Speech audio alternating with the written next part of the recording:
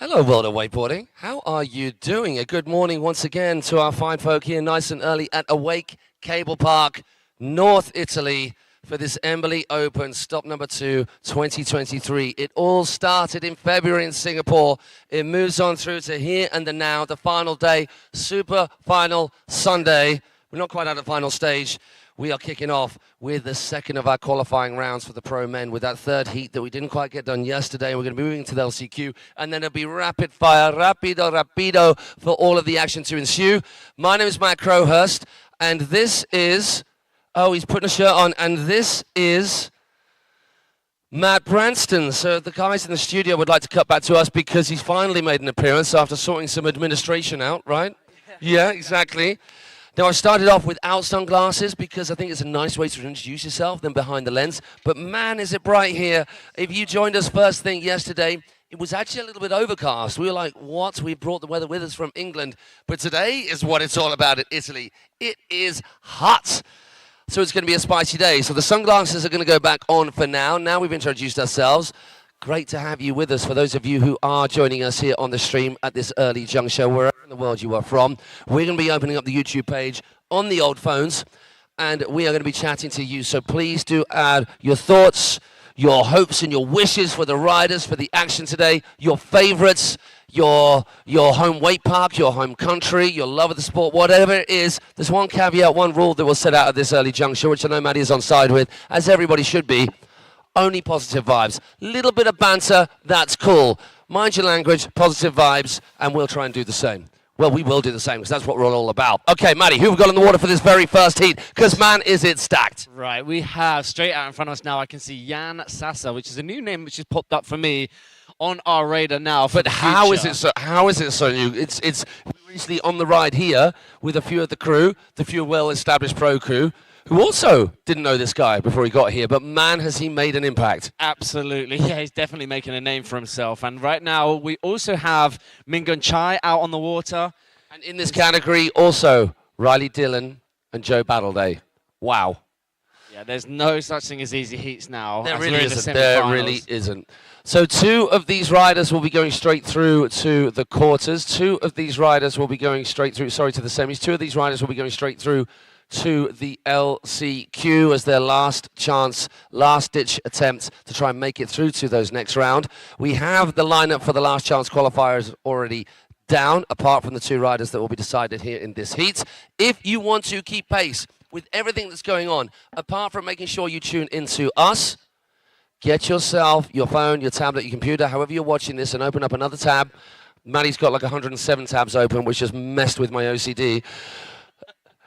Open up alpacacup.com, and if you want to know what Alpaca Cup is, well, we'll tell you right here and now, but if you open that website, it will explain it too. It is a series of events. It is a bringing together of a whole bunch of different independent events run by wake parks across the world to come up with an overall Alpaca Cup Series champion, of which Embily Open 1 and this 2 are part, which is very, very cool. So thank you to the guys. And that website is literally one of the best websites I've ever looked at, ever had the pleasure of scanning through as an event to try and keep pace with what's going on. You can hook up that. The opening page will be Embily Open Italy. Click on that. You've got schedule. You've got live results. You can see what the judges are coming up with in terms of their judging decisions and the points attributed to each section, to each rider, as they get posted on that page. You can really get an in-depth feel and understanding of what is happening right here. And now it is competition time, a go-go, with our very first rider coming into the field of play at the kickers where the competition starts. Section 1, Maddie, kickers, first one up, what has he got? Straight out of the gate, hard, hillside progressive edge. Good morning, sir. Hillside backside 720 to start the day off. Right foot forwards again, he goes backside, I like that, stalled out. Backside 360, locks it in 50-50 on the top of that Henshaw. Clicks around corner 3 now, nose press. Gets an early handle pass, but stays in the nose press. Gets the late backside 1 out. Beautiful hit on that incline. Now we go down into section 3 where he gets a big old back 2, holds that stale fish, then it rewinds it into the bank. Frontside 1, drops down. Oh, like that. Bit of improv work there from Mingun. Now he's coming in to the beautiful shaped volcano we have here at Awake Cablepark. Trail grab, Pete Rose. That's a lot of crossed-up hand movement right there. Back mob in. He lands on his toe edge, which brings him back outside, so it's not a ridiculous amount of slack to deal with. The second half of Section A, the kicker session, needs to lock it in with a death talk out of that, but he rides it away, so it won't be the cleanest of scoring tricks, but he does get another trick in there. So now we've got a chance to actually explain as you watch the replay of Mingin with that backside 7 to start things off. Maddie, we can explain how the course is broken down. What different sections do we have? And just explain how it works in terms of run 1 to run 2 and the way that you can use a section from one run and add it to a section from run 2. Okay, so to break it down, we have the kickers is section A. Now, one kicker is half of the section. The second kicker is the second half. So you need to. You need to, or you're just losing half your potential points. That's right. Exact same goes for the other two sections, for section 2 and section 3. Section 2, we have the bump to Henshaw, as well as the shape pipe into that incline. Just as the same as the kicker, 2 parts of that section to make up that section. As the same in section 3, where we have a beautiful rail-to-rail into that transition rail, and then the dual shorod hack here on the left-hand side, the triple rail. But it's with the banana there as well. You even have the option of a quadruple rail-to-rail, which we have been seeing. So many numbers, so many activities. Then the last section, which is the creative section. So very unique, creative it's ways. Something different that we've had at any other contest, which they've made a very point of. Right, you look out there and you go, well, there's two diddy bumps and one really diddy kind of beginner feature, and then all this space for air tricks. But that was the point, right? Yeah, and I really like the fact that they've got just a small section where if you are good at air tricks and you think that's maybe your strong point, get your air tricks Bust the air tricks out. Yeah, and I think, as we were saying, the way that we'll let Connor explain through riding, through the power of action. That's right. So Australia's Colin Lawton starting things off. Once again, Section A, first of 2 kick hits, which will be rounded off at the end of his run. The underflip, so that early handle pass, that inverted motion with the rotation 2. Hops onto the incline, goes 180 on, then back round at 2, backside lip slide, but kind of a similar hit to Ming and Chai, so equal so far. 360 on.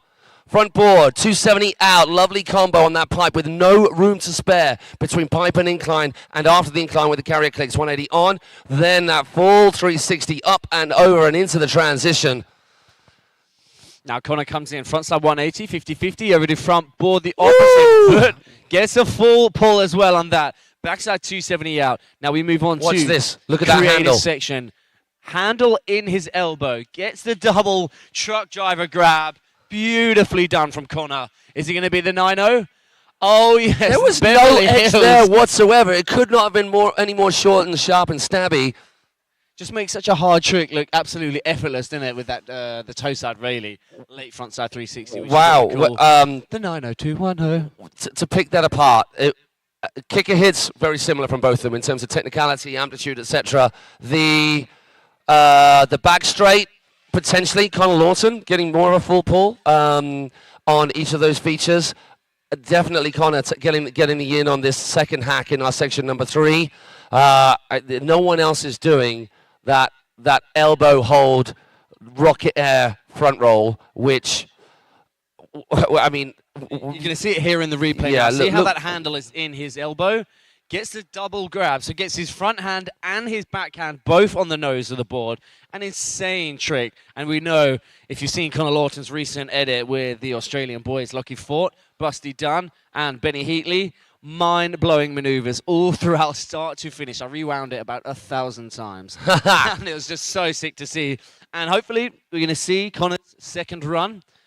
Well, he'll have to, undoubtedly, bar any shocks from each of these riders. We've got world-class riders in the form of every single one of these in this last heat of round 2 of qualifying for pro men. And this lad, who we've never seen before, up there with the best of them. Jan Sassa, just 21 years old, representing France, of which there is always such a strong contingent of riders in every single category. And this guy leading the chance for France right here and now. Yeah, this guy really stood out yesterday, and when you see this first kicker hit, you're going to understand why. Check this out. Toe side in, ollie, handle pass to front back lip. Because he gets a handle pass, it turns it into back lip.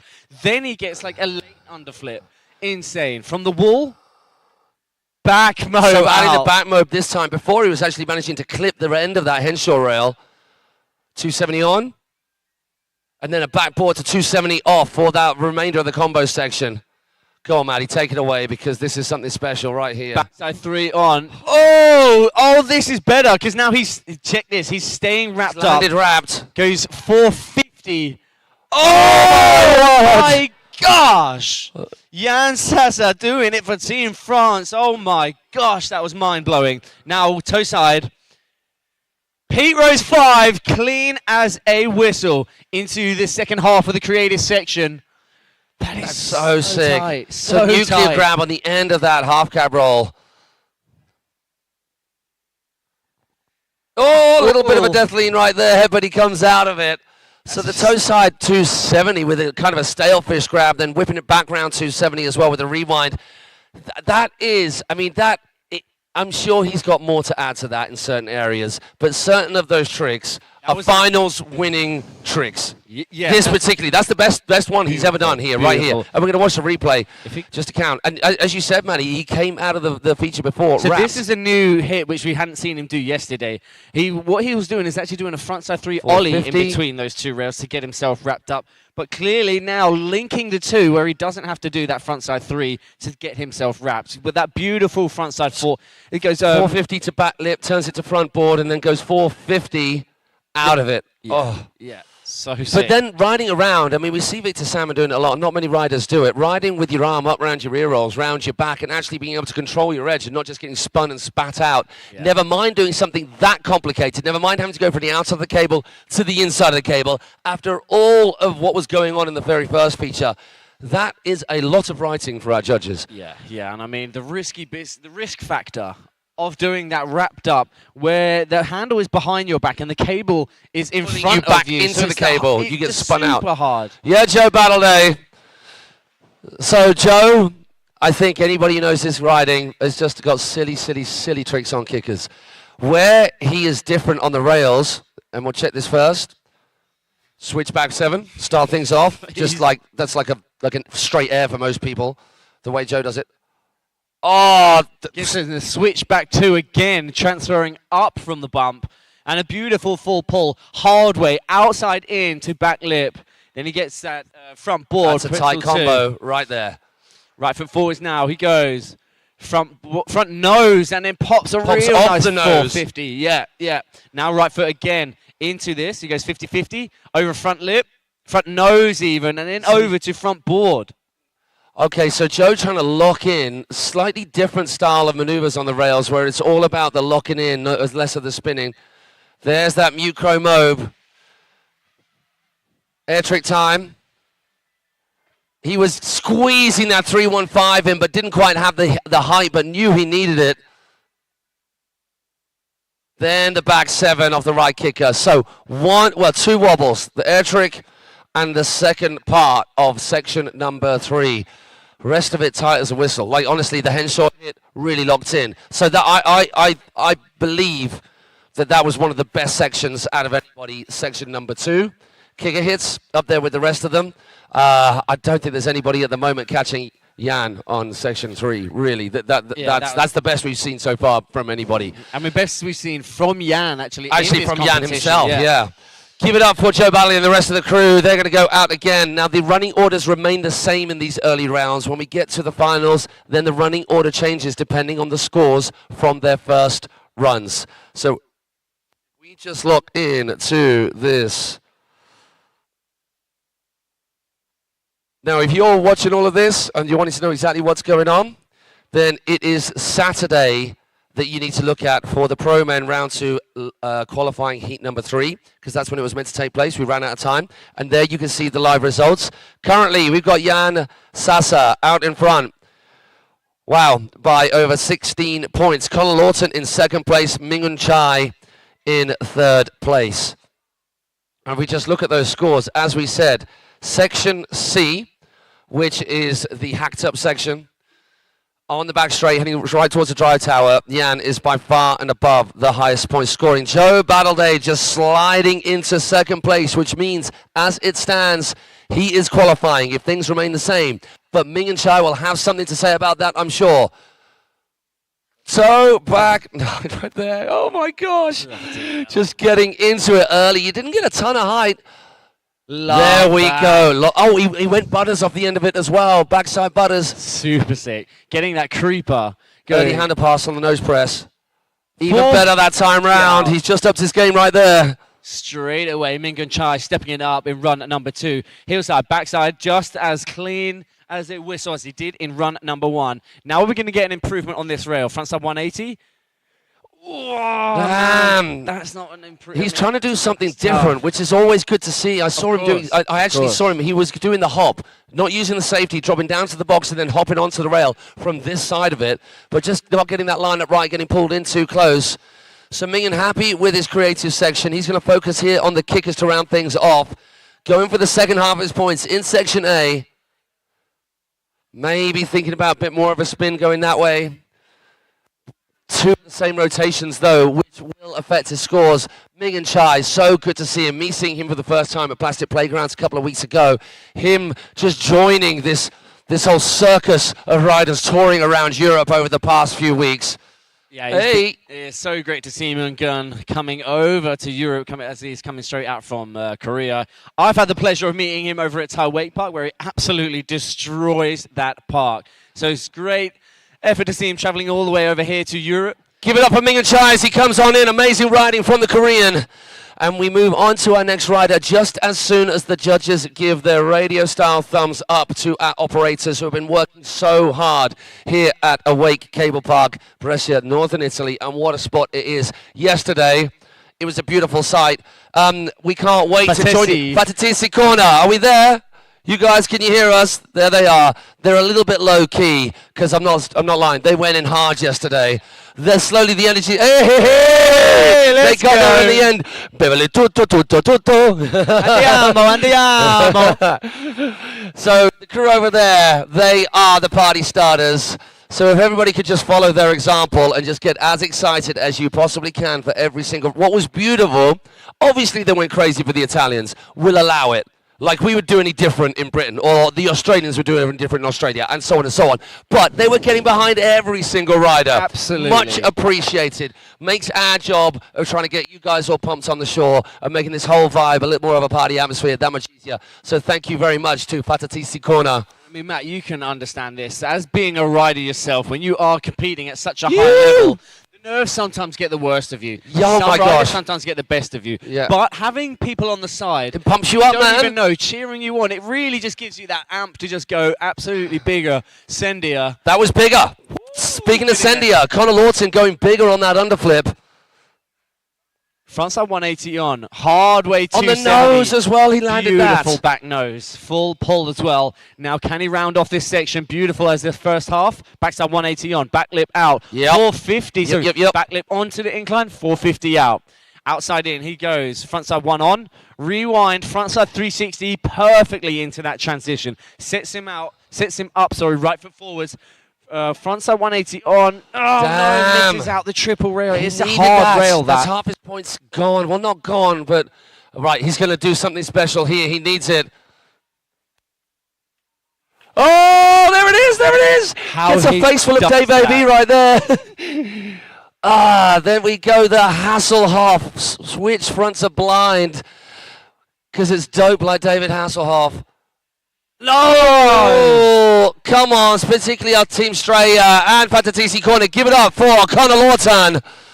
Yeah, boy. So yesterday we saw him do that combo, right? Right here. Front to blind, so opposite rotation. So one rotation, opposite rotation, then the rotation again the opposite way, and he just squeezed in that toe back 9. It was beautiful, and that's what saw him through to this point. Check this out in the action replay because it was seriously mind-blowing, this volcano hit. There's the underflip straight out the gate. Backside 1 on. The 450 out the end of the incline. I personally love this hit. Frontside 180 on, rewind 3 in. 1, 2, just missing out. Such a hard rail to be getting the full pull on all triple. Now see how he comes in with the handle in his arm and then catches it whilst going blind, the handle behind his back. It's insane, man.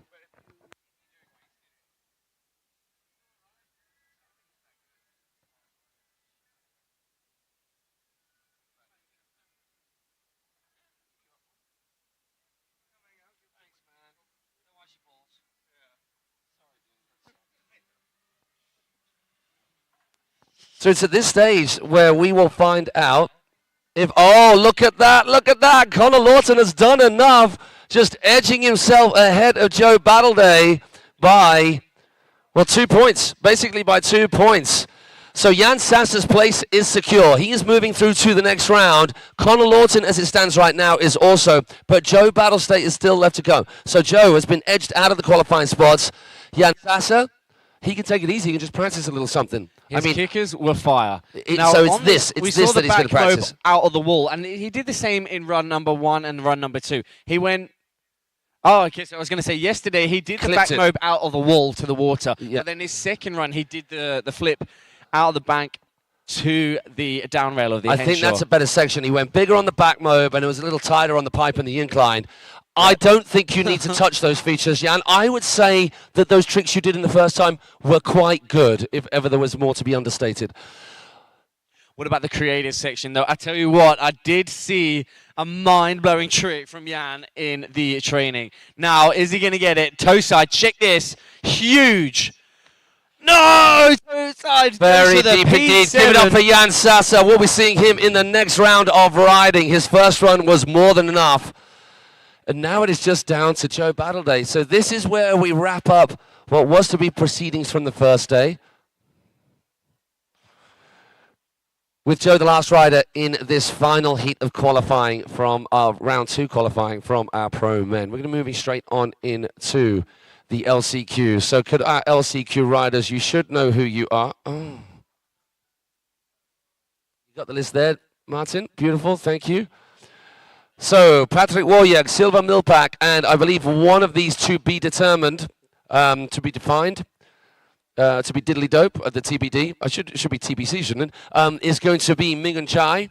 We have yet to confirm who will be the next rider because Joe Battleday is currently in one of those spots, unless he has something to say about it right here and now. And with him, James Windsor and Riley Dillon. So Patrick Warjak, Silva Milpak, James Windsor, Riley Dillon, and Mr.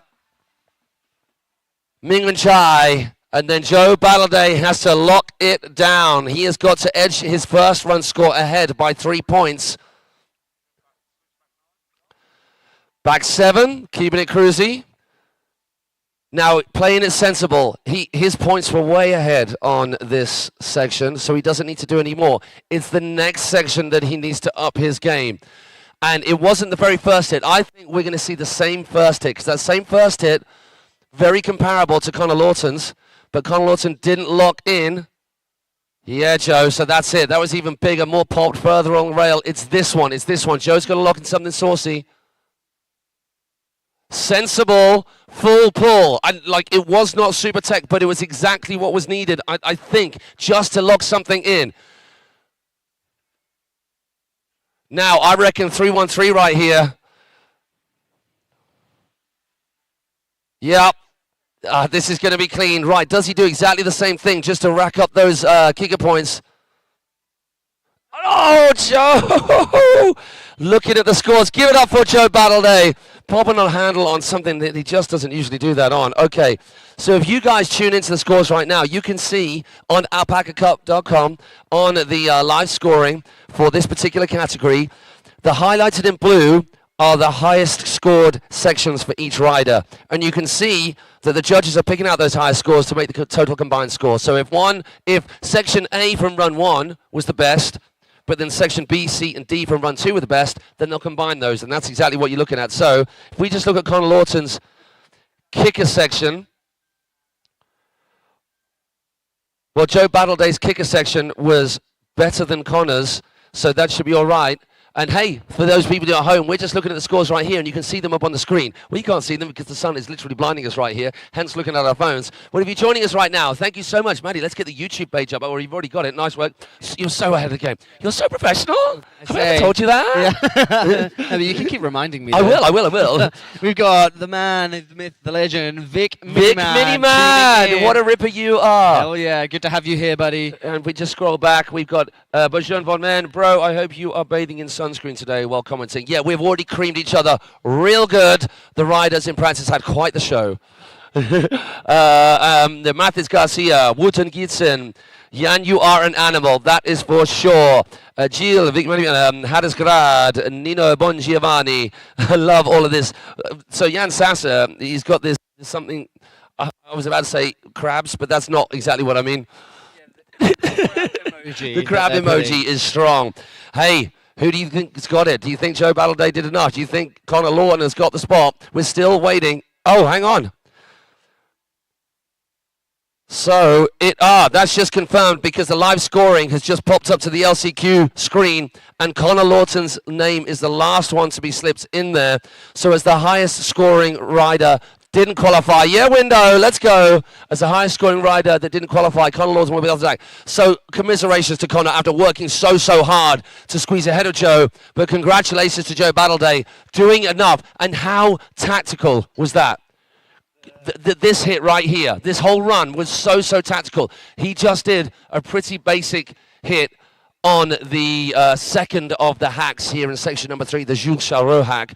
Just going up, doing front lip, I think, dropping onto the box, and then just backboarding onto the third section just to get a full pull. But I'll be honest with you, even that's not that easy, because he dropped down onto the box, and we saw how difficult that was for Ming and Chai. Ming and Chai was trying to drop down onto the box and then hop up, and it didn't work for him every time.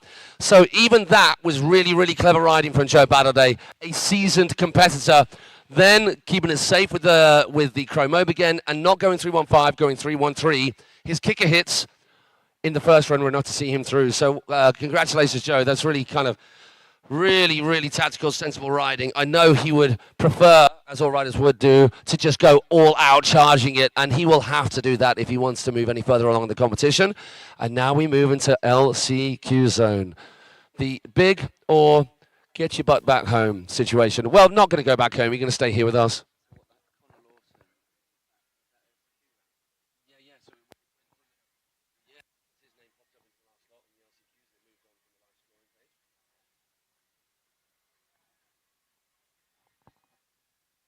Right now, we just wait to get our riders back to the dock. A bit of lubricating, moist making. Now we have Riley Dillon out on the water. The machine. He was literally the last rider off from practice this morning. I mean, he was mentioning earlier on in the week, which we mentioned yesterday, how physically and mentally he's burnt out, and it's a similar vibe with the rest of the riders. So if we just do a roll call of all the big events so far, it started with LAO. It was straight from there to Wake Jewel. And then it was O-Fest. O-Fest. Oh, so it was Munich Mash, then O-Fest, or the other way around. Then Worlds. Then Plastic back to back in London. Then Bretzel. Then Bretzel. Then here. A lot of these riders have done every single one of those events. Some of them riding in more than one category, so wakeboarding and wake skate, which is just insane. So obviously you could understand how burnt out they are. It's such a mental battle, and then you look at physical battle. You look at Worlds. Like some of these events were just kind of a one day, but Worlds was like 4 days. And they're not riding every day, but back to back with Plastic. It's more of an 4 8-day slash 10-day event. And then you've got practice on the Monday, Tuesday, Wednesday, however much time you have before the contest starts, leading up to that event as well. So they've been literally riding pretty much 5 days a week. Yeah, there's no real 5 days a week for the past 3 months. Ouch. I mean, all of you out there who wakeboard a lot think, oh yeah, wicked. I kid you not. Any of you guys who wakeboard a lot at your local park, you do not ride as much or as hard as these guys, and your bodies just would not take it. Here we go. Patrick Wojek had a stormer yesterday, but it was enough to see him through, wasn't it? There was a rerun just because some issues out on the water, and then he just came up trumps, going big like that. I made sure I finished that sentence after he rode it away because it's commentator's kiss of death time. Oh, wow. Love that. Goes a full backside 360. Locks in that 50-50. No zeeching at all. Outside, inside out. He goes hard way too. Back lip. Gets the indie tantrum out of the incline. Not a lot of time to land as you click right round the corner at the end of that incline. Like for like, as we saw from Joey Battleday. Front nose. Rewind. Front 4 into the bank. 50-50. Over 50-50. Backside 2. Doesn't quite get the 270 out, but still nonetheless a real sick technical hit, getting the triple rail and the backside too as well. Into the volcano. No! Oh my God. Going absolutely out of the stratosphere with that Pete Rose 540. He has been absolutely stomping that in previous competitions. Yesterday in the first rounds, it was just insane to see, and with a big trick in his arsenal. We'll wait for it. I really hope that's going to come out in run number 2. But being the fact that crashing down on that Pete Rose, he might have to play a bit more strategic in run number. Oh, sorry, no, this is LCQ. Sorry, you're right. So damn, oh man, that is real unfortunate.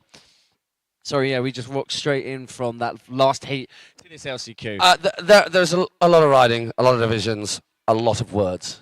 How many words do you think have come out of our mouth holes?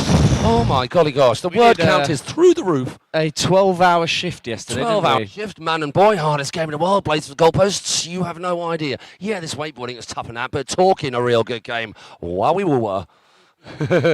Now doing it for Team Estonia, we have Silver Melpak out on the water. Oh, with that one sexy stocking and those shorts. Extra points, judges. Right, straight out of the gate, let's go. XL kicker, right foot forwards. I love his 900. Boom. Take that, Patatisi corner, in your face. Yes. Oh, what? Oh! Backside 360 from Creeper over to that down with no rail. tension whatsoever to hop across. 270 on front board, and then oh no! Yes, manages to get himself so he got out. on, and it was a full front blunt, but he didn't get the board flat against the rail. Yes, gets that. Joey Battleday, Connor Lawton style. So he's coming from the outside. Hard way 270 back lip, then pops over from that back lip, and then it turns into the front board. Now we move on to the creative section. Silver coming in hard on his toes. Oh! 3 Pete Rose 5s. Already, it's not even 10 o'clock. Hard luck, buddy. God. Give it up for Estonian, Silver Melpak. What a pleasure it is to have him here with us. You know, these are the level of tricks that, to solidify your place through to the next round, you are going to have to be stepping it up. And as you can see from Silver Melpak and, of course, Patrick Wojek, the Pete Rose 5 is seeming to be more of a favourable trick on this bump, because the thing just absolutely sends you. Sorry, not bump, the shape volcano. There are 2 different types of bump-looking things from shape. One is called the diamond, one is called the volcano. The volcano being the more sendier of the 2, and I had never hit this volcano before, and I was thinking that it was the diamond, and I absolutely got worked. Always good for the crowd to watch.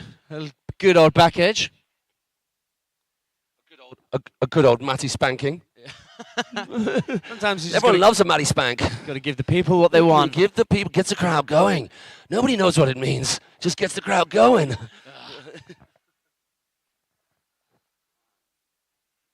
Next rider. Oh wow, he has not had much time to catch his breath. Ming and Chai, straight out of the last round. Yeah, Team Korea. Let's go. Let's go. So, our one and lone wolf from the country of Korea. How cool it is to have people from riders from every part of the world. Oh, especially when they're doing stuff like that. And how's that? Fell on the toe 9, last trick. Goes out first trick, toe 9. And then just opposite foot. That. Oh. Was it? Left foot forwards, nose press. Doesn't bother with the early handle pass, potentially because he came off a little bit early, but schools the hell out of that incline.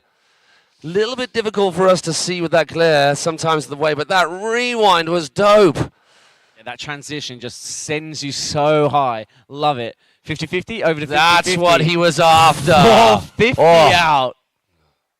Now sorry, not the last section. The creative section. Minkum comes in hard on his toes. That was a late 3 on the end of that, man. He almost got hooked up.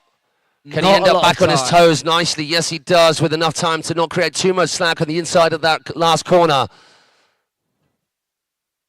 No! Oh, man, there's a hole there. There is something that's just holding everybody. I think it's the draw to go and hang out with Fatatisi Corner. Everybody just wants to go and hang out with those guys. So, hey, if I'm going to pop the handle, I might as well pop it here. Yeah, there's a great vibe over there. And you know what? It's a lot quieter than yesterday. I can only imagine because they probably had a P-A-R-T-Y? Because they gotta. I'm sure as those cats wake up, it's going to get a lot more electric over there in Fatatisi Corner.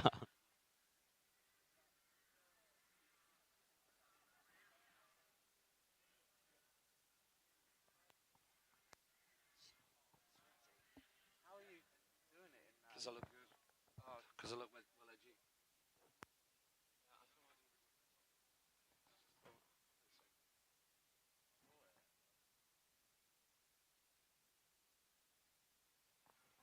Window, let's go.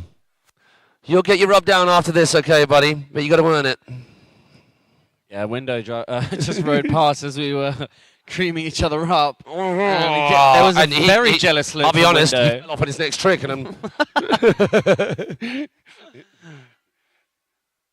Yes, James Windsor, the powerhouse, the tour de force. Let's go, Window.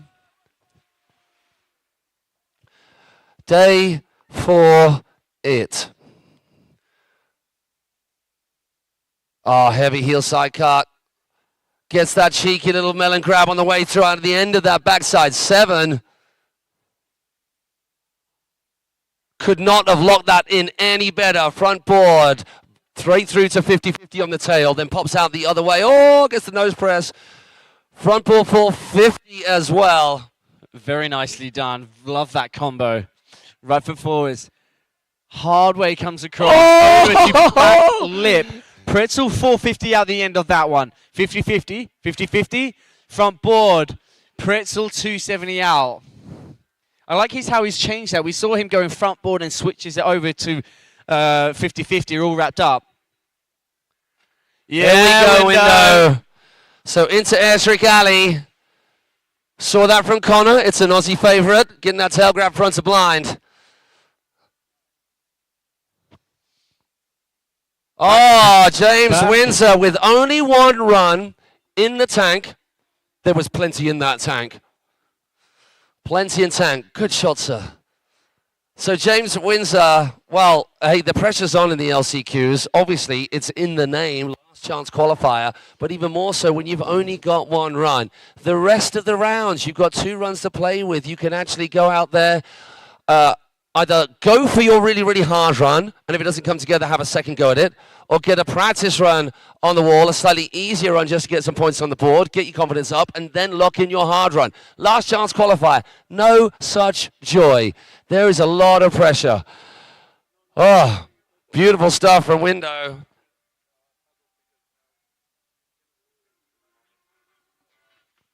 Judges got a headache on their hands, as they do at this level, at every single stage of proceedings. It was not easy yesterday, but it's only going to get harder, and full props to our judges. Andy, Leo, Sebi, Carlo, Martin just manning the fort behind the scenes as well.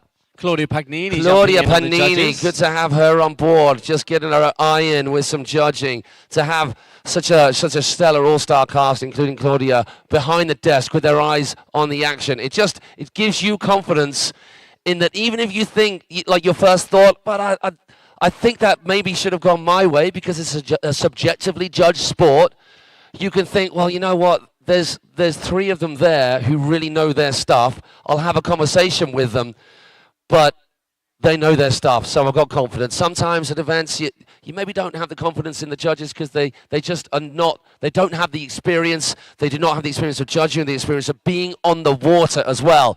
You don't have to be the best rider in the world to be a really, really good judge, but you have to have spent a good amount of time on the water in some form and spent your life in the sport in more than just turning up to contests and judging. That's kind of got to be the way. And that is the way, definitely.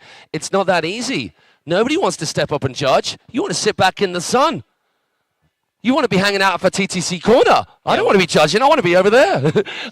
But so for those of you out there in the world of wakeboarding who do step and judge and do make things happen at these events, because without you, the events wouldn't happen, thank you, thank you, thank you. We need more of you. So don't be a sure-side judge. Get involved. Meanwhile, it's the machine from Canada. Riley Dillon charging in hard as only he knows how. Boom ting. See how wide he lands on that because it just goes so big. So he has to scream back to the side. Front board, creeper. Front board nose, solid. The best full pull we've seen him do on that, actually. Super sick how he gets that front blunt on the incline up. I love that. He goes Stalls it front out. board and then goes back to 50-50 handle pass and comes out. Really crazy. Oh, he didn't get the hop back up. So the only guy, I think the only 1 or 2 people that are going down to the box and hopping back up onto the rail. Nice, Riley. Then wrapping up. It's got to be 5, hasn't it? I saw him land it in practice. So the KGB, but he needs something really special right here. So choosing, opting not to, thinking that he can get enough done with that and that S-bend. He's seen what the other scores have been. He's seen what the other riders have done in that creative section. If he can charge it here, which he does, toe back 7. Okay, so the only slip up, first part of section number 3, the only slip up, really. Riley Dillon, great work, sir. Now, if we go to results page, and we may well have that up after we watch the replay. Oh, just looking at that hit on the Henshaw hack. So just going back on my phone, you guys can do the same at home. And here we can see, at the moment, James Windsor is out in front. The top 3 going through. So as it stands, that is Mingun Chai, Patrick Woyek, and James Windsor, the aforementioned, in the top spot. Silver Millpack, unfortunately, commiserations for you, buddy. He didn't get a completed run, and I think at this stage you've got to be racking up the tricks right the way through all of your pass.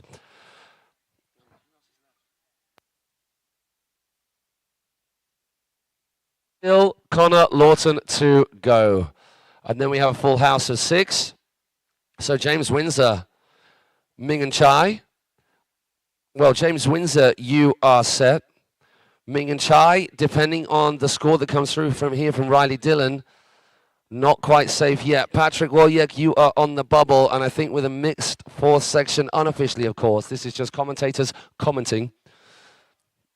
That includes you. I said both of us, so whatever I say, you get the blame for as well, okay? Understood? Yeah? But whatever you say, that's on you, bro. I ain't taking that evil on me, Ricky Bobby. Oh, this is a nice even partnership. It is, yeah? What's yours is mine, what's mine is mine. He said, yes, I told you I'm not a mathematician. So Connor Lawton sitting tight, just 22 years old. So many young bucks out there. I mean, that was an old person thing to say, but I'm an old person, so that's okay. All right, you don't need to add any comments to that, Matthew. Yeah, I'm not the only one in an old boys category these days. No. You're in the young. You're in the. Man. Oh, they're so youthful in the Masters. Yes, come on, let's go, let's go. So let's have a look. Oh, Riley Dillon squeezed himself into 2nd place. So commiserations. Tough stuff for you, Patrick Woyek. It's a shame we're not going to be able to see your riding again, but that is his job done. There's that underflip from Connor Lawton to get things going. He's going the transfer, getting nice and close, so he can pop up onto the incline. Yeah! It's the full pull out of that back lip. Hardway 270, clearing the whole of the flat. Backside 1 on, front board. Yeah, kind of come. Well, it's kind of hard if he comes outside in or if he's heading straight onto it. Frontside 180. Beautiful. Best one he's done. One of the best ones he's done right there. So it's this that's been messing people up. This and the Henshaw hack. Not messing Connor up that time. Had a little bit of slack, but he managed it really, really well. Yeah, Ang's still getting the full pull as well. Do you think he needs the Tootsie? Do you think he needs it? I think it's just the Rocket Air front roll. Yeah, so unique and so creative. Ironically, in the creative section. Connor Lawton rounds it off with a 90210, Beverly Hills, baby. Right foot, left foot forwards, toe side. So 2 toe side hits, 1 on the left, 1 on the right. And starts off with the underflip, ends on the toe back 7. And as strong as the pull, as the draw is to go and hang out at Fatitisi corner, what was even more impressive is that he resisted that. He showed really strong willpower and rode it out. Because I promise you, if I was trying if I was doing my 900 there, I just wouldn't bother landing it. All right. No comment necessary. No comment needed. Oh. So this was tight. Watch, he gets a little bit of slack there, but manages to wrestle with it and just gets a full pull there, baby. Okay, so at the moment, Mingun Chai is on the bubble. James Windsor and Riley Dillon, you are safe and through to the next round of riding. Commiserations to Patrick Woyek and Silver Millpack. And we move on to our next round. As soon as we get these live scores, we will see exactly who comes where. So you'll notice it's just the 1 run score each. There was a big old score from James Windsor. It was solid, it was aggro, it was locked in. There wasn't a wobble in any part of it. And as much as you want something super techers in your run, really, really intense, here we go, just on your home screen. We've got to give shout-outs to people who make this happen. None more so than Embily Card. Embily Open, the name of this event, the headline sponsor of this event, courtesy of Alex, who's actually riding in the contest. How cool is that? Headline sponsor, and this guy is riding. That's how legit he and Embily are. Thank you to Embily Card. Hopefully that QR code will come back up again, but we'll make sure we keep repeating it. Please just do a little Google search. Hit up Embily Card on Instagram. You'll find out a little bit more. It is basically a way of you spending your crypto far more easily than has ever been available before. And the winners, actually, we got shown yesterday. It was on that little still. The trophy is this gold, beautiful, beautiful Embily Card in a beautiful presentation box, and the winners will then get given their own Embily Card to then spend. Very, very cool. Alex, full legit, has been supporting action sports, he said yesterday, since 2004, I think he said, with various other companies that he's been a part of, that he has put together. And then with Embily Card, living in Singapore, getting into wakeboarding himself, he wanted to make something happen in our sport. What's up, buddy? Come on in, Daniel Grant. Hey, hand over the mic. Where's your mic? So, hello, Daniel. You all right sitting down? Are you going to stay standing? I'll stand, okay. Hey, buddy. So, you had a little injury riding in practice earlier on the week, so it's really, really gutting that you will not be riding today, but we are going to have the pleasure of your company in the commentary booth for the Wakeskate. Absolutely. Have your learned eye on all proceedings. Tell us about your summer, man, because it feels this year like there's been many, many more wakeboarders on the road in Europe than there ever has before, and many, many more events. Riley Dillon was saying about how they are a bit broken at this time of the year. Has that been the case this season? For me, not so much, because I kind of selected... You dipped in and out a little bit? I dipped in and out. You're allowed. You have been there, done that for quite a while, haven't you? I guess I have, yeah. So I have been doing the majority contests where I do the whole... everyone's doing wakeboard, wake skate, yeah. Wakeboard, wake skate every weekend, every week, back to back to back, new country every 4 days. So you can feel what these riders are feeling. Absolutely, they are definitely a bit tired and ready for the break. And having been around the world to pretty much every major wakeboard park out there, there's probably some that you haven't visited, of course, because there's so many out there. What's your vibe on Italy? Italy is really great. I love it. It's the most warmest part of Europe I always come to. Which is obviously your vibe, coming from Thailand, you need that. Yeah. I started at Langenfeld, and up until then, I had my wetsuit on all the way until I got to Wake the City. And I was in Milan, we were in the sun, I was enjoying, I was right at home, like in Thailand. So the people here, they're always like family, it's always super nice. We get a big Italian crowd coming to Thailand in the winter. So, yeah, it feels just as home coming here. And then tell us what's after this. Time to go home, back to Thailand, or another trip somewhere? Unfortunately, yes. I cut my trip short, so I'll be flying back tomorrow. But I was originally going to stay in Italy for another week, try film some more Wakeskate Wednesdays, and yeah, just have a good time out here. And if those of you out there in the world of wakeboarding have not seen Wakeskate Wednesday, I don't know what rock you've been hiding under, but you've got to give it a view. Is that your most fun day of the week? Well, it's definitely super fun, and it's always like a mission for me just to have something to do on a Wednesday. And now I feel kind of upset that I'll probably be missing my first Wednesday in around 2 years. Yeah, it's been pretty prolific. It's been every Wednesday on the dot, and the best thing about it is they're good edits, obviously, but they're not full-blown movie production edits. They're just like raw and fun, and this is the vibe at a wake park. And it's on a Wednesday, especially in Thailand. We have a lot of wake skaters come down and ride on a Wednesday. So exactly is what I said on a hashtag Wakeskate Wednesday. I wake skate on the Wednesday, we edit it on the Wednesday, and I post it on the Wednesday. Sick. Yeah. Tell me, what's the next thing for you wakeboarding? Because it's how old are you now, Daniel? Just tell the people. 25 now. 25 years old, and the first time I met you was at Wakestock. When you know that first pool gap, when we had the DV8 pool gap, yeah. And how old were you there? You were young, man. You were like knee high to a duck. 2009, right? 2009. So I would have been 11. 11 years old. This kid turns up, just ripping this pool gap. None of us had really hit a pool gap before, and there was like 40 feet of hard deck that we were just smashing ourselves left and right. And this kid turns up, just tears the whole thing apart. So from 2009, that's how long we've known each other and been meeting each other all over the world. Do you still have the love for it that you had then, now, with the wake skating particularly?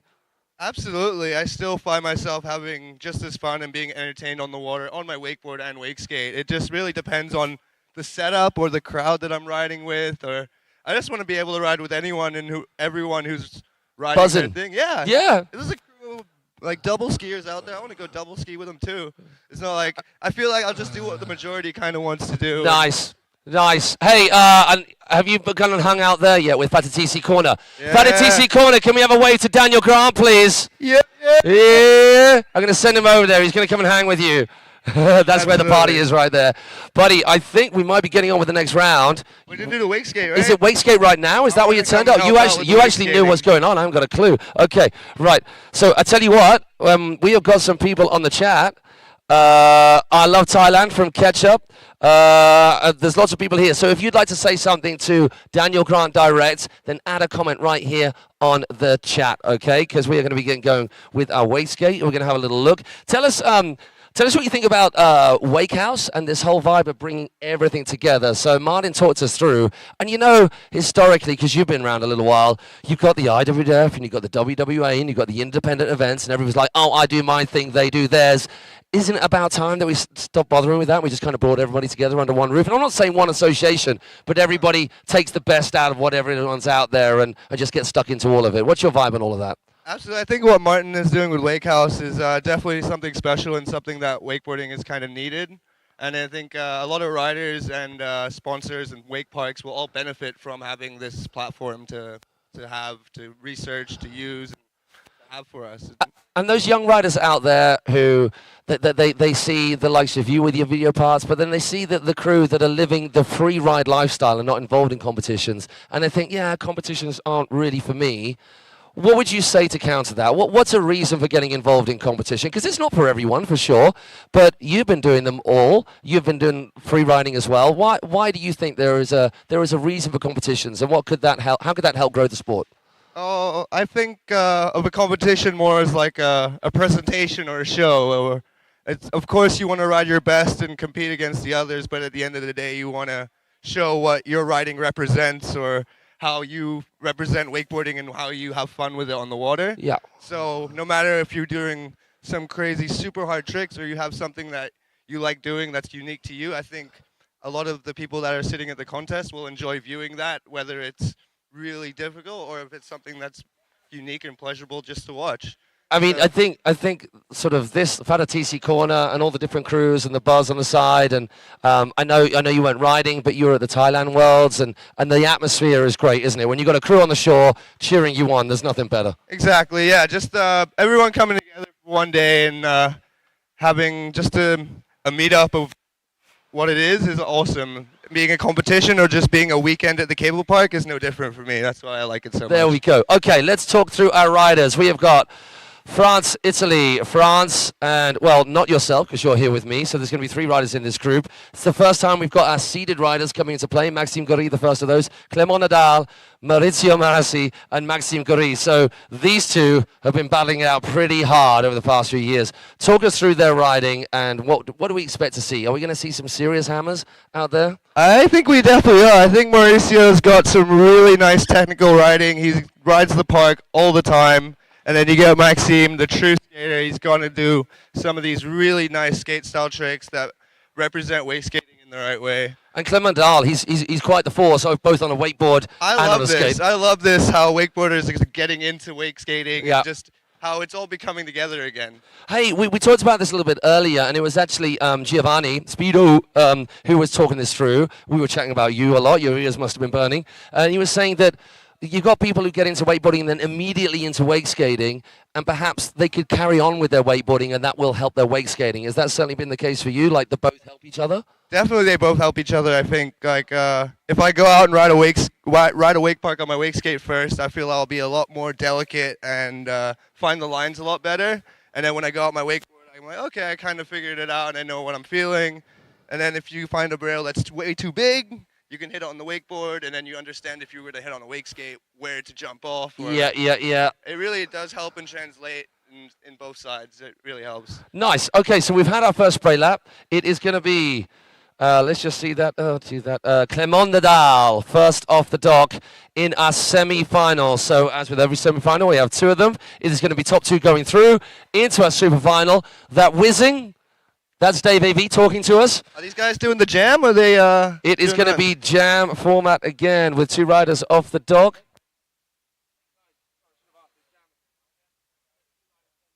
So this is going to be great. Watching these riders have the opportunity to have a jam format, show the best wake skating that they can. Normally with the one-run format, we're kind of forced to stick with the stay safe, land everything that you know you're going to land for sure.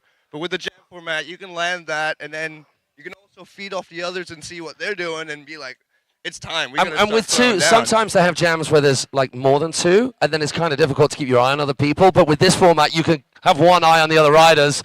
And here we have our first of two. So just to clarify exactly what the vibe is, we have got a heat of 4, but we're splitting it into 2 separate jams. So they're all getting judged against each other, but to keep this jam format alive and make it doable for the judges in terms of keeping their eyes on them, 2 separate jams of 10 minutes. They can fall as many times as they want.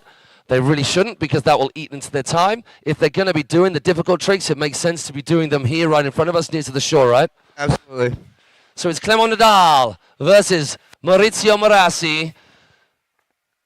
France versus Italy. Oh, back snap right out the back from Clement Nadal. I tell you what, you keep your eyes on Maurizio, I'll keep my eyes on Clement, and we are flying with Maurizio on the drone right now. So go for it, Dan. Frontside 270, Mauricio holding on. Will he make it up? Oh, wow. That was great recovery from there from That would have been Mauricio. a bad place to fall as well. Absolutely. Clem's coming through here. So Clement coming on to our little wedge box, just hopping over, opting out. So the way that the sections, oh God, go, Dan. Backside 360 over that popper. Keep going. If you keep going with Dan, because that's who we're following right now on the Here drone. we go into the flat bar. Mauricio, frontside 270. Lock that one in perfect. Nice one, dude. So Clement just getting a little lip slide on the bank in section number 2 as Maurizio comes into the creative section. Looks like he's chilling. Giving it a nice break. Maybe he's eyeing up this kicker. Clem's looking into his wall. Or Kick a hit for Maurizio. What's he got? Oh. nice backside shove it. Right, Clement Nadal going crazy in the front big, back 3. Then coming around in front of us. So that's a good couple of hits already. A little bit of wobble on the second trick. Hopping over the inside cable or getting a little hippie jump into backside 180 for Clement. Now into, shove on, 90 out. That's the creative section, and we're still with Maurizio on the back. Mauricio did great over there on the back section, hitting the full pipe backboard and then front board pretzel out on that incline. I think he's eyeing up this creative section right now. Starting it out with a kickflip. No. Kickflip taking him down right there. He's still got time to swim and fix his run. It's not a bad place to fall. He's relatively close to the dock. So Dave AV whizzes that drone over to Clement Nadal, who's coming back down to section number 3. We've got these crazy hacks. Clement going up, huge snap, tail grab, just tucking that left knee right up underneath him. Right foot forward now, going to be hopping on to the flat bar. Oh, gets the 270 back shove out of that. The pop on that was awesome. Yeah, man. Yeah, getting a real big pop out of the ledge, which is crazy when you've not really got much to pop off. Keeping it cruisy through this creative section. Maybe got his eye on something saucy. It's just really cool to see Clem being a wakeboarder and having a completely different style on a wake skate. Is just really cool to see. It is, and the style element is something that it's very, very subjective. It's whatever you like. Here he comes into this section number 2. Was that shove on? That's big spin on, yeah? Switch big spin on, it looks like. Now coming down this back section, no riders have yet gone pipe into incline. Oh, but we changed that right there. Shove out. Shove out indeed. Backboard 270 shove out. Mauricio back up on the water. That was really quick.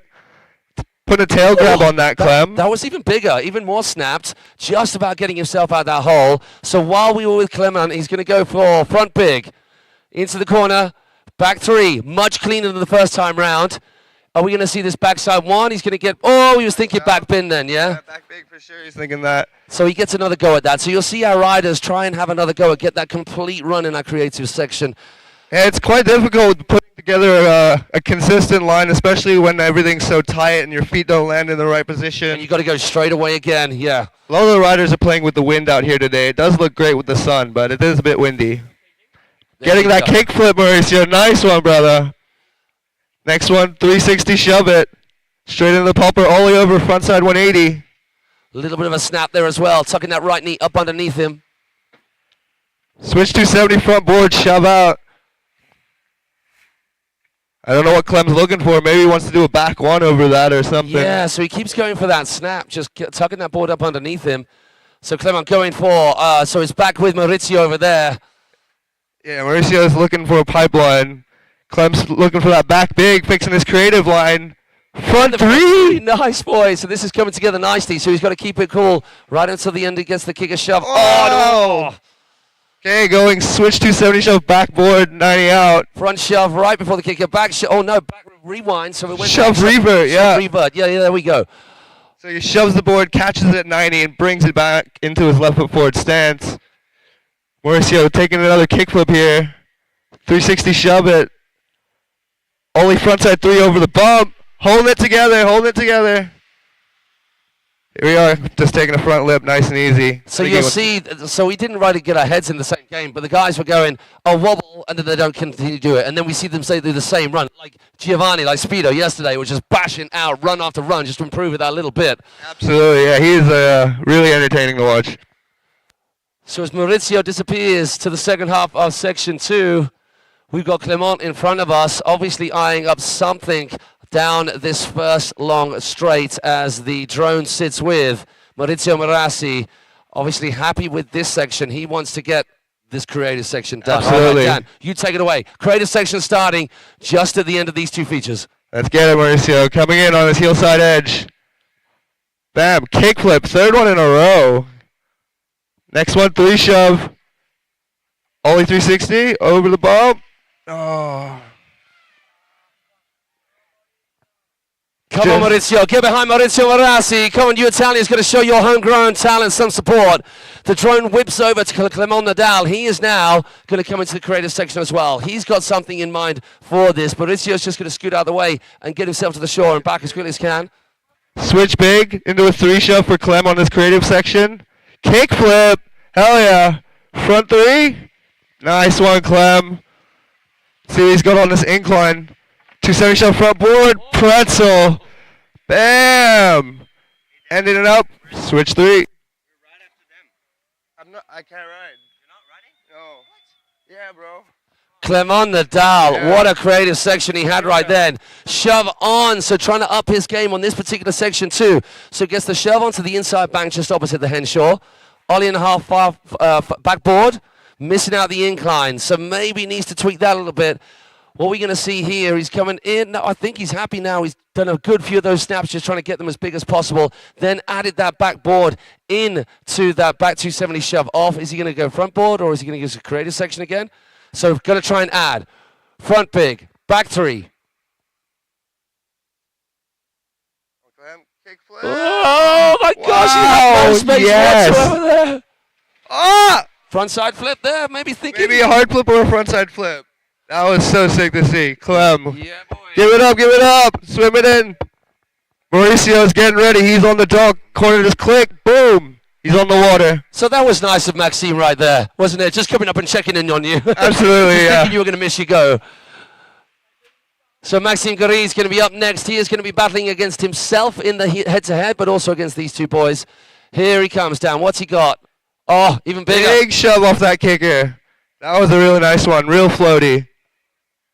Now, Mauricio, I think he really wants to get this creative section locked in when he went down on that front three. So we might as well just keep it cruisy. Obviously happy with what he's got in section 2, section B, the Henshaw, the bank, the pipe, the incline. Also here we saw him do the backside 3 of this feature, the incline to transition wall. Yeah, it's really good watching these wake skaters adapt to these really big wakeboard style rails. It's not the best setup for us, but let's see us. Kickflip. Number 4. Nice and clean, Mauricio. 3 shove. Coming in hard. Frontside 180. So he's ending up a little bit too close under the cable. He's having to charge at that volcano, at that bump, to try and get the 3. Too much tension on that line. He needs to land a little wider, I guess. I guess that, or it's the timing of just doing the kickflip and turning. And, Yeah. It's a whole lot of things to kind of add together, and you don't have the opportunity to try this so much in practice because this is a big open lake. There's no wave breakers, and it really it's gets getting mayhem. chop all over the place. Absolutely. So this is the best conditions these riders have had this whole weekend. Clem Nadal back on the water. We are in the final stages of this 10-minute jam between these two. We're going to be moving on to Maxim Guri very shortly. Front big of that little kicker on the left from Clem Nadal. I need to see Clem wake skate more. This I is know, great. right? Okay, Kickflip. is he going to get it, Dan? Here we go. Frontside flip. Oh man, my God. That could have ended really in tears. Get behind Maurizio Morassi. So crazy that he wasn't quite getting the easier run and then goes for something even more difficult right there, just going all in. Yeah, I think taking it up from the 3 shove into the frontside flip was a smart decision, absolutely. And oh wow, Clem Oh getting busy on that flat board, going front board, body varial into a board slide, backside 270 shove out of that. Dude, Clem is the dark horse in the wake skate category. I did not expect this out of him. I mean, I knew he skated, but I've not seen much of it. But this is something else. He is really finding his form. It was good yesterday, even better today. Hopefully that's not the commentator's kiss of death right now as he goes backside 3. Yes. Kwasi's back for the Clem. Going board slide up onto that tiny, tiny wall. Now just seeing all these riders getting a good glimpse of this course, hitting all these rails is really, really cool. I'm really excited to see what Max can throw down. So I wonder if there's any time for Maurizio to get back out there. Front board, body Time is varial. up, so that's confirmed. Time is done. Give it up for your riders in heat 1 or the round 1 of the Jam Wake Skate session. Oh, hey, you lot out there, Faratisi corner, everyone here on the front straight. Give it up for Clem Nadal and Maurizio Morassi.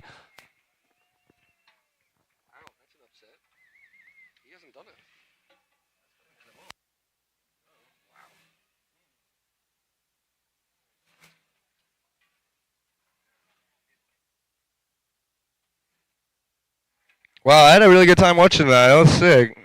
I love how big the boys go off that big wall.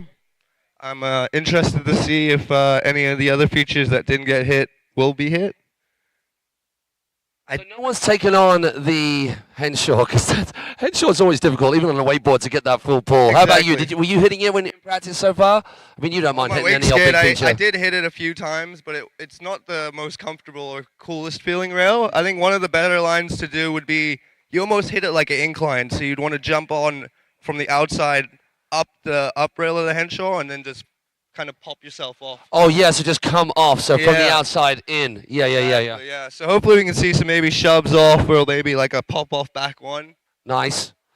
And And then, now- and obviously, well, no one I haven't seen yet, but that doesn't mean it has happened. The Jules Charot hack over here. Is there anything that can be done with that? I mean, obviously something, but anything that might be fun? It's quite difficult to get the entry from the banana side, but you can definitely do something from the stairs, or if you wanted to hit the flat bar, like the end bit. And you can come up the creeper on the inside, or from the second section, because what no one can see here, which Matty Branston, he went the banana and then didn't realize there was that great big hole at the end of it, which on Exactly. a skate isn't good at all.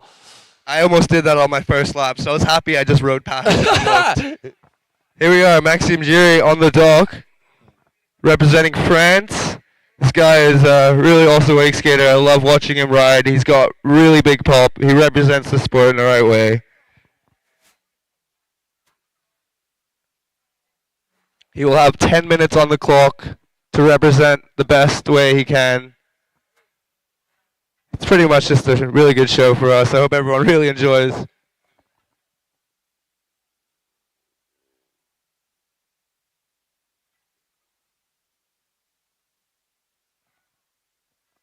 So once again, for all you guys watching at home, you are listening to the sounds of me, Matt Crowhurst, and privileged to be joined by Danny Grant, who unfortunately, as is often the case in the lead-up to these events when our riders are riding so hard in practice, had a little tweak in practice, taking time out to make sure you don't make it any worse today. So he was meant to be riding against Maxim right here and now, but even though that's the case, we're lucky to have him here with us, just talking us through his expert eye, of which there is no one better qualified to talk us through this wake skating.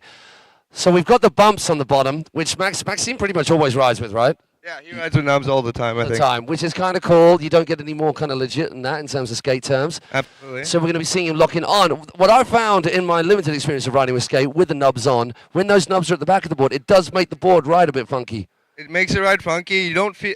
With my experience, I don't like the way nubs ride on the water, preferably. But when you're on the rail or the feature, it's when it starts feeling really good, and you sacrifice how it feels on the water for those extra things you can do skate style, yeah. Absolutely. Right there. So backboard on the nose locked into what would essentially are trucks. Exactly. Backside nose slide on that ledge.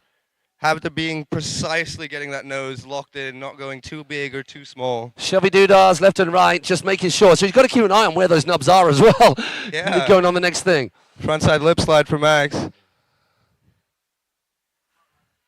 Eyeing up this big kicker. Back 3. Backside 360 being a very highlighted choice for the wake skaters just because we can, on the takeoff, we can really tip our toes, which will help the board stick to our feet a lot better, as opposed to doing a frontside 360. The frontside 180 is the easy part, but then the last part is where you lose the board. Exactly. You do the hard part first. So talk us through that, because I've done a little kind of early spin 3 here and there, but to really get it up and to keep your board on your feet for the front side and the back side, are you literally tipping your toes at that halfway point? Yeah, say if you're going backside, you want to tip your toes back so the wind's pushing up against it, and if you're doing a heel side, front side 180, you want to tip your toes upwards. You want the board to come up in front of you a little bit, yeah. And then when you start doing 360s, you start doing a panning movement with your feet. Oh my gosh, you going to get a kickflip on then? He was looking for a kickflip front lip, but looking a bit like a airwalk right there. That was a little bit of a scary one. It was indeed. Luckily, just taking it to the derriere and rides it out. So he goes surf style, finding his wave, swimming it back in. Maxim's got to get going because, understandably for you guys back at home, you may be thinking, well, he's not competing against anybody. He is still competing against Clem and Mauricio Morassi. They are being judged as a whole, but just having 2 riders on the water at a time. Or it would have been, except for this cat here, Daniel Grant, who unfortunately is nursing an injury, for which he is going to take time out and hang out here with us. But this is nice. You get to say hello to Maxim. Yeah. Bonjour. Keep it going, Max. Let's see the Don't show you running. stop. Can we help him out? You got it, man. He's got it. A little bit of a climb right here. Go. Ali. So Maxime Gris. Oh, Yeah, rocking the pink Nikes as well. A lot of time for that. With style, I like Yes. that. But yeah, when in wake skaters, you never know when the board is gonna leave your feet. You never know what can happen. That's almost the exciting part of it, because You never know what that damn thing's going to do. absolutely, it's a prediction of itself, and yeah, really stoked to see what's going down here. If anyone knows what happened to me, I mean, I'm doing keeping better. it subtle. Yeah, he's feeling better. Has there been a post on your page about it? no, yeah, but I feel like I have to. I think you need It's, to let the people know. I think they'd yeah. enjoy it, and you'd get a lot of sympathy for it. Absolutely. So we got 270 onto this wall. Basically, I collected a hospital wristband I did not want to collect. So, and that was 2 days ago. Fought through it. Tried the ride yesterday, and then I was like, okay, maybe it's not the best idea. Maybe it's not. You're definitely going to make it worse. Yeah. And you just got to be careful on the dance floor as well tonight. Hey. Boom! That was the biggest one out of all 3. So Max really working with that wind, really lifting his toes up and letting the wind take that board up. That was back shove on. Front shove into a back lip. Sorry, so turning the nose to catch with the back foot. Absolutely. So Oh my gosh. You shove your front board, the front shove only at 90 degrees, then to catch it into a back lip. That was sick. Hey, with the nubs on as well, so he has a major catch factor on that trick as well. Yeah, it's got to be caught in the right place because you've got no Absolutely. room for play because it's not moving any further across those nubs. So do you reckon he did it so he had more of the board or less of the board there? And knowing Maxime, it would have been the minimal amount of board. I'd say he had the nubs at the front doing that. Yes, so nubs at the front, so it's only a little bit of the Yeah, what but ends up he's in the tail. catching with the nubs at the back. Yeah, that's what I mean. So less board on which to catch. Yes. Fully legit. Absolutely. So there we go. You talked about full skate style from Maxime Gris. There's no better perfect example than that. So hopefully we'll see. Oh my gosh, the biggest of snaps. Exactly. That is what we like to see. Like I do appreciate skate style, and I try to put that on as much as I fully can. on top then. Much cleaner into the creative section, catching that kick flip. Go frontside flip. Frontside big spin. shove it. Line up the incline one more time, going kickflip forward. Oh! Just making it work. Holding it in between 50-50 and front lip. Front three over that popper. Killer Wow. line for Max. A little bit of a slip up on the incline, but all the way since the flat bar all the way up until there, it was but linked. the technicality of that and the fact that no one else has done it would probably outweigh the wobble to a degree, right? Absolutely, yeah, I think so. It's definitely a high risk move, high risk factor. Here we go. The snap, a very, very cool trick. Still quite difficult because ollieing a skate is difficult anyway. Talk us through the snap. I know we're commentating in generalities because you're going to pick up some stuff. In fact, actually, he's going to come into creative section now. I think he's going to go again. Take it away, Dan. Frontside shove it for Max. Next trick, kickflip. That thing was boosted. Coming in, frontside flip. I think he's going to clean this up, clean this line up. Switch big spin, coming up for the incline. Kickflip front lip. Wow, bolt. Now over the popper, boom, backside 360 shove it. I don't think there's a line that will beat that so far. That was a really good line. That was awesome. crazy. Yeah. So it's like the last time I saw these guys ride, it would have been Worlds and it would have been Europeans. But before that, at Worlds at Liquid Leisure, which you were riding at, the level just went through the roof, didn't it? It was kickflips, it was tray flips, it was half flips left and right. Yeah. Which for me, I know a bit of skate, but it's kind of hard to keep up with. But seeing it ride this in close, it's insane the level that people are coming up with. I mean, you doing like bigs, not just threes, but fives in every direction off the kicker and whatnot. Yeah, I feel like with especially with cables being a lot shorter and adapting to people walking back to the dock. The turnaround time is less. Exactly, Yeah. and System 2s have definitely appreciated. Oh, how much time? How much time, people? 3:30. 3 minutes 30. Yeah, we'll tell him on the next lap. It'll be 2:30 by then.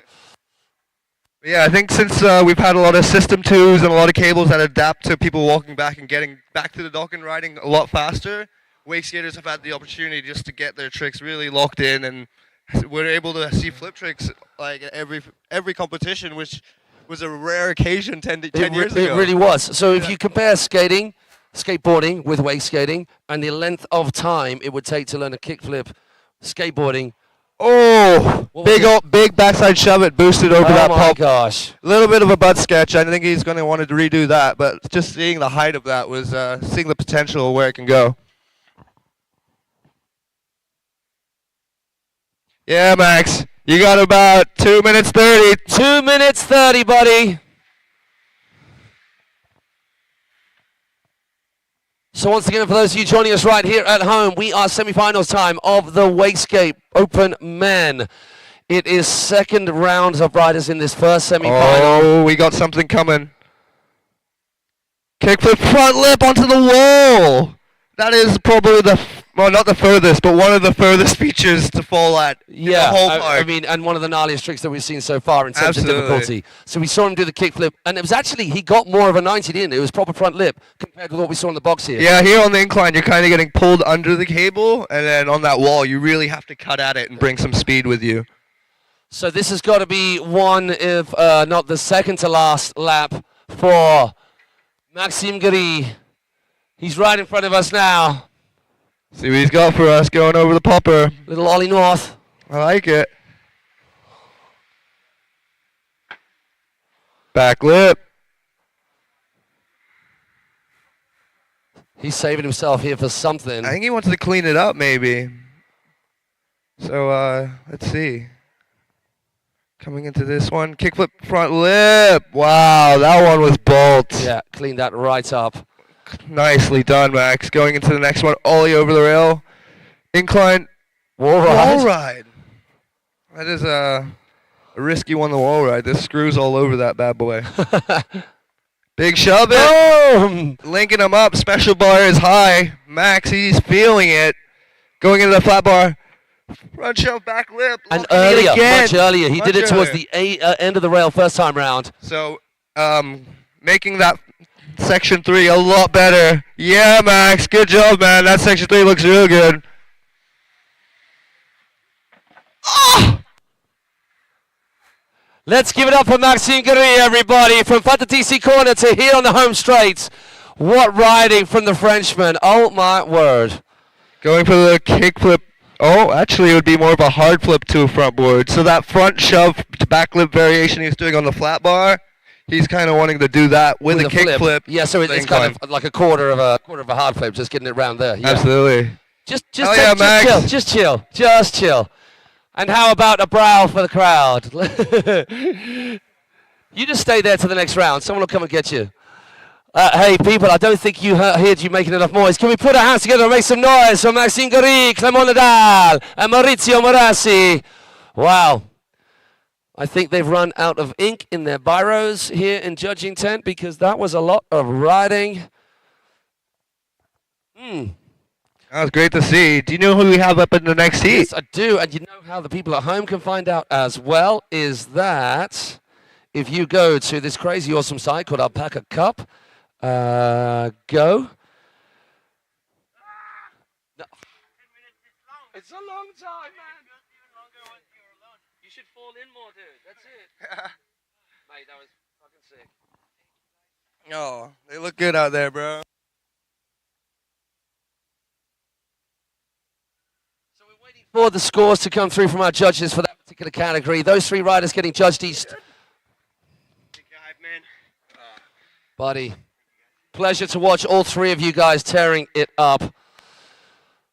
So we wait to see who out of those three riders, just the top two qualifying, will be in the next round. And we go on to Sunday here at Embily Open. So here you go. You can do it too. alpacacup.com. And all of the information is right there. Semi-final number 2. Giovanni Aragoni, Johan Nilius, James Windsor, and Victor Salmon. Window and Victor as seeded riders joining Giovanni, Speedo, and Johan, who qualified from the rounds yesterday. So it's going to be Giovanni Aragoni versus Johan Nilius, Italy versus France, and then Australia versus Belgium with Window and Victor Salmon in our second heat. I think this will be a really, really exciting jam.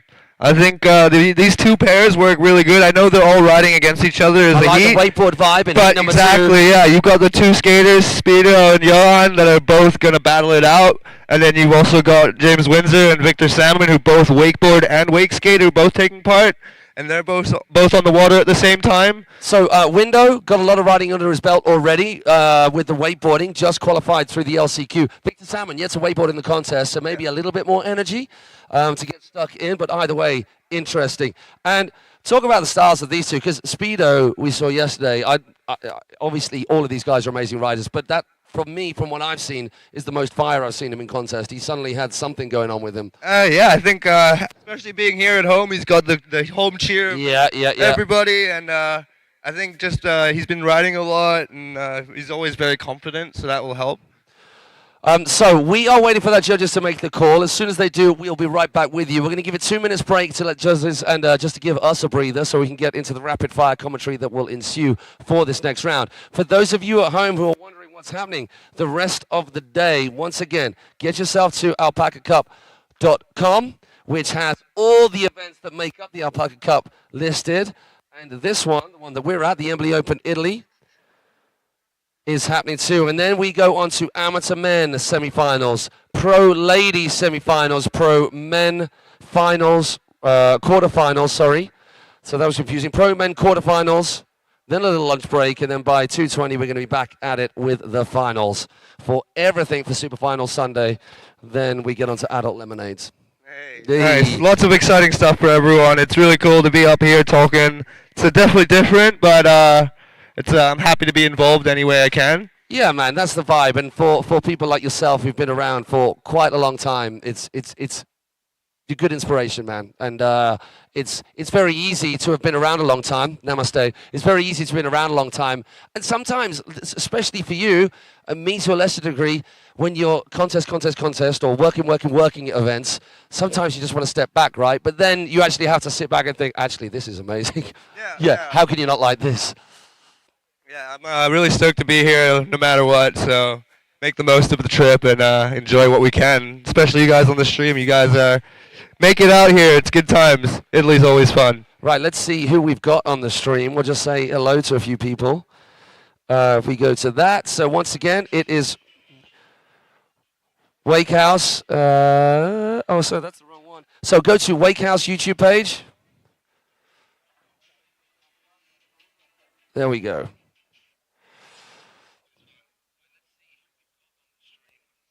Hey. Saying hello to, hi, my boss, Daniel Grant from Thailand. Let's just take the sunnies off. This name right here. Hey. Ketchup again, saying hello. Gianfranco, yo, Lottie Dog, thanks for joining us. The weight of air, let's get it, Daddy Silver. So that's for a little bit earlier on. Give it up, our riders are on the water. Speedo. So Giovanni Aragoni, followed by Johan Nilius, getting their spray laps on. I wonder why they were so close together. I thought we were missing something, but no. They're just getting out there, wetting the features down. Yeah, boys. This one's going to be really exciting. Speedo's got lots of power. He likes to pack in the tricks, show that he can hit all the rails, hit all the water tricks. And then with Johan, he's very particular. He's got a very nice style. He's you can see his trick selection's very different to what Speedo will be going for. But having these two battle it out together is going to be an exciting battle for sure, guys. Really can't wait to see what goes down. Right, Matty Branston, wherever you are, come and tag me out unless you need a wee stop down. Are you good for a little bit? I'm okay for now. I'll keep the wake skating going for sure. These guys are my boys. So we're getting straight into it. Oh, they're going to go for another spray lap? They're going to go for another spray lap. Just get it coated. It's very hot out here today. Oh, yeah. I mean, we don't have this trouble in England. I don't know whether anybody noticed if they were at Liquid Leisure for the Worlds and for plastic. And it was gutting because we had terrible weather, whereas last year the weather was fire for the Worlds. So, yeah, it happens. I don't think it's got any better now. No, it's been beautiful. We have really good conditions. Some of the best riders out here to battle it out. It's good times. Grab your drinks. Grab your other goods. Get ready.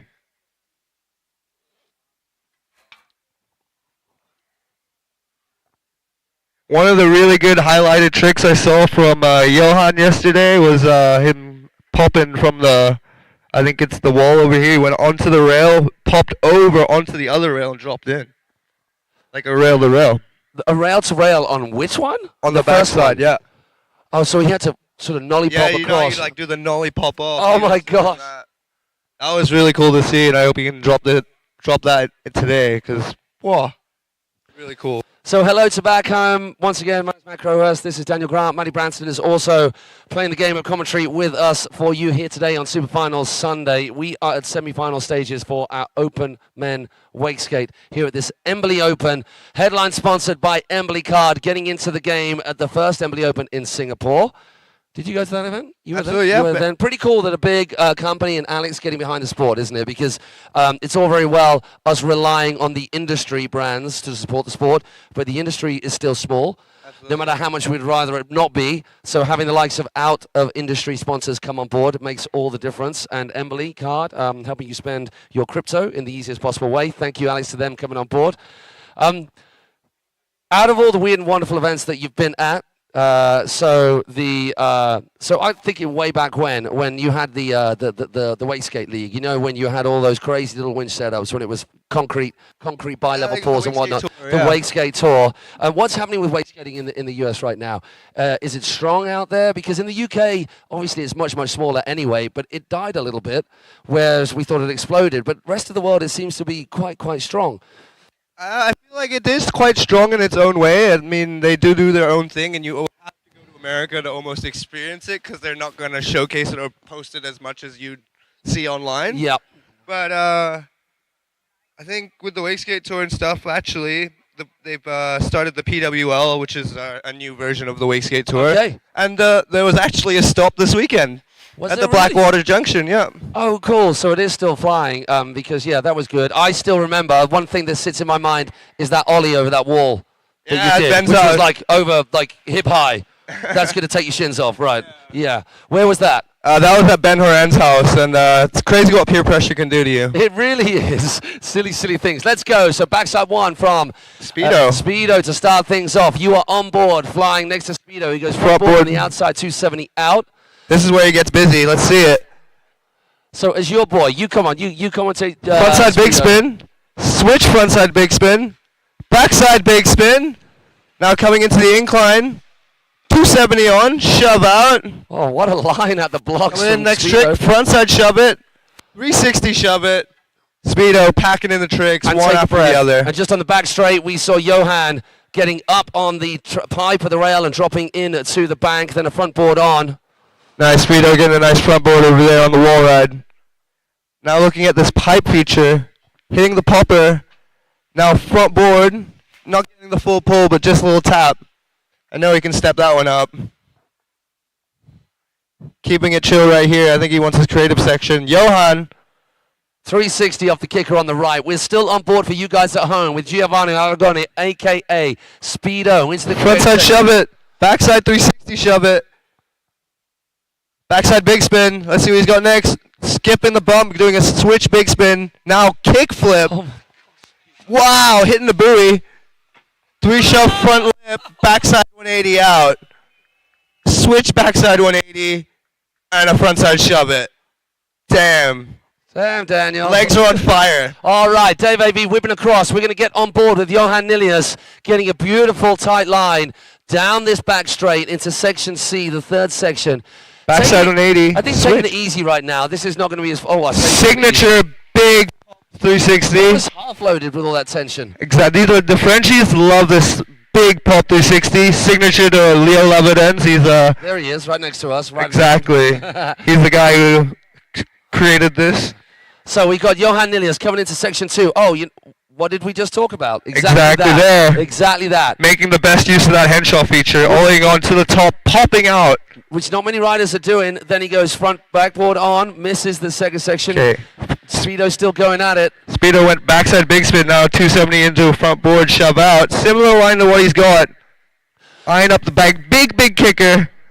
Backside 360. Nice one, Speedo. Here we go. Johan Nilius getting his creative section in. That huge, huge front three. Massive. Whips himself back round to come around the corner. Now he gets a bit more tech. 3 shove. Frontside big spin. Back the other way. He's got the nubs on there as well right underneath. Front board on the right at the end of that bank. Time for a couple more in this creative section. Backside 3 ollie pops.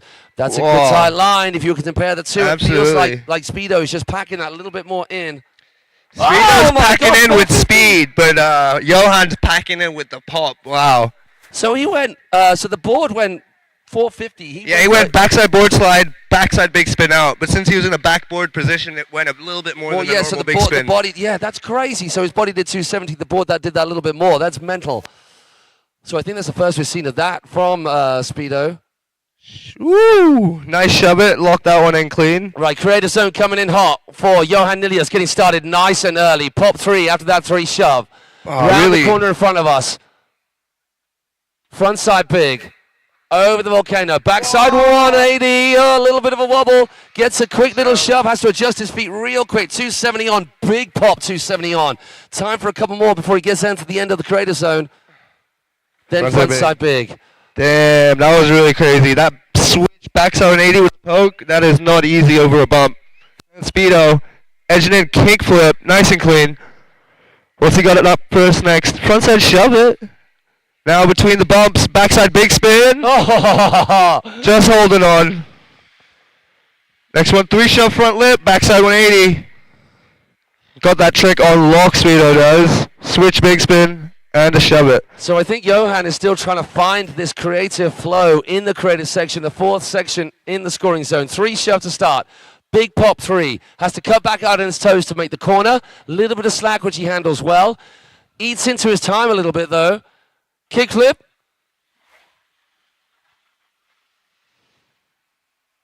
Just the 180 on. Rides out right foot forward. Still time right here. Front side big. Anything more? Then a quick little shove at the end. Man, so busting out these lines is not easy. Like, these guys' legs must be tired. Now we're seeing Speedo one more time. Kick flip. That one was a lot more popped. Look at that. Next trick. Frontside flip. Got that one. Coming in close to the Yes. Switch big spin. 360 shove it. Linking it up with the incline. Board slide. Shove it out. Damn, Speedo. Okay. Look at that. Backside big spin again. That is something else. Something else from both these boys.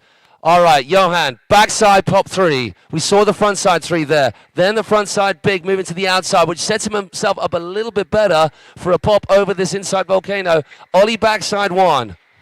Slight tap on that as well. That was awesome. Looking for a frontside blunt slide with those nubs, but just getting the front board.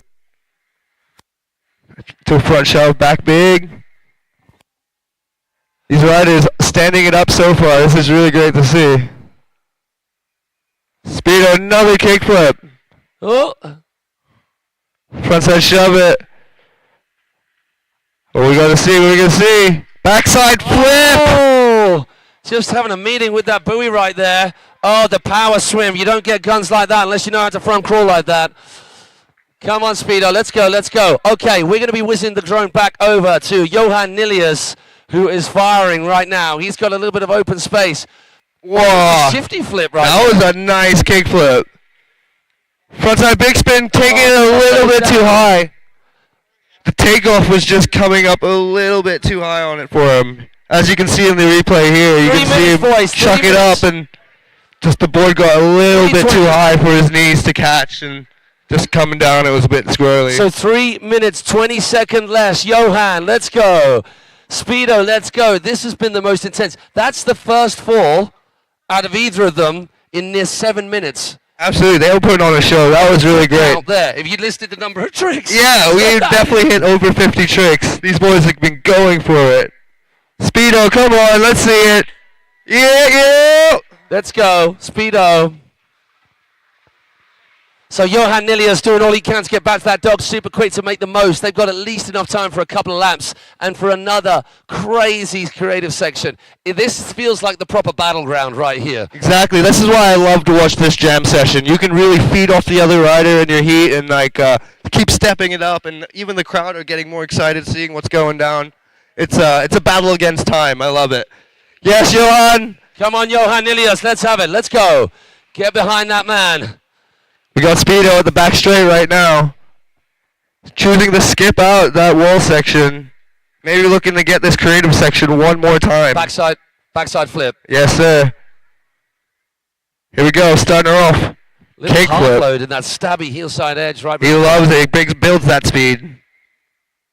360 shove it again. Backside big spin. Big spin. Shove on. Speedo getting busy. Whoa, I missed it. That was a big thud. We didn't quite see what That happened must there. have been the rail-to-rail attempt. Absolutely. I think that means Johan's done right there, because if he can swim back in 2 minutes, that's some Olympic stuff right there. Absolutely. Again, everyone give it up for Johan for giving that good try of rail-to-rail. That is a real ballsy move that very, very few wake skaters in the world will be going to try. Hey, guys, he's got a long swim back. Can we make some noise for Johan Nilius? Yep. Okay, Speedo, he's lining up one more time. Let's see if he wants to give us that backside flip. Kick flip there, nice and clean. He's got those really locked in. Frontside shove it. Here we go. Speedo going in. Backside flip!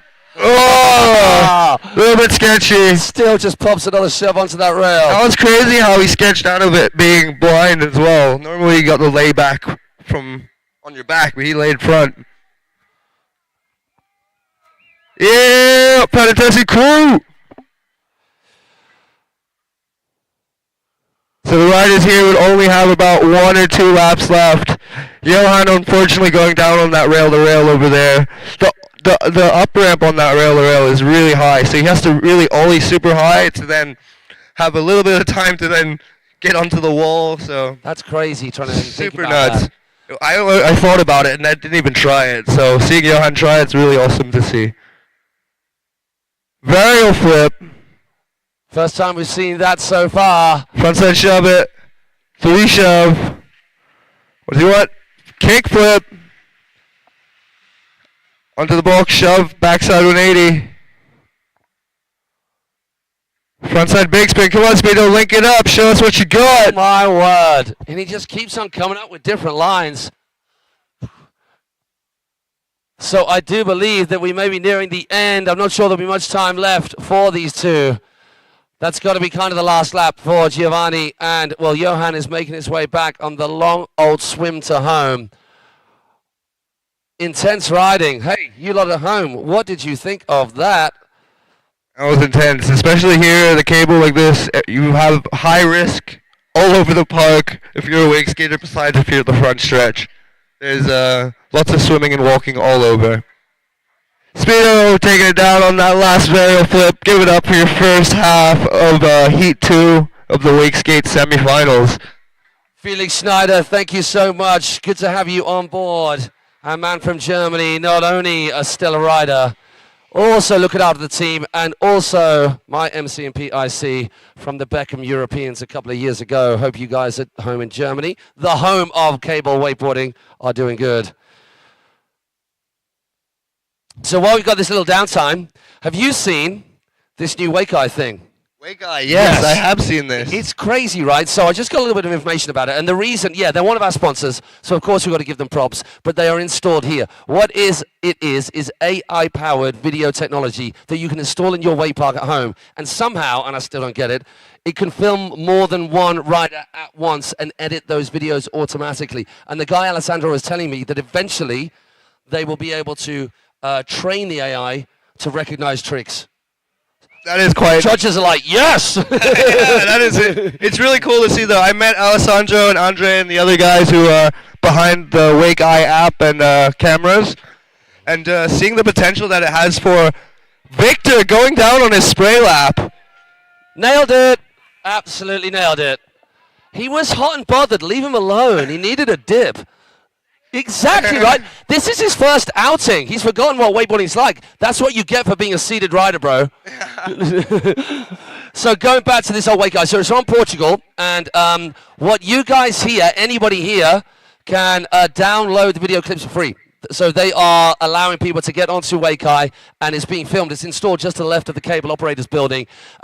If you riders are here and you want to check out your own riding, or if you are not a rider but you want to check out other people's riding, you can download the clips for free, and it's all happening right here. So it tracks, it edits. What a bit of technology! It's really cool. It's I've actually seen it. I've seen it. Yeah, I've tried the app out. You go and scroll through. You don't see your name or anything yet, but it's more of a JPEG. So you're looking for your face or your helmet or something. Where's something bright? And as soon as you kind of get that one, like say if you choose that, okay, this is me, it will highlight as much as it can, as it recognizes that, like. So you can't be all emo and wear dark outfits. You got to have a pink helmet and stuff. I mean, I think it can recognize That's you, crazy but that it can. you don't need to. I don't think you need to personally select every one. That's insane. Once you do it once or twice, the system will start to know, okay, this is you, and you're gonna ride here. And every time you've got clips, it will load into your little folder, and it's really nice quality. It's zoomed in. You can no more feeling like a douche. Can you film me, please? Yeah, it's awesome. I think it's pretty sick. It's like really even for clever. like people just getting into riding, or people who are kind of like shy to ask for someone to film for them. Yeah. There you go. Then now they have the opportunity to go and watch their riding, go and learn film it as well. and Such a learn good from learning tool as well. So you guys out there listening at home, maybe you want to download some of the action from here, and you can just take away a bit of inspiration. Go to wakeeye.video and just find out that little bit more about it. We're really excited to have them on board. And if there are any cable parks out there across the world, any wake parks that would be interested in having this technology at your park, and why wouldn't you? Then you need to go to wakeeye.video and just hit the contact details and get in touch with Alessandro and the team, and they will be able to give you all the info you need. But we'll keep on talking about it, but get online and just have a little look-see. Same with all of our sponsors, including Embily Card, that easy way of spending your crypto, making it rain, exactly. And with all these other guys back here, Shape Obstacles, shaping your way park. They're the people behind the fun, the plastic playground that we've got right here. I probably can't use that terminology. I meant in a more generic sense, because there is another event that used that terminology. The plastic on which they are playing here at Awake Cablepark. Awake Cablepark, and then we've got Fatatisi Corner. Give it up, Fatatisi. Are you yes? Have they what? They're starting to wake up now. I love it. They keep the energy high. This is what we need. Hell yeah, guys. This is the energy that competitions are missing. Right. We are back in the game. So Victor is now cooled off. So no more do tricks, but don't spray down obstacles. Okay, Victor? So the 10 minutes starts now. We've got our riders in the game. For you guys at home trying to understand exactly what's going, we have 4 sections. Kicker. Then the next section after that, Henshaw, bank, pipe, incline. Next section after that, the transition bank hack, the flat bar on which we just saw James Windsor, and the Jules Chareau hack, and then the creative section, the pure wastegate battleground. Right, who are we flying with? Windsor. Window. Shove it. 360, shove it. Oh, Early fall. no. Window just getting adjusted into those skate shoes after taking the bindings off, but I'm sure he'll get adjusted real quick. Victor going down that wall ride on the backside, eyeing up the flat bar. Frontside board slide, frontside 270 out. Straight into the creative section. Switch frontside big spin. Backside shove it. Into a 360 shove it. Bump. Frontside 360. Backside big spin. Switch front board. Backside bagel. I mean, considering he literally hasn't ridden for like a day and a half, straight into it. Competition face, wake skate, tippy toes, dancing all over the place. That's pretty cool for him to lock in. But obviously, Victor, you skate on him. Look over here. Henshaw hit. Going up onto the wall, down the handrail. Transfer there. Mini transfer. Tip up off that bank. Yeah, using the bank, getting the nose up over onto the ledge, and then using his front foot to press down onto that down rail was really unique. Coming into that wall ride, I think he's got a frontside 360 into the Doing bank. that on a wakeboard is fun and difficult for the first time. Never mind trying to make it work on a skate.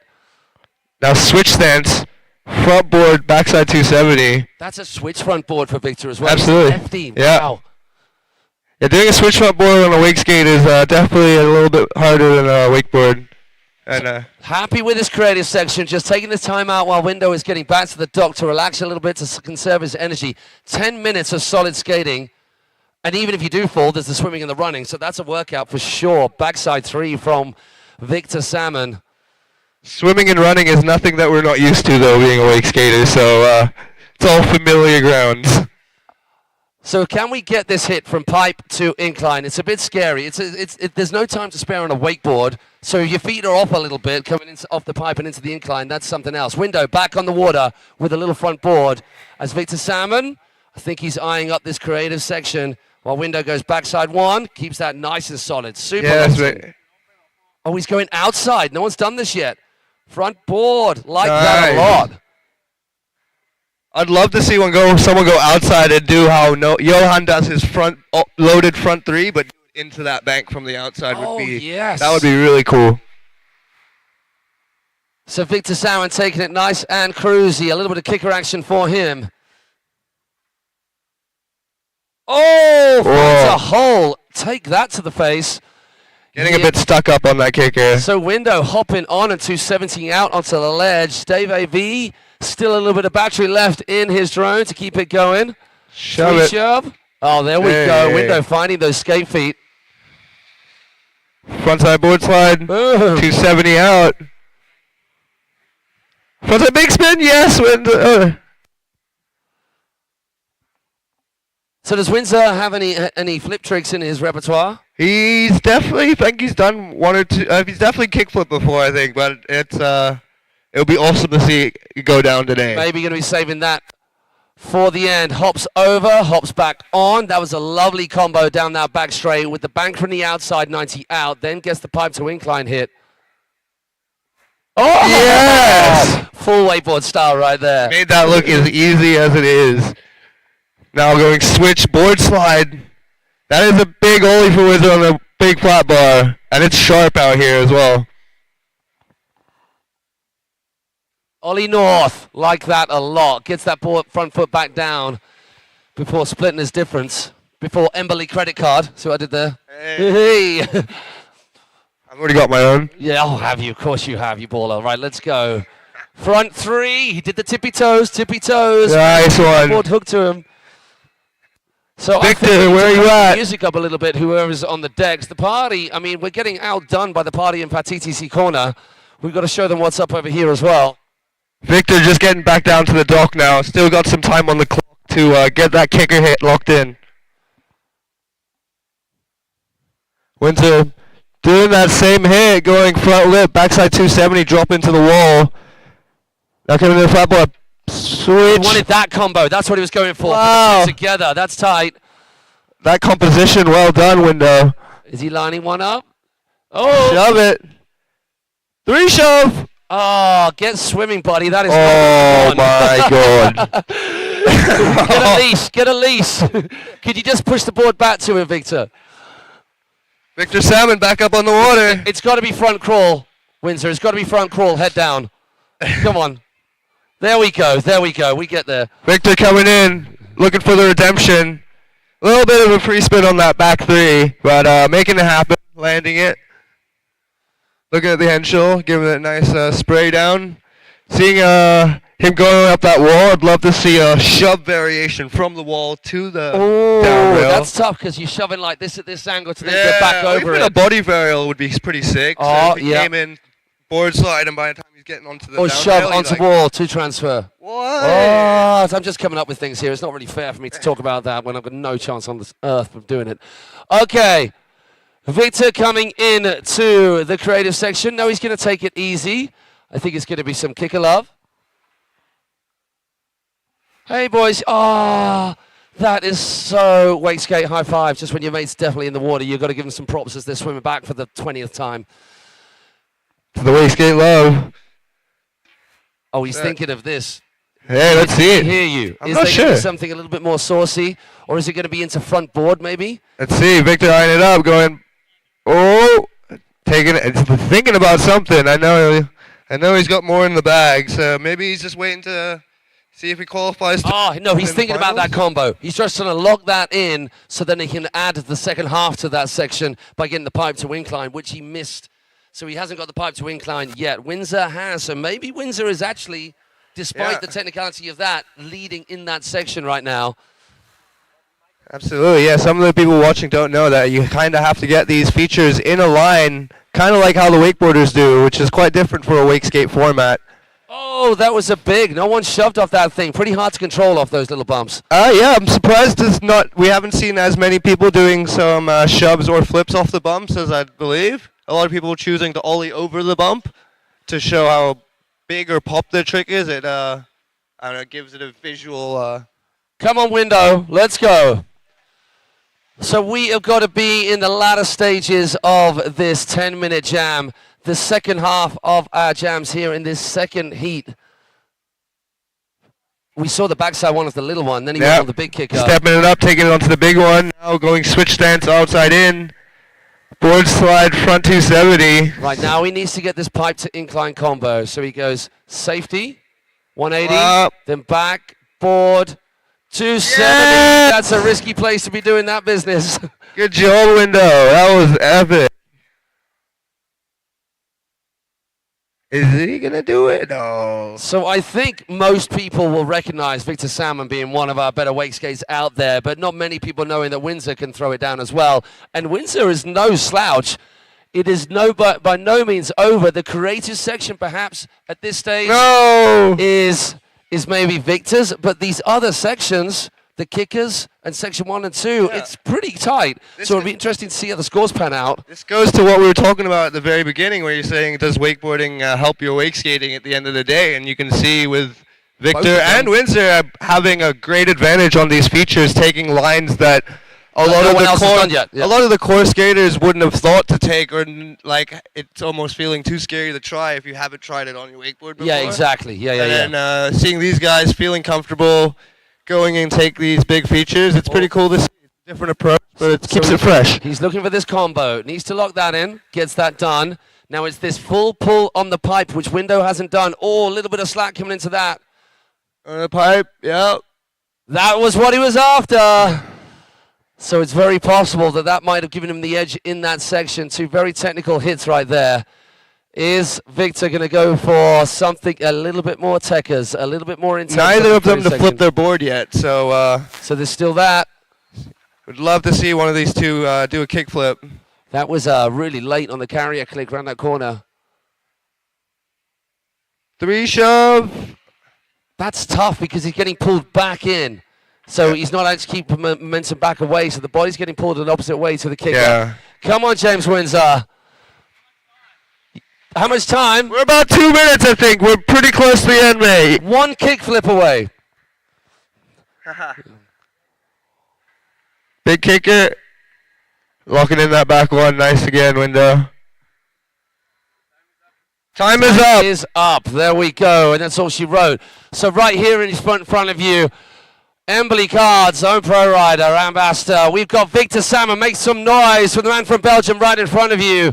And as Victor Salmon as James Windsor we will be 100% seeing in the wakeboarding later on today, where it remains to be seen if we see him later on in the wake skates.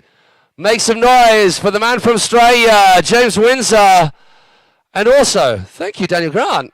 My pleasure. That It's was a pleasure. been nice to hang out and see you guys on the stream, and also sit here with Maddie and just get down with the lingo, wake skating, catch up with the wake skate world. Let us see if there are any more chats from people as we refresh.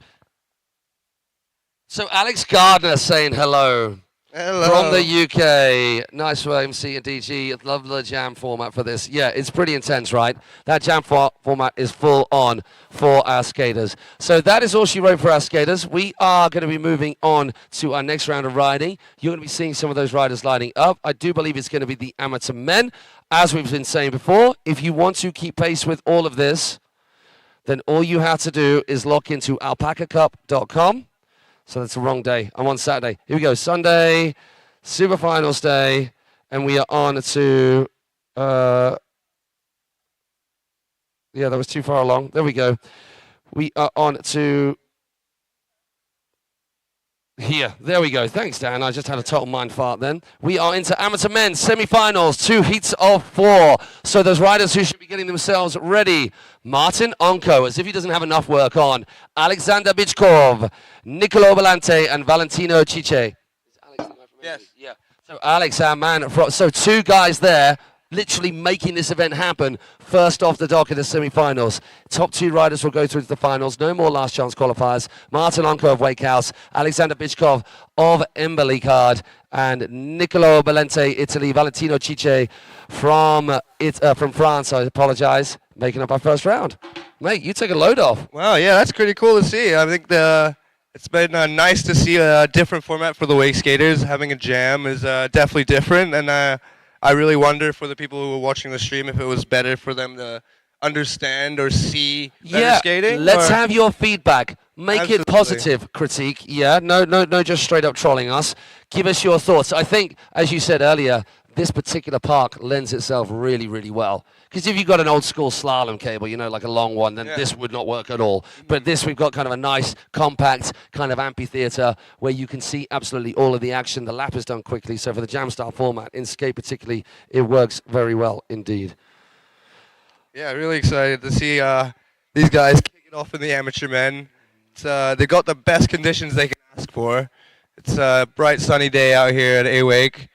The wind, obviously not really an issue at this level of wind for our wakeboarders. Any amount of wind, a bit more of an issue for wake skating, but still pretty perfect conditions. The good thing about having that little bit of wind, you don't get that crazy reflection, so you can actually see the water below beneath you. That was an issue. That was an issue last night, wasn't it? It was getting dark, mirror calm, clear, can't see a damn thing. Yeah. All right, so Matty Branston, I don't know what you're doing, mate. Just sunbathing somewhere? Get back over here. Where is he? Where is he? Matty Branston, you're either getting us some drinks in or you're getting your tush back here, quick smart. Oh, he's here. There he is. Well, Matt, it's been a pleasure. Great hanging out. In this Always. Hang out for some more wake skating later on. Yes, please. I'll let you guys handle the Go, water.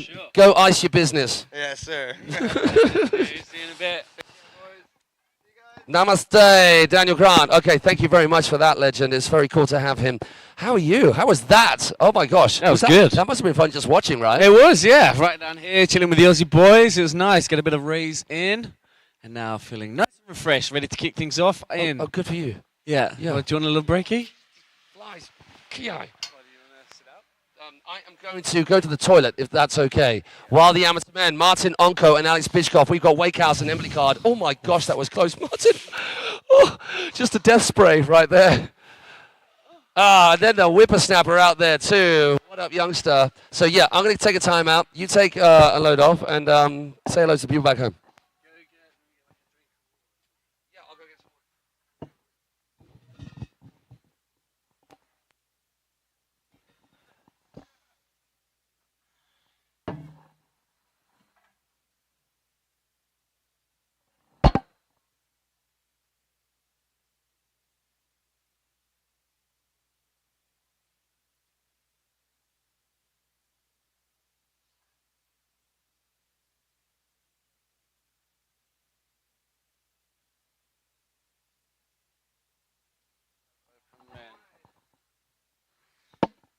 Good dude.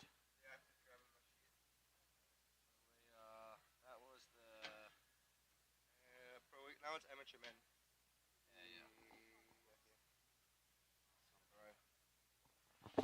All right, let's get ready to kick things off in our amateur men round 2 semi-finals. Martin Anko, the man, the myth, the legend behind Wake House Project, and of course, putting in the work behind the scenes, hosting what is an amazing event here at Awake Cablepark in the beautiful country of Italy.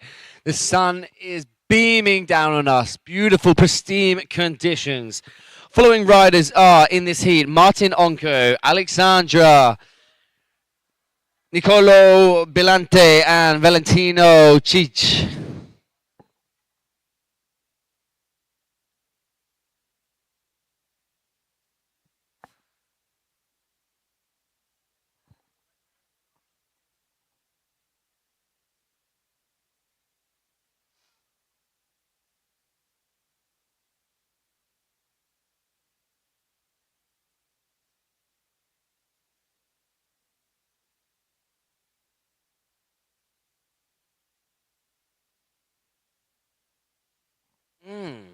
Look at MJ, pop things off.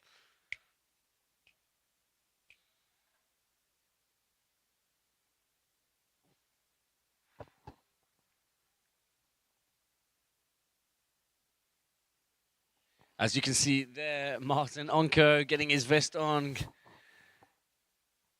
eager to get out on the water, and I'm not surprised. It's so hot here today, and having a lovely dosing down in between working. Martin behind the scenes, absolutely destroying it. Martin took a bit of an unfortunate crash yesterday on the rail, the triple rail to rail, then opting out, going for the single rail to rail. So are we going to see redemption on the triple? I'm not too sure. We're going to have to wait to see if that drama unfolds.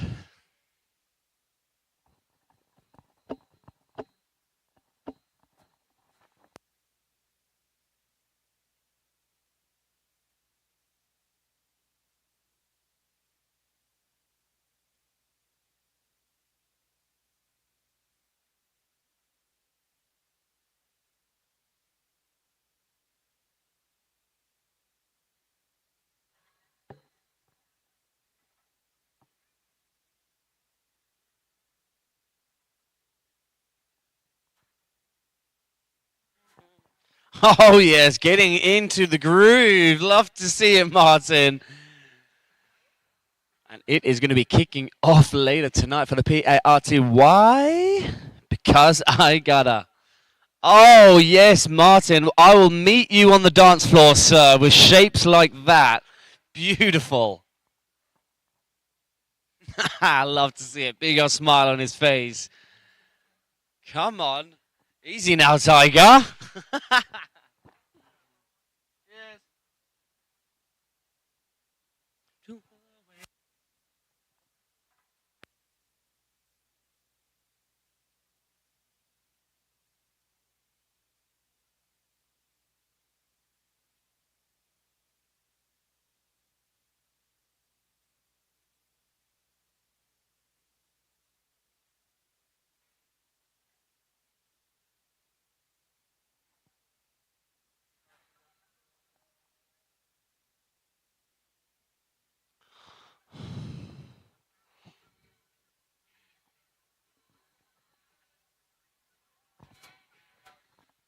All right, it looks like we have the green light, so let's hear it for the man behind this insane, beautiful, amazing competition, Martin Anko.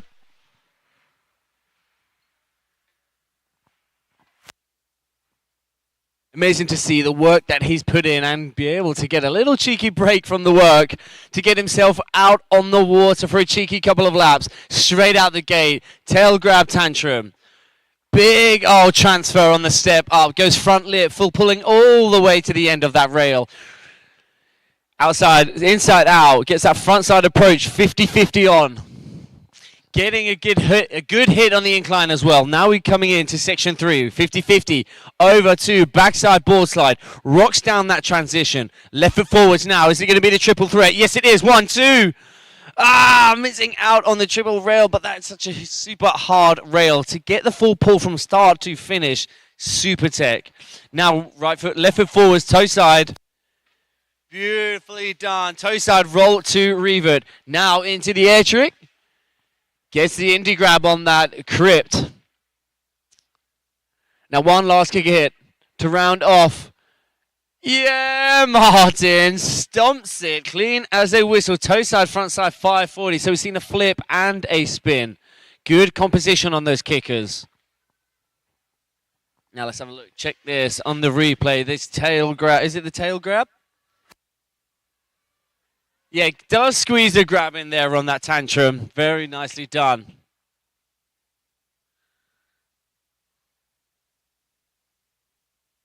Gets the full pull on that rail as well. A little bit of a shifty, stees it out at the end of the incline. So let's hear it from Martin Anko now as he comes back to the dock. First rider out in our amateur men's.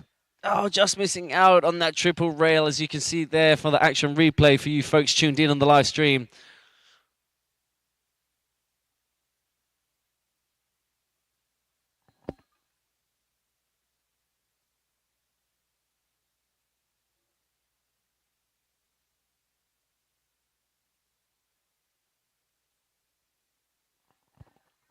And there we have Mr. Embily himself. We would not be able to host this event if it wasn't for this man right here. So big shout out to Embily supporting us here for the Awake Embily Open at the beautiful venue here in Italy, northern Italy, just east of Milano. And now let's hear it. Alexander out on the water.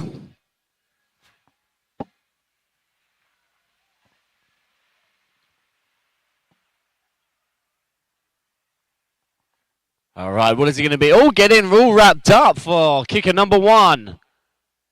Beautifully done.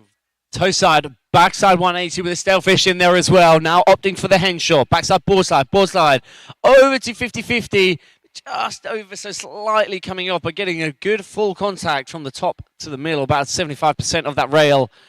Backside, board slide, squeezing a grab in the end of that as well. We go rail, to rail, 50-50. A lot harder way to land on a rail with that minimal board contact. Gets wrapped up for the toe side, backside one onto the handrail. Toe side now we go into the smaller bump. Yeah, buddy. Alexander getting it done with that toe side, front side, 360. Butters it out for a 270 on, and then carries on that rotation for a 270 out. One last final kick hit from Alexander. Gets it. Gets a nice solid first run in the bag. He's going to be happy with that.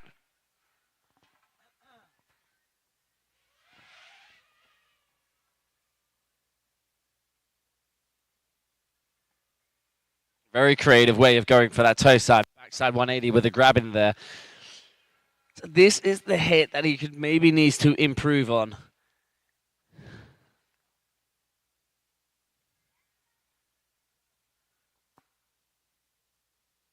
And I like that a lot. Getting the full rail contact, that 50-50 over to 50-50 on that Jules Serrard slash transition shape obstacle hack we have there coming down the back straight. It's not a very big cable, this Awake Cablepark. I think we have 6 carriers, so it's nice and a nice cozy, snug feeling. It's not a long time before you're back round and finishing a full lap.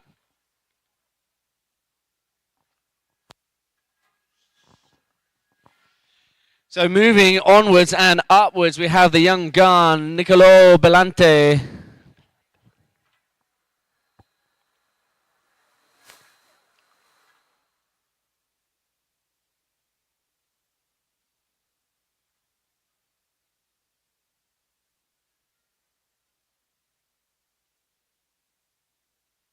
All right, it looks like we have the green light from our judges. So let's hear it. Doing it for Team Italy, Nicolo Belante.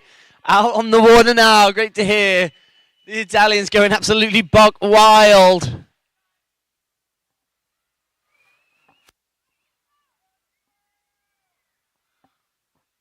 Right foot forwards, toe side, backside, 360 with a grab in there as well. Now right foot forwards, across we go to the henshaw, backside board slide, 250-50, backside 180 at the end, full pull baby, FPB. Inside out, gets the front side 180 on, reverts it back, backside board slide, 270 out.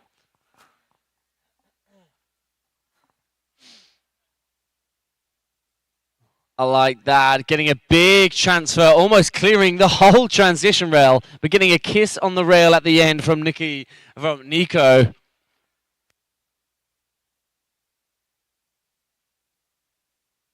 Now Nico's coming in. Huge indie tantrum, absolutely charging off of that kicker. Doesn't get any more textbook than that. The S-bend from Nico. Now right foot forwards into his last kicker hit. Heels out front side, 360. He's going to be happy with that, of course. That's a full stand-up run in the bag, and it being his first run. Now he has the room to up the ante in all sections if he wants to, depending when how his scores sit. Against our other two riders are Martin and Alexandra. So I'm going to get the current scores up.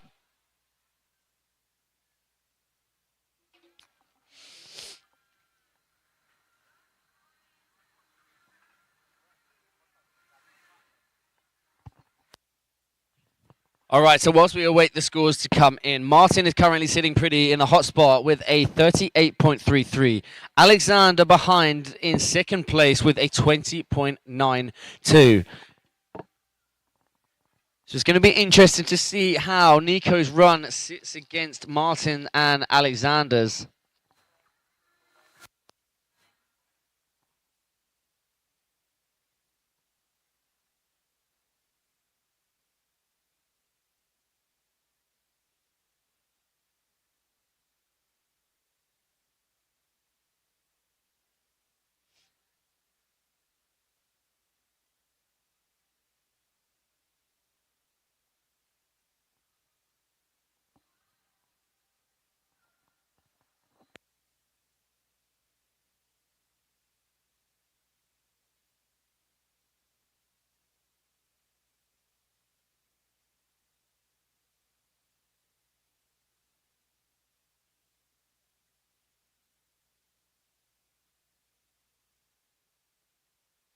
So great to see the young guns up and coming through the ranks, competing here at the beautiful venue of Awake Cablepark. Nico clearly throwing a spanner in the works with the judges with that insane run. I can hear that. I believe we have the green light from the judges, so we are going to be sending out our next rider. Doing it for Team France, we have Valentino Chich. I hope I pronounced that correctly. Please do feel free to come up and correct me if I'm wrong.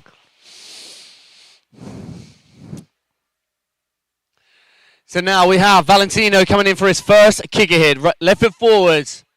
Front side 540 with a grab in there as well. Whips it round super quick. Into the henshaw. Gets right on the tail. Backside 3 out. And he gets a full pull out the end of that henshaw. Front board up. Handle past 90 over. And in the opposite foot, front board outside in from the incline. Very nicely done. Right foot in, backside 2. Whoa, backside 360, sorry. I thought there was going to be a rewind. I really like that. Stalls the 270 out and then carries on that rotation for a 90. Hard way 270 over, rail to rail. Valentino looking good on the water. To the bump now. Yeah, boy, gets the cradle grab. Tantrum to blind into the air trick section. Oh my god, this guy is killing it. Gets the roll to blind with a stale fish in there as well. Toe side, Chromobe. Oh no! Oh man, I thought he had it. It was all coming together so well. So that is going to be the only kind of chink in his armor, with that being half of his section 1. Not included, taking that crash down on that chromo, but very close, of course. Now check this. Really like that. All the tibbity-tabbity, skibbity-scabbities. Front board over, front board back, outside in from that incline rail. I like that a lot. With the backside 270, kind of stale fish, and then carries on that rotation for a 90 into that transition. Beautifully, cleanly done with that Crail tantrum to blind. And this has been the only hit, only kind of chink in his armor with that chrome mobe. So he's definitely going to be happy with that run. Obviously, except that last final kicker hit. So we're going to have to, I'm going to have a little look-skis at the scores. And check that out. We have Nico Belante sitting pretty with a 43.18 in the hotspot. Followed by second place, Martin Anko, 38.83. So not a lot in between those two runs from Martin and Nico. And Alexander currently sitting in third position with 20.92. However, we still have our second runs to go. Now with all of our riders got some scores on the board, now they can have a look at that and work out what's the section they want to improve on. Are they happy to stick with one of their runs? Sorry, one of their sections? Like we have, for instance, Valentino with a huge score of 16 in section B and a big old score of 17 and 17 in D. So that is why he's solidified his place straight through to the hot spot of number 1 from that first run. Considering he did fall on the kicker, yes, he's scoring way above the other riders in all B, C, and D sections. So it's going to be interesting to see, is he going to go all guns a blazing in run number 2, or is he going to strategically play it safe? Either way, he's still sitting pretty in first position with a huge score of 57.85. Nico in second place with a 43.18, so about a point difference of 14. Big old gap between the two. And considering he did fall on that kicker on his last hit, so the scores show, and the judges are obviously more than happy with how he executed those tricks. Being the nature of the semi-finals, the running order changes depending on the scores from our first run. So Alexander with the lowest score in fourth position. That's why we're sending Alexandra out first, followed by Martin, then Nico, then Valentino. All right, so let's see it. Getting all wrapped up, going for that middle kicker. Gets the grab, toe side, backside 180 from Alexander. The Mr. Emily King himself. No. Ah, man, that is such a shame. Guys, let's hear it for Alexander. That is unfortunate, and that is going to be a wrap for him here in our semi-finals. Which I can only assume we will be moving swiftly onwards and upwards to our next rider, Martin Anko. Let's hope we get some redemption on that triple rail, boy.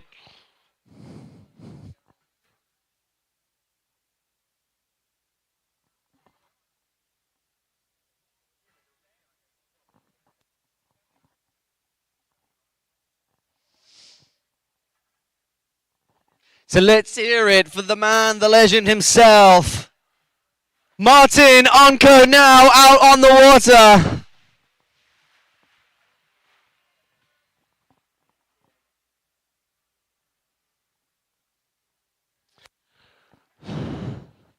Okay, so Martin is clearly more than happy from his first run kicker sections where we got a score of 11.17.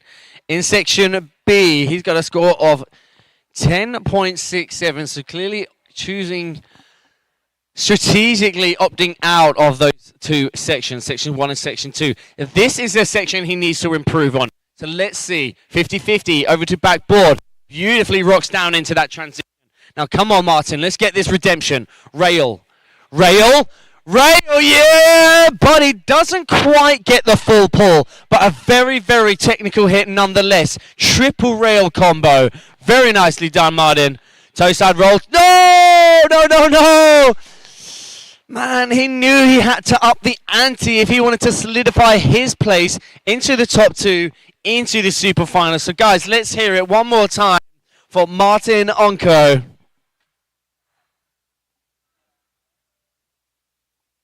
The amount of work this guy has gone to, the extreme levels, day in, day out to host this amazing competition. So honestly, props to that guy. If you get the chance, give him a pass, buy him a beer later, buy him a drink, shake his hand and say thank you.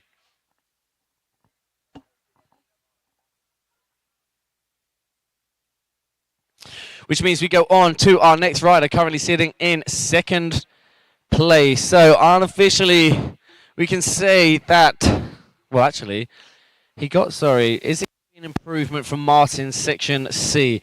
His current score from first run was at 5.9. Oh, Martin squeezing into the top 2 with that.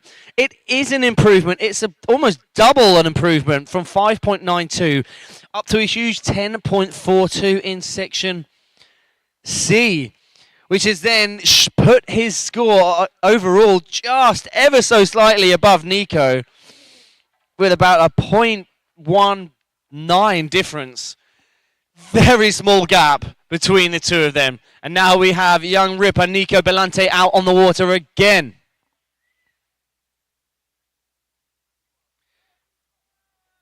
So as it stands, Martin is currently sitting on the bubble, and if Nico has anything to say about it, I'm sure he will right here and now, and that just solidifies that. Toe side, backside, 540. Getting all technical on that Henshaw rail. Now we go across, gets the backside board slide on. Ops out. Something didn't feel quite right to go for the incline, but no stress as Nico's coming down, section C. Big old transfer. That's a lot better than we saw from his first run. Getting the backside 270 out this time. Opting for the flat bar. That's a lot cleaner. The full 270 to front board. Now we move on to the creative section. Nico coming in hard. Is it going to be the indie tantrum? Yes, it is. It absolutely charges off of that little bump. Does not get any more textbook than that. The Rayleigh stalled out and then whips it. Looks his head under his armpit for the yes bend. A little bit off axis, but manages to bring it back. Nico Belante. Oh my God, this kid's killing it.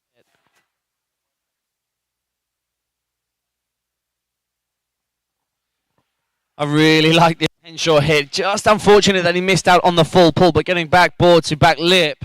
All the tibbity tabbity skibbity scabbities. True Trent Stucky tradition. Such quick feet from Nico Belante out there.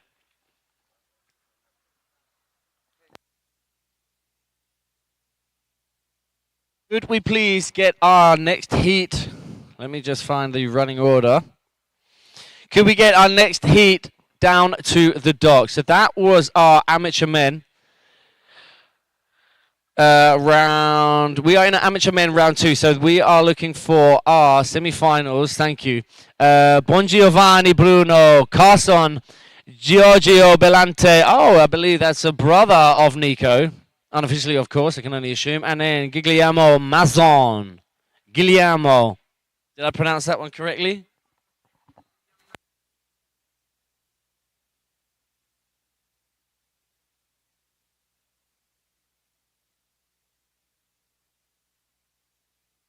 Gooley, we can call him Gooley. Thank you so much, guys.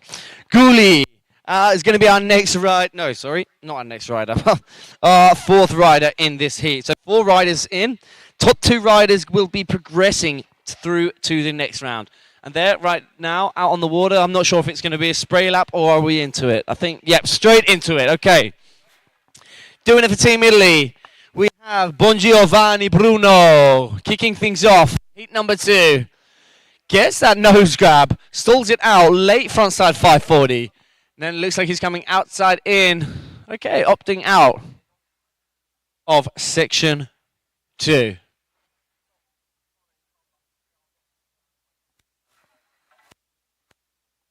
All right, now let's go on to section 3.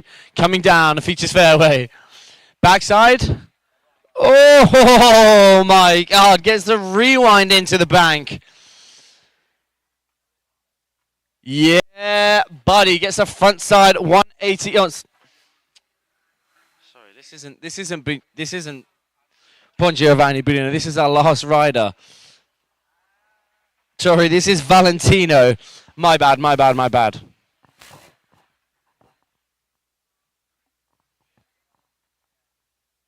One last final kicker here. Oh my god! Did you see the height of that? I hope Dave got that in frame because he absolutely charged out of the stratosphere.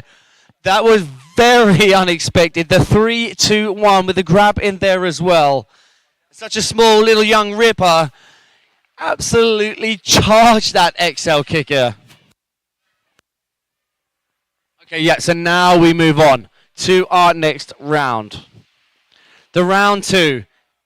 Amateur men's semi-finalists, wheeling our way down to our top 4 riders for our super finals, which will be kicking off later on today.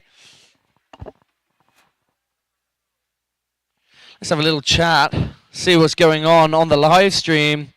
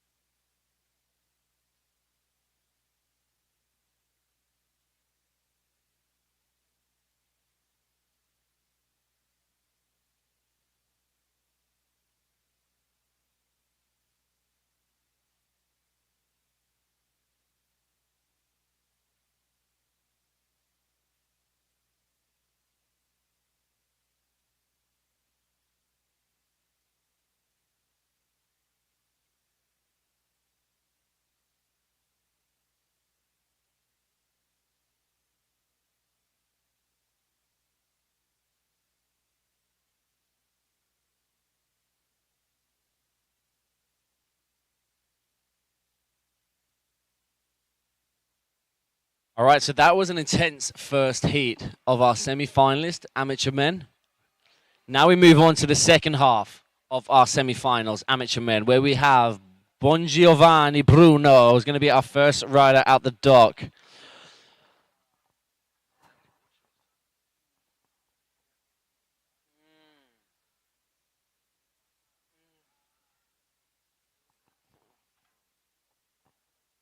All right, there's our running order. We have Bon Giovanni Bruno, Carson Desjardins, Giorgio Bellante, which I can only assume is the older or younger brother. I'm not entirely sure how old he is. And of course, Guillermo Masson. I've already forgotten.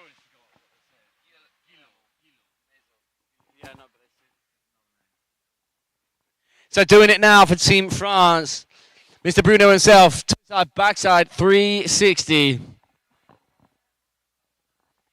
Opting for the bump up to the Henshaw, gets the front side lip slide. Not quite getting all the way to the end of the rail. The way that rail is positioned, just slightly to the inside of the cable. Now we come across, down, features fairway, the start of section 3. Board slide, rail to rail, then rocks down into that transition. Left foot forwards as we move across to the triple threat. Beautifully done. I like how he popped out of that first rail, clearing most of the second rail, the third rail even, but still getting a full pull front board out. Indy, toe side front roll off the bump into the air trick section where he gets that beautiful back roll with the nuclear grab. Left foot forwards now into the last final half of his kicker section. Just as clean as we've been seeing in previous rounds, the Indy tantrum to blind. That's a standout run, and being the first rider off the dock, you have to set the bar. And then obviously all riders will be kind of compared to Bruno's scores. Very creative way of hitting that the pipe to incline at the back. Opting out of the pipe, but using the safety of the pipe to get a toe side front roll to the outside, and then the double tap back in, getting the incline as well.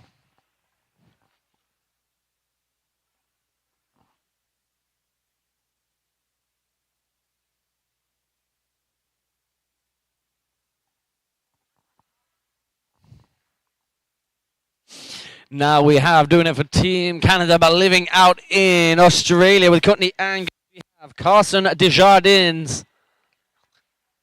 Oh yes, don't stop the moves now. The camera's on you, Carson. Yes, come on. I will also be meeting you on the dance floor later, sir. Madonna, Madonna. Yes, Carson, love it.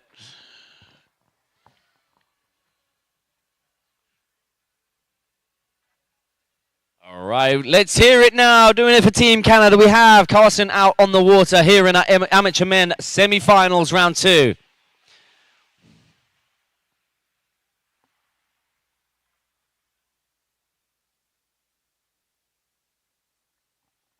So opting for the middle kicker. Huge backside 360 with the nose grab in there as well. Not a tickle, a great bit of contact there holding that board. Oh, the tibbity-tabbity, skibbity-scabbities with the back lip out the end of that. Coming across now. Back lip, same way, get it to handle pass.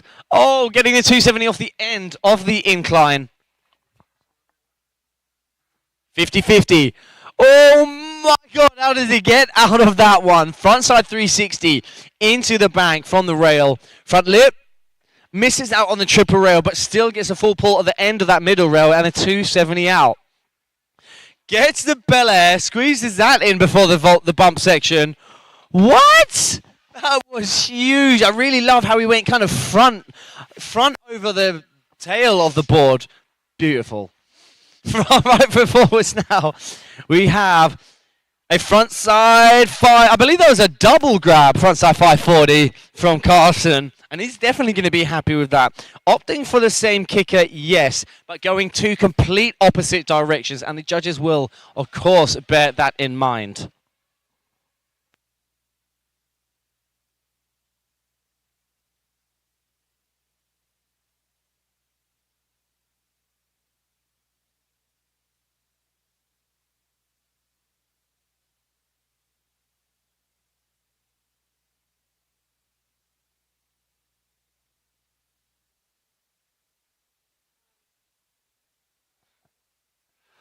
All right, so might have totally forgot my wedding anniversary, but that's okay. Luckily, my wife has reminded me via text, so I'm not in the doghouse at all. Happy anniversary, baby, because she's spending her anniversary watching me out here having the best of times.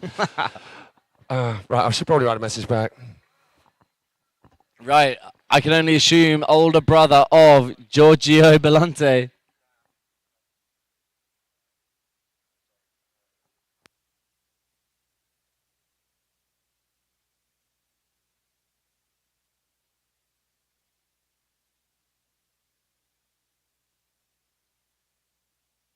Older brother of young Gan Belante, who we saw Nico Belante earlier.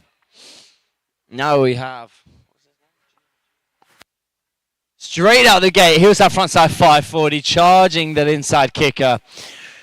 Coming across now to the Henshaw creeper. Oh yes, gets a full pull as well. Incline up, out to the creeper ledge, then back in for a front board. All the way full pulling that back lip, and then gets a beautiful 270 at the end of the incline. Now we move on to section C, 50-50, over to front lip, pretzel 270 out. It's going to be a bit of flat bar action, hard way 270, then stalling out the 270 out the back end of that. No pre-spin before popping off the end of the flat bar. Right in front of you for the 2 mega poppers, goes for the inside one. Gets that grab right across his body, toe edge in front of the front foot backhand.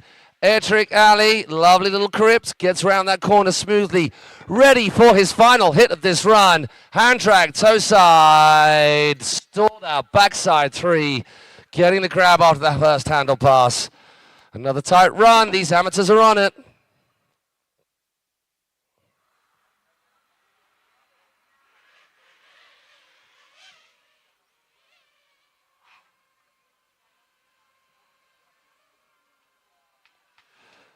So for those of you at home joining us once again, thank you. If you are just joining us, welcome once again. We are day 2, Super Final Sunday, Embily Open. Courtesy of our headline sponsors, Embily Card. Do go check them out. The easiest way of spending your crypto cash. Courtesy of Alex, who we just saw riding in the first round of action. Unfortunately, not making it through, but so cool to see the event organizers out there doing that thing. You do not get any more legit than that, than the people behind the event on the water competing. And for them, as we spoke about, it has to be what it's all about, man. If you're not getting the fun from the sport that we all do love and enjoy, then the energy and the passion to create these things, that can wane a little bit, but not with these guys. Okay. Guillermo Maison. I don't know. I'm sure Mauricio is going to come around and correct us again, possibly. So just 14 years old. He did that crazy rewind, yeah? Just launched one over there. Yeah. Was it him? No, that was our last heat. That was Valentino. Oh, okay. So confirmation that Valentino Ciccia with that crazy rewind and Nicolo Volante, France and Italy making it through. Commiserations to Martin Anko and Alexander Bichkov. They have got time to chill and carry on with the organizational situations here of this event, because we still got a lot of eventing to do. Plenty of rounds left before we get to the climax of proceedings, where we dish out the goodies come podium time and make sure we put our hands together aggressively and rattle those tonsils for every single rider who's taken to the water, as well as the many, many, many people behind the scenes, from the operators to the rescue crew to the paramedics to the crew on the bar to everyone else here at Awake Cablepark, and all the people behind Alpaca Cup and Wake House and Embily for making this happen. Right, Guillermo, 14 years old. Oh, Italy. Expect a big cheer for the Italian crowd as this cat comes into the scoring zone. There we go. Gully, the nickname there for this young lad. Stomping that 540 to get his contest run going. Goes the transfer. That was nice. 270 on. Pretty much the majority of that Henshaw hit into the pipe. Back lip. 90 off. Then goes front lip. Then that 90 out. Now we come across, gets a hillside frontside 540 Something into that different. bang. Yeah. You see the backside 1 or the 3, but never usually the 5. FPB. School the hell out of that. Pull, baby. Kid Go, is go, on Gully. fire. Now, come on then, Gully. What have you got? No crows to be seen. No crows to be seen in sight with that scarecrow. From Gully, one last hit. Big XL kicker. Oh, nuclear grab. Fatatisi corner goes mental. Totally. I love Totally mentali in mentali. fatali. Oh, what? What? What? Loud noises.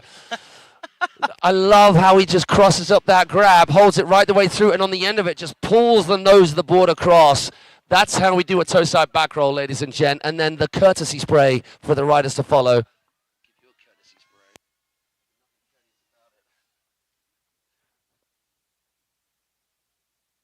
Right, things have escalated.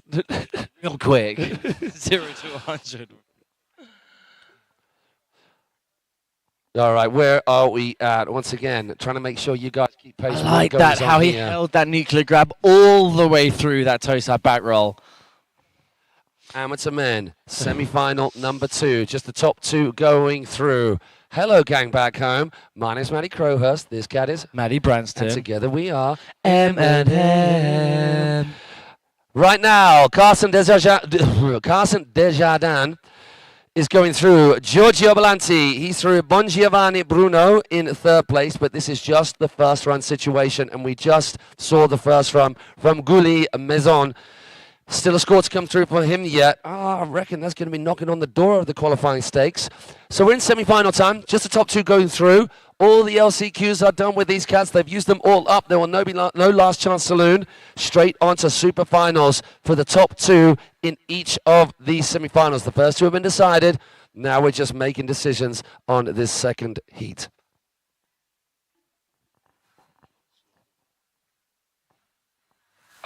Hey, talk me through the wake skating. I had the pleasure of, and everyone had the pleasure of listening to DG, the one and only, Mr. Daniel Grant talking us through that action. It was frenetic, wasn't it, from all of the riders? God, yeah. But particularly with Johan Nilius and Speedo, they went over 7 minutes without a single fall. And that's not just 7 minutes cruising. Like, the trick count would have been through the roof. Yeah, yeah. And do you know what I thought was quite interesting is you could really break apart the wake skaters who wakeboard. Because we had the wake skaters who actually wakeboard. In the second heat. Yeah, were opting for the pipe to incline a lot more often than your traditional wake skaters who don't wakeboard. And then seeing the, so with Victor, we're talking about Victor and James in that second heat. Yeah, Victor yeah. doing what no one else did, going on the outside to the bank. Of and the then, Henshaw. And then Windsor doing full wakeboard, front lip into 270 back into the bank. So cool. Yeah, it's so great to see. So now we go back to our first rider. Oh, sorry. So beyond Gully gets the top spot. He is qualifying right now, knocking Giorgio Balanti, who's underwater right now. He's got to squeeze himself back into the qualifying zone. So, if we're looking at his scores, he is happy with Section A, missing that out. Section B2, he is looking to improve his last 2 sections, thinking that he's got something more in the tank.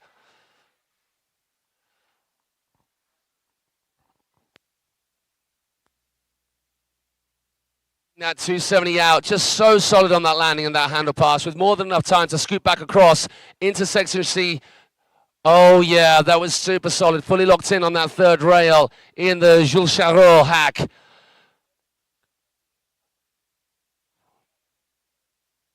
Oh, get out of that hole. Keep going, boy, keep going. It's Air Trick Alley. Yes, gets the back mode right in front of us. It's a nice little bit of redemption from that small butt check out the bump. Let's hear it for Giorgio Balanti, though. That's his job done. He just gets to kick back right now and hope to see his score squeezing himself into the top spots. We'll wait to see what the judges have to think about that. So, Bon Giovanni Bruno, I apologize to both him and Giorgio, just getting a couple of riders mixed up there. So, Bon Giovanni Bruno out on the water right now. He's done his run. We wait for his second run score.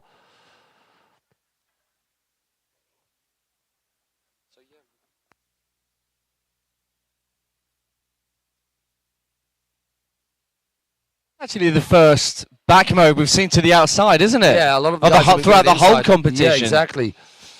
Not to say that it's not going to be happening, as we still have to kick things off with our seeded pro men who haven't had a chance to get on the water yet, as they earn their place through the seeding, through the Wake House.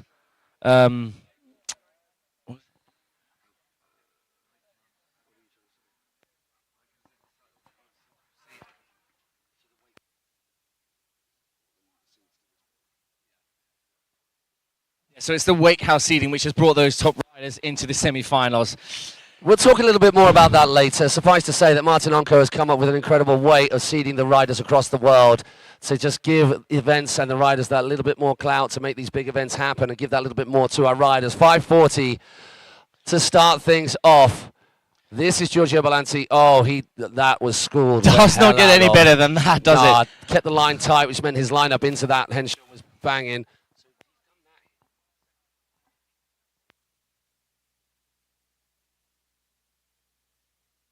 Taking it cruisy down the back straight, the final straight before the drive tower. He's going to come into the creative zone. So unlike the skaters, the creative zone starts right now in front of us. Yeah, the Bel Air. Straight into one of our poppers, staying one-handed and right foot forward. Oh no, it was so close to happening. Oh, frustration right there.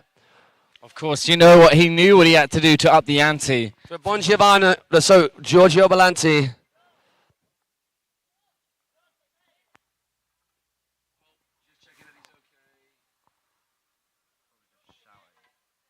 Yeah, he's okay. Yeah, that is a shame, because that was a super sick hit off the bump. We're checking it now again on the action replay. Gets the grab, Mexi too blind. Man, that's such a shame. Such a shame, because I really liked how that... It's definitely an improvement, of course, on the Henshaw, but then he missed out on the second part. And, of course, it's only collectively 2 halves of the section to get that overall score per section. Same with the kickers. You have to hit not just one, but 2 kickers to get the full score in the section. What? Oh, Carson. No, Carson, buddy. So you know what, though? So actually, Carson, I'm sure he possibly knew that before he went out. He was thinking of something different off that kicker. But Carson has actually qualified with his first run with Giorgio Volanti and Bon Giovanni Bruno's scores already in. Gulli taking the top spot with his first run. And Carson Dejean doing the same with his first run into second place. So both those boys are qualified. We will be seeing them in the super final along with the top 2 places from the previous heat. So this young cat, just 14 years old, absolutely slaying it on his first run. Gets a little bit of a victory lap right now. So what does he do? Use it as a practice? Does he try and improve bits here and there? I mean, I think I would, wouldn't you? At least a couple of hits. So it is his section B and D that we're a little bit behind Carson, so maybe looking to improve those bits. I mean, the highest score that he gets in this round is going to see him into a better place through into the finals, isn't that right? Well, I mean, he's in the top spot already, so that top seeding will remain the same. Yeah, but no, compared to our other top-seeded rider, our top rider in our first round. So I wonder whether they take the score or they just take the fact that it's the second heat.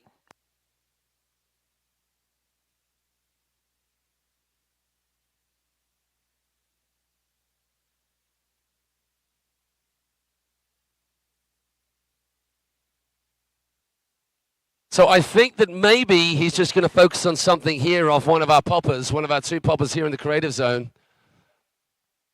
Yes, he is coming in hot inside of the 2. Beautiful. Beautiful. Gets the roll to bar, gets the half cab to the inside, and then a tap on that incline. Such quick feet. That is a happy rider and a happy home crowd. Calling out Pro Ladies semi-final, heat number 1, Giulia Lupi, Courtney Angus, Lisa Ballou, and Nicole Regazzo. You girls should be there or thereabouts on the dock. You're about to hit the water. Spray laps for you coming up. Then it is contest face, all a go-go. So let's go back to Wake House. So it's a new venture just happening over this past year. Martin Anko, who we saw in the very first heat, unfortunately not making it through, but just chatting to him, he was really happy with his run, and that's kind of the way it should be. If you laid it all down and it wasn't quite enough, there'll be disappointment there, but he was happy with his run, and now he gets to, well, he doesn't get to relax. He's still got loads of work to do on the shore. But Martin Anko, amongst others with him, but mainly him, the driving force behind Wake House, which is joining forces with the likes of Hexawake, with Nick Dorfer, the Alpaca Cup, obviously, Embily, who have joined forces with Wake House and this Embily Open. And what it is a bringing together of all aspects of what makes wakeboarding wonderful. Contest, yes. Free riding, yes. Community, of course. You need that for any sport to help push that sport forward. And he's come up with this whole ranking system where in this first year, it is based on performances previously across multiple events. And the longer it goes, the more precise that ranking system is. But just to help you understand a little bit more, what it means is that if you have the top ranking riders at your events, who have, I forget how the points go, but say you've got the top riding ranker at your events, they go there, that gives you 1,000 points for one top ranking rider, and then you add all those points together for the ranking rider, and then those points get split between all the riders. So if you ride an event with the best riders at, and you do well, you get more points than riding at an event with not so top ranked riders at and do well. So there is an incentive there for events to encourage the best riders to their events, and there is an incentive from you as a rider to go to those events. And what it does is bring all aspects together, which is incredible. As well as that, there is the free riding part. So they have this content stream of videos released within that year. He's putting links from YouTube pages for these videos, and those riders with the top ranks get to vote on those riders.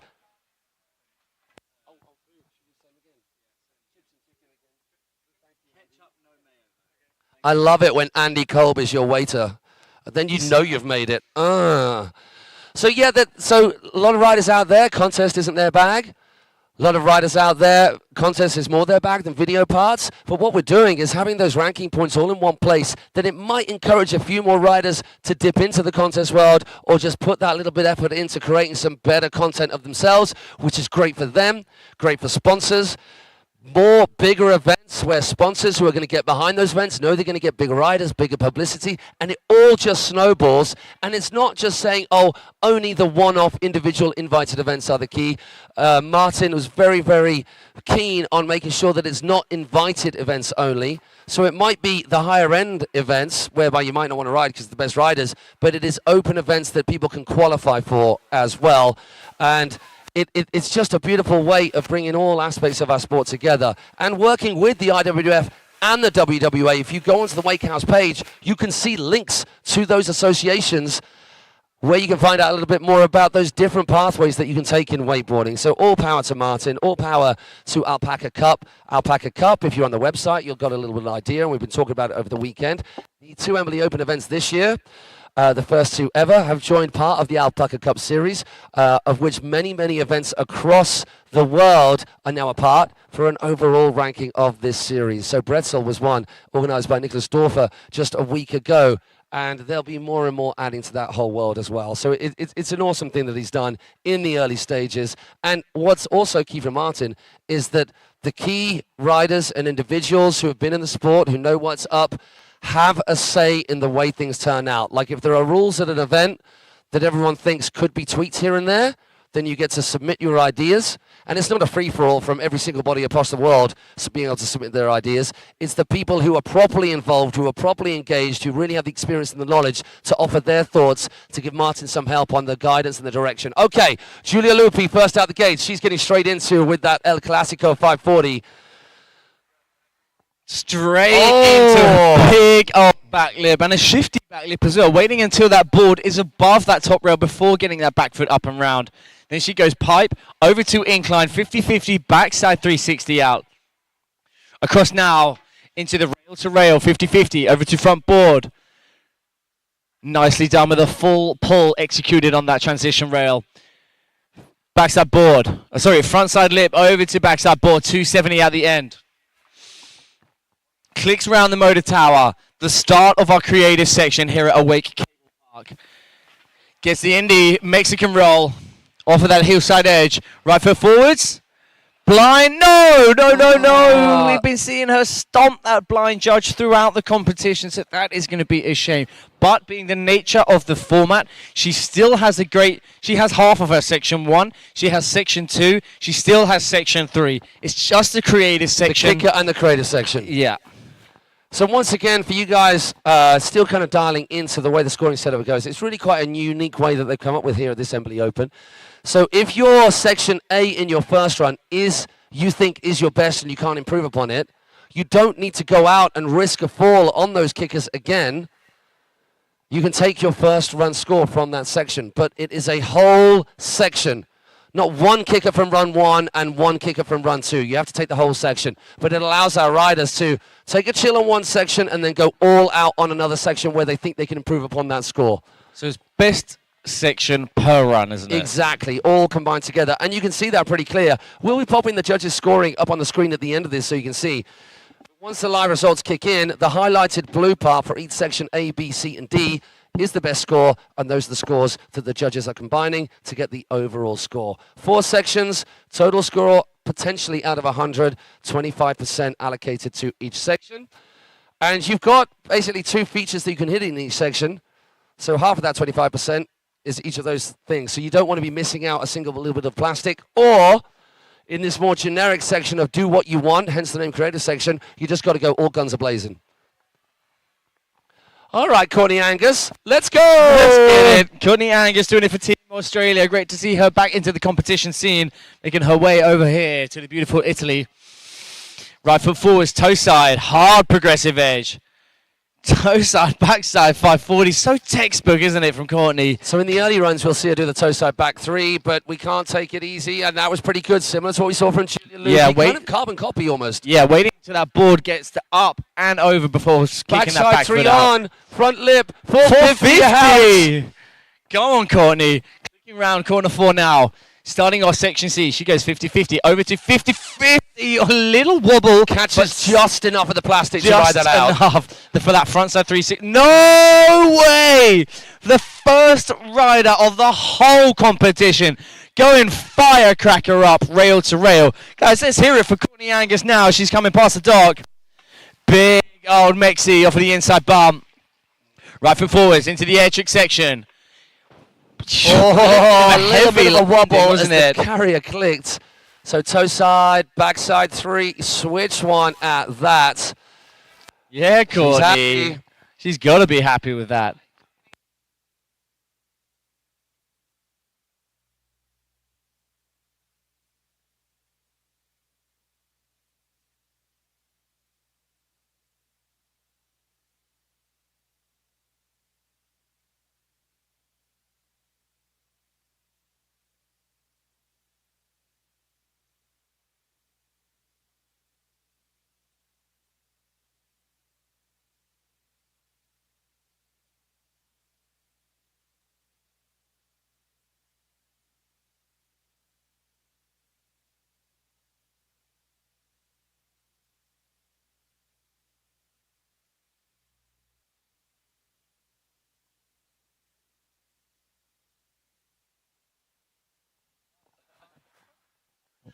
Lisa Ballou doing it for Team Israel. So good to see her over here in Europe. In Italy, sorry. Taking the win. Italy is in Europe. Yeah, no, Just that's saying. why I corrected myself and apologized. That's right. Anyway. Words. Taking the win at Munich Mash just a few weeks ago. Matt, you had the pleasure of commentating that event and did an absolute stellar job, didn't you? Thank you very much, and likewise for you. Oh, we're just batting compliments, but it's just a love fest. You did so. Stop You were it. great. No, you're better. No, I am. You're right. Toe side. Oh my gosh! Yeah, that was but like Courtney Angus, the toe side, backside 5 straight out the gate as well. Hard way Stop it. 270. Love that. So all 3 riders kind of got the same amount of pull on that, but that is added in the technicality. Hardway 270 pops on, hops off, 50-50, 360 on the incline, so good combos through section B. Pow, pow, pow. Coming from the outside. Oh, just rides down the spine, the knocker between those 2 faces. Frontside 180 on, 50-50. Then she pops over to front board, gets the full pull, and the backside 270 at the end. Clicks around the motor tower. Start of our creative section. Opts for the smaller bump. Beautiful indie tantrum. Now right foot into the electric section. Oh, go on, girl. Lisa Ballou with the S-bend. Want to know how an S-bend's done? Look at that. Textbook. Up into the railie, then double O-hand, Olay, and then into the... So that's actually very interesting on the kickers because that is exactly like for Courtney Angus. Both clean, both high, both very well controlled. No wobbles, no butt checks. So like for like, exactly the same. I don't know how the judges obviously can break those 2 apart. I mean, they'll be saying, okay, which one was bigger? Which one, in their eyes, was cleaner in terms of the landing? Both of them spinning oppo ways, so very hard to pick the girls apart on that section in particular. You've got the straight-up railie compared with the S-bend, so maybe a little bit of increased technicality there. But Courtney, this is not her first rodeo. She'll be more than aware of all of these things. All of the girls watching the riding, and then, as I was just talking to Connor Lawton there on the dot, just asking, are you guys really looking at the results and paying attention to what the judges are coming up with? Because they have these live scores right in front of them, which will be popping up on the screen at some point soon. Next up, 16 years of age, Nicole Regazzo, absolutely killing it, making a big old name for herself in the wakeboard industry. It's just like that. I love the that El little hip kick on the Clasico. last part of that, just getting the knees tucked up. Gets a grab on it as well, I think. Frontside 180 onto the creeper. Then goes front board. Gets the full pull as well. Backside out. Now we're coming in to front board, handle pass 50-50. Oh, no time Front right lip. there. You land and then you're on plastic again. Got to have such super quick feet to get that on lock. That was, I was going to say that was landed it nice. cleanly yesterday, didn't she? Yeah, we did. So maybe there's a small chink in her armor there, and only there because that was beautiful. Getting the full pull, backside 270 out. And now Nicole. Oh, she's going for the heavier popper. Cheeky little grab on the end of that, so the judges will be taking note of that bigger, the volcano shape. feature right there. Toe side roll to revert, very difficult trick on the flat. I remember seeing her do that the first time in Denmark for the Europeans and being absolutely blown away, that toe side roll to revert. And ending off that run with a hillside frontside 540. So 2 back-to-back frontside 540s, and very clean, very well controlled throughout. The air trick, the creative section, was better in my opinion. She opted for the bigger bump, gets the grab on the Mexi, then opts for the toe side roll to revert. A super hard trick to be doing. But Nicole, absolutely the queen that she is, muscles it round. So the only thing that Nicole, I mean, obviously she will have more tricks that she can step up with, and she'll be paying close attention to the scores when she gets back to the dog. The only thing really out of that run, if she was going to stick to the same run, is go out there and do the back section, section C, and tidy up that front roll into the bank. So let's have a look what the judges are saying. I mean, unless she's got 2 great kicker hits. Whether, yeah, let's have a look how the scores are. So Lisa Ballou, section A, 15.83, and Courtney Angus, 13.75. So they are favouring more towards Lisa Ballou's. They think, I think her second backside 3 was a bit bigger and the front than and the, front, the Courtney's. toe 5 maybe as well. Maybe Just that's slightly the so difference there. bigger, yeah. For Courtney though, her section C, by far and above, like by a good, well, just under 6 points. Well, just more than 6 points rather, over maths. And then section D, that goes to Lisa Ballou. So Courtney will be looking at that and thinking, okay, how can I tweak my run to improve? But then Lisa Ballou will be thinking, well, I need to step out again just to shut the door. Nicole Regazzo slipping into 3rd place, just ahead of Julia Lupi. Okay, so yeah, look, you can see from Nicole's kicker results, she's got a 12.08. So we saw 2 back-to-back frontside 5s from Nicole, and the judges obviously favouring more before the 2 toe side backside spins from both Courtney and Lisa. But looking at Nicole, her section B, so the Henshaw and the pipe to the incline, that was the run for her. That beat everybody in that section, so maybe she'll leave that well alone right now. Just work on the other sections. Wow. Julia Lupi is getting ready to kick things up. Toast back 5.540s. Do you know what? I love to see it. Stepping it up from the front side 540s, yes. El Clasico. Possibly that was perfect. Yeah. Back lip, full pull all the way to the end. Now can we round off this section very well? No! Man, that's such a shame because that bump to back lip was perfect. You could not get any more locked in than that. So Julia is clearly more than happy with her section C from her first run. So she's opting out. Yeah, that's so she's in 2nd place with her section C relative to the rest of the riders, so that's possibly a sensible call. But now we move on to the creative section. Is she going for it? Yes, she is. A little bit of a shake of her head. What was it? Yes! Come on, Julia. Let's go. Now, come on, redemption time. Yes! That is the one right there. That is going to bump her score something silly. I'm not going to say anything. Don't say anything. Shush. Yeah. Oh, yeah. You almost ruined it there, didn't you? You had a little mouth spasm and it almost did her in. Thankfully, she worked hard to get over the almost Do you know what? That's actually going to be very interesting how the judges are going to break that down, because we saw, which was absolutely amazing to see from our pro women's. That's 3 toe side, backside 5s we've seen. All off the right foot, all off of the inside kicker. And then breaking down the right-hand side kicker, where we saw Lisa's bigger toe back 3, Courtney's a slightly smaller toe back 3, but Julia Lupi opts for the heel front 5. It's an extra spin, yes, of course it is. But do the judges think that the backside 3 is more technical? That's what we'll leave down to them. But she definitely went bigger on the 5 than the other backside 3s. These are the factors that the judges, of course, will consider. But then look at that section D, the creative section. So it was a roll to blind, and the blind rotation was the same directions, but the technicality of those 2 tricks does outstrip. Especially standing against Courtney's and Lisa's. Yeah, and in this section, and we've all seen that you had a backside rotation right there. It's risky biscuits because the carrier is always just going to click, so you've got to lock it in really, really solid. So we know that Courtney, she can do a blind judge. We know that Lisa Ballou, she can drop a tantrum to blind. Maybe they'll be thinking of these things just to edge ahead. Will Nicole Regazzo put in a Pete off the water? You know, she has great time. You know, she gets really good pop out of this toe side roll to Reba. It's great to see her here throwing them down every lap as well, stomping it. I like that. A little bit of a conflab. little bit of a chat between the girls right here, talking through their runs. Always nice to see. So Nicole Regazzo, just 16 years of age, another one of our youngsters in the pack.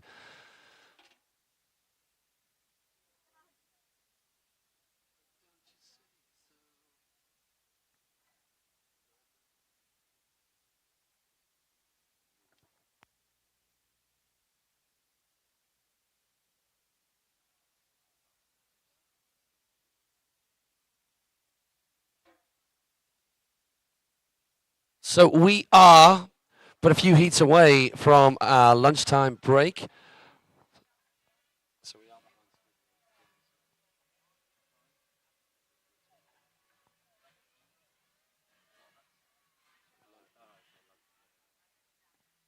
This is semi-final one, isn't it?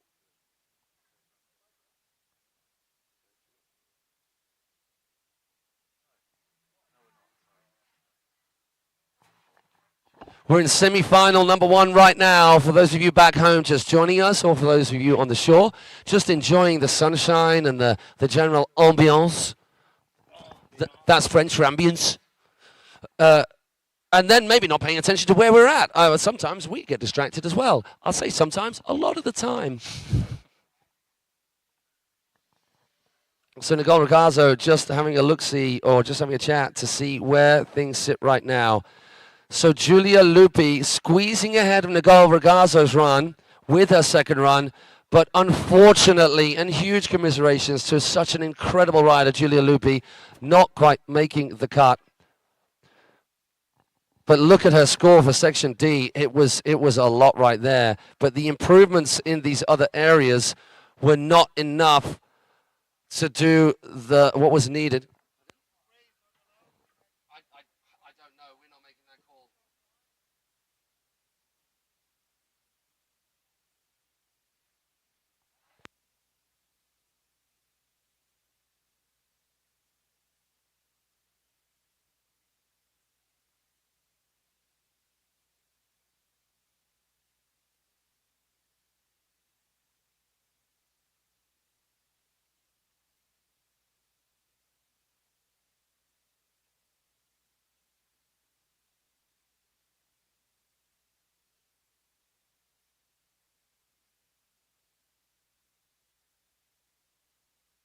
We're not making that call.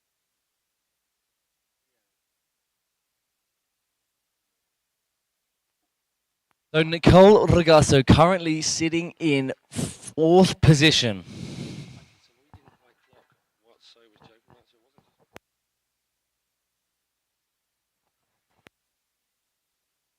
Right, let's hear it. Doing it for Team Italy's very own young ripper, Nicole Regazzo, out on the water yet again. So being positioned 4th place from her first run, she's going to be coming out again.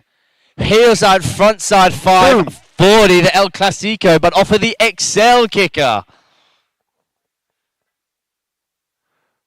So Nicole, quite rightly, very happy with Section B. She's leading the way in that particular section, so just not risking anything by having to try some stuff there, thinking that she can make up the difference in other areas, this being one of them. Here we go. That's what she was after. Yeah, nice and clean. No butt checks at all. Left foot forwards. 50-50. Over to front board. Full pull. Maybe even better on that as well. I think so. Yeah. That definitely is going to be an improvement. Same hit, but a lot better. Now right foot forwards. Is it going to be the same mix? Oh, it's the Mexi to fakie, isn't it? Toe side. Yes! Oh, you I called it! I called it! Hell yes! yes! That's all you, Maddie. All you, not her at all. Wow. Wow. We were back-to-back El Clasico frontside 540s. The Pete Rose, Nicole Regazzo getting it done. So a huge improvement in the creative section. Yes, of course. So I think that is going to squeeze her ahead of Lisa Blue on Section D.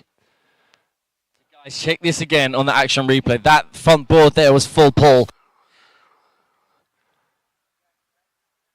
And here it is, the Pete.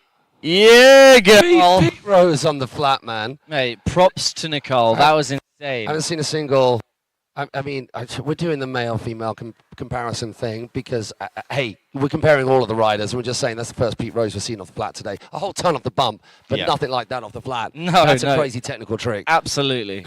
Yeah, props goes to Nicole Regazzo. That was insane.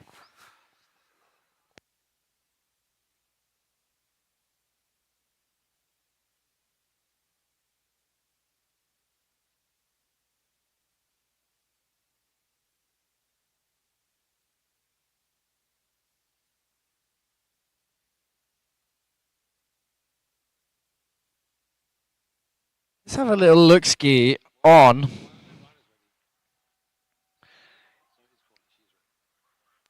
So Courtney could not be more super chill.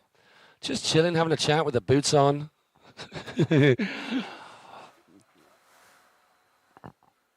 she's just waiting for those scores to come through to then make a call. So they'll have various tricks in mind for each of these sections that they can pull out as and when is needed. Courtney Angus is about to take to the water. Oh, there we go. Nicole Regazzo, what have you done? Just squeezed yourself into the top spot. Wow, she's not safe yet, though, because there's still 2 riders left to go, which could mean if they improve upon their scores and squeeze ahead of Nicole, they could nudge her into 3rd place. Courtney now out of the running with Lisa Blue in 2nd.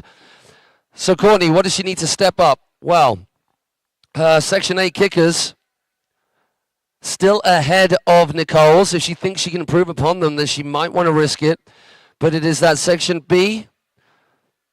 And wow, Courtney Angus's Section C does not need to be improved. So it's Section B and Section D for Courtney Angus, where she needs to up her game just that little bit. And that is the interesting way that this particular format of event is unfolding. So tactical, keeps our riders on their toes. Usual events, you'll basically have, I've got my easy run, I got my hard run.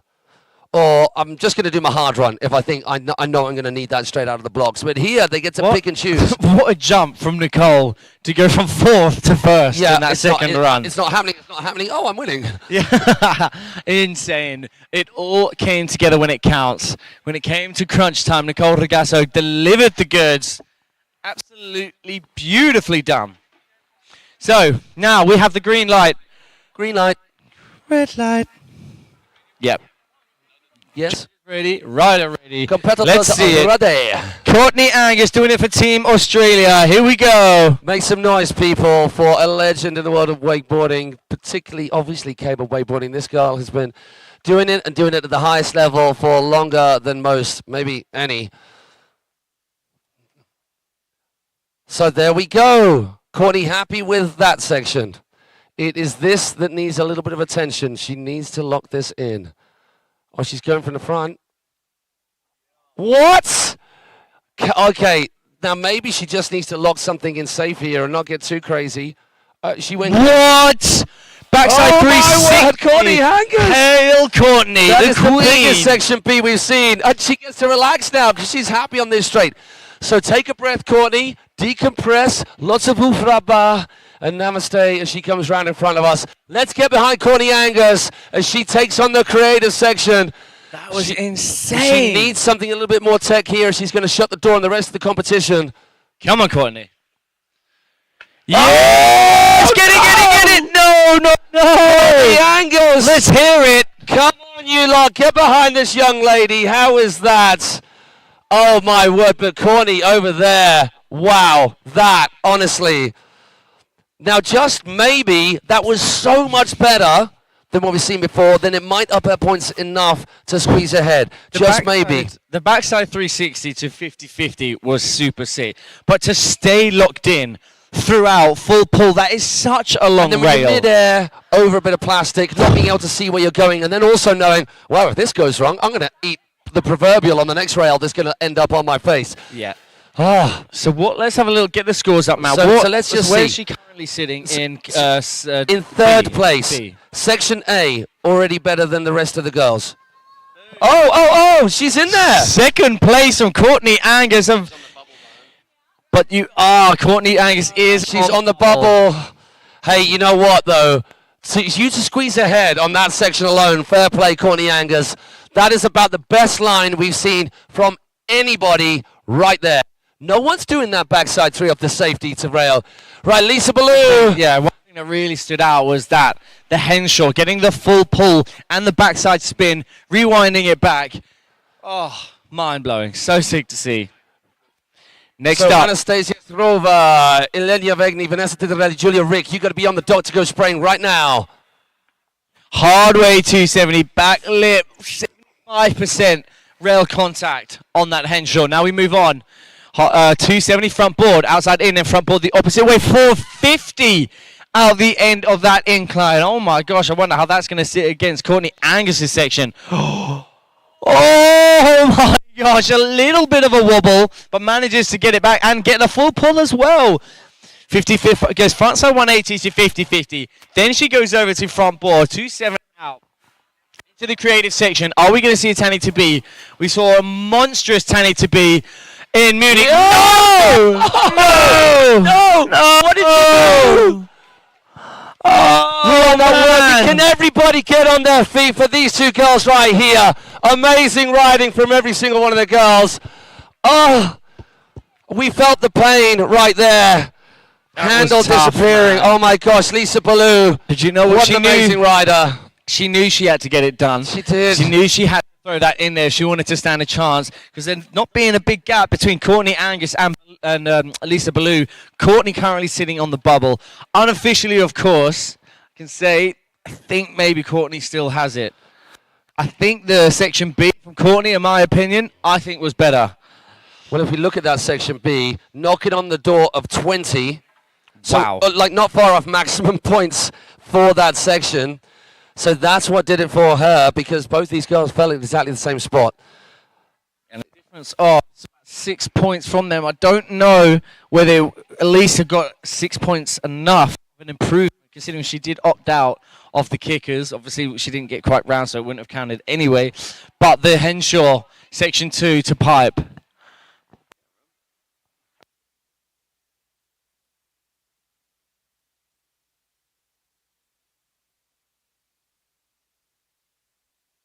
So well done to those two legends right there. We're still waiting for the confirmation right here, and we are getting it. I think Lisa Ballou knows, but in third place for her. So congratulations to Nicole Regazzo and Courtney Angus. They're moving on through. Lisa Ballou, Julia Lupi. And the consolation, Lisa, that you've got is that your man, Max van Helvoort, has set up the most perfect viewing spot ever. Honestly, if you're spectating, it's either with Max and Team Straya or with Fatatisi in the corner. Are they still with us over there? Yeah, they are. There they are. Okay, we gotta get over there at some point.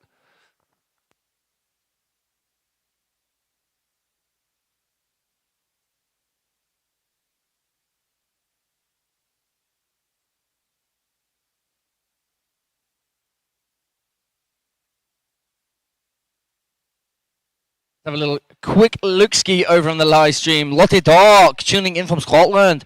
Killer run, Nicole. Vouch for that, of course it was. Jason Stucky, boats run from Nicole. And then we have Jacopo Fusili. Nicole is killing it. All boats, Annie and Mike. All boats, congrats, Courtney. Your boy right there. Yes, Glenn. My G, let's go, boys. Good to have you tuned in on the stream, buddy. So a good few of you out there on the stream. Thank you to all of you for joining us. Okay. So, hey, look at this. Look at this. So you're looking at the Wake Eye. The future. The future of Cablepark. So Wake Eye, for those of you who didn't hear our spiel earlier on or are being introduced to this, wakeeye.video, it is this AI-powered automatic filming, recording, editing system that you could have at your cable park. That basically, and DG was talking about this because he's actually used this system, you can go onto the site at your park, scroll through all the videos, find your video, and when you pick out that one video, oh, you're a winner, you're our favorite, don't tell anyone else. We just had food delivered, that is golden. You can pick out your videos, and once you picked out one, the AI will pick out the rest of your runs and then put it all together for you. And so you can just sign up for that download service. But for now, if any of you guys out there are riders here at this event, please, riders, make use of it. The team, Alessandro and Wakeeye, are here to showcase this technology, and they want you guys to use it. So get onto wakeeye.video, find your runs, pick it out. The AI will do the rest, and you can have your runs done. What an amazing little training tool for parks if you're running sessions, training tool for yourself just to check out what you're doing right, what you're doing, what could be improved upon. And it'll be amazing if a lot of parks are taking this up. Not only for promotion, not only just for yourself as a rider, but for promotion for your park. And then imagine where this is going to go. I wonder whether outbound, just thinking, wow, that's going to be AI technology. No cameramen left anymore. Also, Alessandra was telling us, get this, that once it starts like instructing the AI on what a certain trick is, it will be able to pick out those tricks straight away. So you might just type in Pete Rose. Oh, here are all the Pete Roses from that day. Mental. So we are into our run right here for this young girl. And yeah, sorry, we were just talking about the old AI system, but this girl in her first run, absolutely schooling it up until this point. Hair dry, flowing. Oh, no, you didn't, young lady. Anastasia again. I apologize, Anastasia. And you know how we recognize that? Because that absolutely monstrous bolts. Backside 5. Anastasia, I think, am I right in remembering, just 12 years old? Here we get the replay for you cats at home.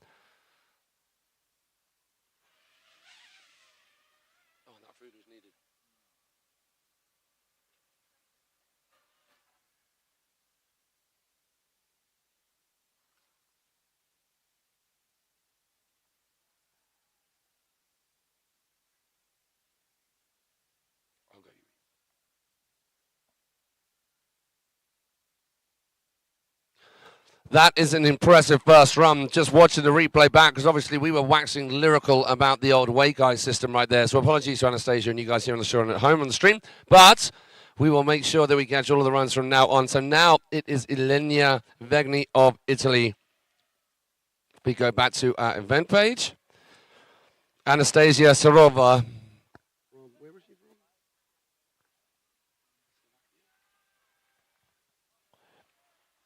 Anastasia with a big old score to start things off. Ilenia from Italy should be getting a big old cheer from our homegrown crew on the shore. Oh, that is a big old heel side edge. Beautiful 540 El Clasico to start things off. Now going for the transfer. Big pop off the popper. That was good as well. So that's becoming a bit of an El Clasico backboard to back lip or just shifty into back lip. Backboard, full pull, hopping straight into the incline. Backside 3 out of that. What a combo from her. Ilenia now into that lovely pop. Snowboard style, hip 3. Oh, the heel side. Wow, the heel side hop, 50-50, both sides. With your back to the cable, getting pulled that way. So hard to control the pull. Yeah, and literally locking in 50-50. Crow all the way up the popper. Air trick now for her. Gets the back roll in as well. It's been clean. I was about to finish that sentence off, but I won't until she finishes her run off. Now it's been clean right the way through and through. Yeah, girl.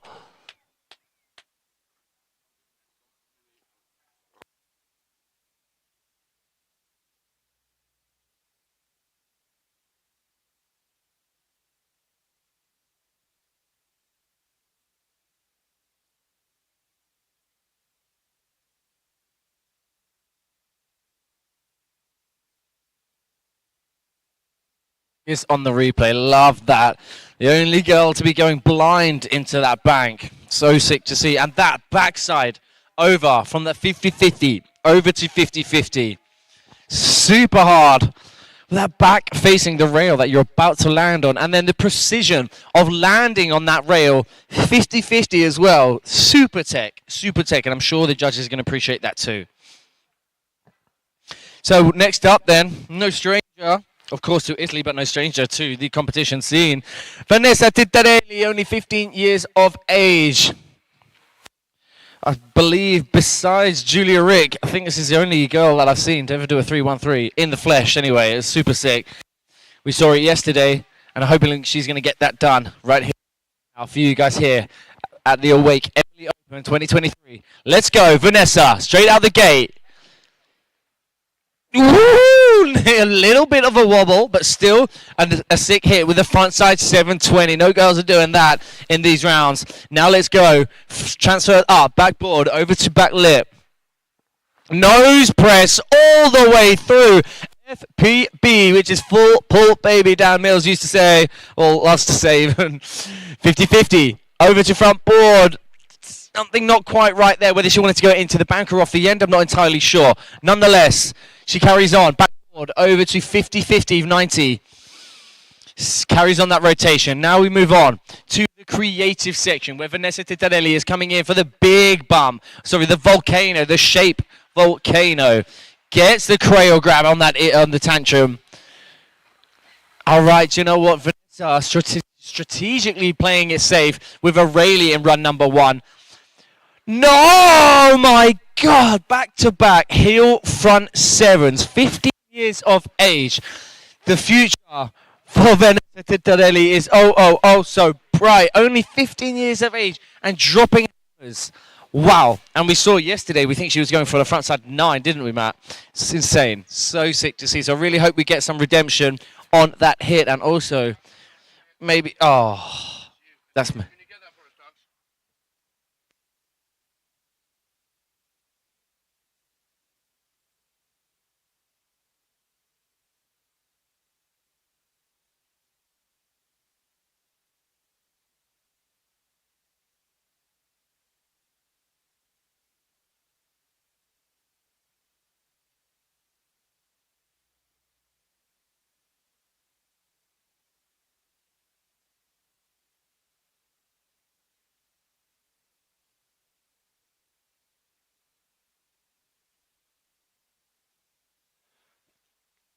Not fun for any competitor when you've got this rider about to go out after you. Because you know you need your A game when Julia Rick takes to the water. Here she comes, starting things off.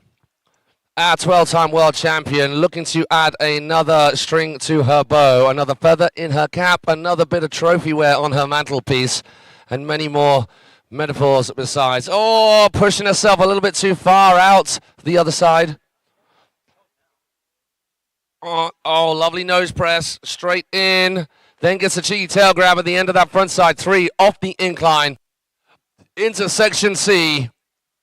Gets the hop across. That was locked in. Full pull, baby.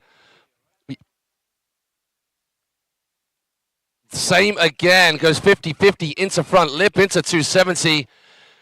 Creative corner right in front of you, people. Oh, it's a heavy, heavy edge. Gets a tail grab on the end of that front, laid out front.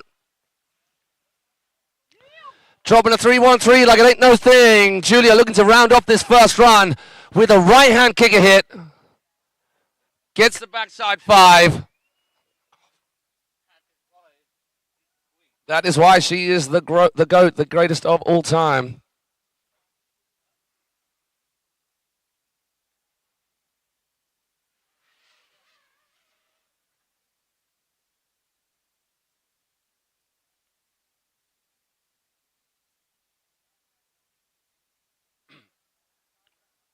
I swear everyone was listening to us on the plane over, just talking about, I'd like to see some more nose presses and stuff. And actually in some of the content out of some of the practices, and also with the likes of Windsor, Busty Dunn did it. The girls have been doing it aplenty on that pipe. Even transfer presses as well. What was ironic that what we said we don't see enough nose presses from the females. And they've just gone all out. It's, so it's actually switched. I think I've seen more nose presses from the women than I have the men at the minute. So Anastasia giving you a little bit of a spray lap, as will the rest of the girls. Ilenia.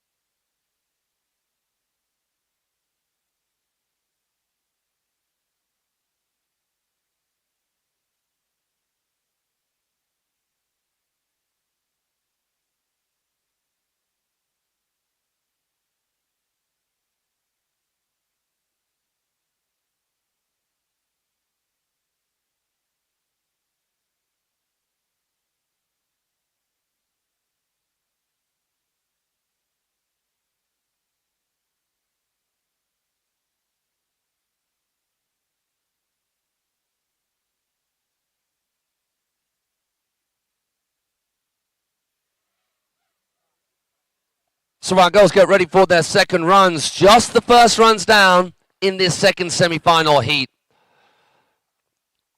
A little bit of team talking going on there for, who is that down on the dock?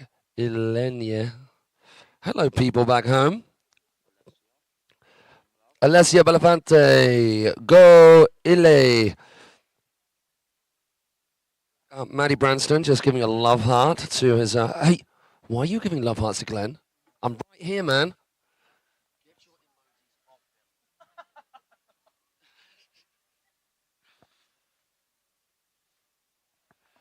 Once again, we appreciate you guys back wherever home may be in the world of wakeboard. Please, there's not been enough shouting out for your home parks. We had Singapore Wake Park on yesterday. Long, you need to join in the chat, or any of your crews from Singapore Wake Park. Obviously, Singapore, there's a relevance there because that was the venue for the very first Embily Open. Thanks so much to those guys for getting it started in cahoots with, well, Alex from Embily, and of course, Victor Salmon. Mate, oh, stop it, you. All day long. Right, Vanessa Titarelli. Oh, no. Oh, she gets away from that 7. So they're swapping up running orders.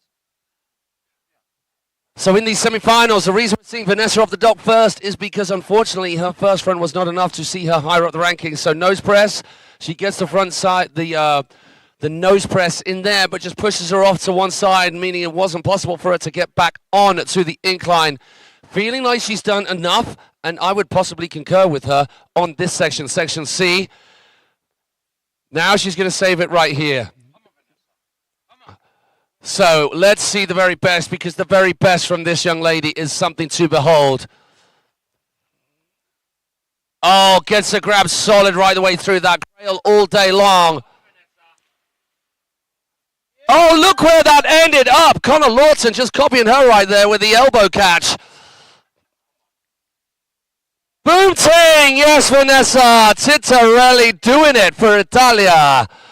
Bevelo tutto. Okay, can we turn the music up from the Red Bull truck, please? And can we have it a little bit more bumping? And I'm not talking about hardcore rap or Foo Fighters or happy hardcore jungle, okay? Just like a little bit more just happy vibes, right? But with a bump to them.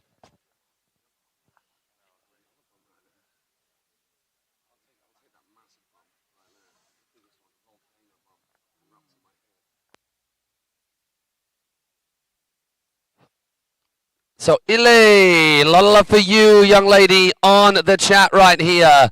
Also a lot of love, of course, from Team Italy, passing on from Vanessa Titarelli to her teammate, her compatriot from this beautiful part of the world and this incredible park that we've got right here.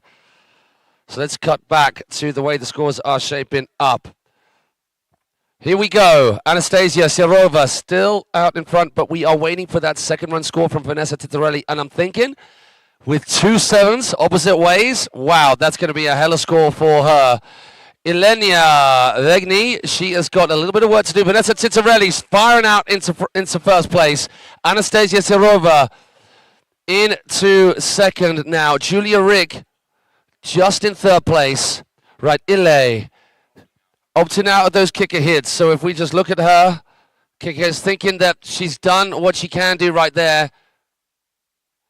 Just not getting the tap she wanted, but still, she's got to go for it right here. She can make it up. Little bit of a wind down that back straight. Yes, back on you go, front board. Stalled out 270 out of that. Really stylish and floaty. No pre-spin off the end of the incline. No. Oh, somehow muscles her way out of that. Keep going, LA. Keep going. Oh, wow. She gets a backside 3 this time. Oh, such a shame that there was the bum drop out of that, because that second hit right there was so good. Give it up for LA Vigne. Let's go, young lady. So air trick right now. Oh, she's just winding it out. So she opted to miss the kicker on the first run, so no point hitting that second kicker. But you know what? While it didn't quite come together in places, one of the tricks of the weekend right now, we have not seen, I don't think we've seen anybody just do a straight up 50-50 on the heels with the cable to the back transfer and staying 50-50.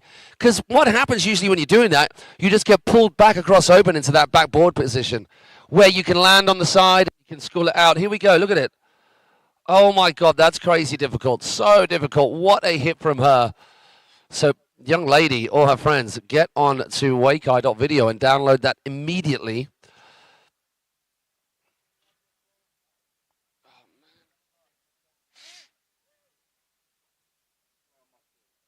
I didn't, it was over there.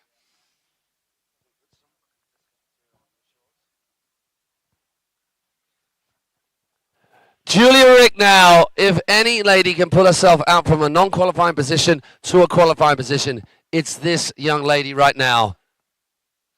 So coming in toe side for a left-hand kicker hit. Oh no, hey people, go, every single person in the house, can we give it up for Julia Rick? Major frustration, but what an impact that young lady has had on the world of wakeboarding, inspiring all of these girls that she's now competing against, kind of making a rod for her own back. Everybody's been chasing her for so long. Julia, commiserations to you. That is frustrating. We wanted to see you do all that you can, but unofficially, of course, I mean, it was her first hit, so it's not going to be improvement on her first run score.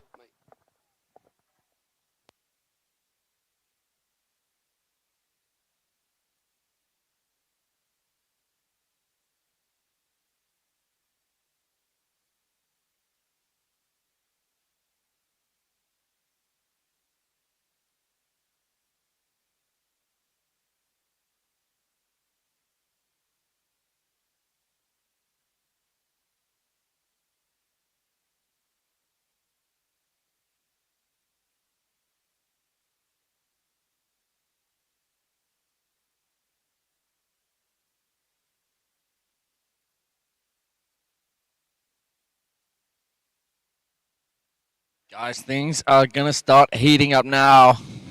If they weren't heated up already.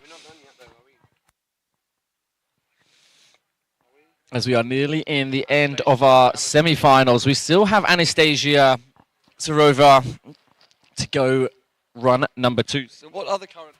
Sorry, excuse me. What are the current standings as it stands? So...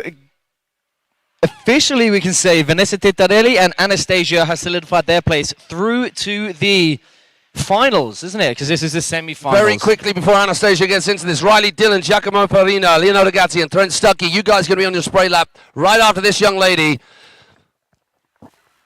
And Anastasia, wow, her first run doing it all.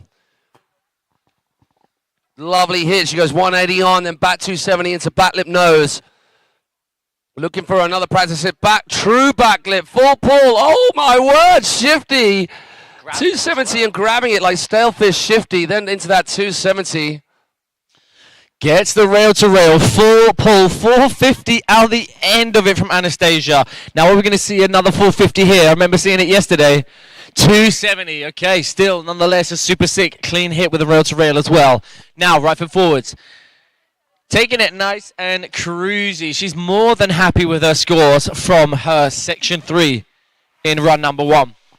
Sorry, section 4. The creative section. Now, that is going to be a wrap for Anastasia, solidifying her place through to the final. So congratulations to you and, of course, Vanessa Tittarelli. And it goes without saying commiserations to Julia Rick and Ile. Yeah. And Ileana Vegni of Italy. Super sick riding from you two girls, of course, as expected. But just unfortunate missing out on that top 2 spots. Which means we will still get to see Vanessa Tittarelli and Anastasia yet again out on the water. So they're going to be absolutely buzzing from that, of course.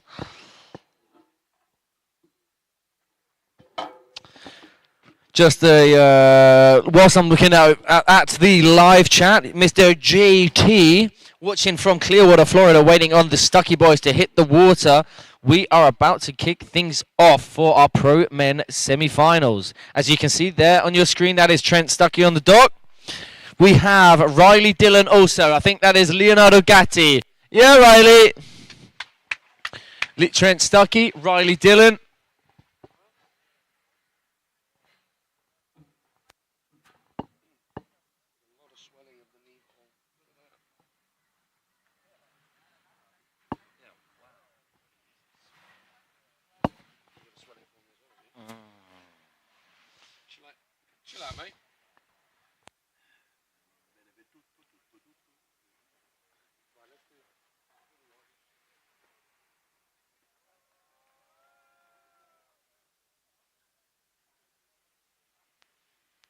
So we also have Leonardo Gatti and Giacomo Farina out on the water. Trent, Riley, Giacomo, Leo.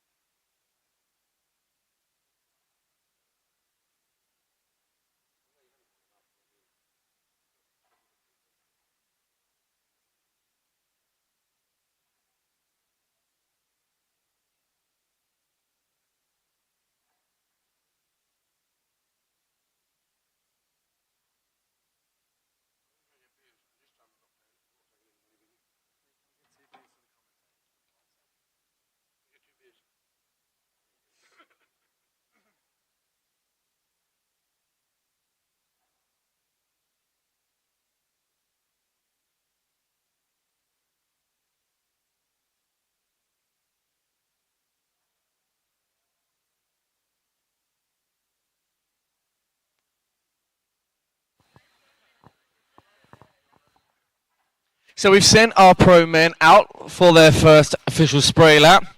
We're going to be kicking things off. Pro men's semi-finals.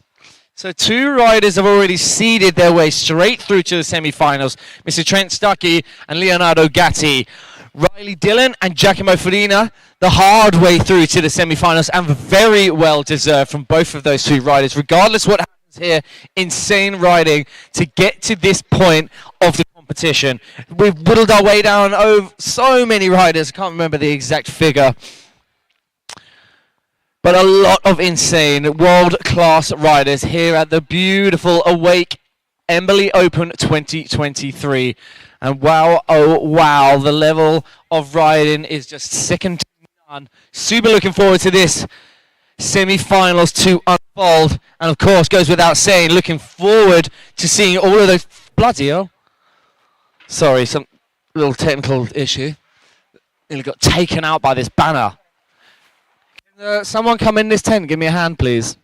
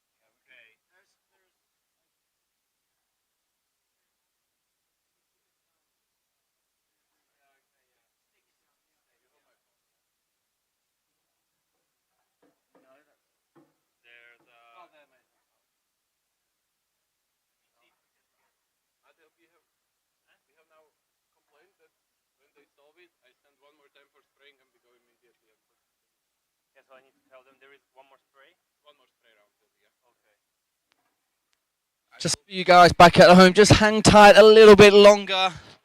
We might have to be sending out our sprayers yet again as we just resolve a small issue. Here in the MC tent, we're just going to reposition things and we'll be kicking off very shortly, but I believe we will be sending our riders out for another spray lap.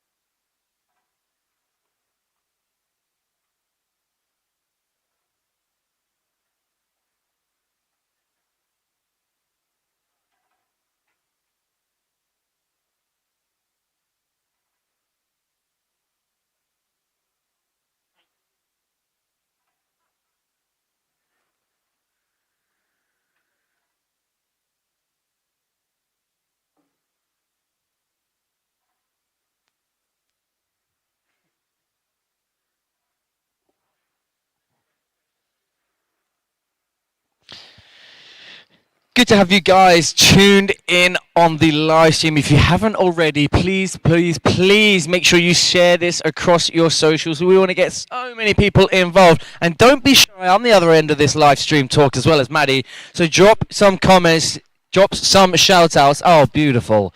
Lovely, refreshing water. Who have we got? We have Hamish Khan watching from Perth. Nice to have you tuned in, buddy. Then the Vink Show. Where is Victor? Victor has seeded through to the final, so I'm not sure exactly what round he's in, but he will be riding in these semi-finals, of course. We have our riders in front of us there on the dock, as you can see, which is Riley Dillon, Trent Stucky, Leonardo Gatti, and Giacomo Farina. To answer Mr. To answer Mr. Chair DRP, where is Trent and Garvin? I can only assume that's Trent and Gavin. Of course, they are here. Trent, you can see there on the dock. Gavin going to be in the next heat, I believe. Careful, this fell down on me. Did you unzip that because of that? No. That was undone.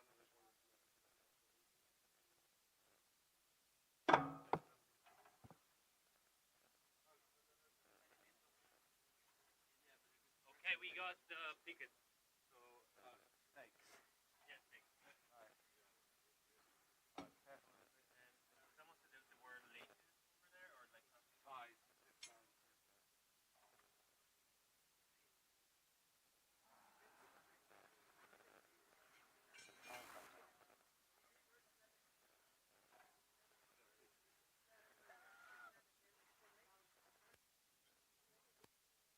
Fork.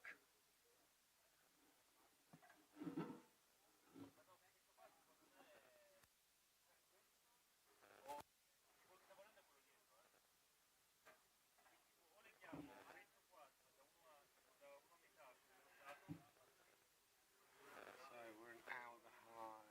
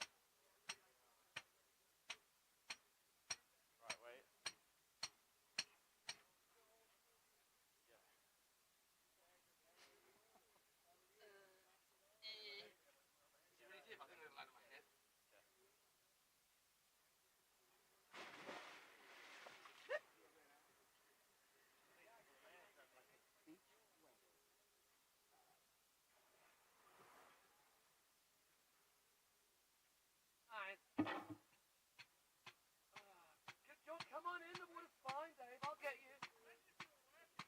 I'm working so hard. I'm just testing the water temperature because it affects how they ride. See?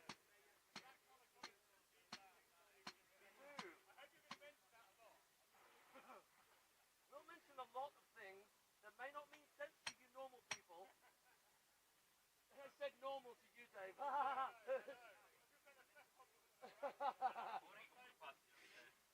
Where's he gone? Oh, get off me. Oh, there you are.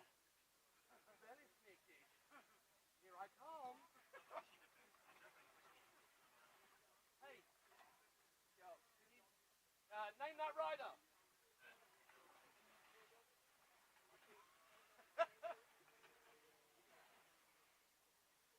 Yay! Who is it? God, you're a retard. Hello. Okay.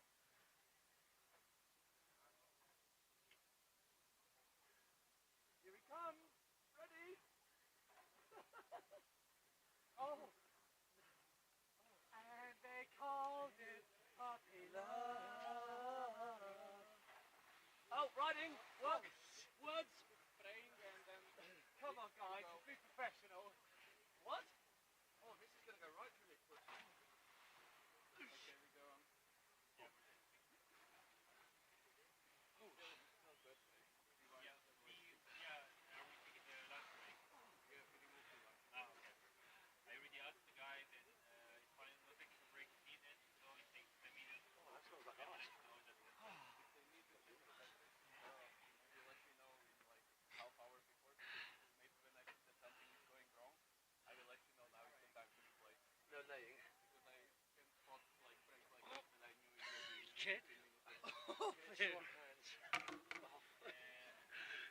for so many different things. With the edamame. Right, I guess we have to air dry. Go. Oh, well, I just caught that booger right there.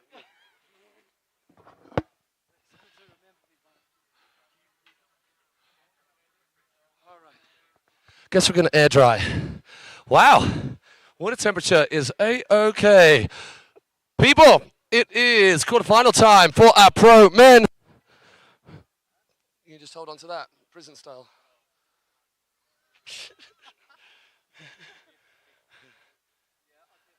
Thank you so much. Yeah, no, we'll move this. Well, it was pretty sneaky the way you covered. We were covering everything, including his damn vape keeps on popping up everywhere. That thing. It's better, isn't it?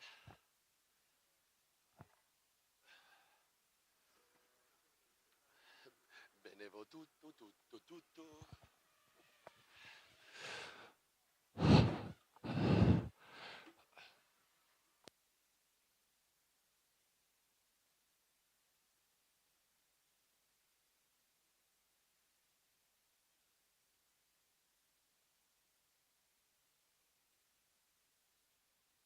All right, so just a few more moments away for kicking things off from our first heat in our pro men's semi-finals. Quarter-finals. And as if you hadn't heard already, the current running order, I'm not too sure, but the riders are Giacomo Fodina, Trent Stucky, Riley Dillon, and Leonardo Gatti. 4 big names. Sure to see 4 sick runs, that's for sure.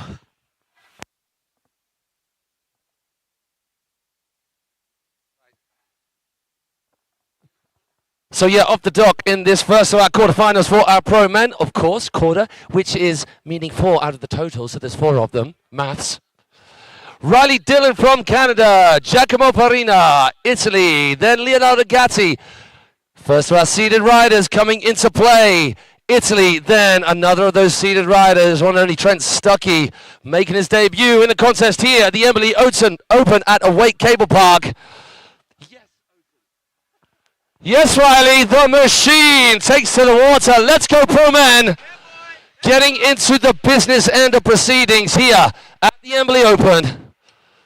Are we going to see this monster 900? Heavy heel side cut. Look how big he goes. Oh, my word. Then he's got to do all this work to get back across. Control the twang-a-lang of the cable.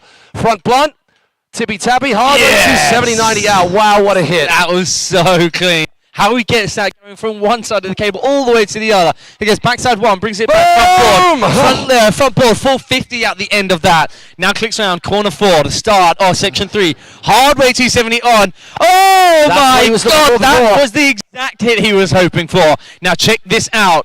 Toe side, backside, 270 ever so slightly coming off the inside, but nonetheless, sick tech hit. Stays wrapped up. I love this flow in between the 2 sections. Yeah, Riley. Come on, Riley, setting the bar high already. Gets the Esther blind. Now one last final kicker hit from Mr. Riley Dillon, the man himself, doing it for Team Canada. Yeah, boy. Toe side, backside 720. We've been in anticipation of that KG V5 at every round, but he's played it sensible. He hasn't needed it. But with the lineup about to take to the water after him in this first of our 4 quarterfinals, he most definitely needs it. And also, you can put the collie wobbles up the rest of the riders just by laying something pretty intense down, which means you'll push the following riders to go that little bit harder, and you could potentially push those following riders to make a mistake. Here we see that end run. Came a little early on the last of section C. KGB5, back roll with a backside 540-degree rotation. Front to blind, and then this toe side, backside 7. So opposite rotations on each of those kickers. That's all important. At this level, you won't often see our riders doing the same rotation. Even if they're coming in a different foot forward, or it's toe side or heel side, it will be different rotations, because that is what the judges absolutely, positively have to see. And the same on the rails.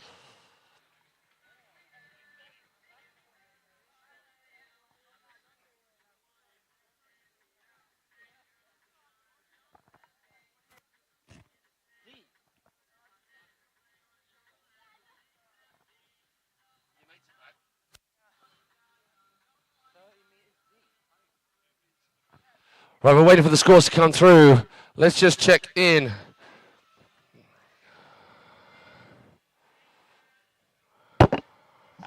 So Matt, have you got the scores up yet?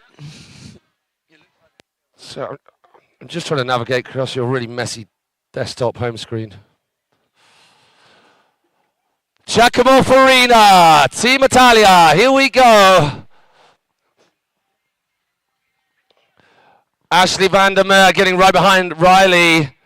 Aaron Gunn, hey buddy. Mr. Aaron Gunn, Team Strayer on the track as well. Go, Maddie, what do we start with? Start with the toe back 7, as expected from Giacomo. Gets that frontside 180, uses the knuckle, then gets a backside 270, all the way clearing over the flat part. Front board on, full pull, baby. Then the opposite 450, very similar hits to what we've been seeing from Riley Dillons. Gets the 450 out the end of the incline.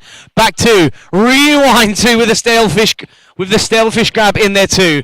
Right foot forwards, 50-50, front lip, back board, and then gets 270 out, just missing out on the full pull. But nonetheless, Giacomo Farina, a strong start. Can he carry it on through the creator section? Oh my goody gum jobs, that was beautiful from Giacomo. 3-1-3 backside this time. It was the 540 before, the con to get in this stage. You'll probably need to do that in the next run. It's huge hello. Huge toe side, backside 540. Monster in his way off of that XL kicker. Damn, Daniel. So shout out to a few of you crew who are joining us on the live stream. Thank you for doing so. It is much appreciated. Aaron Gunn. Aaron, we've got Team Strayer right next to us here in Commentary Central. Vince watching from Copenhagen. Aaron going busty for the win. And a whole bunch of you also joining us. Simon Cernak, I can't remember that name. Wake Lake is your hometown. Vince, where is Victor? He is soon to take to the water. Hey, Suk, just giving a shout out to young Anastasia taking the win in that last round. Yeah, you're right. Watching from Clearwater, Florida. I've had many a good time on Clearwater with, I forget, it was like a festival on that lake somewhere. It was a long time ago, but it was good times very much. Hey to JT and the rest of the crew joining us. We'll try and keep the shout outs coming, so please do keep the comments coming as well. We'll say hello to you as much as we possibly can, and we'll keep you informed at every stage. For those of you just joining us, get yourself on alpacacup.com. Alpaca Cup, series of wakeboarding events coming together under this one brand umbrella for the full year series ranking, of which there will be an Alpaca Cup champion come the end of this series, of which Embily 1, Singapore February, and Embily 2 open right here and now at Awake Cablepark, making up part of that series, as was, for example, Bressel. A week ago or so, organised by Hexawake's own Nicholas Dorfer, who is, as well as Outbound, the team behind us, giving you this incredible quality, high production value stream. Thank you to them. Hexawake, Nick and team, they are putting together the behind-the-scenes content for that production that is going to be launched to you, so you can get a feel for the highlights reel once we finish this weekend. So we go from one Italian to the man mountain, that is Leonardo Gatti, another beast in the world of wakeboarding, about to take on this course. He's on home turf. Expect the noise level to go through the roof for Leonardo Gatti.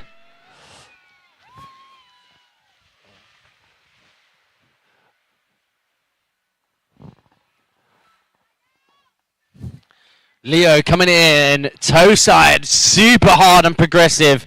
What?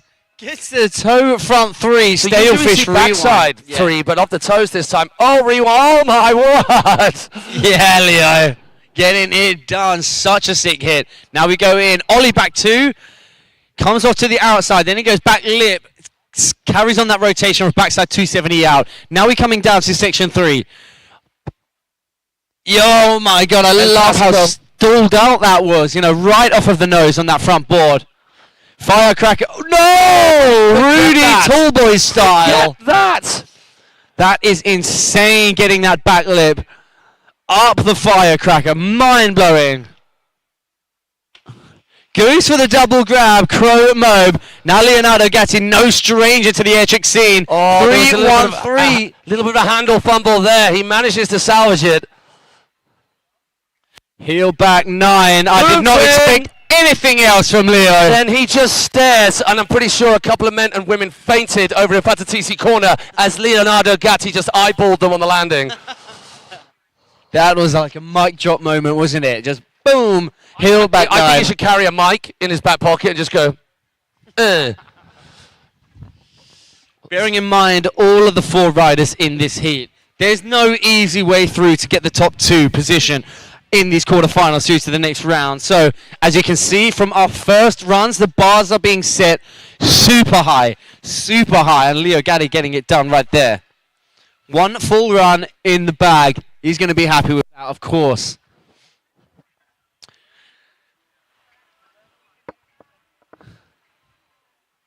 So whilst we await Leo Gatti scores to come in, we have Trent Stucky on the dock. It's going to be our next rider kicking things off.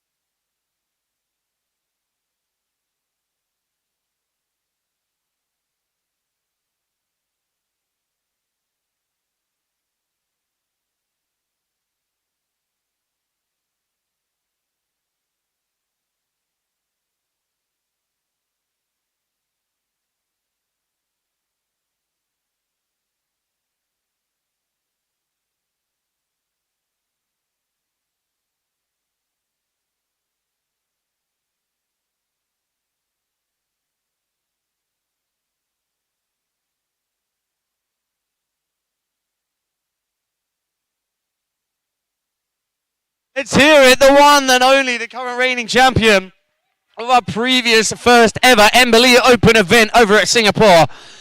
The man, the legend, that is Mr. Trent Stucky. No doubt in my mind, you're about to have your mind blown. Yep, back mob 540. That is an El Clasico trick for Trent. It's so sick to see him doing it. Competition in and... What? That was a monster ollie. Not only of the ollie, but to get that back foot up and over. Backside 180, 50-50, and then pops a backside 360 out the end of that. Then a super sick hit on the incline. Now we move into section 3. Here's that backside 270, gapping from the safety of the first rail over to the rail on the transition. 1, 2, 3, 4, nose press, backside 180 out. It does not get any better than that. Making full use of every single rail. Trent Stucky, bloody hell, Harry. Double Mexi to blind. Is it going to be the black method, front to blind? Yes, it is. I knew it. That's such Try a sick... nuclear or method grab if you're getting the twist in there as well. Toe back 5, rewind 1 with a stalefish grab in there as well. Are you not entertained? Wow. I'll tell you what was the best thing about that. Your commentary, keeping up with it. Thank you, sir. Well done, Matty. Hey, Woo! Woo! I'll take on the next one. Wow, Trent Stucky. Have at it, why don't you? All right, first run's done. We're in quarterfinals.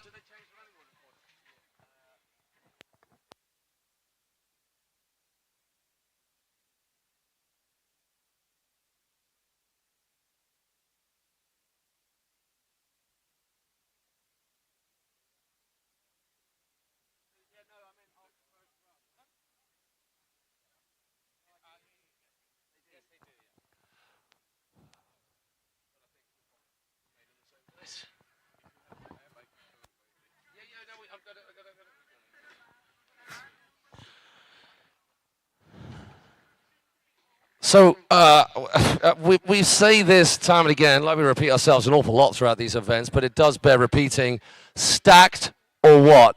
And I'm not talking about our physique, I'm talking about that particular heat. Leonardo Gatti out in front as it stands right now. Riley Dillon in second place. Giacomo Farina in third place. And we have got, wow, 5 points separating top 2, and that's a big high score for Leonardo Gatti straight away. And then Giacomo another 10 points behind Riley. Just 2 going through out of each of these quarters. Oh, hang on. Is it 2 going through or 1? Yes, 2. And as expected, I don't think anybody would quibble over this decision in terms of the scoring. Trent Stucky out in front by a sizable margin, by a good 10 points there or thereabouts. Squeezing Riley down into third, Giacomo into fourth. So our running order will be Giacomo, Riley, Leonardo, Trent. Heidi.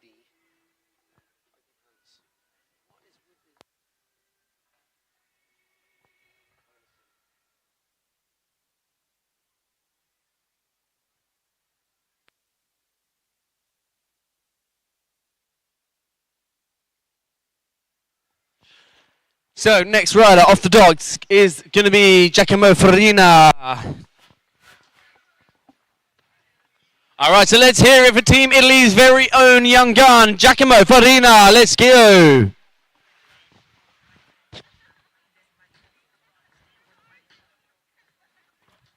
All right, it looks like he's going for a toe side hit on this left-hand kicker. Toe side, backside. 720 like for like, run number 1. Now we're going in to section number 2. Bump, 50-50, backside 270, lands frontside, lip side, pretzel 270 at the end. Clicks round corner 2. There's seconds 3 even. Front board on the nose, gets a handle pass. Outside in, he goes front board again. Opposite foot forwards. 450 at the end of it. Right foot forwards, backside 2, selfish, rewind 2 into the bank. Does not get any cleaner than that. Giacomo now, 1, 2, front side 180, over to front board, and then slaps that tail down, baby. Let's get it. Guys, let's hear it for Giacomo Farina as he's coming into the bump now. Come on, you guys to the shore. Let's start hearing the noise. There we go. Huge. That was better, bigger, cleaner, and gets the full contact of both grabs. 3-1-5. Backside from Giacomo. Matt, what is it? The con air, and then right here. No, no, no. That is... Pull from Fatatisi corner to hang out with them is too strong. Hey, everybody here, all you guys in the shore, can we get the noise levels going through the roof for all of these riders? Give it up for Giacomo Farina. That's more like it. Let's get this party vibe going here as we go into the latter parts of this Embily Open weekend at Awake Cablepark.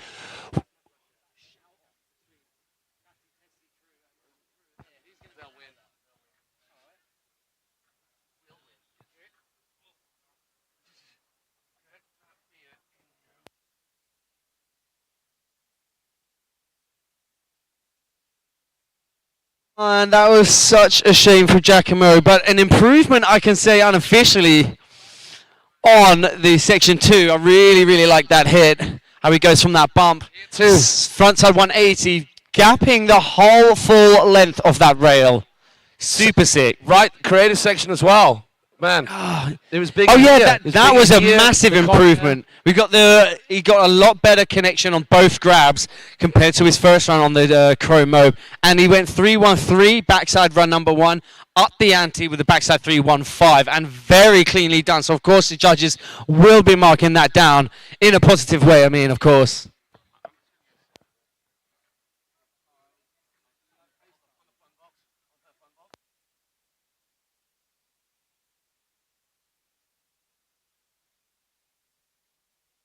All right, next up, we have the green light. Let's hear it for Team Canada. Riley Dillon, the machine, out on the order now. Yeah, boy. Woo-woo.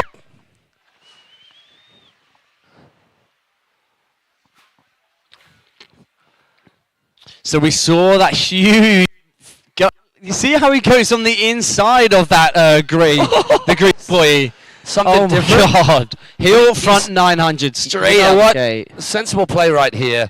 Because that's one of the better sections we've seen from anybody over the course of the entire weekend. The creeper. Take it easy. You're a creeper. Oh, creep you out. Yes, you will. Right, Riley. Let's do something else right here. 180. Oh, 270 on. Oh, That- was he maybe thinking about the 450 off Yeah, that? I He think got that it before. was. So this is actually what it needs. Oh! What?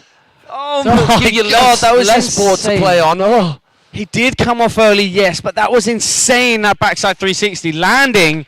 No! Guys, let's hear it for Riley Dillon. Everyone in the house. Dude, the powerhouse it is Riley Dillon. Thank you, sir. Man, that's gnarly. I can really appreciate that. The huge gap, backside 360, landing locked in 50-50. Dropping out of the sky onto the skinny rail. You want as much underneath you to play on as possible. That's right. And if you think about it, with that rail, when your board is in 50-50, you have the tiniest slither of board contact to the rail. Minuscule board contact on there. Wow. Absolutely mind-blowing from Riley Dillon.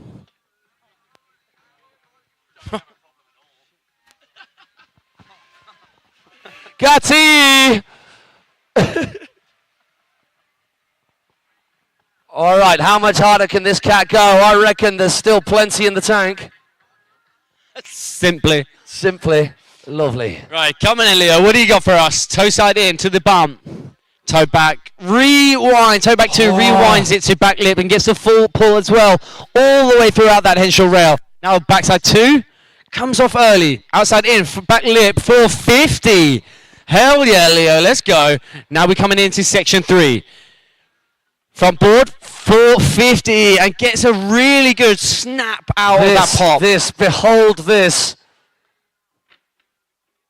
That is insane. Insane. Only once have I ever seen that before by Rudy Tallboys at Plastic Playground, and maybe that's where he got it, Leo got inspired from. No, yes. Yeah. Look at the smile on his face. He got himself out of that one. 3-1-3 from Gaddy. One last hit. Come on, boy. What have you got for us? Hillside, hard progressive.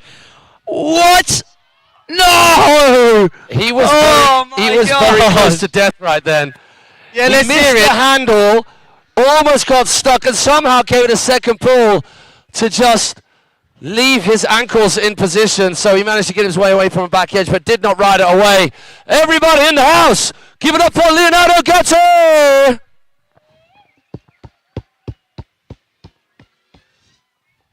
So let's do a check on the scores. Will there be any changing in things? I don't think there will as we log in to our live scoring system on alpacacup.com. Trent Stucky out in top spot. And even before he left the dock, Leonardo knew that he was in that second place spot. So that is our next round of riding. Semi-finals will be next. 2 from each of these quarterfinals go. They will be split into 2 separate semi-finals of 4.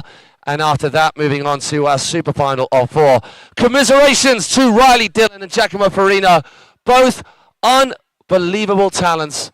Insane activity on the water from those. And this guy, Trent Stucky, gets a victory lap. Big shout out to this cat. Doing it on the first run. MJ. Oh, a go. Now, whether he's going to take it cruisy or not, more than happy with the kicker sections. Are we going to see an improvement here? So while the wind's picking up, we're lucky that we haven't got much wind here in this air trick section. So he does go for the monstrous ollie up to back lip.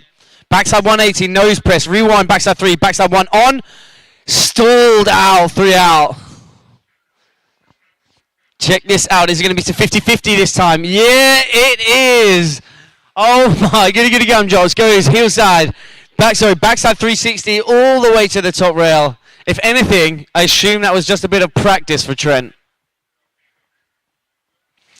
Toe side now. Oh my God, Trent Stucky, guys. Hold us a break, Let's Trent. hear it for Trent Stucky in the house. I don't know how he held on that long. Big old smile on his face. We love to see it. The crowd goes absolutely wild for Trent. So how's that? Seeing that from Trent and the insane riding up until that point. But in this very same event alone, we've had 3 people do Pete Sevens. Oh, could you believe? Next run, window. Yeah, boy. I believe You this ride is well the enough, you'll get a back rub from the MCs, James, okay? That's your incentive right there. In fact, that offer's open to all of our riders. Jan Sassa, the phenom out of nowhere. How has that happened? This kid is out of this world. And we look at the next of our setup as they shimmy on themselves down. Let's see what people have to say in the chat. So I did read a question from Tom the Hack. What are the sections? Let me break it down for you. What good question, bro. Good Thank you for question, that. and I'll explain that to yourself and anybody else who doesn't know. So, section 1 is 2 kickers. That's right. Section 1 being 2 kickers. So if you hit one kicker and you fall on the other kicker, that is only half of the section. Then we move on to Section 2. The bump to Henshaw and the pipe and incline. The same basis, same principles applies for the kickers. Your first obstacle and your second obstacle in that section, that is what combines Section 2. Then Section 3, we have the dual charade handrail up into the transition bank, and then the dual charade / caisson shape triple hack banana. Those two are your Section 3. Then we have our creative section, which for our wakeboards, our wakeboard division, it starts from the motor tower through to the second corner. So where they can choose to get as creative as possible. And then obviously once they've clicked through there, then they have their last kicker hit, which is the second half of Section 1.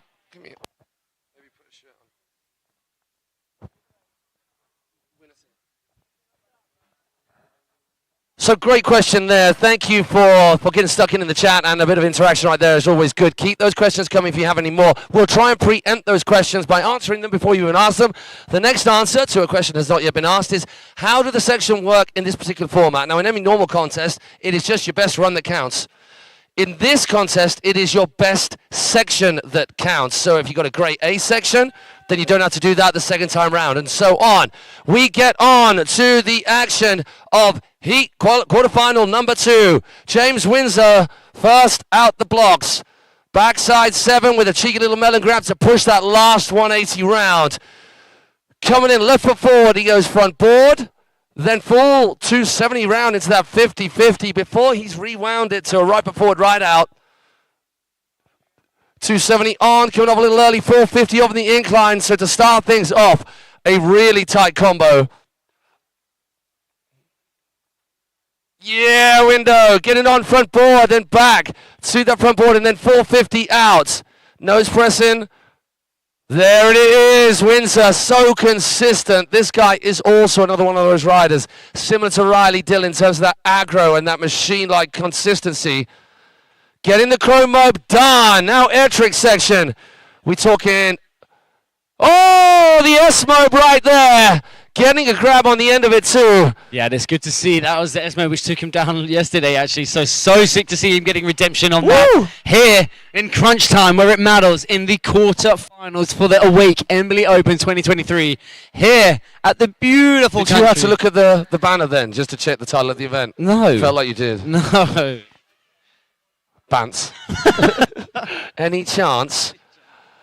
So a little bit of tidying up to do, as you can see on the replay on Section B, the second section straight after the kickers. But look at this, 50-50, into back lip, into 450 out. This was beautiful. Cheeky nose press there. So there's a little bit of delay in our chat and the replay because we're watching a screen that you guys are watching at home, and so there's a delay from what we say to what is broadcast to you. So we apologize if that doesn't sync up. We're trying to keep pace, but I think you'll agree that our outbound production crew putting together this stream have really done something special. Like the graphics, the seamlessly changing, all the different camera angles, getting zooms in like this on the crew on the dock. All these cameras manned automatically from our guy in the booth. We got one man running production, Matteo running around, also helping with their production. All our tech guys bringing together such an amazing setup. Now, if you have not joined us up until this point, you're just coming into the stream at this quarterfinal stage, and you've not seen or potentially heard of this cat, Jan Sassa. Wow, we've got something in store for you. Dave AV's drone piloting skills being tested that little bit, because here the conditions, while beautifully sunny and still hot, it's getting a bit windy out there. So for the wake skating, it will not be ideal. For the wakeboarders, it's really starting to whistle across the lake. You can see we're getting some crazy horses at the bottom of the lake. Oh my word. So the underflip, but the early handle pass into back lip onto the ramp itself. We saw the back mode before in the qualifying stages. Is it going to be that again? Gets a grab in on the end of that as well. So an improvement right there. Something that no one else is doing, which is always great for the judges. Like that, he gets front, comes backside on, carries on that rotation, and he gets front ball 270 out, numbers. Ooh, a little bit of a wobble there. Now check this hit, one of our favorite hits. Wrapped up, 450 to the rail, then over front lip. Oh my gosh, getting the full pull as well, 270 out. Now Jan coming in, to the volcano shape. What? That is absolutely huge. Check this out, Jan, now. KGB all day long. Come on, boy. One last final kicker hit to round off his first run. Toe side. Toe side back one. Stalefish rewinded back. Very nice trick and then a very nice first run. The bar has been set there by Window.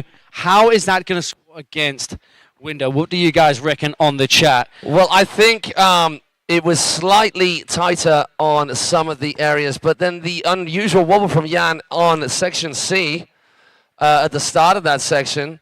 What is everyone saying? Obviously, an awful lot of support for this young cat. So we've got Freddie Carter tuning in, showing some love to Window. I mean, pardon the phraseology here, Freddie, but who is your daddy when you're saying, go get it, daddy? I'm assuming Window and not us. I'm very upset. Yeah, and then we have Hamish Kant. Hamish Kant is... wow, a lot of fun to be had there. Sending some love towards Window, throwing the hammers down. And we have Valentino Ramunda saying, go Jan. Rylan Bowley. Rylan Byland saying, outstanding water stick riding, Windows. Yes. Dramatically perfect.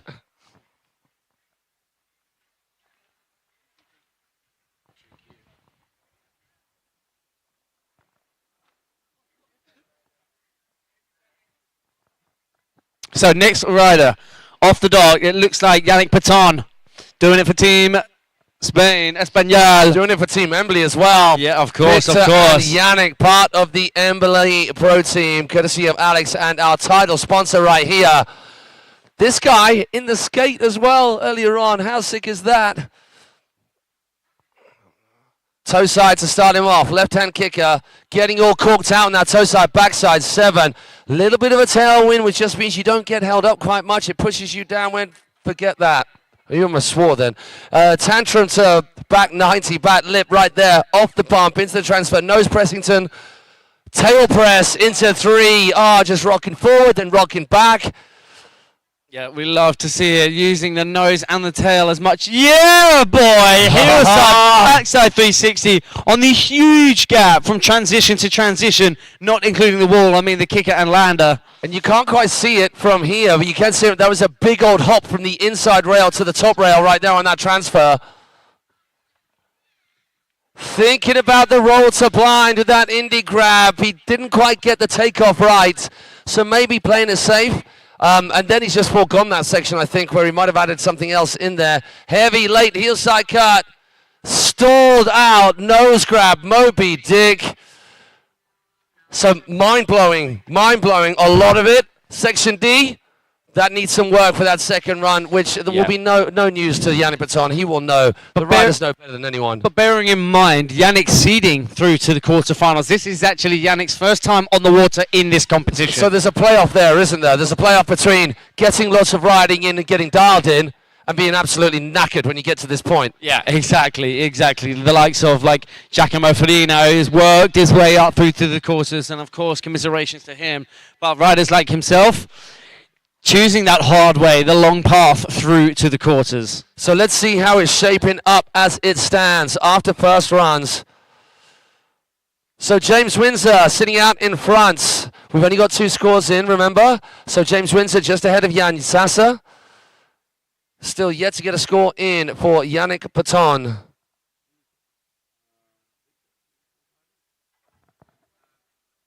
Enzo Ezraf still yet to ride, making up our 4th rider in this second 4-man quarterfinal. So Enzo knows exactly what he's got to do. We've only got 2 scores up there in front of you. You can look at the different sections and how the judges are comparing them. Windsor ahead in section A. In fact, ahead in all of them. Now, you don't have to win every section to get ahead. You just have to get enough points in each section to make up those total number of points. But what our riders are doing when they come back to the dock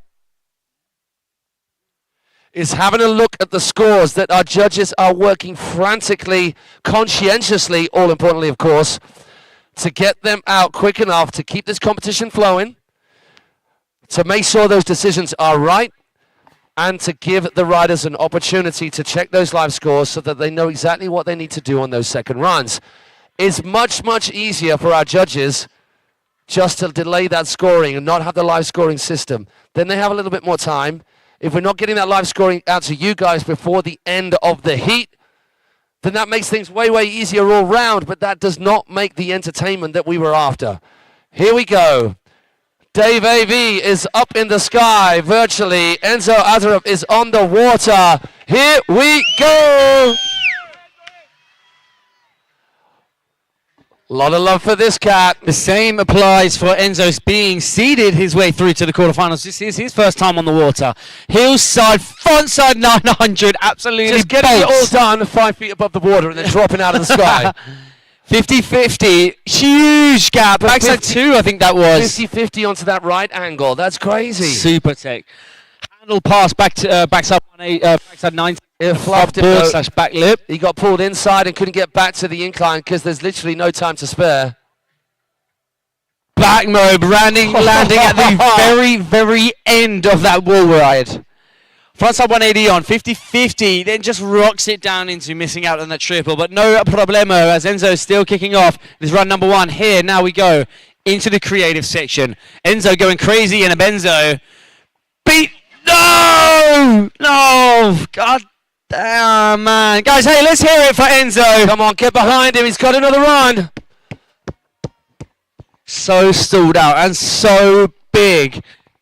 So the thing is, the further you put your hand across your body in an awkward position, knowing that you've got to get your hand back across onto that handle, it makes everything that much more difficult. You guys at home are going to see that.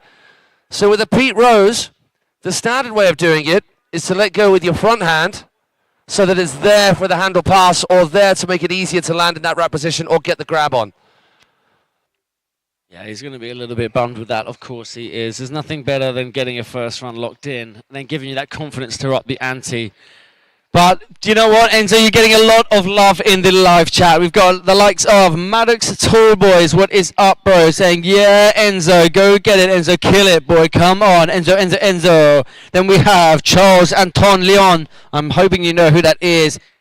Mr. Enzo, he's sending you some love. Hearts. And hearts. Some emoji action for you, Enzo. Hey, to people back home. Right now, you can see on the screen, and you may have already seen this by logging into alpacacup.com and seeing the live scoring situation. But if you haven't yet, that's what you can find on your phones, on your tablets, on your computer. So do that as well, because we can't get the screen up the whole time. But there is an example of how our judges are looking at this course. 4 sections, A, B, C, and D.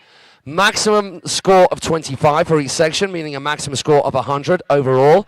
And it is just your best section, your best complete section. You can't pick out one trick of a section. It's got to be your best complete section. So you can't have one kicker from one run and one kicker from another. It's 2 kickers from your same run, as an example. And within each section, bar the creative section right here in front of us, there are 2 possible feature hits. So it's kind of the same. If you only hit one of those features, then you're only going to be able to get half of your potential points for that section.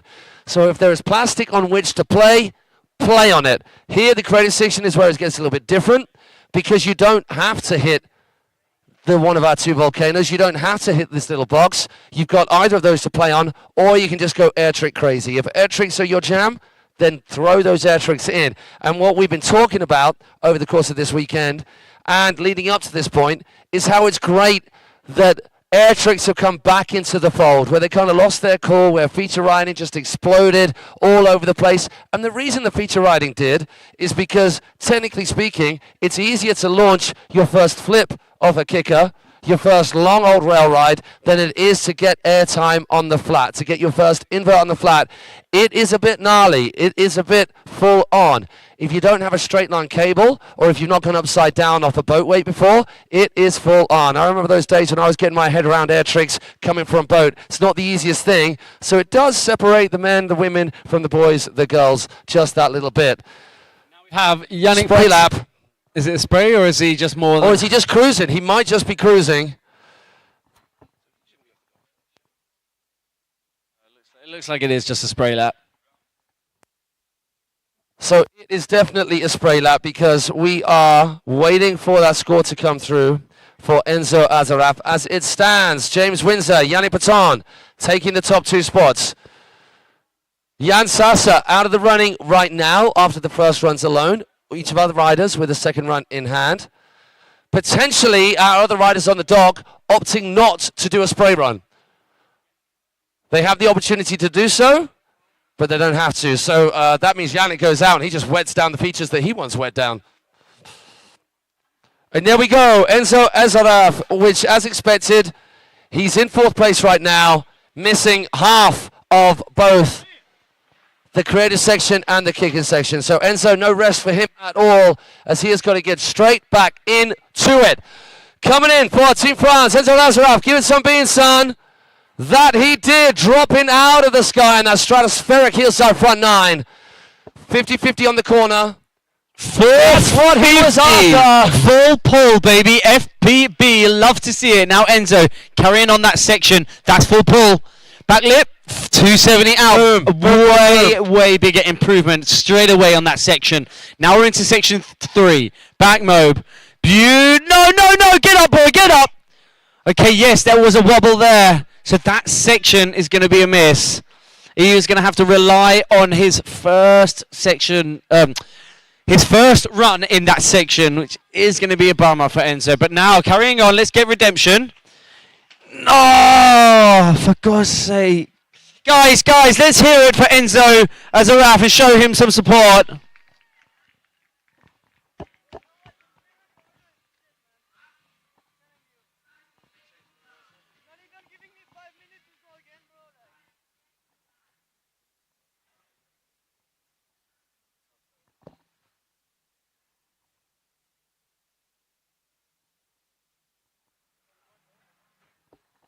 Yeah, oh man, that is a super So that shame. is tough indeed. With the reverse ordering situation, if you're off last off the dock, but then you get the lowest score, then you've got to get back to that dock quick, smart, and go again. Little time to decompress and just get your head together. Might have been the undoing of Enzo Azaraf right there and then.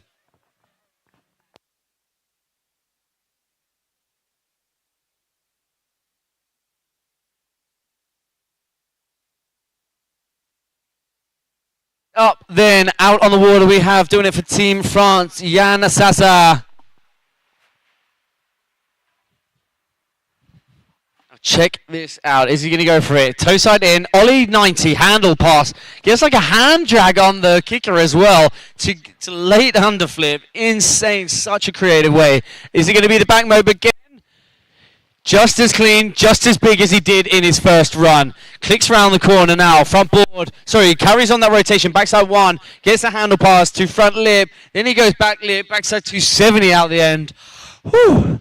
Backside 270, over to back lip, 450 out the end of that. Check this out, very good flow. Stays wrapped up, 450, bosh. Back lip, over to front board. Guys, let's hype Jan up as he's coming around the corner now. Toe side. Is it going to be the P7? No! Oh, man, we've seen Jan get the Pete Road 7. Give it up again, Sassa. It has been a treat for every single one of us watching him, as was the case with Enzo. Seeing them ride and do their thing. A shame that it didn't come together. Yeah, boy. But hey, standout moments over there, bro, while we were. Yep, absolutely mind-blowing hit on that triple threat. Yeah, when you talk about the weekend, obviously you talk about the top 3, this, that, and the other, but then you talk about the standout moments in different parts of the course laid out here for this Embily Open. That trick over there will be one of the talked about ones. And the left-hand kicker hit, the come-in toe side. Oh, yeah. Ollie 90, handle pass to back lip, then go to the underflip. It's just, no one's doing that. It's just no one is a doing CT that. scan, isn't it, right there?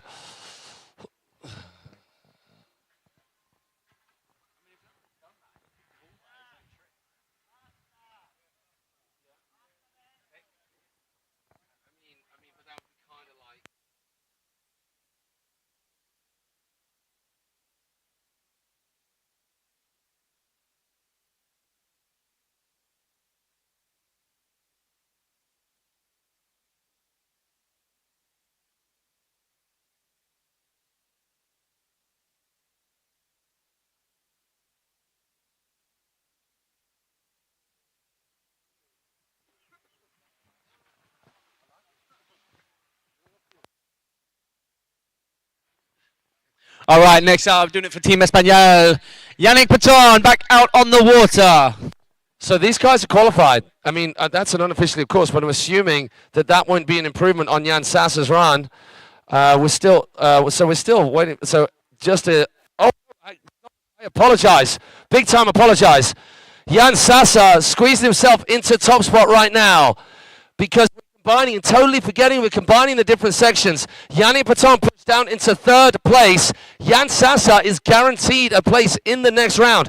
No matter what happens because Windsor still to go. So then we're just messing things up left and right. Yannick is still to go. James is still left to go. If Yannick squeezes above Jan and James squeezes above Jan, then Jan actually gets back down into third. Oh, but this might be it. Yannick Paton improving this creative section, going manual round into 180, into that front board, and then into that pretzel out. Oh no, he needed that. He definitely needed that. So me messing things up right there. So section B and C from Jan, added to his A and D from the first run, pushed him into first place by 5 points, no less. Yannick Paton, wow. Yeah, a good 15 points off the pace of that top spot, but only 10 points off getting ahead of James Windsor. Will that roll to blind in section D have been enough? Oh, it's going to be tough. Because James Windsor in section D getting a pretty high score. So if you're wondering what on earth we're talking about, hey, I often think about that myself. But we're actually talking in some sense on occasion, and this we're talking about the score. So here we go. Yannick Paton, second run score, an improvement in section D, but not by enough, which means he stays in third place, which means congratulations, Jan Sassa and James Windsor. You get that back rub, boy. That's all yours. We will deliver on our promises. It won't take long, and you will not like it. Left foot forwards, backside 7, squeezes in that late melon grab as well. Now left foot forwards, toe side, front board, full backside 270 to locked in, 50-50, full pulling. 270 on, back 2, and then gets it back lit, outside in, so it's front board, and then 450 at the end. Now we're coming in to section 3, front side 180 on, over to front board, back lip, 450 at the end. Now Windsor, one rail, nose press, 50-50, backside 180, full 360. Guys, let's make some noise for James Windsor now as he's coming into the volcano. Do you know what? His first run was locked in on that section. The crow mode into S mode was beautiful. He doesn't need to up that. That was a super sick combo. But as I said before, section 1 consists of 2 kickers. Oh my god, it looks like he was going for the hillside backside 900, so of course that will not count, but nonetheless, a great improvement on... You know what he did? He thought, I don't need this kicker, but I'm going to do one just because I want to hang out with Fata TC Corner. Give that boy a hug when he comes on through. Yeah, James Windsor, you're not allowed to stay there, okay? As much as you may want to, you've got more riding to do, all right? Don't keep hold of him. Let him go. I can feel like anybody could get lost in the black hole of Fata TC Corner. So our next rider's up. Heat number 3, quarterfinals number 3.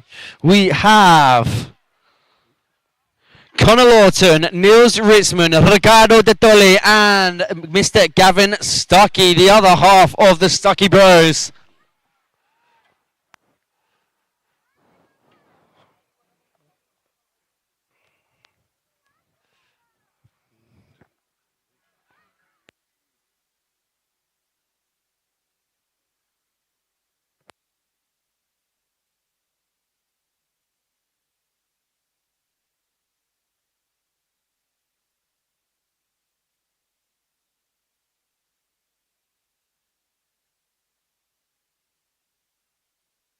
So there's our lineup.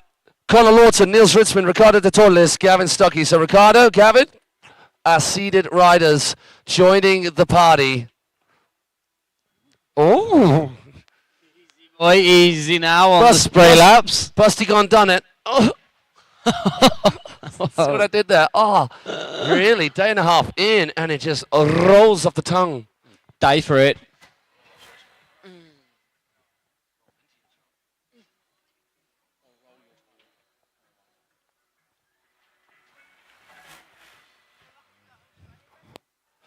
Can we please turn this song up?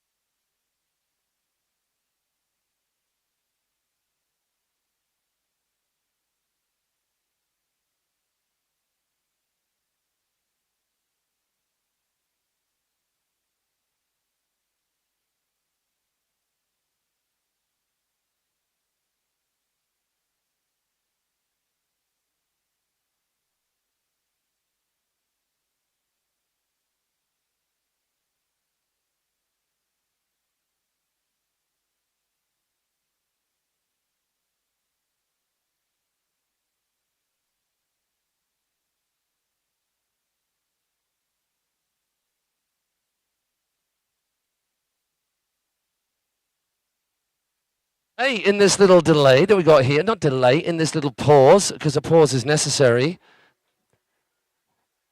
Let's talk to you people back at home. Say hello wherever you are from. Ryland Bowley, proud of your mates. Alexandra, well done, James. Window getting an awful lot of love. Arregari el fait trop place, milieu rond de la poule.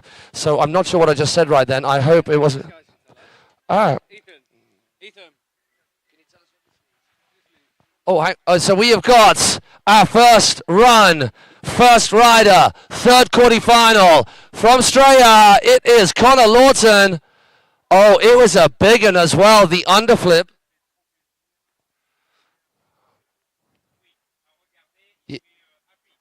Oh, there we go, full pull from Connor Lawton. Oh, okay, good. So it's a compliment. Right. Oh, my gosh. Connor Lawton, Section B. Wowie woo. Fully solid. We know he's got more techers in him. There we've got that big old pump into the base. Hard way frontside 180 on. Rewind frontside 360 into the bank. Then he goes 50-50. All full mobile. Frontside 180 Oh, that little onto that first snake rail. bike shuffle getting that board around. Snake bike. Check this. The rocket slash truck driver. Oh, Connor dropping it. I love how he looks back like, what? That's right. Yeah, that's what I did to you, Volcano. So calm and collective. Left foot forwards now, toe side. Toe side back. I think there was a grab in there as well, actually. Why not? Why I'll have not? to double check that on the replay because there's a super big and super quick spin. I've no doubt in my mind that he probably did do it, knowing Connor. Being this far around in the quarterfinals, you're going to have to step up the tricks from your previous rounds if you want to solidify your place through to the next round, which is going to be the semi-finals. And with a stacked heap with Ricardo De Tolles, Niels Ritzman, and Gavin Stucky, and of course Connor Lawton himself, the bar of tricks is set high, of course, as expected from all of our pro men here in our quarterfinals. There's no easy route through to the top four, but the super final I'm talking about. Now here we go, that replay. Yeah, I think it was trying to get a late tail grab. I mean, it's kind of hard to call if it was the nose or the tail because when he was like mid-spin. So listen, because this is what...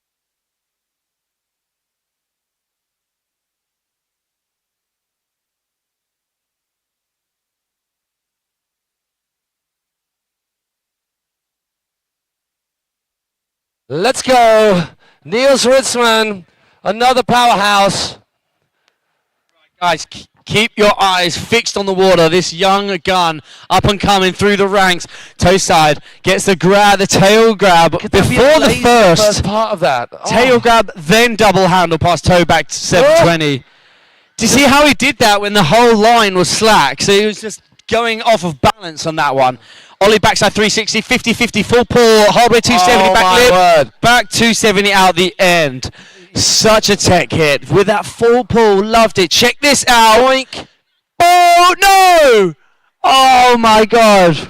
It's like one of the biggest back moves you'll ever see, but the idea was to land in the transition because that was just too heavy. He was braced to ride down that transition, but just too much impact to ride it out, just spinning him out to the back foot. So we've seen him stick that time and time again. Hey, but that's the pressure cooker of competition right there. So Niels Ritzman leaving the door open, leaving it ajar for the rest of our riders. So check this again in the action replay here. Absolutely charging it, overcompensating that pop, absolutely landing to the flat as well. Dan Milstein, he is the D to our Eminem. MDM. Getting a D right in the middle of Eminem. And let's go Connor. So Hamish, loving Connor's running, sent it so much easy. Yes, indeed. Malice Tallboy, what is up with you, my bread bin? All right, getting straight back into it with Busty gone. No, it's Ricardo. So Ricardo, Ricardo apologies. I was looking at the red helmet. I was confused when you said that little pun earlier. Yes, right. So Ricardo taking a fall early on. Come on, buddy. Hey, if anybody can get you back in, pumped up and ready to take on your second run, it's Fatatisi Corner. Give Ricardo the tallest some love, you cats over there.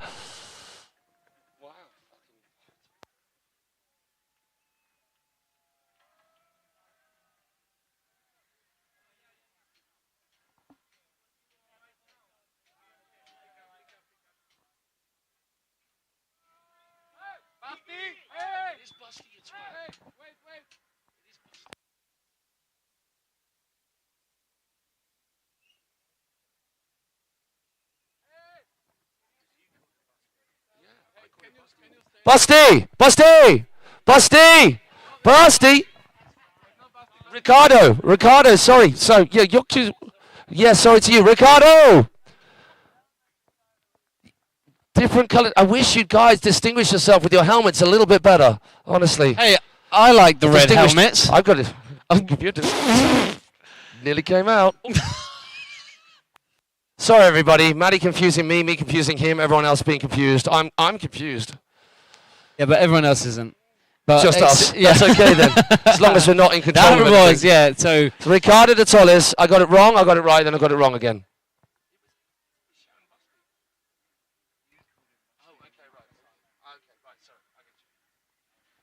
So apologies all round for pretty much everything. So Ricardo de Tolles unfortunately taking a fall early on.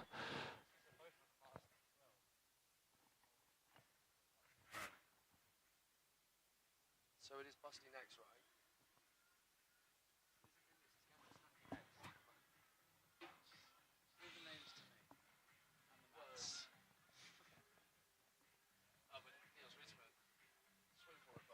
is he still in the water? I mean, I'd be a little bit aggrieved if I was Niels Ritzman. He's just had to do an Olympic swim. So the reason that Ricardo is getting that lift right there is because it is possible he's going to be the next rider out after Gavin, depending on what Gavin comes up with. But, yeah.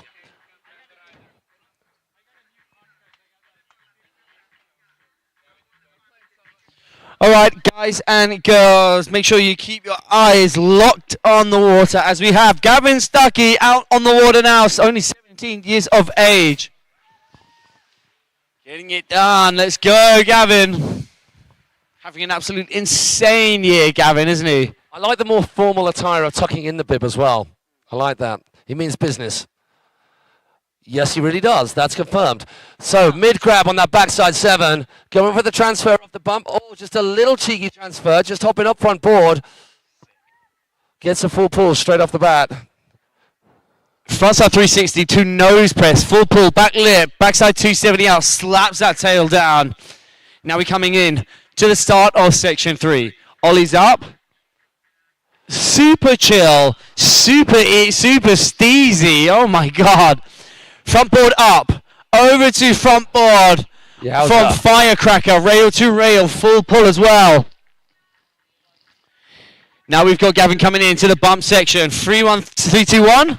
Yeah, buddy. Now, toe side. Is it going to be the 9-0? No, the Crow Mo, but a cheeky tail grab on there as well. Left foot, right foot forwards now. Here we go. Heel side into the XL. Moby Dick and holding. KGB even. Sorry, KGB and holding the tail throughout. Thanks. Any chance? Wow, again, don't know how many times you can say wow, but luckily our words don't run out. We may use the same ones again and again, but they're always there. Seeing ya. Be seeing you. Alrighty then.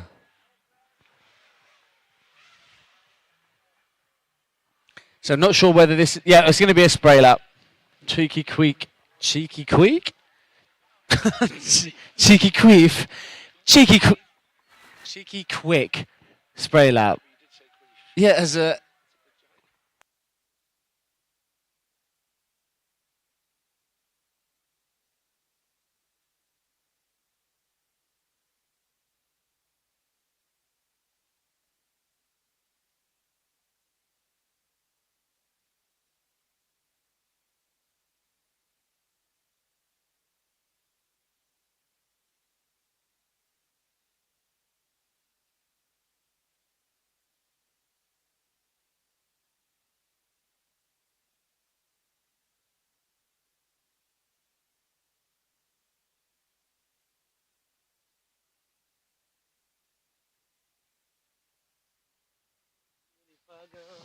Here we go, Dan Milstein. Splash made him think it was whaling season.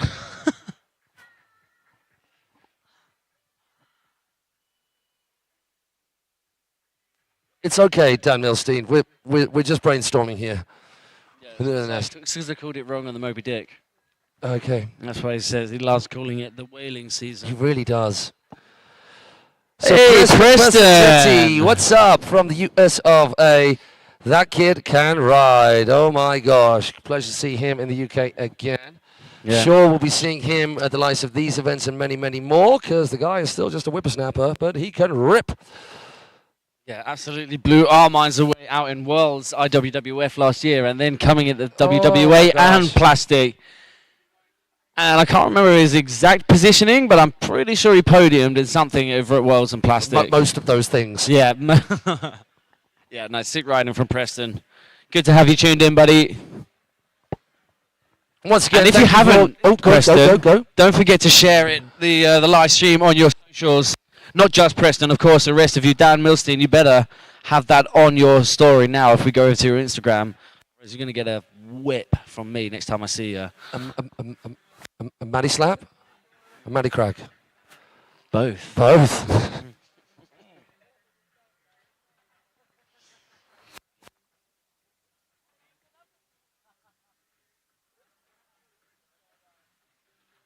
All right, let's hear it now. We have Ricardo de Tolles out on the water again. Hopefully we're going to get redemption. Let's see it. Ricardo de Tolles now. Come on, buddy. Left foot forwards. Hard, progressive edge. That's the hit. I love that. That backside three, kind of two, stalefish. Then holds it. Oh, beautifully done. Wow, toe side redemption. front roll. To front lip and gets a full pull as well. 270, full pull to the end. Back lip. 450, that is an insane section right there. Section 2, check. Let's go on to section 3 now. Back 2, rewind 1. No! No! Oh my gosh, that was such a shame because that section 2 was beautiful. The one slight reprieve. He's still got that. Oh, no, he hasn't. That's his second run. I thought that was his first. Damn it, Ricardo. Yeah, that's what I mean. It's such a shame being in that position, as we've just seen from Enzo, where you do get seeded and you have, this is actually your first chance on the water, whereas the other riders who have worked the way up, they've had a good feel for the course more than the other riders when it's an empty lake as well, because of course, as your riders know, when we practice, the cable is packed out. All right, so you do have a little bit of people pulling left, right, and center. So the pull is slightly different. Of course, if you're a competition rider, you're going to be aware of this. With a beautiful crystal prime conditions, it is slightly different when you're out on the whole cable on your own. But before we get to Niels Ritzman, it's his second run. Can all of you Italians give Ricardo de Tolles a big old cheer and keep that cheer coming in for this crazy cat? Niels Ritzman Man Mountain about to charge into his first kick hit in this second run. Too easy yet again. Too easy for Nils. Now he goes off the safety. Front one, hard way. Front board, that was better. Even more clean, even cleaner than it was in his first run. Backside 360 comes off slightly early, but gets hard way 270. Stalls out. Excuse me, the backside 270. Now, it looks like he's opting out of the money mobe. Very strategically done. He goes frontside 180 on. Rewind frontside 3 into the bank. Now check this. Full 360 onto the rail. Going wrapped and then gets the rail to rail. That is insane. That's super risky biscuits. Fair amount of commitment coming into that, as I'm sure he'll fully commit to this right now. Locked into that grab the entire way through. Tootsie, that late 180. Squeezing the 7 in where no one else is doing that spin. Now to round off. Oh man, that's a shame. That is a real shame for Nils. But guys, let's hear it and show some support for our fellow team, Germany rider, Nils Ritzmann. Okay, so let's have a check where things are right now. Well, it's a little bit of an open field right now because there's been a few falls. We're watching the replay of Nils. Check this. Getting into the whoop. This is the one, though, right now, as you're watching at home. 360, that is full commitment there. You are not coming out of that unless you push across. This was insane. That front roll with that late backside 1. Here, the 7 off, absolutely nothing.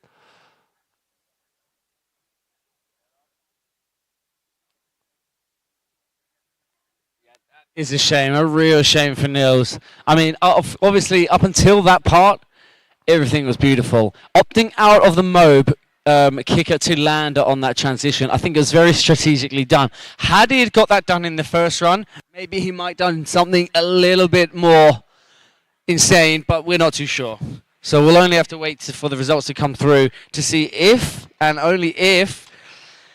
So Nils has got in his first run, got a great score in section B, which is going to be improved no end because his first hit was amazing, and the second hit really, really tight as well. So that score is going to go up. He's got that section C right there. That's going to be a tight score. That crossed up crail grab Tootsie, as well as that 7 off this small little wedge cannon right here. He's not going to get the full marks, sorry, section D. So Nils Ritzmann squeezes himself into second place with some sizable scores in each of the categories. And it is section A, where the kickers, where he's only got half his hits in. Connor Lawton now sat in third place, and he is still yet to go. So Gavin Stucky guaranteed a place in the next round. It is Nils Ritzmann who's on the bubble, and only Connor Lawton who can do anything about those top 2 spots right now. And it is that man on the water. Team Straya coming into play. Second and final run in this third quarterfinal heat. Is it going to be the underflip to get things going? Think getting a grab in there as well. Forwards over to the Henshaw, frontside 180 on. Then he gets a hard way 270, landing back lip on that down rail. Full pulling it as well. Backside 180 on. Then he pretzels it from the water up to the front board. 270 out. Frontside 180 on, rewind frontside 360, like for like hit of what we saw from Nils Ritzmann in that previous run. Frontside 180 on, back lip, to front ball, but right on the tail actually, and he gets a really nice 270 at the end.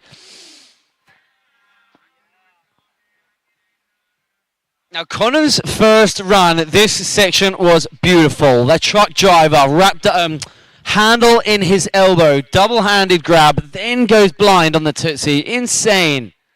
Left foot forwards, toe side, backside, 9. No! Oh man, guys, let's hear it and make some noise for Team Australia. Connor Lawton. So Connor basically needs to improve that section, his score improved for him. He is a couple of points behind Nils Ritzmann in section C.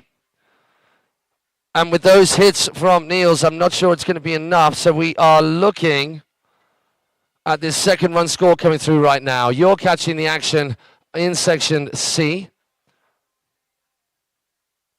which was tight. It was really, really tight. Will it be enough? I'm not sure it's going to be enough to get ahead of him. Oh, my word. It just about was. Conor Lawton moving in to the qualifying zone. So huge commiserations to Niels Ritzman. His first run scores on the kickers and in the creators zone, not least because of that crazy rocket air / truck driver, depending on how you're calling it, Tootsie Roll.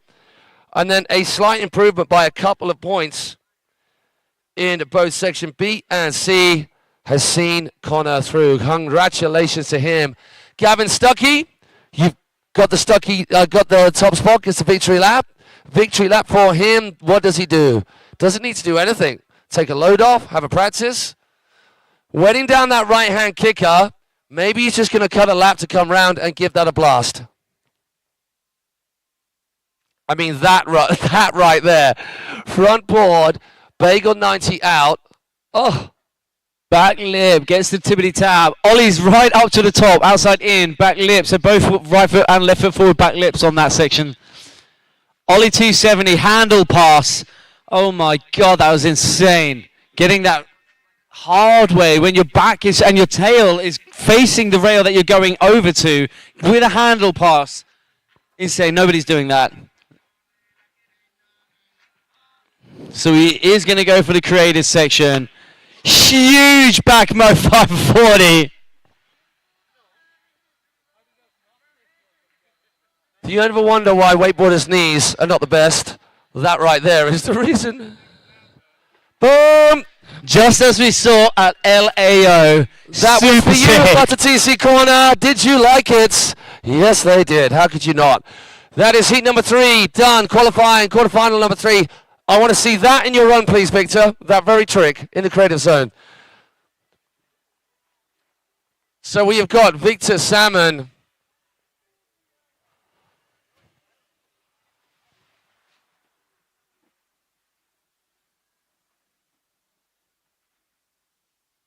Yeah, Joey.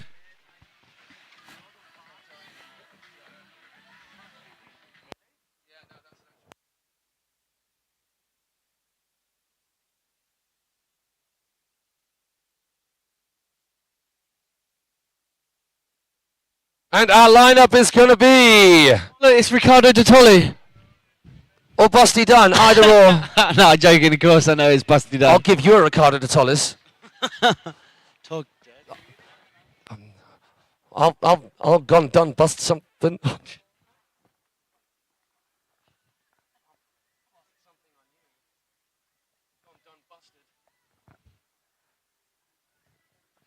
So Joe Battleday, Busty Dunn, Alessandro D'Agostino, and Victor Salmon making up this very final quarterfinal.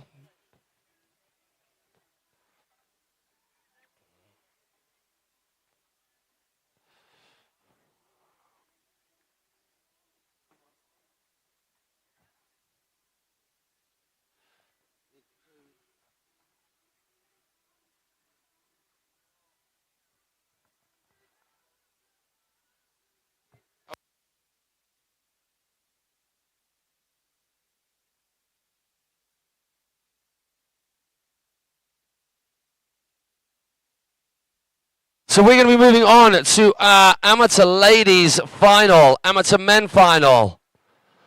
Then it's pro men semi-finals, open ladies wakeskate super final, open men wakeskate super final, pro ladies super final, pro men super final. So we're running a little, and I mean the timings have been updated. Such is the super high-tech nature of this awesome, easy to roll through Alpaca Cup website and the excellent work of our admin team, basically Martin, Anko and crew, and our judges, that the timings are as they should be right here. But per the previous schedule, we're a little hour behind. Let's go, Joe. Joe Battleday first out of the blocks. Thanks for the correction, Joe, not Joey. Joe Battleday out on the water. Here he goes. Left foot forwards. Switch back 7. Clean as a whistle. Stays switch. Check this. Backside up. Rewinds it to back lip all the way, full pulling right on the nose in true Joe Battleday style. A true hardway 270 from outside in. And then on the nose again, on the tail, sorry, again, there was just nothing in contact with that feature. Oh my gosh, this is textbook Joe Battleday right here. Smooth as you like. Front lip, front nose, sorry. Front nose over to front tail. Going for that right the way through the competition. That's the one he was after. Now we love to see Joey going upside down and great. Yeah, Done. Bring in the 315 back. Let's hear it. Joe Battleday coming in now for his last final kicker hit of his section 1. Let's see, backside 9. Oh, oh my God. Yeah, boy. Could any more of okay, butt check here. Yeah. Creator section. He's got to sort that out. But everything else was as locked in. I don't think we've seen some crazy transfers, some crazy rotations on, rotations off, all manner of approaches to all of these features. But when you're just talking about pure, unadulterated, locked-in-ness, I made that word up. There it is, as we were saying. The front nose to front tail. Beautifully done. And then here, there was a small little butt check. You were right. The 315. It manages to get out of it. And then, because he got out of it, he's managed to complete an insane section 1. So technically, he doesn't have to up the ante if he doesn't want to, considering what his scores are. But now we have Busty Dunn out on the dock, waiting for the green light. The lovely red helmet swag. I can appreciate that.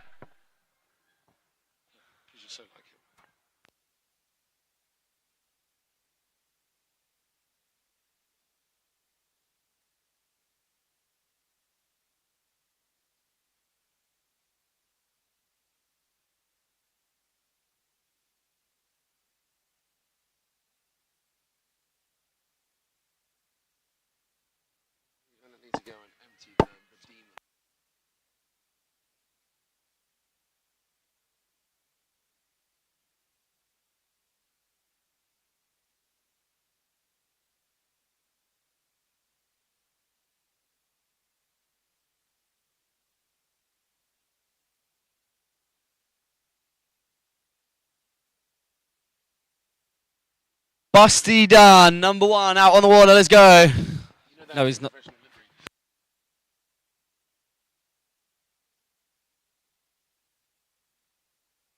So let's see it. Busty Dunn's first run. Out the gate it goes. KGB holds that the nose grab, wasn't it? All the way through.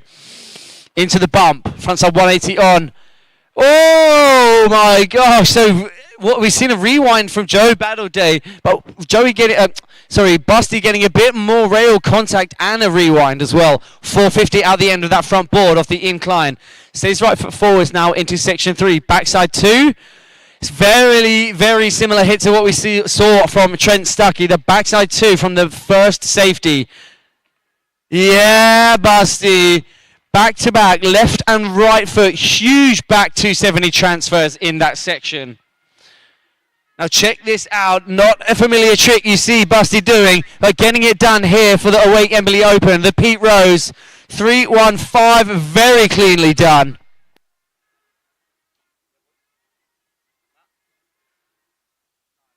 There you go. Just thought, all right, Joe, I've got this. Wow. Big old backside 9. So I think if you were comparing the all-out rail sections, maybe, just maybe, Joe's got it. Maybe. If you were talking about the creative section and the kickers, hard to pick between the two on the kickers. Creative section, I gotta say, it's gonna be Busty that's got it. There's that 3-1-3-5. You can compare them directly. Joe went for the same trick, got a butt check, and then there is the Pete Rose. Arguably, Pete Rose and the Mute Chromo, similarly technical tricks, but Busty went that a little bit bigger. And then you're talking about the composition right here. The 315, he got very clean, didn't he? Very both clean. those riders knowing what they've got to do to improve or to put the pressure on the rest of the riders to follow. And we've got some riders to follow. Alessandro D'Agostino, Victor Salmon, they are no slouches. That is for true. Any more interaction here? We have the Peacock brothers tuned in. I can only assume chatting about Joe, the man's rails are so locked in, it's crazy. You're absolutely right. And now we have Alessandro D'Agostino out on the water, kicking things off for his first run. Hillside, backside, back three, stalefish, rewinds it back in. Now we come across front lip to 50-50, hard way 270, back lip, little bit of a wobble, but manages to ride it out, and it's still a good clean full pull. Hard way 270, back lip, but stays back lip, butters it out straight into the incline. I absolutely love that here. Super risky biscuits. 50-50, front lip, hard way 270. Now every time we've seen him do this blind, I'm not going to say anything. He worked it out. He muscled his way through some serious improv right there, but the transfer is what he was after. This, though, we like this. Very creative. Kind of a very... I'm sure Ryan Peacock will actually appreciate that. Yeah, just doing a crazy manual into a trick. Yeah. Check it. No, we missed it. Now, you guys back at home, in the qualification rounds, he got the beautiful kind of 270 back mode because obviously you're landing on that obstacle. And then he gets the perfect full pull, the backside 90 out. That is a shame on that hit. What was it? The Moby 5. Moby 5. And going for the... So we saw him in previous rounds, actually, in the qualification rounds. As you saw from Alessandro D'Agostino, he went that hard way into the blind. But he did that on his second run, so his more... bigger tricks, and unfortunately every time he did do that hard way blind into that, which is probably one of our standout hits, he then messed up the case and hit. Because hard way blind, where you're face up the swoop, you're always asking to slip out. It is hard way to rotate and get the board around enough, whereas you're face away, you can absorb it with your ankles, with your knees. Hey, on this thing, what do you reckon? They've been seeing him do that back mobe, or it was the roll to revert onto the ramp, but then he just did a back mobe over a feature, which is gnarly. Yeah. So will they just go, oh yeah, well it was back mobe feature, or because a lot of judging is judges knowing what the riders were going for a lot of the time. Even if they get a full pull, and even if it's solid, there is an inclination for all of us who have been watching going, oh, well that was all right, but we think that maybe they were going for this other thing. And then if you go for a thing but you don't do that thing, even though you ride away another thing, then that can sometimes affect your score, can sometimes affect your composition. So we're right now in the stages of our very final quarterfinals. About to get done with the very first runs in this fourth quarterfinal round, and about to see Victor Salmon out on the water. Now Victor, both in the wake skate and the wakeboarding, has been joining us for the very first time today. This will be his first outing in the contest, wakeboarding, because he and Alessandro D'Agostino in this heat are our two seeded riders. The big man tearing it up in the wake skate.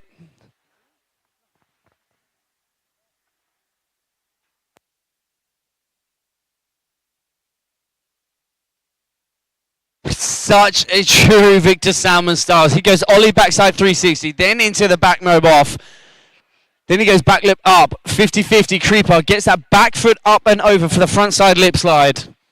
Right foot forwards, back lip, carries on that rotation, just comes off early, but still gets a nice hit. Backside board slide 270 out, inwards to the cable. Now right foot forwards in, backside 270 up. Yeah, boy, so he gets a back two onto the first rail, then gets a rail to rail, 2-7 out, 50-50, 50-50, hard way 270 to back lip on that down rail. Full pull, baby, FEP as Dan Mills loves to say. Oh, check this, we've seen Chuck Joe, oh my God, guys, make some noise for Victor Salmon now. Going the other back mobe, the other way. So that back mobe as opposed to the left forward back mobe. Then the rewind. Wow, Victor Salmon. Hey, so if you jump on the scores on alpaca.com where we've got it all going live, Joe Battleday still out in front. Just look at the scores for him in section B and C. Yeah, up in the 20s. Nothing to pull them apart, section A, Joe and Busty. Those are our top two spots right now. I'd say Busty's his backside 7 was bigger. Their backside 9s, you could pick them apart. So actually, the only difference between this, I was actually really wanted to look at these scores myself to see how the judges scored it, because we saw from Busty the KGB, which is obviously the back roll and a 360. right? But he got the Sorry, grab in there. he didn't do the back 7. Sorry, he did Yeah. the back. He did the KGB. So what you're doing to compare is obviously they both got heel back 9. So let's scrap that off for a minute and let's talk about Joey's done a switch back 7, which is 2 rotations. But then we got Busty's the back roll and the 360, 2 full rotations, but the same extra grab in there, which But I the same believe. rotations. So the Oh, yes. KGB is the same rotations. So you might think No, because he went left foot heel side, and oh, then no, right he foot did heel left foot heel side. Yeah. I thought he did right. So you're No, right. no, So no. opposite rotations. That's where I think the grab, in my opinion, unofficially, is the difference to break them apart. And you could say that they are not so fussed there about the variety of the flip versus versus the spin. which is why I was very intrigued to see how the judges would pick those apart. So if you're looking for that and you're suddenly thinking, oh man, but I'm doing 2 spins, apparently, according to the judges, and the judges will agree the parameters to which they're working before the event, and they set that out for the riders in the riders briefing, so everybody knows where they stand. And at any point during the competition, riders can come and chat to the judges about the scores that they've got. If they've got through, but then they're thinking, oh, but I was down here and I thought I should be higher, go chat to your judges. And it always has to be from a place of, I want to understand, not I want to have a go. And that's the difference. I want to understand. yeah. Because we can't emphasize this point enough with wakeboarding. You don't know what you're doing until you sat in the judging hot seat. I don't care how much you know, because I know quite a lot of about wakeboarding. So does Maddie. Till you're sat right there looking at this and writing it down and trying to compare everything, you have no idea. And also, it is a subjectively judged sport with people with their own opinions that we put in parameters. Anyway, back to the riding. Alessandro. Yeah, no, boy, get up, get up, get up. Yeah, okay, so of course that was a sketchy hit, but nonetheless, carrying on and manages to get up. So he's going to opt out of section 2. I'm not too... Matt, what was his scores in section 2? Section 2 was high, so he's good, so that's lucky. Okay, He is sound. not going to improve his section A score, unfortunately. So now Well, we no, he might, because he's still got the second kicker. Yeah, was all right, right. come on now. Let's get some good full pull hits here out of this hard way blind in. Backside 2 on. Yeah, boy, there we go. That's the best time throughout this whole competition today and yesterday that we've seen him in that section 3, the best hits. Come on, Alessandro, let's go back. No, pinball. Yeah, boy, David Brummer, where are you, boy? You're the pinball king in my eyes still. You did it. You hit that clatter. Oh, I missed it for 1 second. Back mode 270, 90 out. Come on. Oh! Sketchy, yes, but he rode out of it, of course. So that will technically score better than obviously not The his previous first one. run.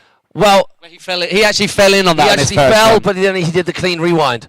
So it's going to be tough. It's Okay, not going to oh, be yes. enough an improvement. Yeah, you're but right, you're right. There will, hey, Alessandro's section B, amazing.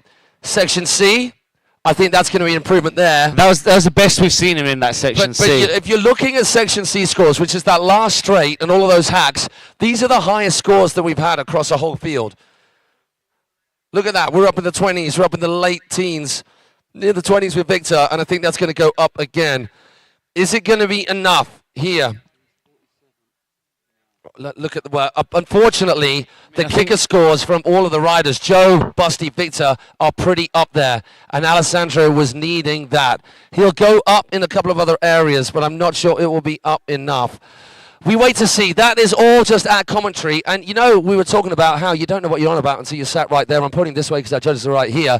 Same for us. A lot of the time, Maddie and I, and it's happened at many events that we've been at, we've had a look at it and we thought, hang on. I mean, we don't say anything other than we have a guess, and unofficially, of course, we think this, we think that, the other. The results come through, and that's it. And afterwards, we discussed it, and then we've broken it down, trick by trick, compared the directions of rotations, compared the left foot forward, the right foot forward, compared the toe side, the heel side approaches, and then we go, that's how they got to that decision. And that took us half an hour to do, looking at the video again. Our judges come to that decision in a matter of minutes.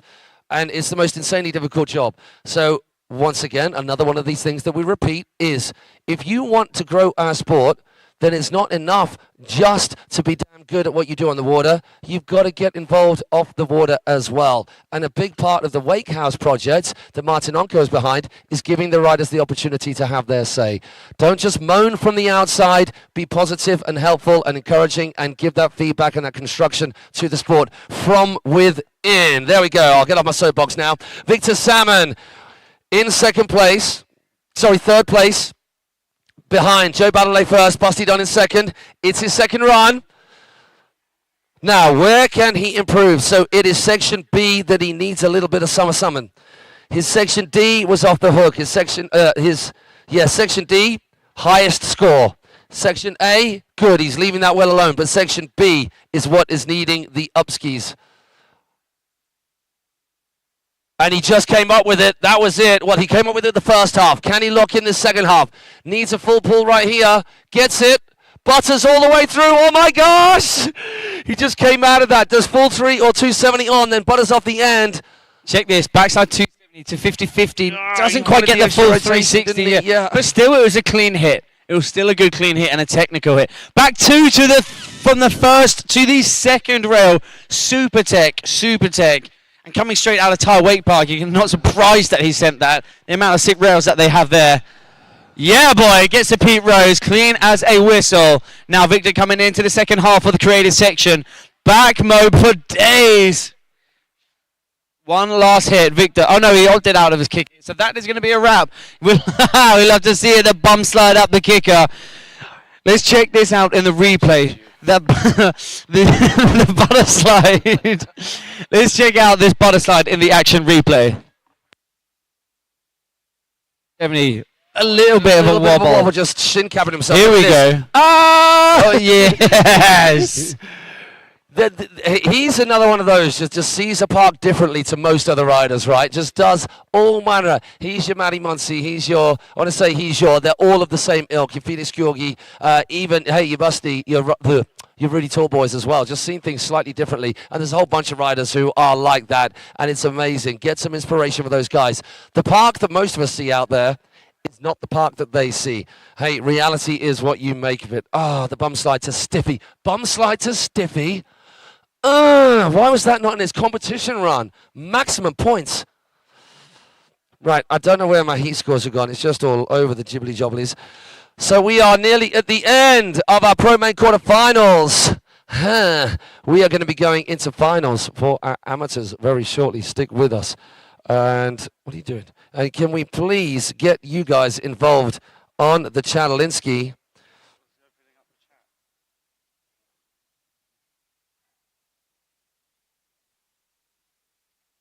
So we're looking at these live scores because Busty and crew, maybe we can pull those live scores. We get a chance up on the screen just so you lot can keep pace. If you haven't got an opportunity to, all right. Oh my word, Victor Salmon takes it into top spots. Wow, his section B, it did it. And I bet it was the second half of section B. Section D, his section D as well. Absolutely schooling it. So Busty has got to lock something special in here, which he does. It's that rewind once again, 90 out over the top of the Henshaw. Hard way 270 back lips. Carries on that rotation with a handle pass. Gets the frontside lip slide. Then he goes up back lip to 450 at the end of that. Backside 270 to the rail. Comes off slightly early, but still a tech hit. Now comes across left foot forwards. Bearing in mind that first hit was right foot forwards. Now left foot forwards back to true Busty style. The composition guru. Busty the man himself. Here he comes into the creative section. The Pete Rose, is it going to be? I like that with the stalefish grab on there as well. And Matt, you were saying the most kind of common grab people do. Yeah, Busty with that hillside frontside 720, like for like we saw from Niels Ritzman. So I think that Busty has just, so we're looking at the scores, we're comparing them, because Victor Salmon is through. Even if it's in second place, if Busty gets ahead of him. But we're looking at the scores between Busty and Joe right now. So Busty was already ahead on kickers. He didn't bother risking anything there. His section B, a definite improvement.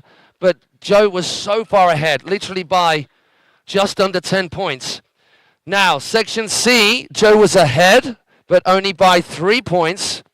And then Joe was behind in section D, the creative section already, but I think that Busty will have improved his section D score there with that Victor Semen? 7 off the wedge.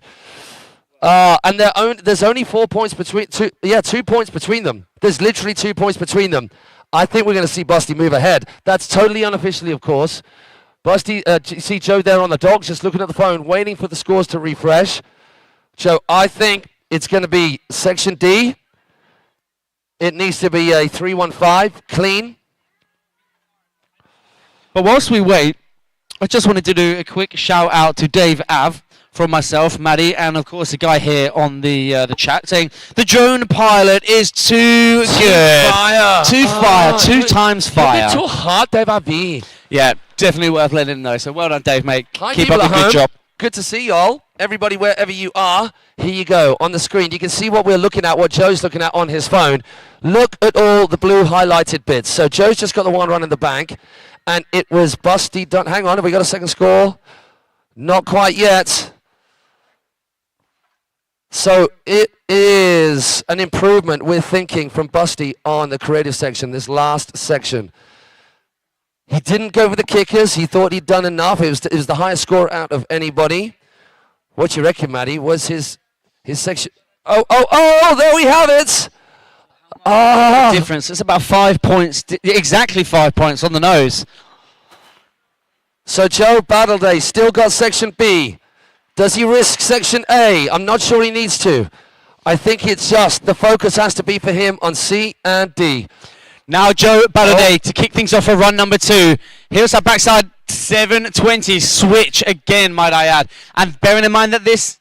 Oh no, he got a very clean hit on that first run, Yeah, didn't he? he doesn't need to touch section B at all. He's got the highest score out of anybody. Yeah, the beautiful format that is, that people can play it very strategically, can't they? So C, he's winning. Oh, he's got a score of 19. Okay, so there you go. The 5 points can be made up in section D alone. So right here and now, people, this is the beauty of this format. Right in front of us, in the creative zone, is make or break for Joe Battleday. He's got the chrome mode. Will the 3-1-5 be enough?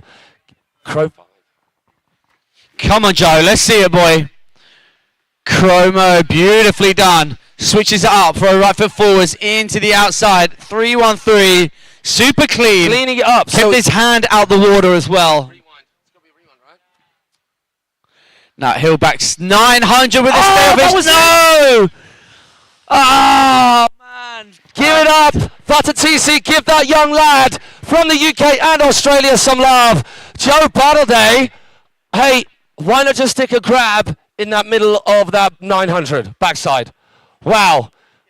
Handle pass, then grab the board, then get that hand back on the handle, and then for that last blind. So no wonder Joey fell down, because that's such a hard trick. But you know, Joey in true Battleday fashion, an insane run. So I wonder, will the 3-1-3 stood cleanly be 5 points? That's what we're looking at right here and now.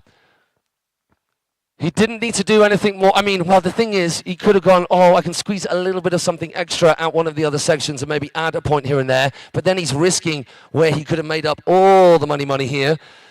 But then, 5 points. Yeah, I'm not too sure. I mean... Oh, there it is. Is it? It's enough. It's enough. Joe Battleday making his way to the second spot. So there we go, people. Stand your run up clean. Go tech, but go clean. And if you can't go clean on something super tech, then just wind it back to something you can do. Busty done. Commiserations, dude, because that second run, the first run, all of it. But it was right here. Look, he improved that clean. So that clean composition. I think those two hits. He actually got really marked down, obviously, for the first butt check. That's obviously why it was more than a 5 point It was almost not even accounting that trick. Yeah. So they basically didn't really even count that 3-1-5. So he added a whole trick to his run. Yeah. And so it wasn't as if we were going, oh, he's just tidied it up. He added a whole trick. So we're kind of looking at it a little bit differently and doing a disservice to the way in which the judges are looking at things. If you sketch out a trick whereby you might as well just not have landed it, then go back and land that trick and do it a little bit easier. And while we're at it, a word from our sponsors, they need to be mentioned. If you just have a look on there, if you get your QR code up right here and now, in fact, I'm going to do it. I've got the screen right here in front of me. And yeah, what is so special about this event? Get your phone out, get that QR code scanned up, and follow the link. The smoothest way to manage crypto. That's right, here and now. So you get that page right up. If you get a chance, get your phone out. It would, hey, honestly, if you're into wakeboarding and you like to see these events, you're enjoying this stream, you're enjoying the action, you have love for our riders who are putting everything on the line for your entertainment, but also to inspire you to do better at what you do on the water, then you've got to get behind the people that make all of that happen. Embily Card. The smoothest way to manage your crypto, to spend your crypto in the same way that you would have a normal Visa or MasterCard. They have a Visa set up. They're about to join with MasterCard as well. So you've got your crypto if you're investing in that. And hey, by all accounts, it is the future. Embily Card is the one for you.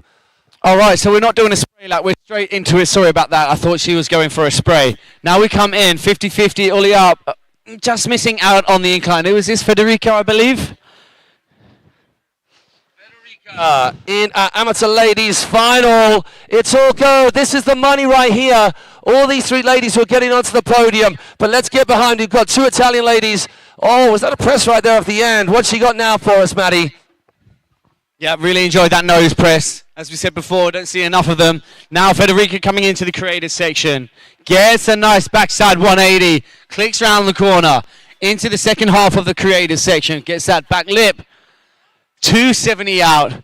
One last kicker hit to round off her first run. What is it going to be? Heel side, front side. 3. No!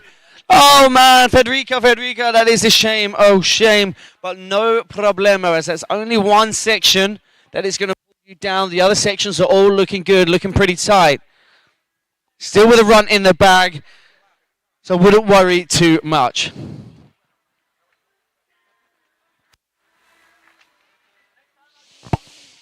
So, moving onwards and upwards in our amateur ladies, round 2, amateur ladies finals, sorry, we have Ludovica Bottolotto. Oh, nose press it was. Look at that. Yeah, as we were saying, Matt, we love to see more nose presses in the competition scene. Lovely. All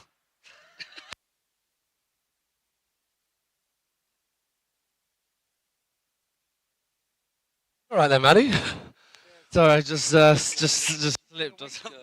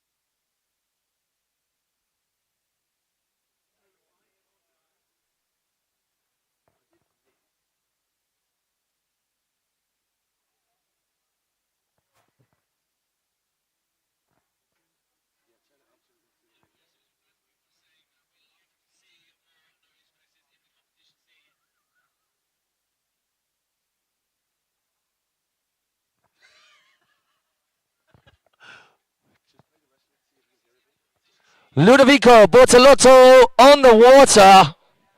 One of our youngsters in the pack in this amateur women's final.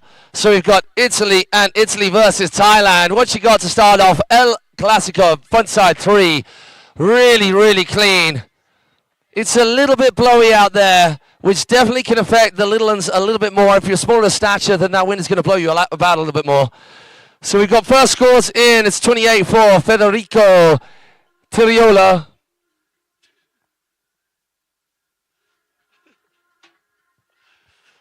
That was nice. Snowboard style, hip jump, getting a nose grab, dropping into the bank, super smooth. Now onto the flat bar, hard way 270. Just getting pulled off a little bit early to the inside. She's still on her feet, ready to take on this creative section. Lovely backside one right there. Love the support. You guys on the shore, keep it going. Fata TC corner, show this young lady some love as she comes firing at you. Last trick in this first run. Go on, girl. Front side 3. Land in, Rabs. Top work, that young lady.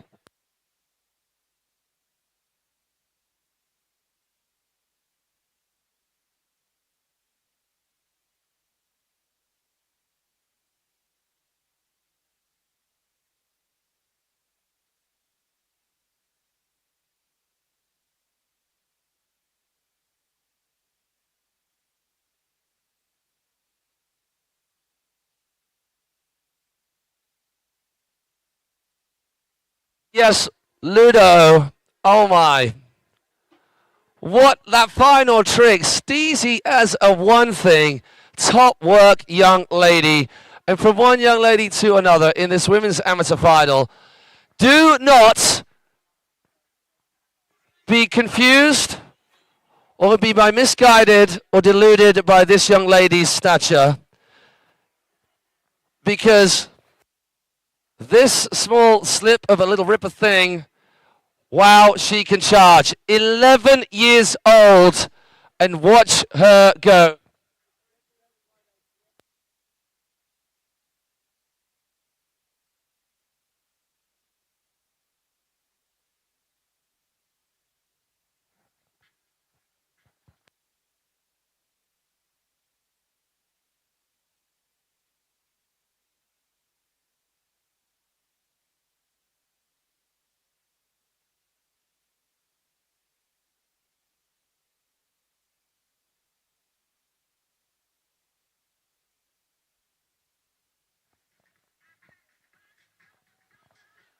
Hey, well, we've got this little wait.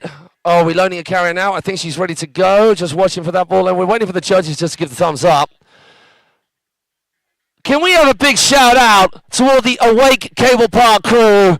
Those cats have been on the dials all weekend long and all weekend long. Thank you so much to you guys, and keep that shout out, that noise, that support, that love coming. For this young lady, Team Thailand on the water. Hey, Mrs. Sawadee. So Brebim, Pips up Sawiri coming in, right foot forward, straight at you, Fatatisi. Look at her go. Launching that half cab roll.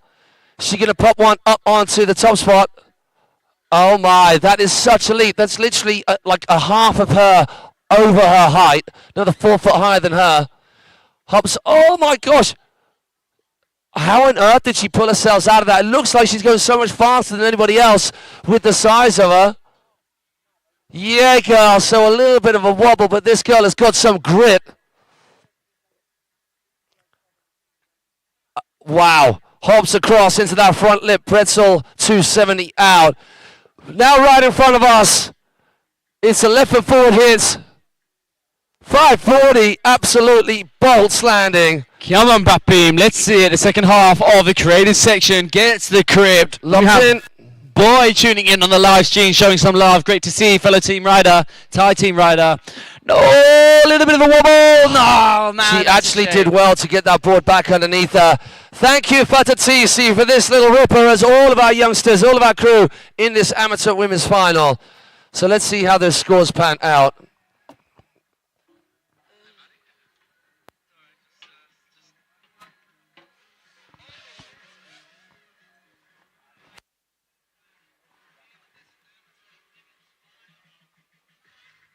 Hey, LD Hayes, how are you doing? Yes, thank you, Alex Gardner. Shao. Joe goes nuts. Joey goes nuts. Get in, boy. You're right. You're right. You're right. Big shout out once again to our media crew. Just being reminded by DTL. With a shout out coming for David AV, who's all plugged in as he has been in his safe space up in the sky where he's free as a bird until he needs a battery recharge. Along with outbound streaming crew, this stellar production that the team here have put together, who were brought here by Awake Cablepark, Embily, Wake House, Martin Anko. Wow, what a job they've done. What a setup we've got here. It's literally, I have been doing this for a little while, 25 years or so, been part of streaming for quite a while since we had to do full satellite rental in a studio somewhere nowhere near the event. And here we are, and they could just mobile this whole shenanigans. Oh, sorry, Prabim! Prabim! Wait for a rope! Wait for a rope! We're going to get you a pick up. Rope's gonna come, stay there, stay there. Swim back out. Swim back. We're gonna send you a rope. With only 3 girls in this, Well done, girl. that swim and that run, I know the draw, the pull from Fatatisi Party Corner is just too much to bear. It's been all that I could do just to not just drop the mic and run over there, but it's gonna happen very soon, you guys. Please hold us a drink on ice.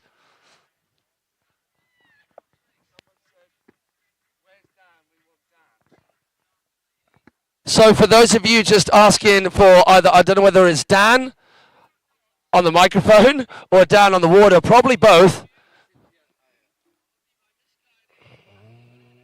Oh, sorry, not Dan Grant. We want Wild Apricot. Well, I mean, yeah, we love Dan, but thanks a lot. We're not good enough. Fortunately, Dan Milstein isn't here.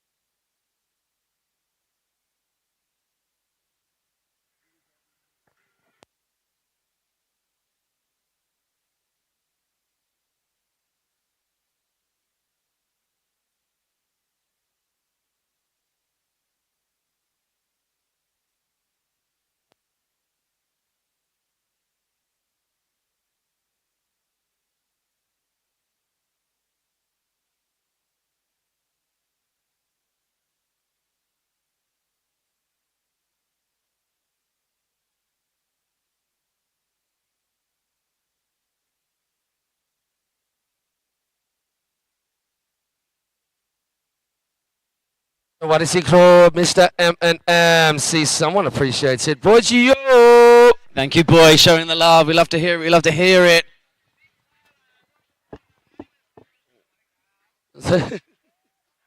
All right. Federico Tiriolo. This will be this young lady's last ride of the Embily Open Italy 2023. So let's send her out in style. Sorry, Matt got a mouthful of fly there for a minute. It was a great, it was a great watch for me. Federica opting out on section 2. She's more than happy with her hits in there in her first run. Is it going to be an improvement that she wants for section 3? As she clicks around corner 4 now, it doesn't look like. No, it looks. Yeah. Okay, so here she comes in. Back lip. Ooh, a little bit of a slippery biscuits there. Like that though. Back lip, then popping back in the other way. Opting for the yes! Oh, go on, girl! Nose press, front side 360. Full legit nose press as well. Nico von Lechenfield style. Now we go into the smaller of the 2 bumps. Gets the stale fish. Yes. Backside 180 out. Back lip, pretzel 2. One last final kicker hit of her final run here at Awake Cablepark. Something didn't feel right, but you know what? She still landed it, as opposed to not landing a kick and hit. And as we now know, having got through quite a few scores and perfectly exemplified there in the battle between Joe Battleday and Busty Dunn, good friends from out riding in Australia, you got to land it clean. So at the moment, we have got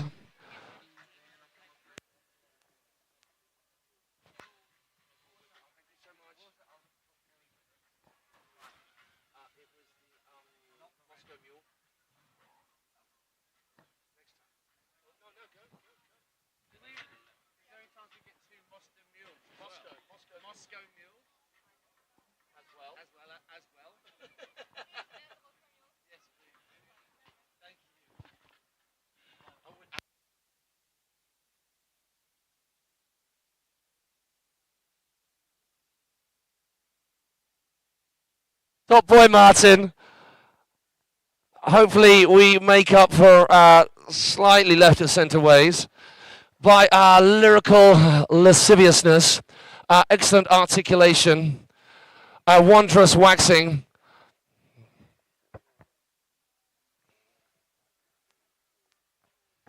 So next up, we have only 12 years of age, Ludovica Bortolotto. At the moment, it is Brapim out in front. This young lady in second place. And Federica Tiriolo in third place after her second run. So the battle is for the top 2 spots right here right now.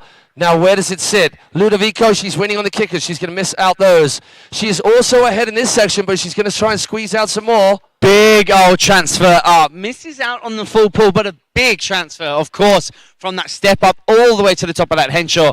Getting a good full pull hit on that. A tickle on the incline as she comes across to the inside. Clicks around the corner, ready for the start of section 3. Yeah, girl! Front side 360 into the bank. Love to see the scores. She definitely needed that. Backside 180 on, carries on the rotation to front side lip slide. Gets a moment to catch her breath before she clicks round the motor tower, the start of the creative section. Tail grab, hold on, yeah, girl, come on. Doesn't quite get a hit on the second half of the creative section, but still, nonetheless, I like the tail grab, shifty, backside 1. Hillside, front side, maybe thinking about the 5, but stomps the 360. So, unofficially... Now, I'm not going to call it. I'm going to wait for the judges to get their scores published.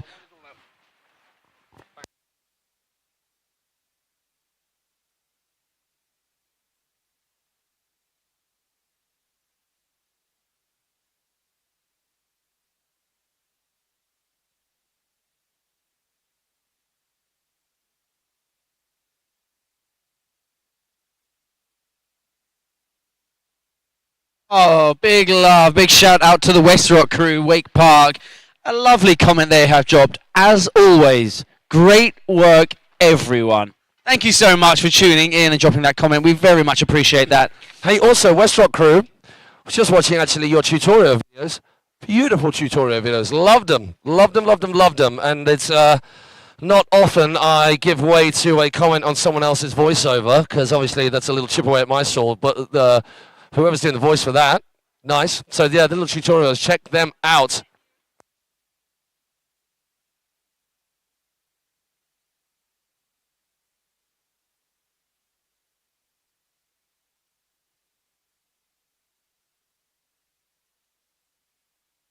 Up now, that's not Carson. This is Brapim we have on the water right now. So Maddie Branson's missus just saying hello to me. Hey, girl. Is this what we think it is? Yeah, this is Brapim out right now. Is it a victory lap? Yes, it is! It is a victory lap. So your amateur woman first placed holder champion here for the Embily Wake Open at Awake Embily Open. I said Wake Embily Open. Hey, so as she comes round, she's still going to charge. She's still going to give it a go. Yeah, girl. Real. Can everybody along this shore, as she comes round in front of you, make some serious noise for this young lady, because she is our first champion of the day. 11-year-old Brapim Pipsabwari. Let's hear it. Thailand. Yeah, come on. For our Embily Open Italy champion. She wants the crowd, getting the crowd pumped, so love to see it. Come on, Brapim, let's see something special. Hard, progressive edge. She goes on the inside of that boy. Oh, no, guys, let's hear it for Brapim Pipalazzi. Not scared at all. Kills that. Very well deserved. Very well deserved. Yeah, Vicky G tuning in. Oh, look at that, West Rock Wake Park. Thanks, Matt. All about growing the sport. Yeah, SR, voiceover and producer of our tutorials, is a rock star. Amazing work from you guys.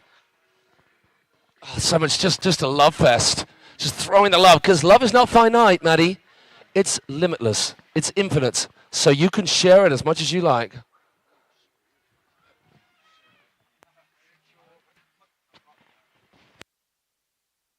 Getting on to our next final. It is amateur men final time.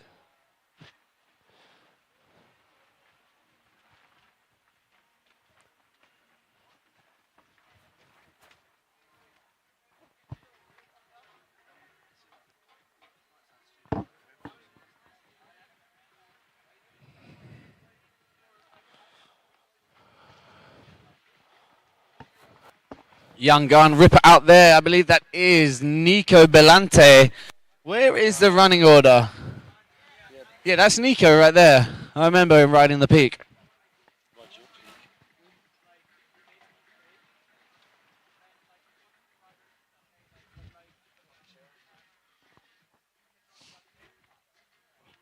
Midge, you legend. Oh, yes, Midgey Almighty. Yo, yo, yo, Matty Blows. Thank you for joining in the chat, Midgey boy. We miss you. Sending love here from Italy. We hope it's gratefully received in Oz.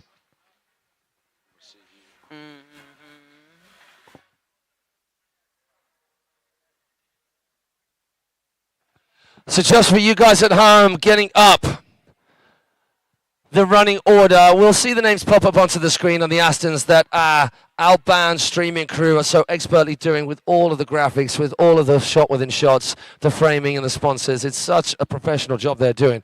Can't speak more highly of them. And in case you haven't been able to catch all of the action, the stream will be up there for you to go back. And also, we're getting a highlights package, highlights content done, courtesy of Nick Dorfer and his team at Hex Awake 2. Do make sure you check out all their action. It's mind-blowing. We caught some of the stuff that's not yet been released. Wow, we were. We're really looking forward to watching it again when it does get released. 100 times. We won't give much away. But yeah, just keep tuned in your airways. Hex Awake. If you haven't followed them already, get them up on your Instagram and give them a follow. Doing so great Carson things. Desjardins. All right, okay. Any chance? Any chance? Hey, Carson, can you just show us some of those? Oh, hi. Oh, mate, someone. Oh, what way is the Animal beach? Sanctuary, because those birds are sick. Yeah, Midge Almighty on the live stream showing you some love, saying, yo, let's go, Carson. Yeah, he heard that, Midge boy. Yeah, I'd love to see it. I like that. Steady. Just try and damage his hand before you start, Carson. Textbook. Strategic. Yeah. He wants that it's win. all he's got. Okay. So, with a big steezy snowboard styling implements taken all the way from Canada, plonked in the middle of Australia where there's not very much snow, so the only choice he had was wakeboarding. Then he hooked up with Courtney Angus, so the only choice he had was more wakeboarding and carrying her board bag. It is Carson Desjardins, who is not only a canny chap, he can rip a roo too. Let's get started with our amateur men final. Oh, lovely little cheeky bump tap just for the cameras. Your hands that was off him. Yeah, get your hands off him. That was a quick, he's mine. Claimed. All of that is mine.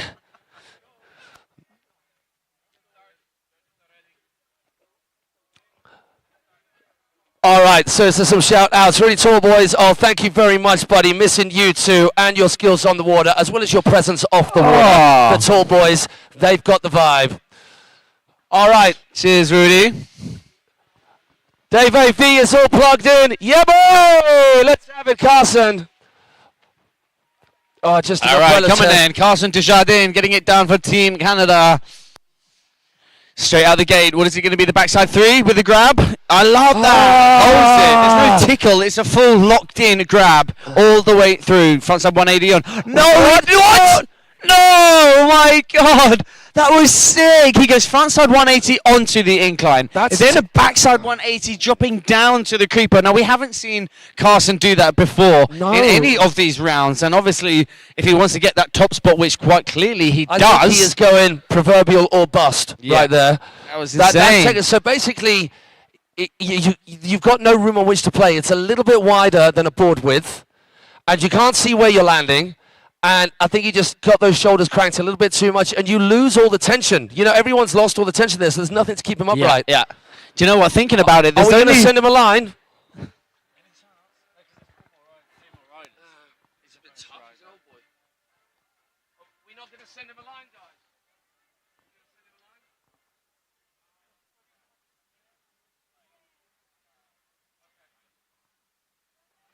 So there's actually only one other rider who's gone for a handle pass backside from the top rail to the creeper ledge, and let me tell you who that was. Gavin Stucky. No one else has been doing that, but Carson in the amateur men goes, but Gavin goes backside 90, drops down from a front board, but Carson going for the full backside 180, trying to go one up on Gavin. Can Fatatisi Corner just give Carson a little tipple of a drink on his way through as we move on to our next rider?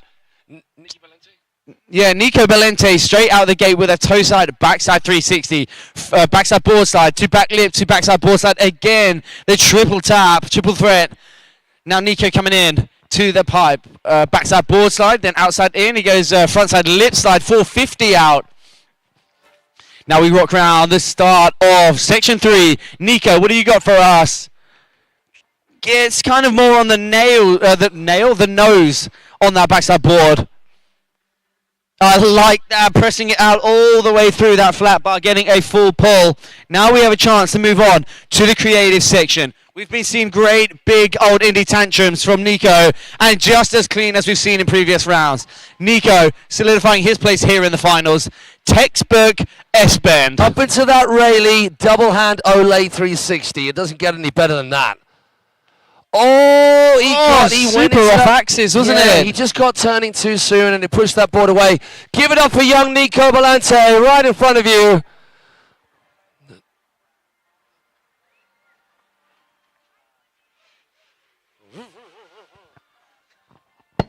Good night, Midge. He was just dropping us a good night message. I like that. Night. We wish we could tuck you in, but we aren't. we're there in spirit. Should we sing a little lullaby? No, we probably shouldn't do He's that. gone. He's on gone. Instagram. He just liked the story.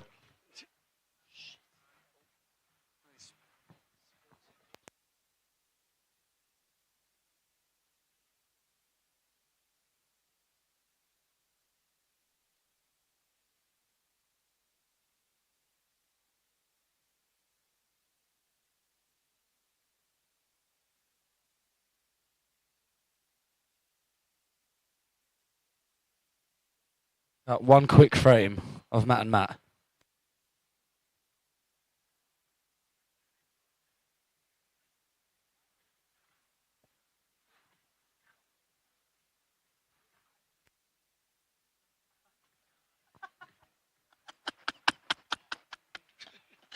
Thank you, guys. Thank you. Yeah, just for us. Now let's go to the wakeboarders. The man who is doing all of this, he's had to put up with so much.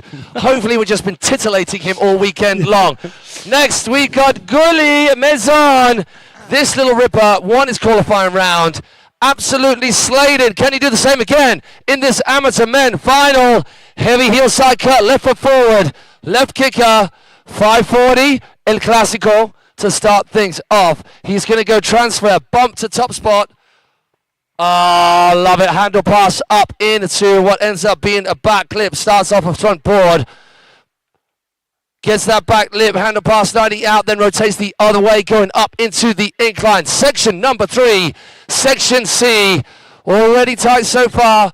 For the we love it. The front side 5 into the bank. Lovely flow between the two obstacles as he flows straight across. 50-50 over to more front tail actually. Getting both that front, both those bindings over the rail. Really coming in. Oh, he wasn't doing a grab like that all the way through. That was tight. Held it all the way through. Then the mute grab on that crypt as well. Dropping out of the sky, left foot forward, ready to power into his final kicker hit. First run. Steve's Central Wake City, Arizona. Oh my gosh. Said it before and we'll say it again. We will. We love the nuclear toe side back roll. I like it a lot. Go. So you cats getting the replay at home. I do actually think that the timing is actually very similar, having watched the action out there and watching this action on here. So we can actually comment in real time. I think it's not going to be too skew with. Look at this 540. Most people just go for the 3, so landing in the more difficult way. Here he gets that transfer across front board on the tail, 270 out. Watching this. Look at this white knuckle grab all the way through. Oh, okay. Then, this. Just those young flexible limbs. I like that. So much precision. That is the level of production right there. Matteo from Outbound just coming in and just moving the can on the desk, those minute amounts. But it is that attention to detail. So we got a few flies joining in on the act. They obviously can pick up on our pheromones. Valentino Chicha, our top qualifier from France, is about to take to the stage, and we are just in this first run moments of 2 in the finals, the super finals of this Embily Open Italy here at Awake Cablepark. This kid rips as well, slightly older than those other 2 kids that have been out, but still only 17 years of age. So straight out the gate, what have we got? Hillside, front side, 540 off the inside. Nose grab, slope grab in there as well. Now he goes, I like that, getting right on the tail. All right, Joe Battleday. Yeah, oh. right? Yeah, that front lip all over the nose. Coming off a little early and then manages to make the most of it as he hops on front lip tail and rotates out. That Henshaw hit was absolutely dope. What? He nearly cleared the whole thing. Yeah, he did well to come out of that because that could have been a slipping out onto the old coccyx incident. I like that. He goes frontside 180 on, locks in 50-50, no zeeching, then pops hard way 270, over to back lip. Now he comes in, gets, woo! I thought he was going to get stuck then. I didn't think he was coming around, and then he whips into the tanny to be. Stalefish roll to blind. No! Oh, man. That's a shame. That is a shame. But it's okay. It's only run number 1, right? So he still Only has run another number run 1. in the bag. Hey, we have Payday TV tuning in. Don't you encourage it. Do not encourage any of that shenanigans. Listen. But hi, Payday TV. It's going to come out, all right? It's going to come out. I like that. Young Joey? No, it's Joe now. It was Young Joey. It's Joe now. It's Joe now. Okay. Right. So, let's just look at this action. Check this out. Oh. Yeah, I like how he gets that back foot right over the rail. This is where I thought he was going to get stuck. And then he managed to just whip it round with cat-like reflexes. That was a shame. And the reason being, is you've got no room to play. Next time, he's probably just going to have to get into that back roll to blind a little bit earlier so he can land before the carrier clicks. That's the issue with this very, very short air trick straight. So still, I mean, at some point, which way do we need to move? There we go. It was messing with my OCD. Yeah, yeah.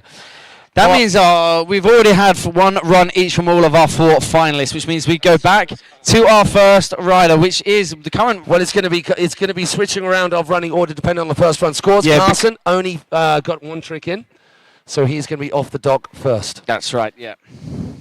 We're waiting to scores to come through for Valentino Chiche, but we're assuming that he's going to be in one of the top spots. It might not be the very top spot because he did not complete his run. Come on, boy! Almost just fell around the corner right there. All right, so look at those live scores. Carson has it all to play for. Straight out the gate, backside 360. Now, is he going to go for that same hit or not? Oh, okay, so he's one boy out, but gets the full pull across the Henshaw from start to finish. That's a really long rail to get locked in. Yeah, Buddy gets back lip, then carries on that rotation, handle pass, front lip, then into the incline. Very nicely done in that section. 50-50. Full 360. Oh, it's coming together. I like that how he jibs the coping and then rocks down into the bag. Then front lip, front board, Triple handle. threat. No! That's a no! Oh. Can we show this cat some love? We met him in London for me the very first time. Such a lovely chap, an absolute ripper on the water. Man, we're frustrated for you. But can we give some love for Carson Desjardins?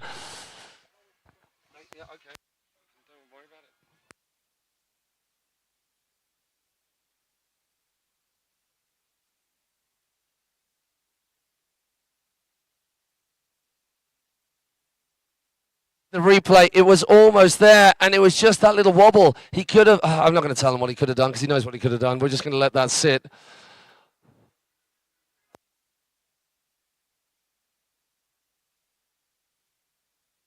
So, Nicolo Volante in third place at the moment. unfortunately, it depends on the scores because Carson got some silly good hits in there. His section B was amazing, but his section C, he is half of his points down because of not completing that last run, that last trick, sorry, that last feature. And then all of section D missing. So I'm afraid it's probably going to be a fourth place for Carson. Unofficially, of course. We'll wait for the judges to make that final call, of course. But that is the first 5 riders to get their 2 runs done. As with all of the finals, and as has been happening with quarters and semis, the second running order is adjusted depending on the scores from the first run. And so it is Nicolo Balanzi, just one of our youngsters. Oh, I apologize. So Carson doing enough with those first 3 sections to get him into the 3rd place spot, depending on what this young cat can do. Oh no. Back lip up to backboard, back down to back lip on the down rail of that. But that doesn't really count for anything if he misses out the second half of section 2, which is Nico has just done. Whether he just done that for a bit of fun and he's more than happy from his section 2 in his first run, I'm not entirely sure. The same applies here. It's only the 2 hits which make up the full section. So as sick as a hit that was and getting the full pull, that is only half of his section.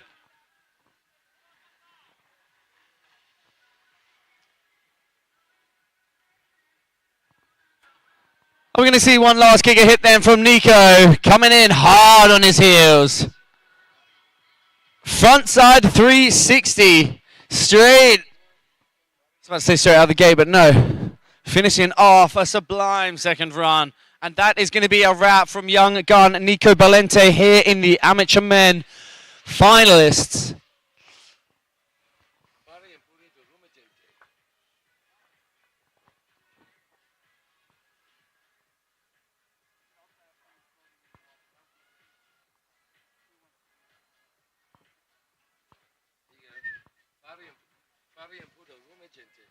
Make some noise, people.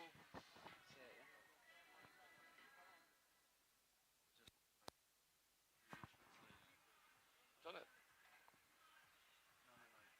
No, say that. Fari and the Pume Rumagente. I meant say on the mic.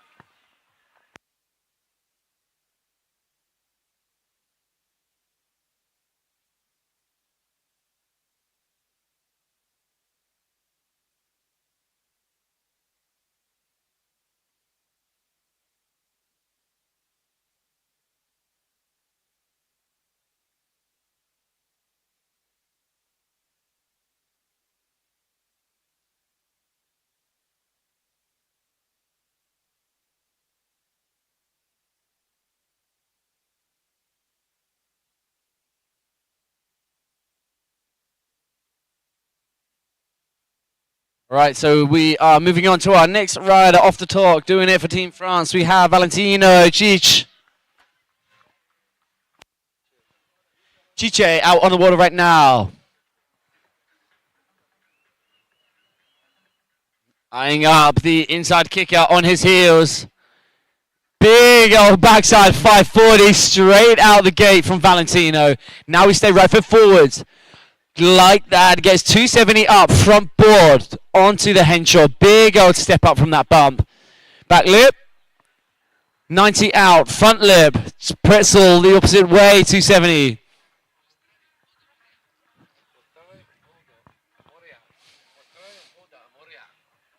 So Valentino clearly more than happy from his section 3, which is why he's opting out to miss this section. Now we move on to the creative one. Section 4, let's see it. Toe side in, is it going to be the crow? Yeah, it is. So straight away there's an improvement. Roll to Reva to the outside. No, no, no! Oh my gosh. Guys, let's hear it for Valentino. Young gun French rider. Mr. Valentino Chiche, good to see you here at this high level. Making it all the way through to the finals. Let's check again this action replay with that backside 540. Beautifully done.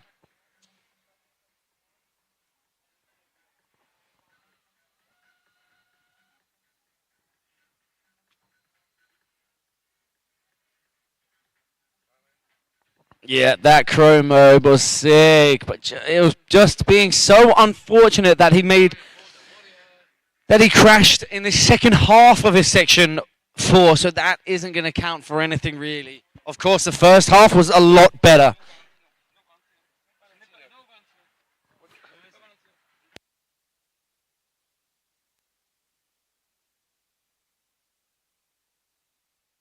All right, sorry, thank you. All right, a little bit of a hiccup there. That wasn't Valentino. Valentino Chiche.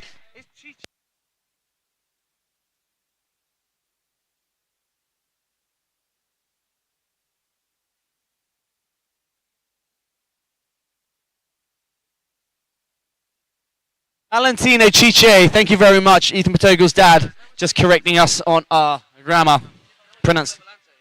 That was Nicolai Valente, I believe. Nicolo. No, that wasn't. No, Nicolo was the young gun with the peak.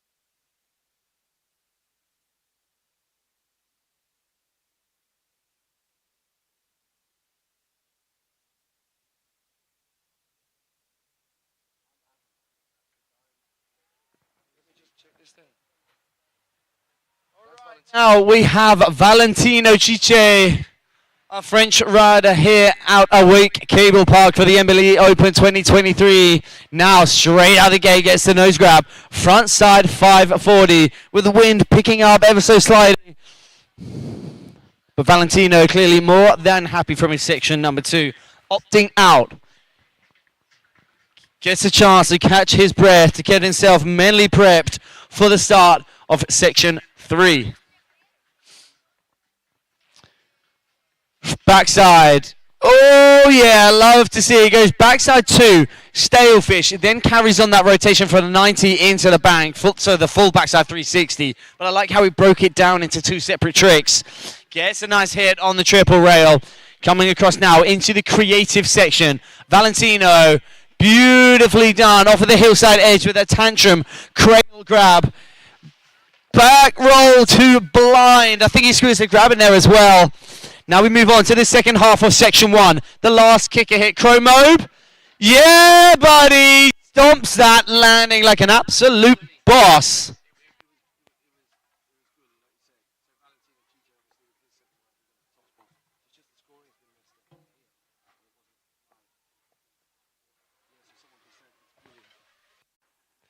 And we've got that second run score, and it will be his first run score that counted. And it is just that second run score from Valentino that we are waiting for. He is currently sat in 3rd place. Nico Belante in 2nd.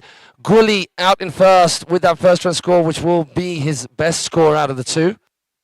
And we just wait for that next score to come through. And it was a clean stand-up run. Valentino's been left out there to make the spray laps happen before we move on to our next round of riding. Look at these scores. We've got a 40. Oh, okay. Valentino shooting way up in front with a huge score of 61.33. Damn, Daniel. But now we have Guillermo. Oh, no. Sorry, something a bit confusing here. But either way, Guillermo getting a huge score of 61, taking that hot spot.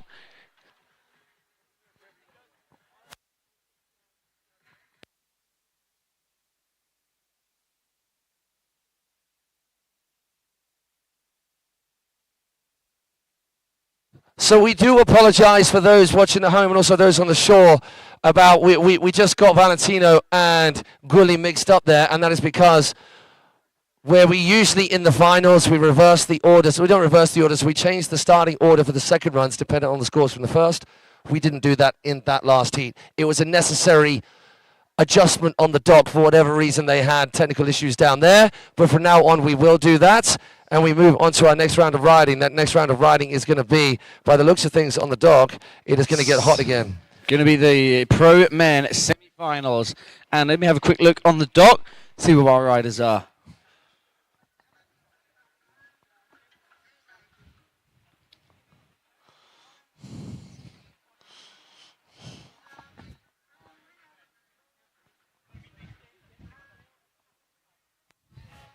So I can see Joe Battleday. I think I can see Trent Stucky, Connor Lawton, I believe. Look at this. What is he doing? He was just panning like in a really horrible jerky fashion all the way around while it was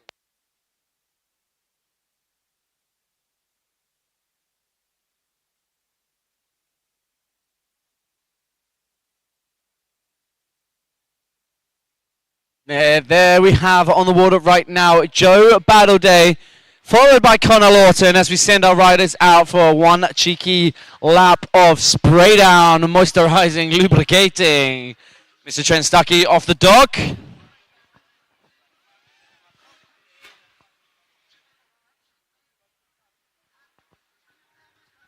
So it is a Joe, it's a Connor, it's a Trent on the water, and it is going to be a Jan Sassa joining the fold. That is our first semi-final.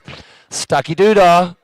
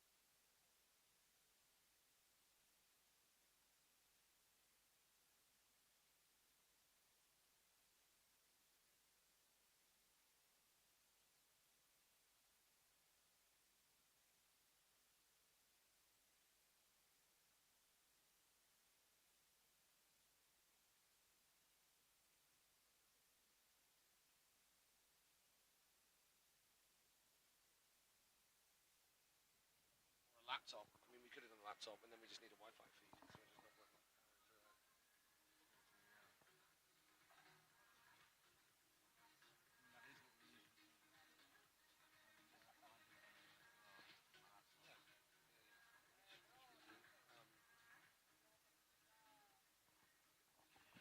So let me just fill you in quickly whilst we wait to send our next rider out. We are in to our semi-finals. As you can see there on the dock, we have Trent Stucky. Joe Battleday is going to be our first rider off the dock. Then we have also Connor Lawson and Jan Sassa, our French rider who's been absolutely ripping it. Definitely earned his worth here in the finals. Semis, sorry.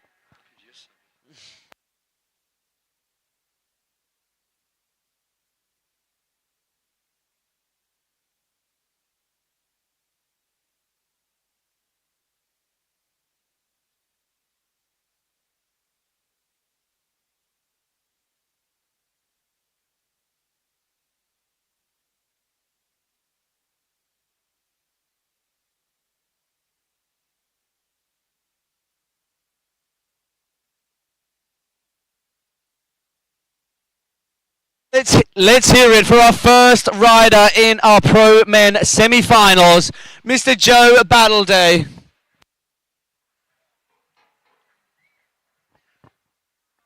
Right, coming in, Joe. Let's see what you got. Out the gate, hillside, backside 720, switch. Now we'll left foot forward, staying switch. Check this out, toe side, backside 2, rewind it to back lip, back nose, sorry, full pulling all the way through to the end of that Henshaw rail.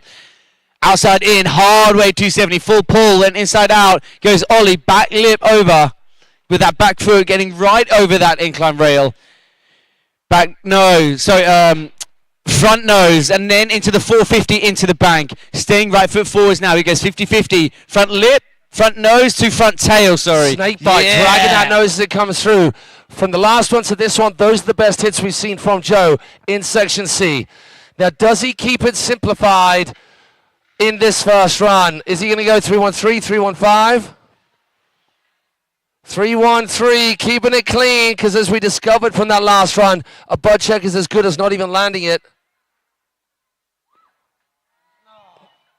As he said before, when he had that grab, he thought, I thought I had it. It was clean. I was there.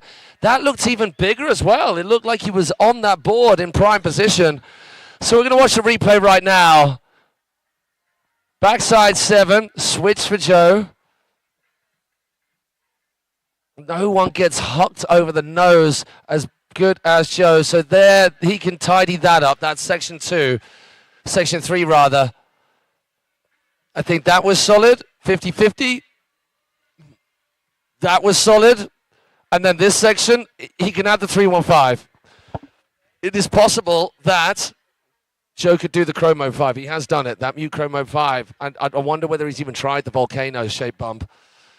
We did see him post a cheeky little clip of him eating one with the Chromo 5 off of that volcano. Because that volcano just absolutely sends you, doesn't it? I think if it comes down to him needing something more, he might put something more elsewhere. Maybe if he makes it through to the finals, he's saving that for then. Yeah, exactly. Because at the minute, he's been doing a really stellar job with the Chromo, blocking that in every single run, and obviously working his way through the rounds here to the semi-finals. So as it stands, he hasn't needed to change it. But obviously, if he does make it through to the finals round, then he might have to up that trick. So the automatic camera action in between times while Dave AV gets in the zone, which he is right now. We're going to be going on board for you guys at home, whereas you guys on the shore can use those high-resolution eyeballs to catch the wonder of that from Connor Lawton. The underflip to start things off. Up onto the incline, gapping the horizontal, landing back lip nose, 90 out. First of section 2, solid. Front 180 on, drops out, back lip. Oh, 450 out the back of that. I'm going to be saying that's an improvement on what we saw from Joe. 180 on, and then popping that big hop over. So where we saw from Joe, it was the back lip or front board. It was the 50-50 there. Oh, the full 180 into switch 50-50 from Connor, then 360 out. Are we going to be seeing Tootsie right here now? Yes, is the answer to that. How does he get that so And consistent? you can just hear it. The handle slaps into his hand as well every single time. Make sure you watch the action replay because that is such a sick hit. Toe side, backside. I think it was a toe back 7 with a grab on the late tail grab, just actually. halfway through or right at the end on that last 3. So for you cats at home, keep your eyes on this action replay on this volcano here in front of right at the start of the creative section. Starts out with that underflip.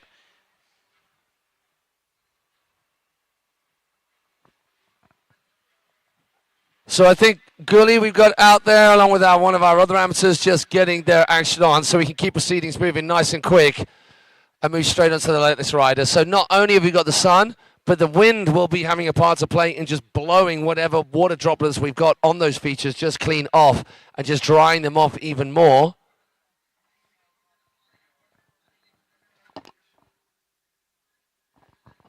Yeah, so watching that action replay, there was that toe side, backside 7 with a late tail grab in there. Nice work from Connor. Which means we move onwards and upwards with our next rider. We have Jan Sassa doing it for Team France. This guy has absolutely blown our minds and very well deserved here in the semi-finals. Now with a stacked heat, it's going to be interesting to see how his run, obviously hoping that he puts it all down. See how it stands with our other riders. Currently right now, Joe Battleday is obviously sitting in first place as we haven't got Connor's scores in yet. But so his section C score, as is often been the case for Joe, really, really high. So anything up near the 20s, that's what our riders are looking for. Section B, decent, is 16. Section A, with only half the scores available to him. So that's interesting, isn't it? So Section D, Connor Lawton, obviously that crazy Tootsie trick is what's getting him through. Jan Sassa now, oh my word. That was bigger. He got the full underflip, kind of the end of the underflip. After that handle pass into back lip, up the kicker. Floaty is a one thing, drops down out of that back mode with the grab onto his toe edge to get out nice and early. He goes front board on 180 handle pass, then goes back the other way after that 50-50. That is a crazy combo hit. Big scores for section B for Jan. That was insane. Hillside backside 270, then goes ollies over to front board, and then goes into the bank. 450 out, getting super wrapped up. With the handle behind you, the cable in front of you, getting that 450 when there's all of that plastic to fall on. Super risky biscuits. Oh, that wasn't as clean as we have seen him do in previous rounds. Obviously, he knows he's not happy with that, so he's not even going to attempt the second half of the creative section. Very strategic play. Toe side, front side 10. Oh my gosh. Do you know what? I checked his Instagram page out early this morning. I saw him doing a toe front 10 into Orlando. I can't remember where it was. I think it was Totem Wake Park. I'm not entirely sure. I'm sure somebody will feel free to correct me on that. But damn, Daniel, or damn, Jan. So it's interesting. We refer back to that battle that was there between Busty and Joe. I'm wondering what Joe needed to do to get himself back in as you guys watch the replay. This crazy, crazy action. Yeah, not quite getting that second section of the third scoring zone. The section D was a write-off. But that, I think, is pretty much going to be a write-off as well. It's not landed. If you're on your back and you're muscling your way out of it just because you're really good at doing that, it still doesn't. It will count for something, but not for the amount that a 10 you would want to. A clean 10 would count. Yeah, exactly. So it's almost, with a couple of mishaps from our riders up to this point, bar Connor Lawton, who's got a solid score and solid hits all the way through. It could be that Trent just goes a little bit easier in this very first run, just to lock some scores on. But easy for Trent is not the same easy as for everybody else. That's a big old ollie. That's over his head. It's just insane. He's not a short lad either, so that's a good 6.5 feet ollie. And do you know what's even more impressive is that's actually kind of right under the cable. It's not wide for a So half it's load. not like you going out and then relying on the tension. He's actually coming almost negative into it. Landing off 270 and then kind of punching it off the nose. 1, 2, 3, 4 rails. Landing nose press on the last one. Backside 90 out. Backside 180 out, sorry. Into the bump. Check this out. Sorry, the Vulcan. Did he change grabs? He changed grabs halfway through. It went indie to stalefish. Oh, Gets that's the black method, front to blind. What is the black method? It's a method, but with your backhand in that method position. Toe back 5, rewind 1 from Trent Stucky. Did you expect anything else? Absolutely not. That was mind-blowing maneuvers. You know the best thing about that entire run is as he came in for that double back roll, he just pulled his shorts up a little bit because he knew he had to get his knees up around his ear rolls, and he just didn't want the he wanted the freedom of movement. Look at this ollie right here. Over his head, 360 out, 180 on, then stalling out that last 360. Look, punching it off the nose to back in. Ooh, little wobble. 1, 2, 3, 4, nose, backside 1. Watch the short huck right there. See him change grabs there. Yeah. Oh my gosh. That was insane, man. That black method front to blind, straight out of the double Mexi. Double grab, double Mexi.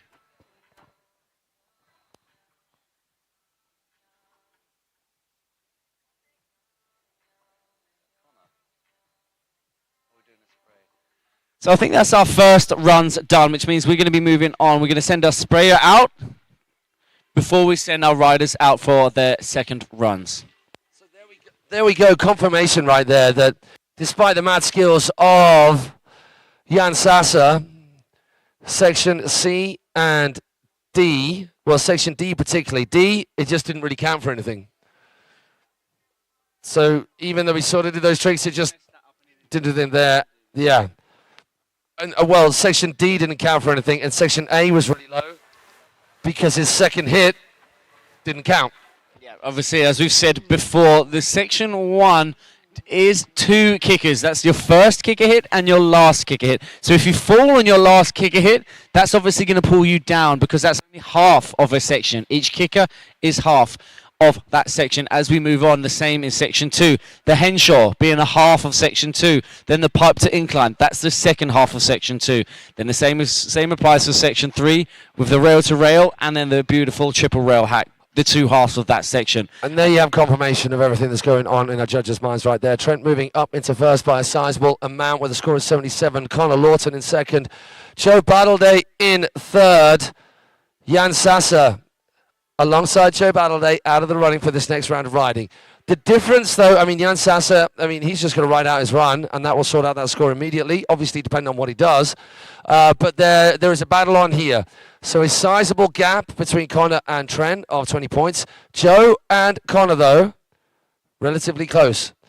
And they were battling it out before, so they're battling it out again, and it is literally three and a half points between them right now. And it is the kicker section and the creative section that is the difference being made.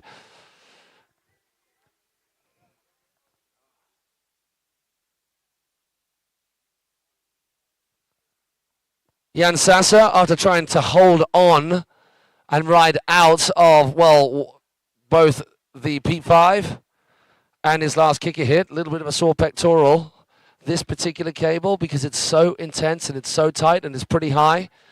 And you're, turn it up, please. It is pretty tough on the body, this cable, particularly out of each feature that you land or an air trick that you land, you're straight into a corner, then straight into your next feature. It's a beautiful cable in terms of how compact it is. Like if you were riding here day in, day out, it'd be just amazing. It's an amazing spot. And the selection of features, also, there are extra features than it actually seems out there, because they put all of these things together for the hack. And you can see there's a couple of other features that have just been pushed to one side. So Jan Sassa, let's see what's up. Why did you turn that song off? It was amazing. Get it back on. Thank you. Thank you, DJ. Gets the toe back 90 handle pass into backlip up the kicker, followed by the underflip. More than happy with this section. Jan Sassa, what did he score in this section 2, mate? So Jan, it was third ranked section out of all the scores right there. So, hey, but it's a risk if you're going in there and you don't think you can improve more in other areas. Oh, he was going back for the back lip back to the cable. And that's a shame, but this is such a tech hit. Gets all wrapped up, 450, then over to front lip, but just misses out on the full pull on that one as well, so that isn't going to score him well in section 3. But moving onwards now, we're going to have to see something special in the creative section. No, he gets out of it. Come on, Jan. He's a party. He's a vibe for sure. Hey, Fatatisi corner. Show Jan Sassa some love. Come on, is it going to be that toe front 10 again? Toe front 9, a very unfamiliar 900. You do not see that very often, do you? All right, we're going to try something here. Mostrero un po' d'amore a Jan Sassa. Didn't work. I tried, I failed. I'll stick to English. Tumbleweed. Maybe got to go back to translate. It might have been my enunciation. Mostrare un po' d'amore a Jan Sassa.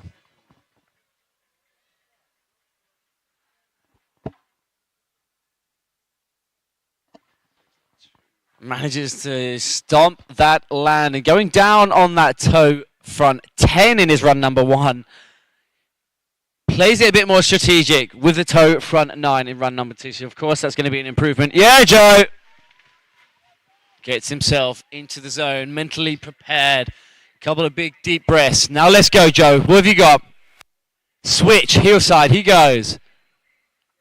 Backside 720, clean as a whistle. Now across to the bump. Toe back 2, rewind. No, okay, so he goes toe back 2, front lip, then goes down the incline, the down rail to back lip. Hard way 2, full pull, back lip. Love that. That's an improvement already from his run number 1 on that second half of the section. Joe with a huge score in this section, allowing him to opt out for his second run. Now we move on to the creative section. What has Joe got for us? Is it going to be the Crow 5 or is it just going to be the Crow 2313? Joe is more than happy in the creative section as well. So it's just section 1 and section 2 which Joe is going to try and improve. Now we're coming in right foot forwards. So this is his normal foot forwards. Heel back 9. Slap that down, baby. Yes, you see that like really, really tight, mini aggressive fist pump. Yeah! Get your hands off my 900. Yeah, that was dope. Super dope from Joe. You know what? Out of all the tactical play out there, I think the winner, the Tactician Award, and especially if this sees him get ahead of Conor Lawton right now, Joe has no control over what Conor Lawton does next. But if this run gets him ahead of Conor Lawton, and it's got to, hasn't it? It's got to. He just landed a 900. That's got to be for... yeah, and of course he crashed on that, didn't he? Yeah, on his exactly. First That's run. what I'm saying. Yeah, Yeah, of so, course it's going to be a big improvement. Okay.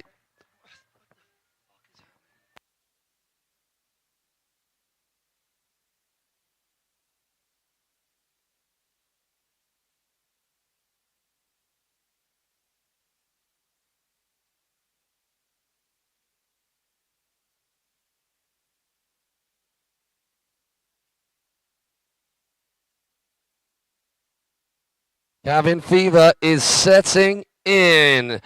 If anyone wants to get weird, then come on in the commentator's command center. All right.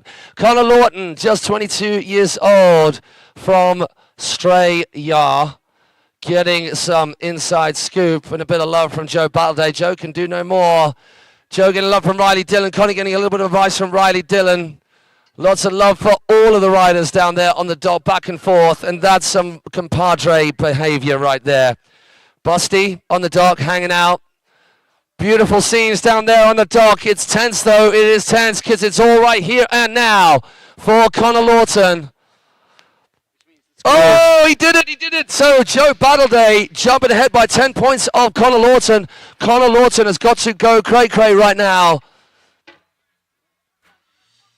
Is it going to be the underflip again? That's bigger. It was bigger. He gave some serious beans and energy coming into that. Gets a 270 up, front board, full 360 from the flat bar to the down rail, gaining that landing in a back lip, frontside 360 on back lip, 450 out the end of the incline. Gets a chance to catch his breath. Now as he comes into section 3, frontside 180 on, rewind it, frontside 360 into the transition.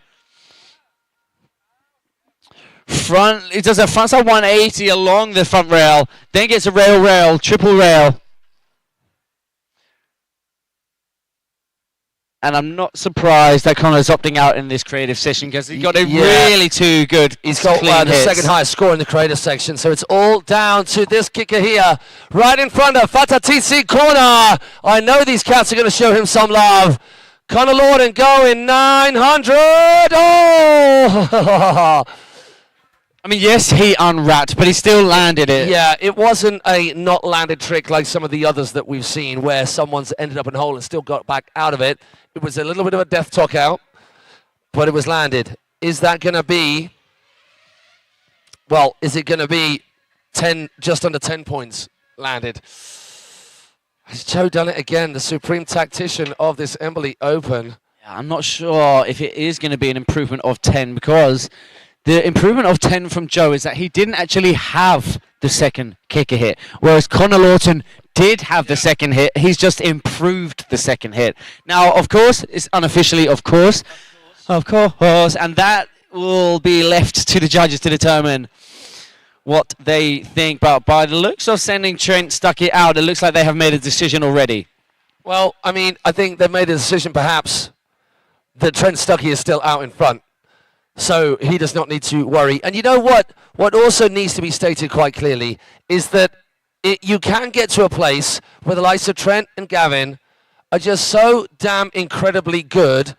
Their example, and that was just a throwaway trick.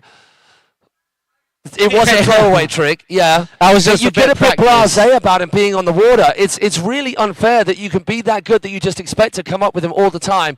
So we need to give this cat our full focus, because he deserves it, because he's blowing minds all over the place, especially right here and now with us at Embily Open, stop number 2, Awake Cablepark. Let's make some noise for the incredible phenom of Trent Stucky. Yeah, boy! Get head in the water. All Saints V-neck t-shirts deep, that landing. Do you know what's funny is the same as he did at the start of that section 2, and the same with this kicker hit. Heel front 7, rewind 1. All of those hits were practice. But that laid out tantrum, my favourite. So of course, I might be able to do that. The nature of the format, as I've said it before and I'll say it again, these sections are broken down into 2 parts. You have the kicker section 1, then 2 obstacles in section 2, 2 hacks in section 3, and then the 2 halves of the creative section. So as you saw from Trent, he's just hit one half of the section in section 2. Section. And confirmation again, right there. Connor Lawton, commiserations, man. You upped your score. You went all in. Jan Sassa the same, but you two will not be moving on through. Trent Stucky, Joe Battleday, huge congratulations. They would have seen that already because they would have had their eyes on the scoring system, as hopefully you guys at home have as well. If you have not yet got yourself onto the page that we are all working this competition through, it is alpacacup.com. And we are live now with our Pro Men semi-final number 2, consisting of James Windsor, Leonardo Gatti, Victor Salmon, and Gavin Stucky. Yowzerino. Spray laps out in front of you right now. The competition has not quite started. It will do just as soon as each of these riders have done their lap.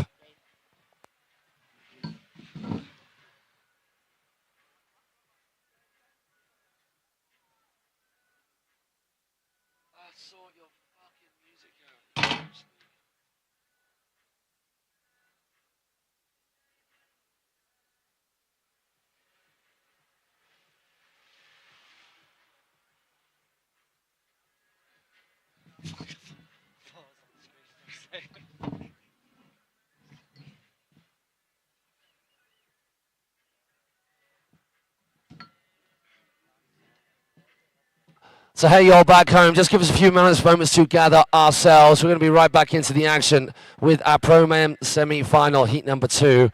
We are getting into all-out battles for finals. We are going to be straight after this with our Open Women Wake Skate, Open Men Wake Skate, and then Pro-Women final, Pro-Men final of the wakeboard. So we are 8 rides away, 8 laps of this cable away from moving into Super Final Sunday in all its glorious form.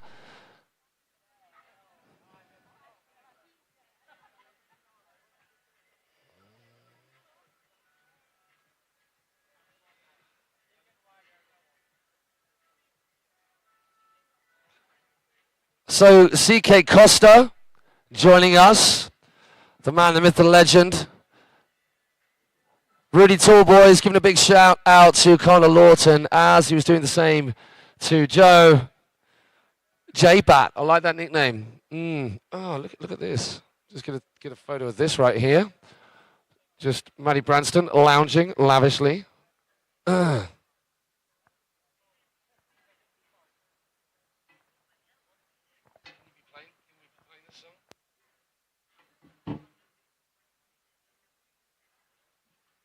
You've gone a little bit hood across the airwaves again. I'm more of a house monkey. Ah, that's better. Get that photo. Now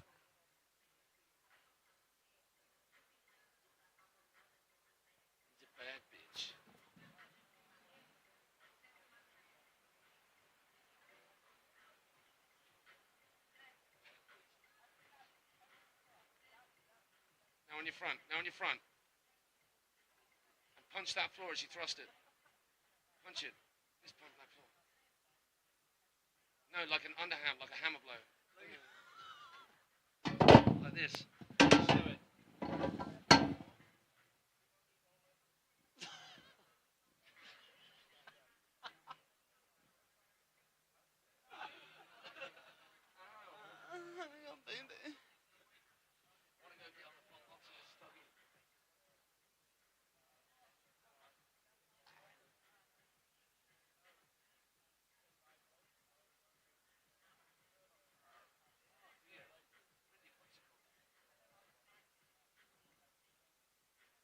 While we're taking a few minutes for you cats at home and also you cats here if you got your eyes on the live stream, just shout out to our sponsors, including our headline, Embily Card. If you get yourself online right now and you do the old QR code, you can find your way to the Embily Card site, the smoothest way to manage and play with your crypto. That's what it's all about. And thank you, Alex, from Embily, who's not only here through the brand, through the company, through the headline sponsor status, not only here in person to support, because his home part of the world is Singapore, but actually riding in the goddamn event. A little bit of an adjustment out on the park. Our features, our plastic has taken a right old beating.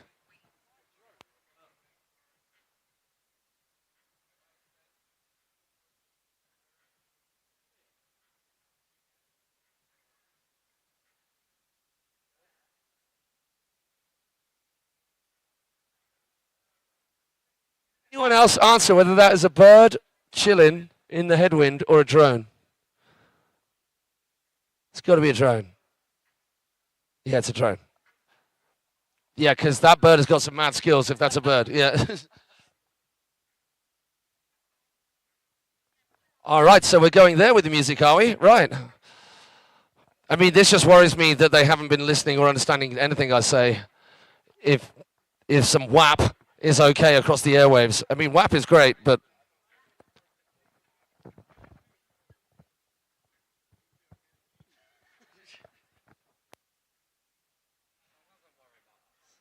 Does anyone else worry about us? Because sometimes we do. It's just no one's even looking. I mean, we're doing all of this for attention, obviously. Hey, have we got time to go and hang out at the TC Corner? Yeah?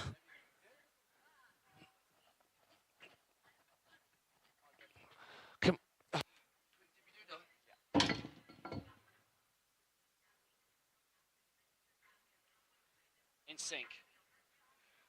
Start running on 0. 3, 2, 1, 0.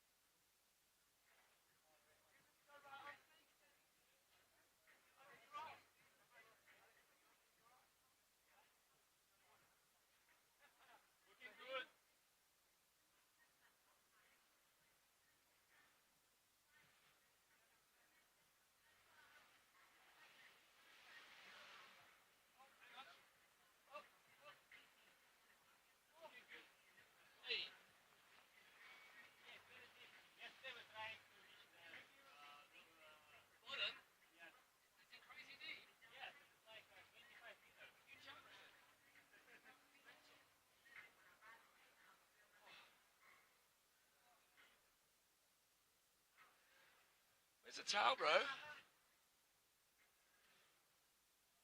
did you do with the towel?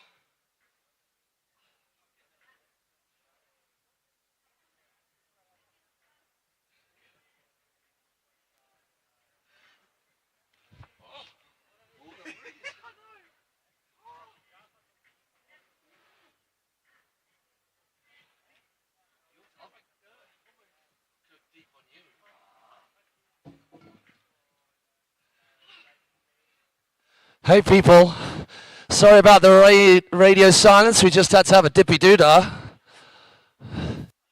which was absolutely glorious. We highly recommend. Just don't get in the way of the wakeboarders and you're all good.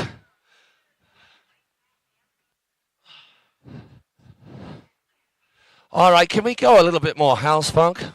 No, it's my towel. Stand in the sun, air dry. Oh, you know what's the best source of drying? Friction. Window! Window! You got another back rub coming up, son, if you do well. Okay, so we are going to have to charge the old phone, but here is our heat number 2, our semi-final number 2. James Windsor starting off. That classic back 7, cheeky melon grab on the end of it. Front, full 270. That's the one he was after. That's 180 to, 270 to 50-50, then rewind. Nose press, a ding dong. I like that. Full 360 to nose press. Then goes back lip. 450 at the end of the incline. Frontside 180 on. Then gets across that back lip from rail to rail. Nose press 50-50. Front board. Turns it into Then a little switcheroony. Yeah. Now we move on to the electric section window. Beautifully done. So what are we going to go? Switch front to blind. Oh, the front mode, but that was bigger than we've seen before from window. Better TC crew, make some noise, please. Here it is. Back to back. Heel back sevens. God damn, window getting it done. So semi-final number 2 is where we're at. Replay of James Windsor. First rider out in semi-final number 2 is what you are watching. Cheeky little melon grab on the last part of that backside 7. So front blunt to keep him on the rail. 270 into that 50-50. Then back round right foot forward. Switch 3 on into switch nose press. Front board 450 out. Then coming into this old section. 180 on. Back lip. Then gets that 270 as well.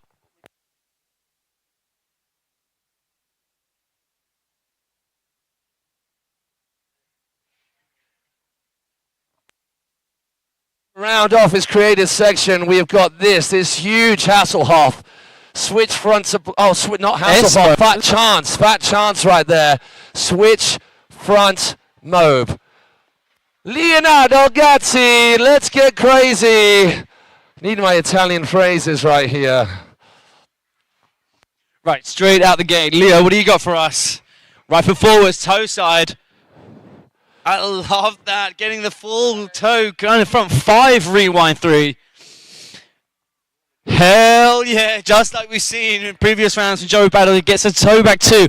Rewinds it and locks in back lip. Ollie back 270 to the rail. Back lip. 450 out the end of the incline. We move on now to the start of section 3. Front board. Front nose even. Full 450. Rail to rail, rail over the rail, to bank. Check this out, Rudy Tallboys is going to love that. Hell yeah, that wasn't as clean as we have seen in the quarterfinals. So Leonardo Gatti comes through. Fari un po' di rumore gente, poi Leonardo Gatti gets that 3-1-3. Is it going to be the heel back 9? Oh my gosh! That cat has that trick on lock. I've seen it so many times from Gatti, and the fact that he can just pick that out of his bag of arsenal day in, day out when it counts. Fair play. What an insane standout run from Leo, and being his first run. He's going to be happy with that. That's going to give him the confidence to absolutely send it even more in run number 2.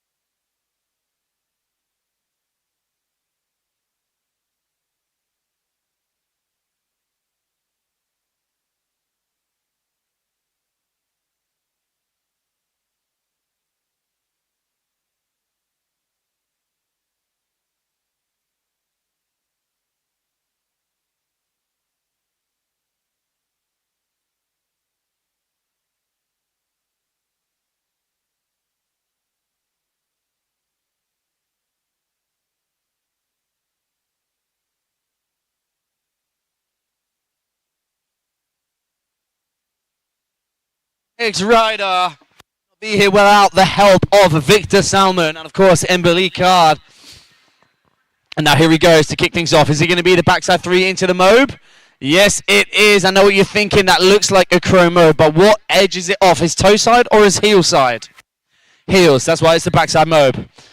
Oh, just comes off slightly early, but a real technical hit, getting the full lengths from start to finish of that Henshaw. Ah, man, that's going to bum him out. No stress, as it's only one section. It's not a full run. It's broken down into sections. That's going to be sick. He likes that. Gets a rail to rail over the front board. Pretzel 2 out. 50-50, 50-50. Hard way 270 back lip. Fake out. Rewinds it back. That's an improvement already. Arguably more difficult than carrying on that rotation. The truck driver, Pete Rose. Get out of it, boy. Oh, Victor. So he did not give himself much height on that Pete Rose, but he muscled it around anyway, which is why he found himself in the hole he did. Ah, that's it. Give us a bit of purple disco machine for the afternoon of fun, people. Thank you. Grazie. Prego.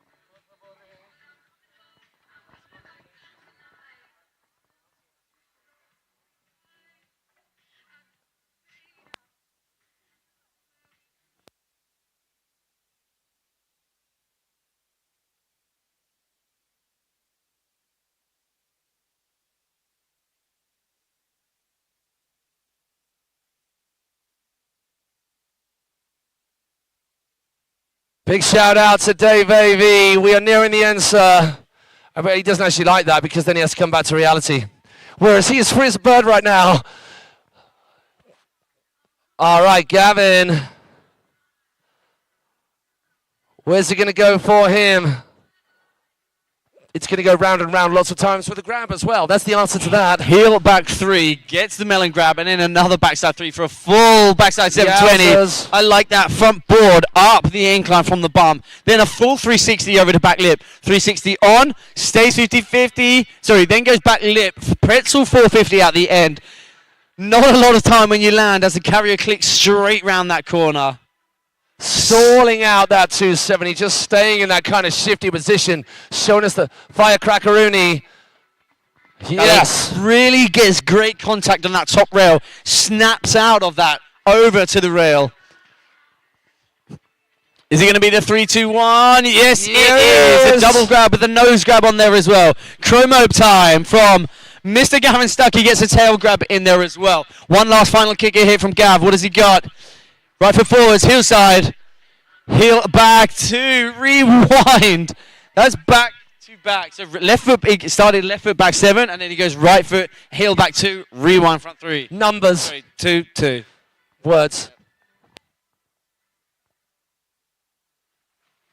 So this kid, Gooley, very impressed by him, taking the second spot in the amateur men. Good to have these lads out there ripping around. We're actually getting close to the 20-hour mark of commentating in 2 days. Yeah. Wowza Rooney. Dave AV, have you put some suntan lotion on? Do you want some now? Do you want us to cream you? Do you want me to come over there and cream you all over you? I don't know where your mind's at, mate. I'm just trying to protect your head. I don't think anyone's listening anyway, Dave, so it's fine. Oh, yeah, there is the stream. Hey, people back home, so we're just worried about Dave AV. Actually, can someone put some cream on his forehead, shall we? Go. Are you sure? Well, just at least sit in the shade. So Dave AV has been plugged in for about the same time that we've been on the microphone.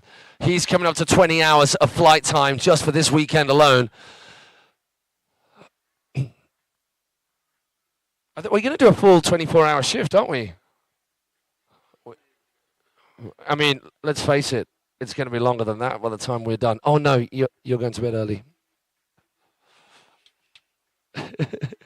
Hey, people back home, if you're listening, should we just tune in just to see what's up with people? Oh.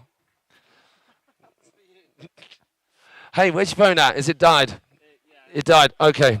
So I'm going to have to charge my phone any second as well. But let's just dive into the YouTube page for you cats at home. Let's just see who is where.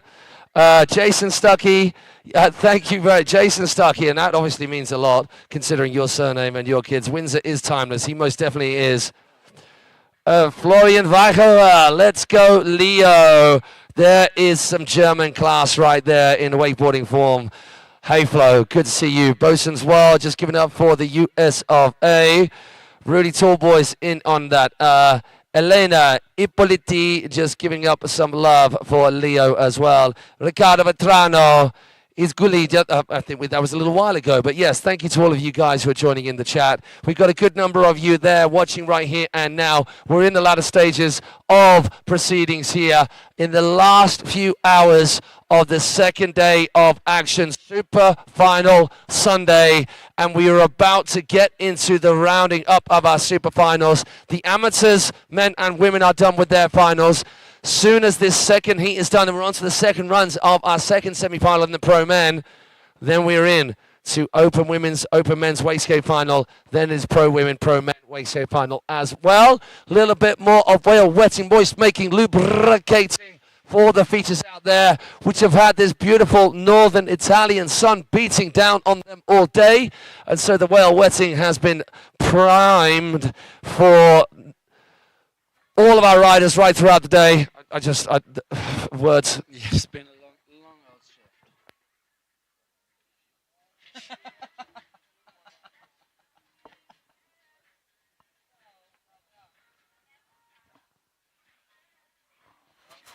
Do you think it'll ever get old? I'm not sure. I think if we were seeing each other every day, I think that's does. Absence makes the heart rep wonder.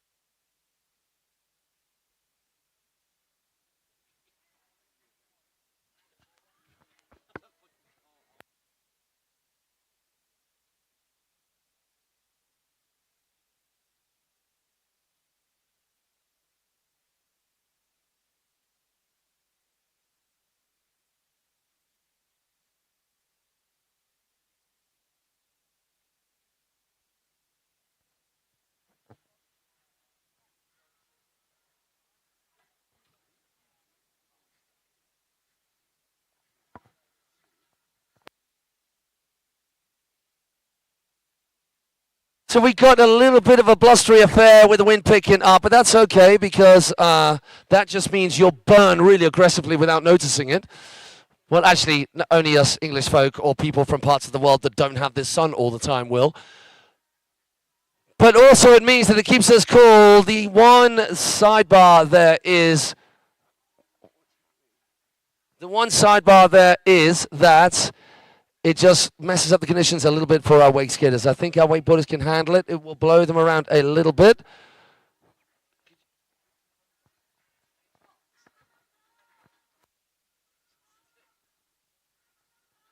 Any chance?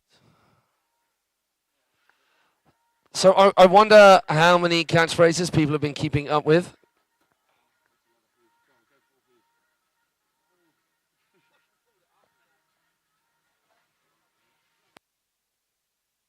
Victor Salmon, you can see on the dock right there.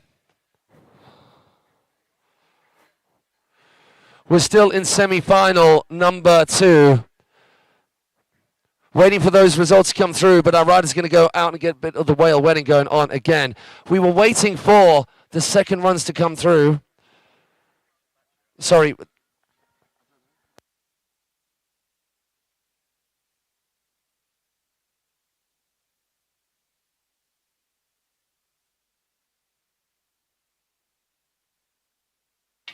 So we're not waiting for the second results to come through. We are waiting to get going with the second results.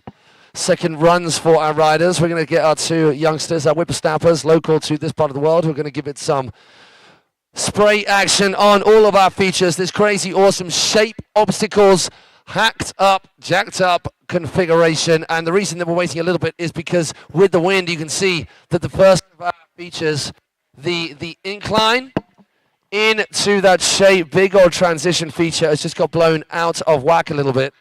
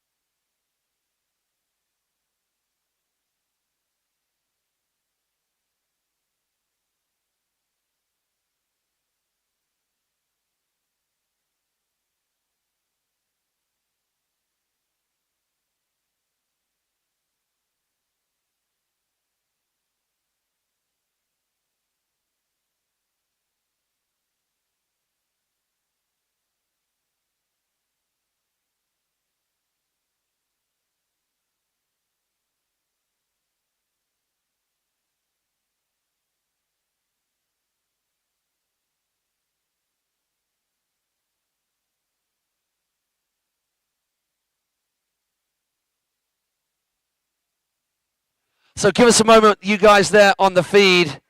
As you can see that shot, we're just needing a little bit of adjustment on that first feature. That rather beautiful, I have to say, we liked that a lot, didn't we, when we had a little play? Yeah. I wish we had another chance to get you out there, Maddie, and just gapping that whole thing. Well, we've got a video, but I did it on my not so great phone. But it's there. You can see what you're doing. Worth it. We'll post that later. Maybe one day you'll edit that footage of me doing that flip transfer one day. Okay, maybe not. Good chat.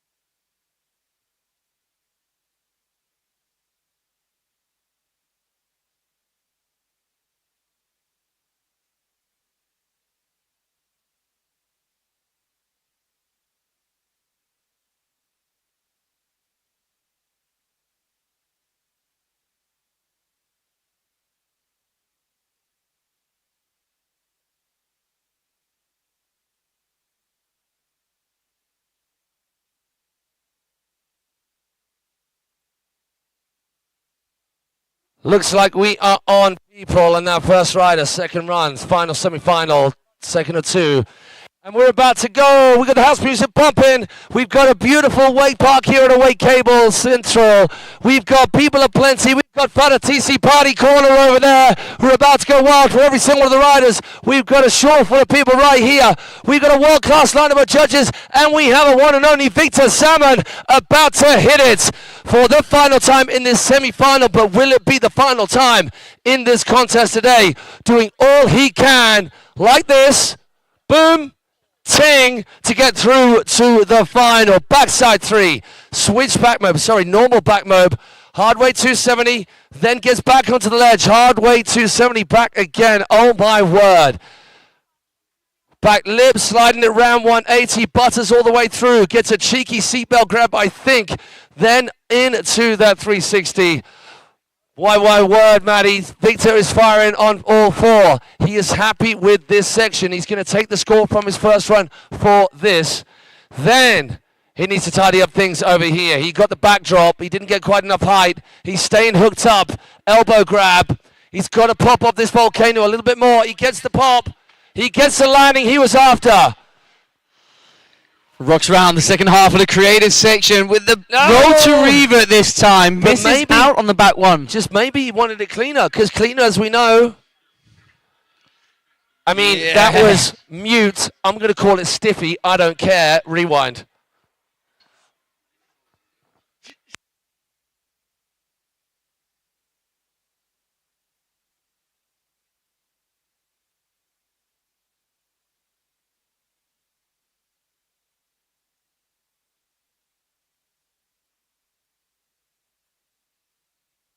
Hey, wow, Victor Salmon, that was something special. You're watching the replay right now.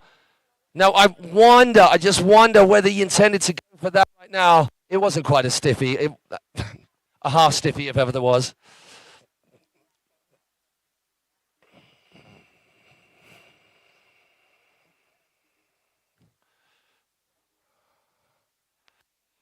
Whilst we await our results to come through, as you can see there, Leonardo Gatti awaiting the green light to kick things off for his run number 2.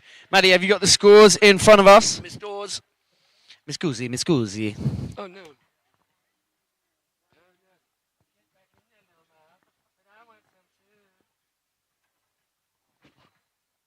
So the current standings are, after the amazing work from our Awake team here, getting that repositioning of that hack, first half of our section 3. Leonardo Gatti going to await our scores to come in to see how he stands. So it's just one run in, a huge score of 81.85 for Kevin Stucky. 68.33, still a big score from James Windsor. Those two are our current qualifiers as things stand. And then Leonardo Gatti, 10 points off the pace, just under, behind James Windsor in third place. And Victor Salmon didn't complete the sections of the course that he was after, but that run right there was tight as a one thing. So it's going to be an improvement, absolutely positively. How much of an improvement, we're just going to have to wait and see. That elbow crux grab, Pete Rose, was something special. Leonardo Gatti expects some noise from the corner of Fatatisi right now for this cat. He is happy, so let's look at the scores. A 20 in the section A.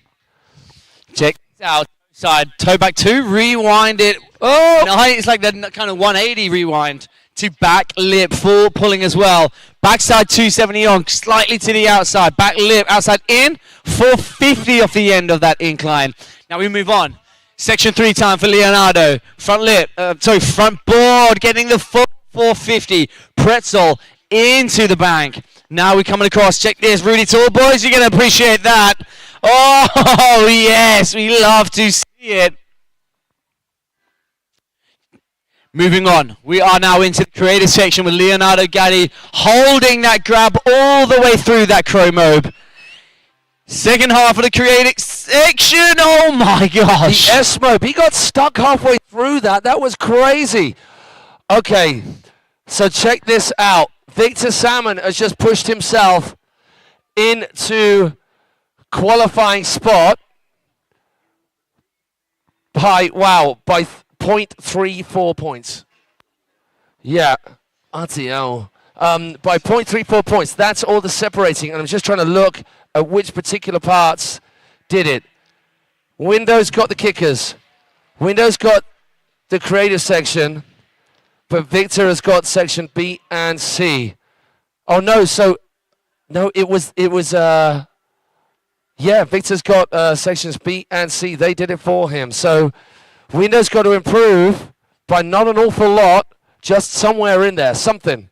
So maybe the 450 out of the first feature in section C, but then we're still going to wait for the score to come through from Leonardo Gatti, because those improvements that were made from Victor Salmon, there were definitely those improvements made there from Leonardo Gatti as well, including that S-mode right here. So it could all shuffle once again, and Victor is by no means safe.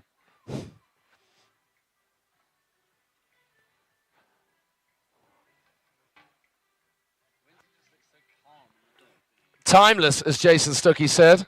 Timeless. Just chiseled and ready for action. Ugh.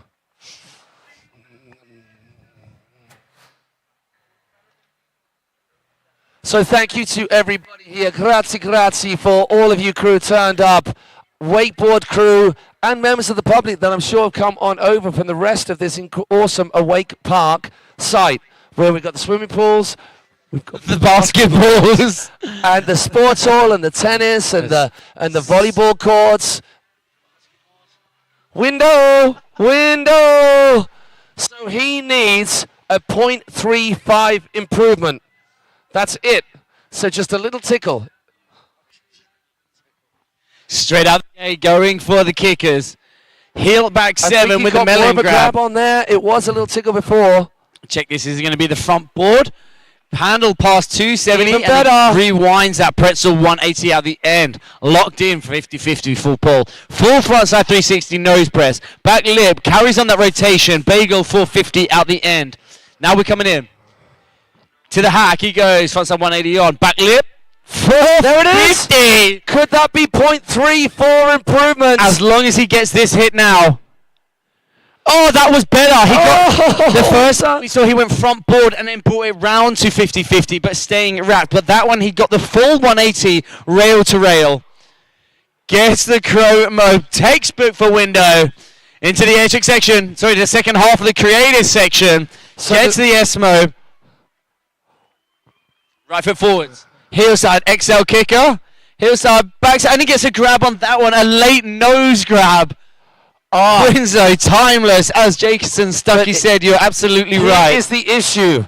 That may be enough to get ahead of Victor Salmon, but the score has just come through on our live scoring system, which you guys can watch at home, which is why I've got my phone in hand just to keep abreast of it as our judges launch them. Leonardo Gatti just came in with a killer score, jumping ahead of Victor Salmon by 6 points. But then these two hits. There are a definite improvement. So what was James Windsor's Section 3 score? So Windsor, 17.92. Still a high score, isn't it? Leonardo Gatti bumped up to 20. Did he do that backlit firecracker? Yeah, he did the backlit firecracker and it was a lot cleaner this time round.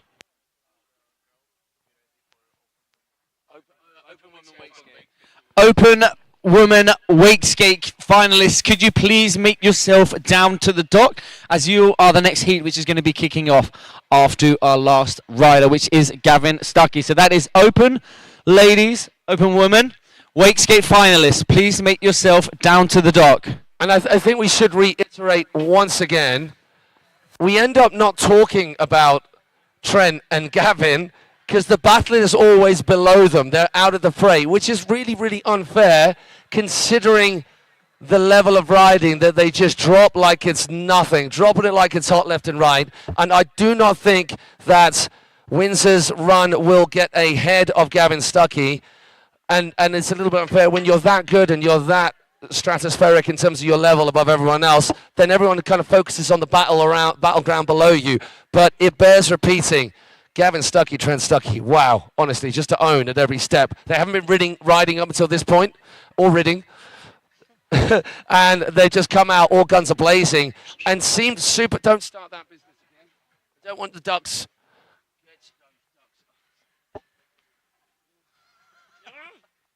Sorry, Maddie was just trying to talk to the animals again right there. So it is going to be wake skate action very shortly. Gavin Stucky still yet to have his second run. Love how you know my code on my phone.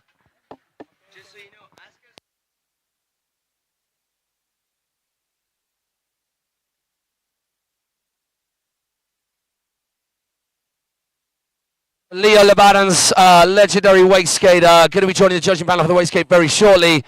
Let's give it up for the crazy, phenomenal talent of Gavin Stucky right now.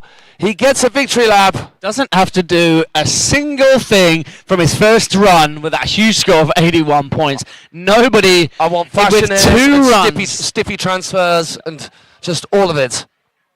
just gets a nice, chill, cruisy lap. So we're still waiting with bated breath for this second score to come through for James Windsor on his second run.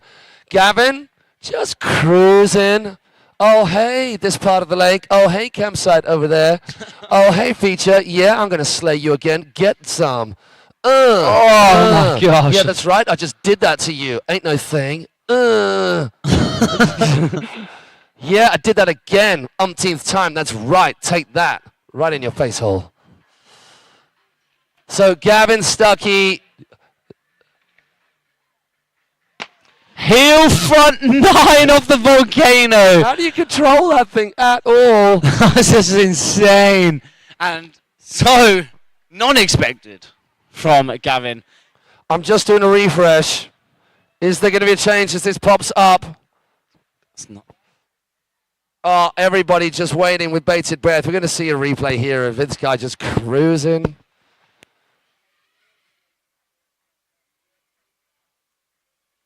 And it's still not there. Oh, the tension. You know what? James Windsor has ridden an awful lot. Went the long way through in the LCQs. He will, if he goes through into the finals, he'll have ridden more than anybody, having also ridden the wake skate too. Well, with a slightly injured knee as well. Yeah. He's been riding really well. Really Tweaked well his throughout. knee, didn't practice at all on Friday. He would have preferred to have done.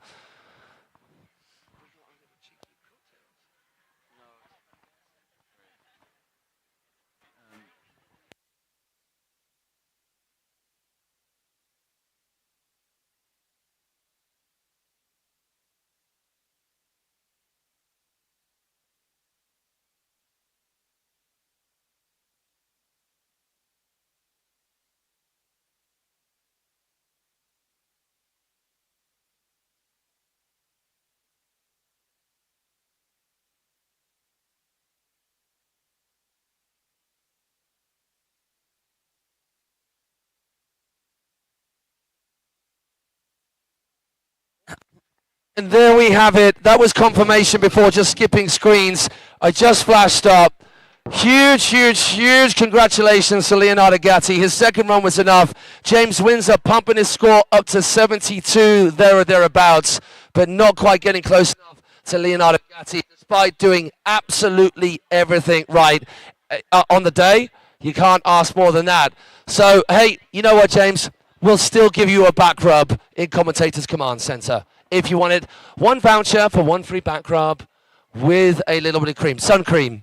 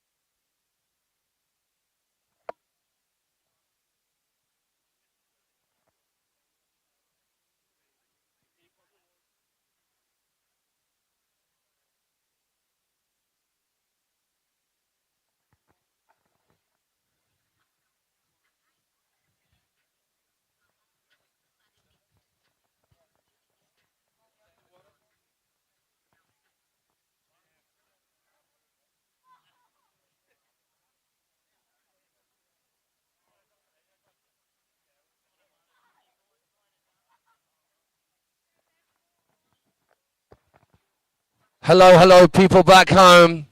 Maddie, have a little check into YouTube if you get a chance. Now we've got our phones back because the phone power has been draining. I'm going to sit on this side to just give people a look on my other side.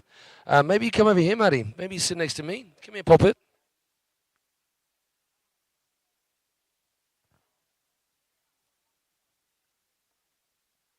And maybe before we get into super final, climax, crescendo, the meat and two veg, the business end of proceedings.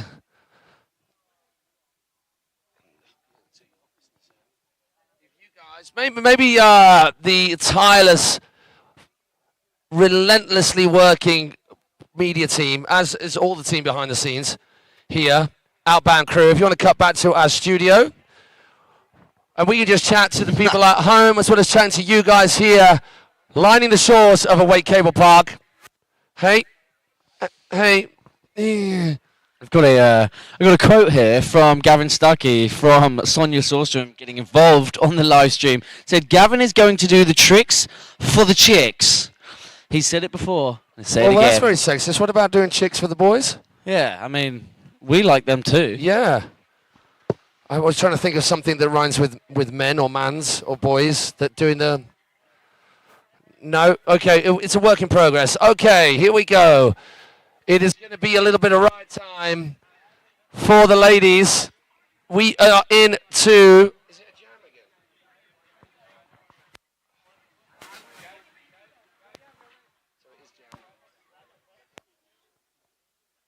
So we are Wakescape final time right here now. Are we started, guys? And it is Wakeskate, Open Women's Wakeskate final time. All right, so I'll keep my eyes on Susanna. Why don't you keep your eyes on Emily? Back shove to kick things off. I'm not too sure, actually, but I know this is Susanna here. Through Susanna coming in front of the dock. Gets that front side shove. Back to back and front.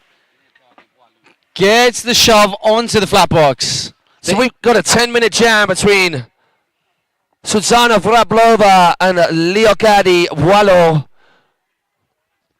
Slovakia against France on the water. It's a 10-minute jam.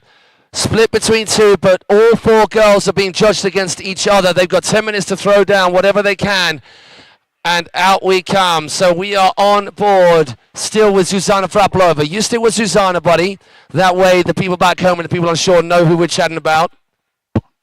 Gets a nice little transfer, ollieing from the water onto the transition rail. Now she comes across to the flat bar. Full pull all the way throughout that flat bar.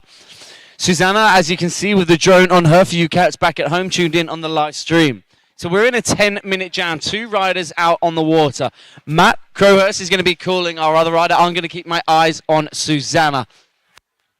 So, of course, the drone can't be in two places at once. But we just saw a big old transfer on the back straight. Susanna coming in, front side 180 to that inside kicker. Lovely section down the back straight from Leocadi. And Susanna hitting the flat bank. So we are still with Susanna on the live stream. Hello to everybody back home. Good to see you there. We're trying to chop between the two. We're commentating live for the people on site, as well as you guys back home. Maddie, take it away, because with Susanna, as Leo has just taken a fall.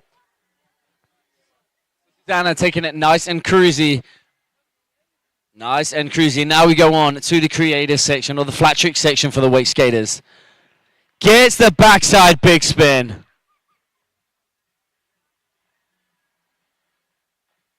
Front shove from Susanna. She going to round it off with a hit on this little flat bar incline rail. Shove on 270 out.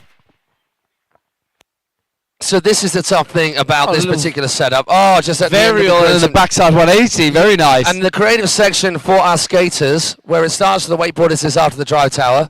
But for our skaters, it starts after these last two features on section 3.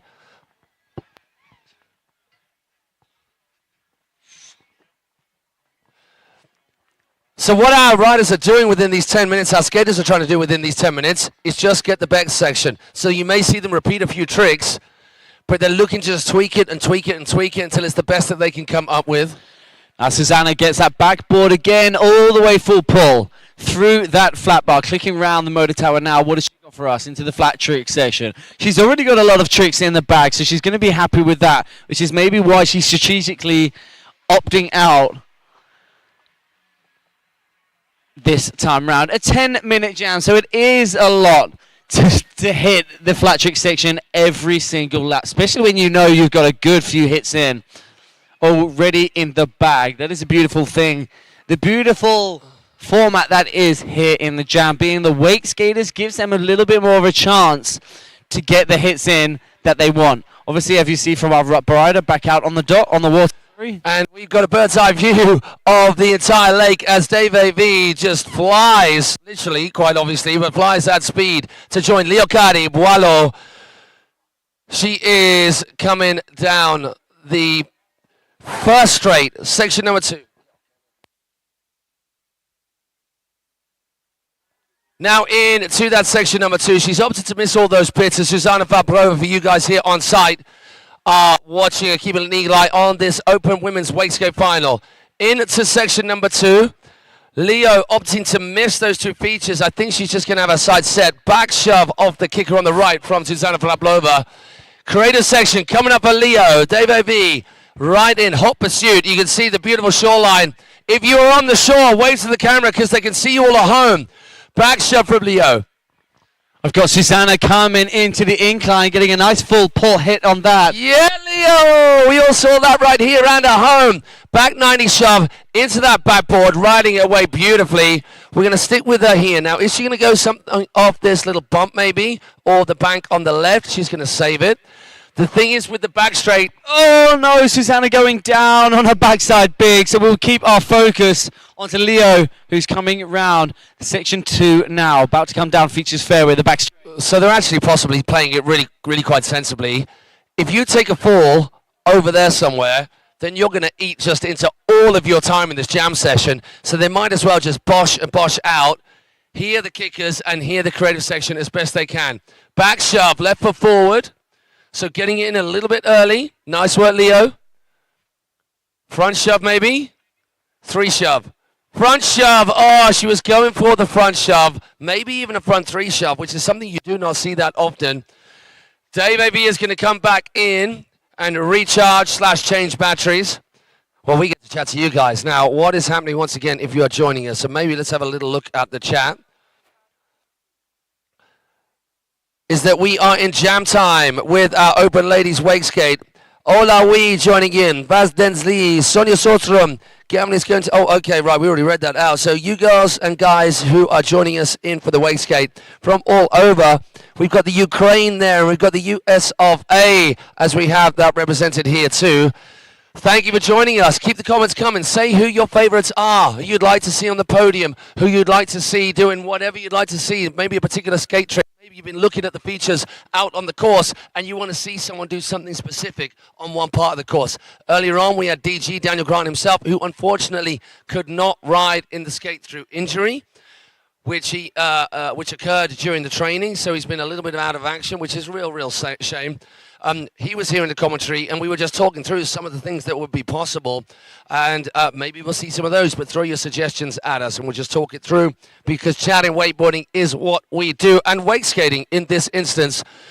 And we got Leo back out on the water. She managed to get back nice and quick. So no point in throwing down anything right there, where you're kind of already into the creative section and losing some of that room by the time you get into things. It's possibly at the stage now where you want to start thinking about stuff on this back straight. Maybe just a little hit on the incline and off the bump. Or this wall. James Windsor was making so much use of that wall. Did you see him just coming on from the outside as well? Yeah. I've already seen some hits from Susanna going with a frontside, lipside onto this kind of wake skate, flat bar / little mini wall ride. And she's also got a hit on the incline as well. So she's already going to be happy with that. Whether she wants to up the ante, not too sure. Maybe she wants to get a lot more tricks locked in here in the flat trick section before then deciding to choose where, if you do fall in at that back straight, it is a long way to get all the way back to the dog. And being a 10-minute jam format, that is does not leave a lot of time to get back to the dog. But no. Leo in front of the dog, just taking another crash on what looked like the frontside 3 shove. So I'll stay with Susanna now, who's coming into the flat bar. She's already got some good hits on the flat bar, so she doesn't need to hit that if she doesn't want to, unless she feels like she's got a better hit in the bag. But with her teammate out on the water right now, in front of her, I believe she's going to opt out, as you can see her there. So, Susanna, it looks like she's taking it a little bit easier. Now, we mentioned the conditions, which have been incredible all week long. Little bit overcast to start yesterday, but generally pretty good. We've got a bit of a wind situation. Luckily, the calmest part of the lake is where they're going to be doing their flat water trick. Susanna Vrablova right there, dropping the front three over the kicker. So we need at least 2 kicker hits for them to get the most out of the potential score of 25 points, 25% of the full 100, in order to make the most out of this entire run. So she's got a little bit out of section 1. She's done a couple of hits. We saw the shove off both the baby kicker, the middle kicker.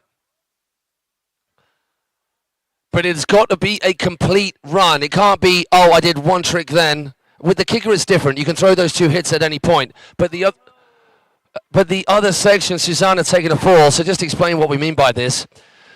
You'll see our skaters redo certain tricks through this creative section quite a lot. And the reason is because the judges are not just picking out one trick out of a section and then adding them all together.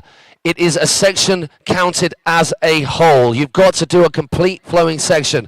So here in the creative section, it means flat trick, straight on those features. Hit the volcano if you can. Hit this wedge coming out of the water if you can. For kickers, you just need 2 hits on the kickers that will be combined, so you will just get those 2 kickers. For the second section, it is the henshaw, the bank, the bump, plus the pipe and the incline in one flowing run, and the same goes throughout the third section as well.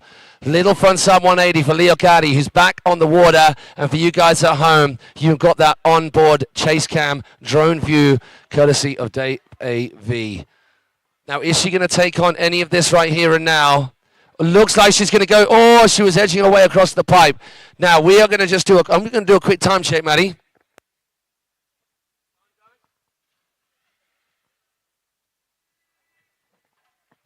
Just getting attacked by flies. If you guys are watching me thinking what I'm doing, getting attacked by flies in this little tent.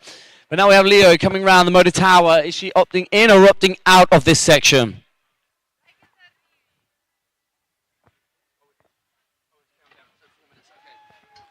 So 4 minutes left. So we have got just coming up to 4 minutes left. They've worked through almost 6 minutes of their time. A little bit of surface rotation action. If any of you are starting out, wakeboard, wake skate, those are the basics that you need to get in. I'm thinking from Leo, she's going to need a little bit more. Susanna, has she made it back? She's got enough time. It's a quick lap here. Is what we're talking. It's less than a minute to get round, right? So they have got a good 3 laps in at least by the time Susanna gets back. Now she needs to up her game just that little bit because, as the crowd on YouTube have been mentioning, we've got Patsy and Itua going, Telma, let's go Telma. And Telma is still to go. If you're watching this, if you're just joining us and you're wondering why there's only just 2 riders in the super final, there are not. There are 4, but we're splitting it into 2 separate jams. And we're going to do the same for the open men's wake skate as well. Oh no, Leo, come on Leo, let's go. Everybody, come on. Let's get behind Leo Caddy Boileau as we get her back to the dock to squeeze a couple more laps in. Susanna Vrablova, we haven't seen the shove at the kicker yet. Little bit tricky with that wind whistling past her. She won't want to be doing it on this first lap. She's already got the 3 on the left-hand kicker. Maybe wants to add something on the right-hand kicker. Opting to miss these features over here, just wetting them down because no one has touched them. So that's sensible. Maybe coming around to hit those up. We are getting a recharge situation for Dave. A little pit stop, a little refueling. And we are keeping it on the cameras remotely manned from our outbound crew sitting just behind us here at the Commentary Command Center. So Susanna, going for this, the flat bar maybe? No, getting ready, getting in nice and early. Backside shove, 1 trick in. Front side shove, super clean, catching them early. We're going to see big spin, 3 shove. Oh, big spin front side, slides it back round. Now to round off this flat trick section, she gets the shove on. Very nicely done from Susanna. She goes one more. Here she gets the backside big. Oh, God, that was a fiery run there, if I might do say think she so needs to go and myself. hit this up. She needs to hit these features in the middle. I mean, because I you have- guarantee the other girls are watching this and thinking, all right, well, they've not hit that, they've not hit that. Yeah. And okay, they may max out their points as much as they can right here, but they're missing out on all those points out there. Where are we looking? Mauricio, one of our judges right there, just telling us only 1 minute, 40 seconds left. Thank you, Mauricio. We have Leo Gaddi coming in. She gets the shove. Yes, I thought we called that too soon. Thank goodness we Leo. didn't. Oh, dear. So Leo dropping the backside shove, which have we seen that from Susanna We yet? haven't, not yet. This might be it right here. Yeah, we saw her bring that kicker down, so I'm really hoping to see it right now. And being the nature of this format, she may have, she may not. Little I've seen kicker. what Leo Gatti just threw.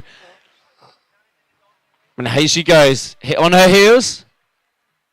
No, the varial. Oh, that's crazy different. We What? haven't seen that at all. No. We like that a lot. 1 minute.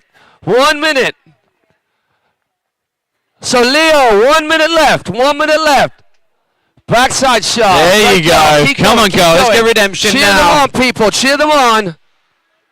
Leo not having the best of luck in the last few laps, but getting that shove in, the luck is turning her way. Oh, no. So that will be it for Leo Cardi. You lot over there make some noise.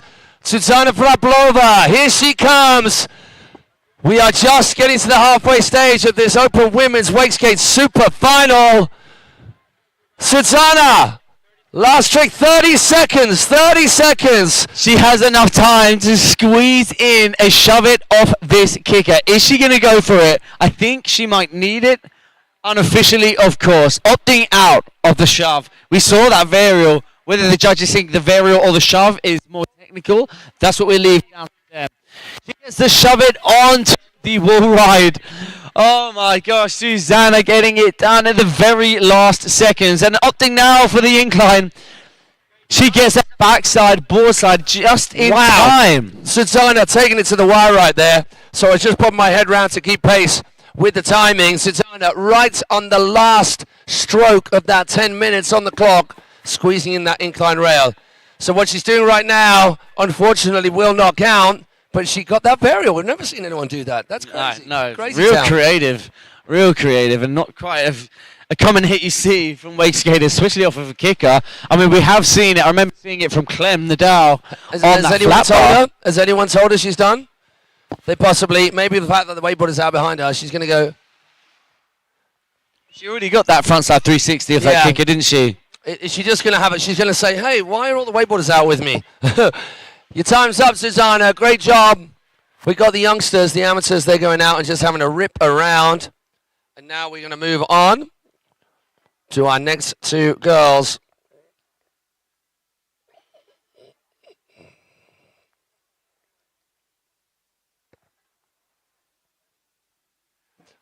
So the reason I'm on my phone is not because I'm not paying attention to you cats back home, the action here, or my job. It's because I'm looking at alpacacup.com.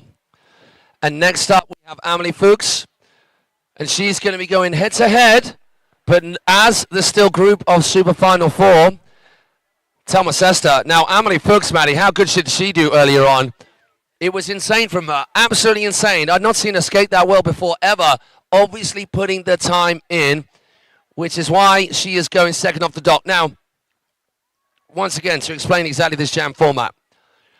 It is still a super final of 4. They are all getting judged against each other, but we're splitting them up into 2 10-minute jams. We can't run all 4 in the jam out there because there's not enough space on this cable and we don't have enough judges to keep pace with it. It wouldn't be easy to judge that, therefore the judging wouldn't be fair. But like this, they can do 2 riders at a time. Judges can judge the best sections, so they're pulling up the best whole sections and the best 2 kicker hits for each rider out of that jam. It's not just writing down every single thing they do. They'll go, oh, that kicker hit was good. Oh, that kicker hit was better. Scrap the last one. And that's how it works, and they end up with 4 sections, complete the best riding in each of those sections for each of the 4 riders, and they compare them as such. It's a 10-minute jam. And this second jam for this super final is going to be Emily Fuchs versus Thelma Sesta. So just 10 minutes left in this Embily Open Italy, whereby we will crown the first Embily Open Italy. Words.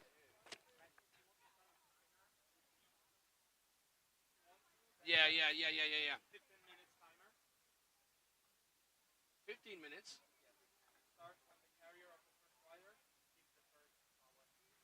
Okay, we'll just do it roughly. Go.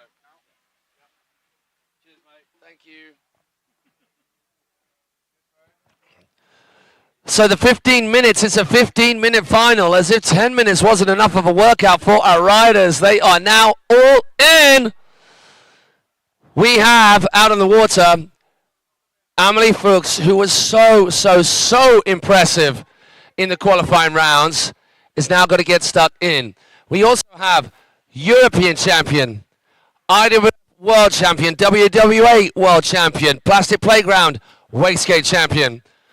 Out on the water, Thelma Sesta, is there any stopping her? Can any of these ladies do anything about this girl's performing?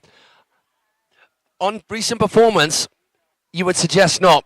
She's already just got the ollie on to the flat bar, coming round right in front of us.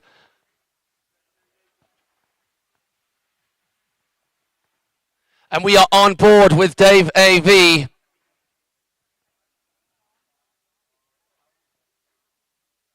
That's how confident this young lady is. Only into literally the first minute of riding, and she just drops a backside shove off the medium-sized kicker on the left. So that's one kicker hit in the bank. She doesn't need to do that again unless she's going to try and go bigger or spin that board more. Now she's going to take on this little section here. Which way is she going to go? She's a left foot forward rider. Wakeboard style, up onto the coping, dropping into the bank. Now coming into the flat bar. Ollieing on from the side, backboard, dropping out 90, left foot forward. So that is nice. a good hit already. Amelie Fuchs gets a frontside 180 off the inside wedge, straight into the bump before of the inside of that henshot. The first skater we've actually seen to hit that. And Emily gets a nice hit on the incline as well. Rounds off a nice section 2. So with you guys at home, you're watching the action with Thelma Sesta getting a little snap 180, tugging that right knee up and underneath her. Screaming to the outside. First of our girls to do this. You know what? It'd be hard for her to make that work. Maybe she just needs to leave the kicker and focus on that section on its own. Right. I just saw a nice body aerial from Amelie. She came around the dock now into the wake skate incline. Gets a frontside 180 throughout. As now you can see Amelie on your screen right now. I'm calling Amelie. Matt's on Thelma. Now Emily coming in to the right foot forwards into the bump. Yeah, girl, that's an improvement from her last hit. So that's the start of section 2. Amelie now comes into the second half of section 2,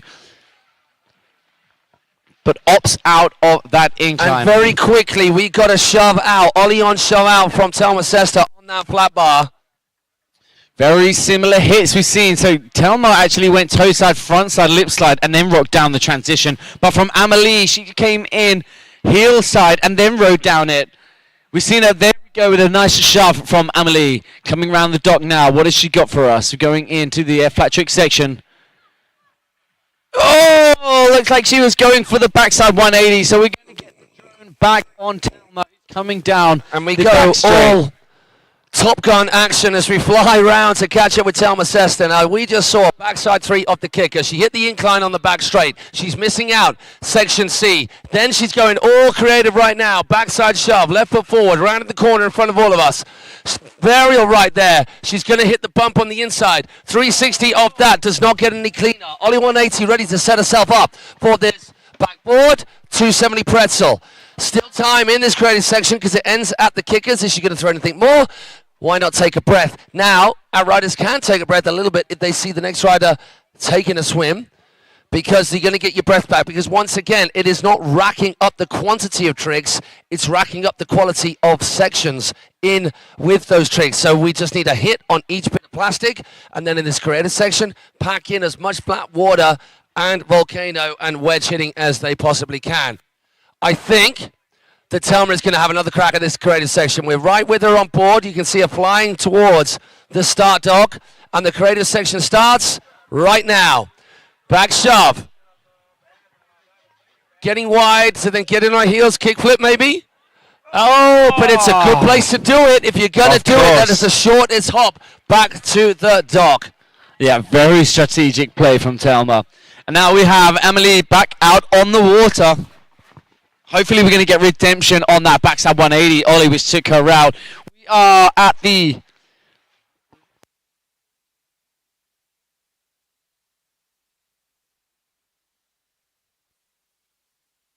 15-minute jam. We have Emily coming in to the box, the bump, sorry, gets a nice big frontside 180. That's the start of section 2. Now can she round it off for the second half of section 2?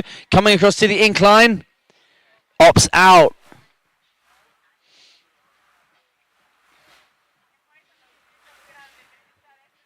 That's a better hit, getting a lot higher into that transition as she rides down into that wall ride. Across to the flat bar, but it's a backside bird slice, shove it out. Go on, Emily. Coming across now into the flat trick section. Come on, let's get some redemption on this backside 180. Nope, opting out, no drama. To the kicker though. Oh, no, Amelie getting taken down on the backside shove off of that inside wedge. But being the nature of this format and here in the finals with a 15-minute jam, she has plenty of time to get herself back down to the dock. Now up next again, Miss Telma Sesta on the water. So Matt's just cutting some funny dancing shapes in front of me. Left foot forwards. Come on, are we going to see this front board now? Yes, we are. She can tell she was thinking about that before. Now, are we going to get an incline hit to piece together the two sections?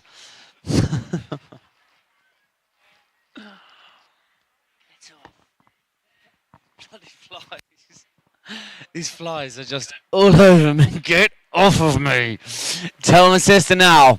Opting out for the flat bar. Now we are in the start of the flat trick section, so she gets that backside shove. Now come on, redemption time. Here we go. Foot set up for the kick flip. Oh man, Telma missing out on the on the kick down, getting the flip.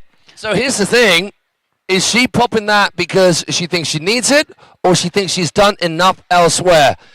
Because, I mean, I'm not going to call that at all. I think she's done an awful lot. She's done the backside 3. We didn't see that of any rider. She did a really, really clean backside shove.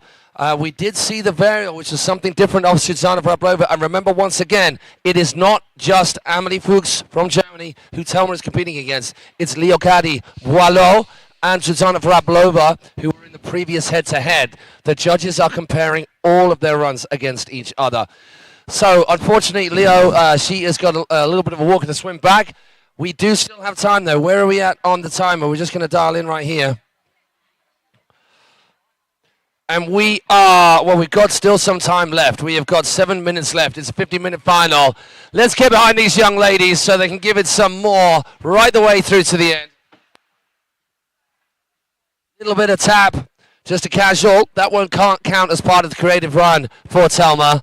Which way is she going to go right now? Is it going to be to the left, to the right? Is she going to bother with any of these features right here? She's already done a run of the bank and the incline.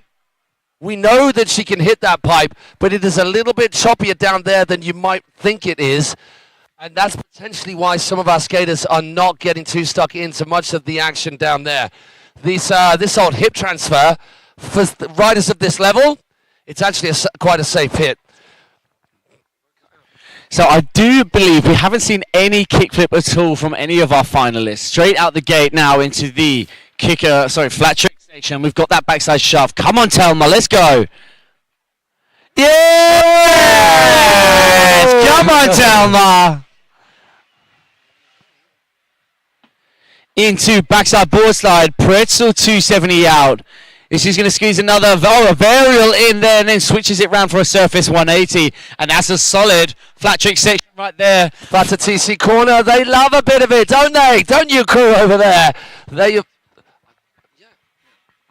Yeah, being a team rider, Telma Sesta, Fatty TC team rider out there right now with her own signature pro model wake skate. Telma Sesta obviously earning her worth here with such an insane arsenal of tricks and delivering the goods here for the finals at the beautiful Awake Cablepark for the Embily Open. Are we going to get it maybe a little bit cleaner? That was what she did to start it off. Backside shove, clicks around the corner. No! Frontside flip. So Telma Sesta is actually the first ever woman to land a frontside flip at Luna Cable Park on the System 2. If you haven't checked out our Insta page, go check it out. Now what we have here is Emily Fuchs, who's out in the water. Dave is flying around to catch up with her as we keep on the action from our shoreside cameras. She's coming into the creative section. Little shove to start things off. She's going to need to pack in the tricks. Very nice, very, very slick switching of feet while the board stays the same. Oh, well, that was full 180 shove as well. She did 180 on, not just a 90 shove. And then a little ollie 180, I think right then, maybe the big spin. We're trying to look at the action out there as well as here on the screen. This is what's needed. 180 for Emily over that bump. Now she needs to add to this section with ideally pipe and incline, but at least the incline, which she's doing right now. Gets the indie grab out of the end of that incline, so that is what she's going to be happy with. Opts out of section 3 as she's already got some nice hits. But are we going to see an improvement in the flat trick section as we are getting close to the last, just under 4 minutes left now of the super finals here for the Wake Skate Pro Women. That was a better varial. Big spin. Yes! Emily, keep going, girl. Then the shove. She's looking for the complete run. She got time for one more something. And the only 180, so you guys might be thinking, but she repeated stuff. She wasn't just looking for the single trick. She was looking for the complete run, to which she added a lot. Ollie, well, not Ollie 180, frontside 180 over that volcano, that pyramid, that bump, whatever we're calling it, next to the Henshaw. So now, courtesy of Shape. There to shape your cable park experience. Yeah. Frontside 180, even better. Better section right there. all right, I'll stay with Telma, mate. You stay with Amelie. Telma taking it nice and cruisy through the kickers, coming across now to this flat bar / wall ride rail. Opting out, so we'll stay with Amelie. So Amelie coming round in front of us. So we've got 2 minutes left, Amelie, just over 2 minutes left.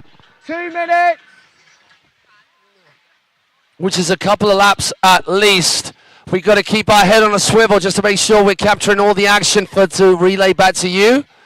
Yes, Amelie gets the shove over the right-hand kicker. Belting stuff from her. She had a slightly wobbly start right here in this jam, but she has just got more and more confident. So Telma, 2 minutes high. 2 minutes left for that young lady. As for Amelie Fuchs, setting up for something on this. Oh, Amelie, I believe she was going for a shove it onto that transition. What was it? Telma just drops a backside shove off the big kicker on the left. Hell yeah, Telma, getting it done. Now that is going to be all she wrote for Amelie. It's a meteor swim, and unless she's Michael Phelps, I don't think she's going to be making it back. So it is all down to Telma. Now, Telma might as well go for this crazy run with the frontside flip. I think Fatasisi Corner would all have a collective coronary if she did the frontside flip right here and now. They may all get naked and jump in the lake if that happened, right? Okay, that's a deal. Contractually obliged they are now. Is she going to go for it? Frontside flip, frontside flip, frontside flip. Oh, she's got something else. All right, you don't have to. We're just messing with you. So, which way is she going to go now? Is it something else up the kicker? She's already got the backside 3. It is something else she's going for. What? Oh! Going for the kickflip. Telma Sesta getting the kickflip action on. Didn't see what happened. It looked like it was a clean flip there. Didn't want to see what happened the other side. And with just 50 seconds left to go of this final, ladies and gentlemen, boys and girls, can you all make an awful lot of noise for Telma Sesta, Amelie Fuchs, Susanna Vrablova, and Leo Gadi. Bravo!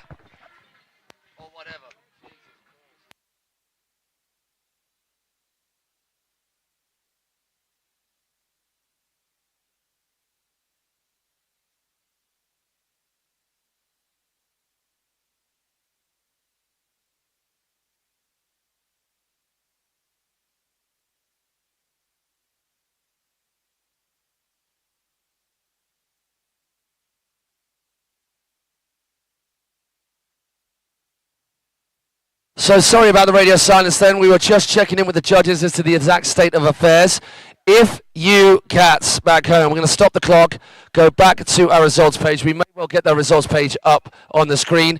Maybe if the guys just pan over to Fatisi Corner, which is that big strip over by the kickers, we've got all those people hanging out. It's a little bit dark over there, but maybe one of the cameras can zoom in and just see the party vibe over here. Yes, DG. Have a chicken dipper, buddy.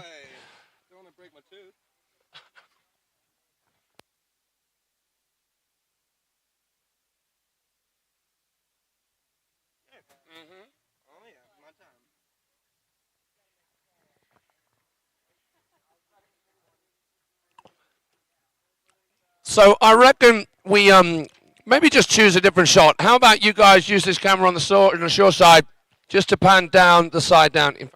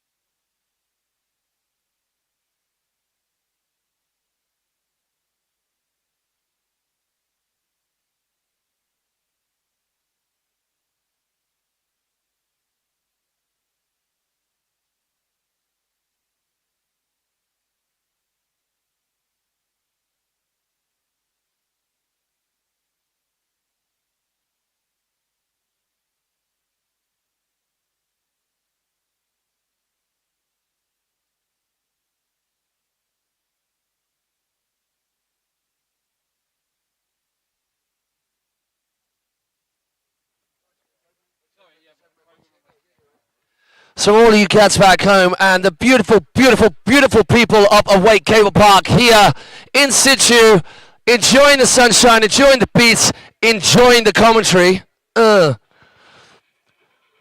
Thank you for joining us here on Super Finals Sunday at Awake Cablepark for the Embily Open 2023, the second installment of this incredible event, courtesy of Embily Card. Alex, thank you. Also courtesy of Alpaca Cup. We are part of that series, and also by the good graces and the amazing efforts of Martin Anko, not forgetting the entire judging and officials panel, all the crew down at the dock. You guys pushing buttons on the cable. Everybody else here at Awake Cablepark, our judges who've been working hard. I mean, it's not as difficult as talking a lot, but still. Okay, yeah, you get me. Wait for the pros. Then you've got to, oh my word, get an extra biro because you'll run out of ink. So our girls are done, and what an amazing job they have done. We are going to go a little bit radio silence for a few moments to get together everything that we need to crack on with Super Final Sunday. Matty Branston is going to be joined by the one and only DG, Dolce & Gabbana, a hello. Did you ever think of that as a logo? Yes, I had. What was my logo? I had a rip take of a YSL logo for my MC that Sim Bradley did. Dolce & Gabbana, D&G. Yes, yes, could be your next logo. Just a thought. I thought we were brainstorming here. I'm just throwing ideas out. So Daniel Cran's going to be joining Matty Branston for the Open Wakescape for the first half, and then I'm going to chime in for the rest of it. We are going to be back and forth with all the lyrical lasciviousness and the excellent articulation of all the wondrous wakeboarding and immense amounts of illicit alliteration right the way through the remainder of this. We really hope every single one of you is going to hang out for the prize giving, so all of our riders get all the love and just desserts as well as those Embily card prizes to round the day off, and then we are going to burn holes in the dance floor tonight with your help.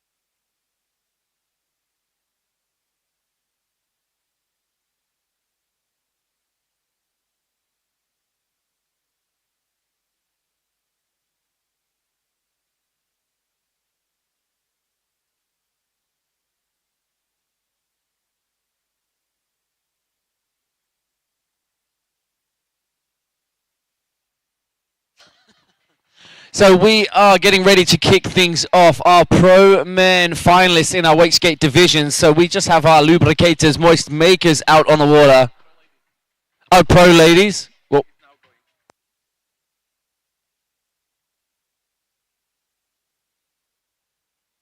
oh, okay. So we are going to be rolling into our pro ladies wakeboard division, and then we'll be rolling into our wakeskate after that. So stay tuned as we have.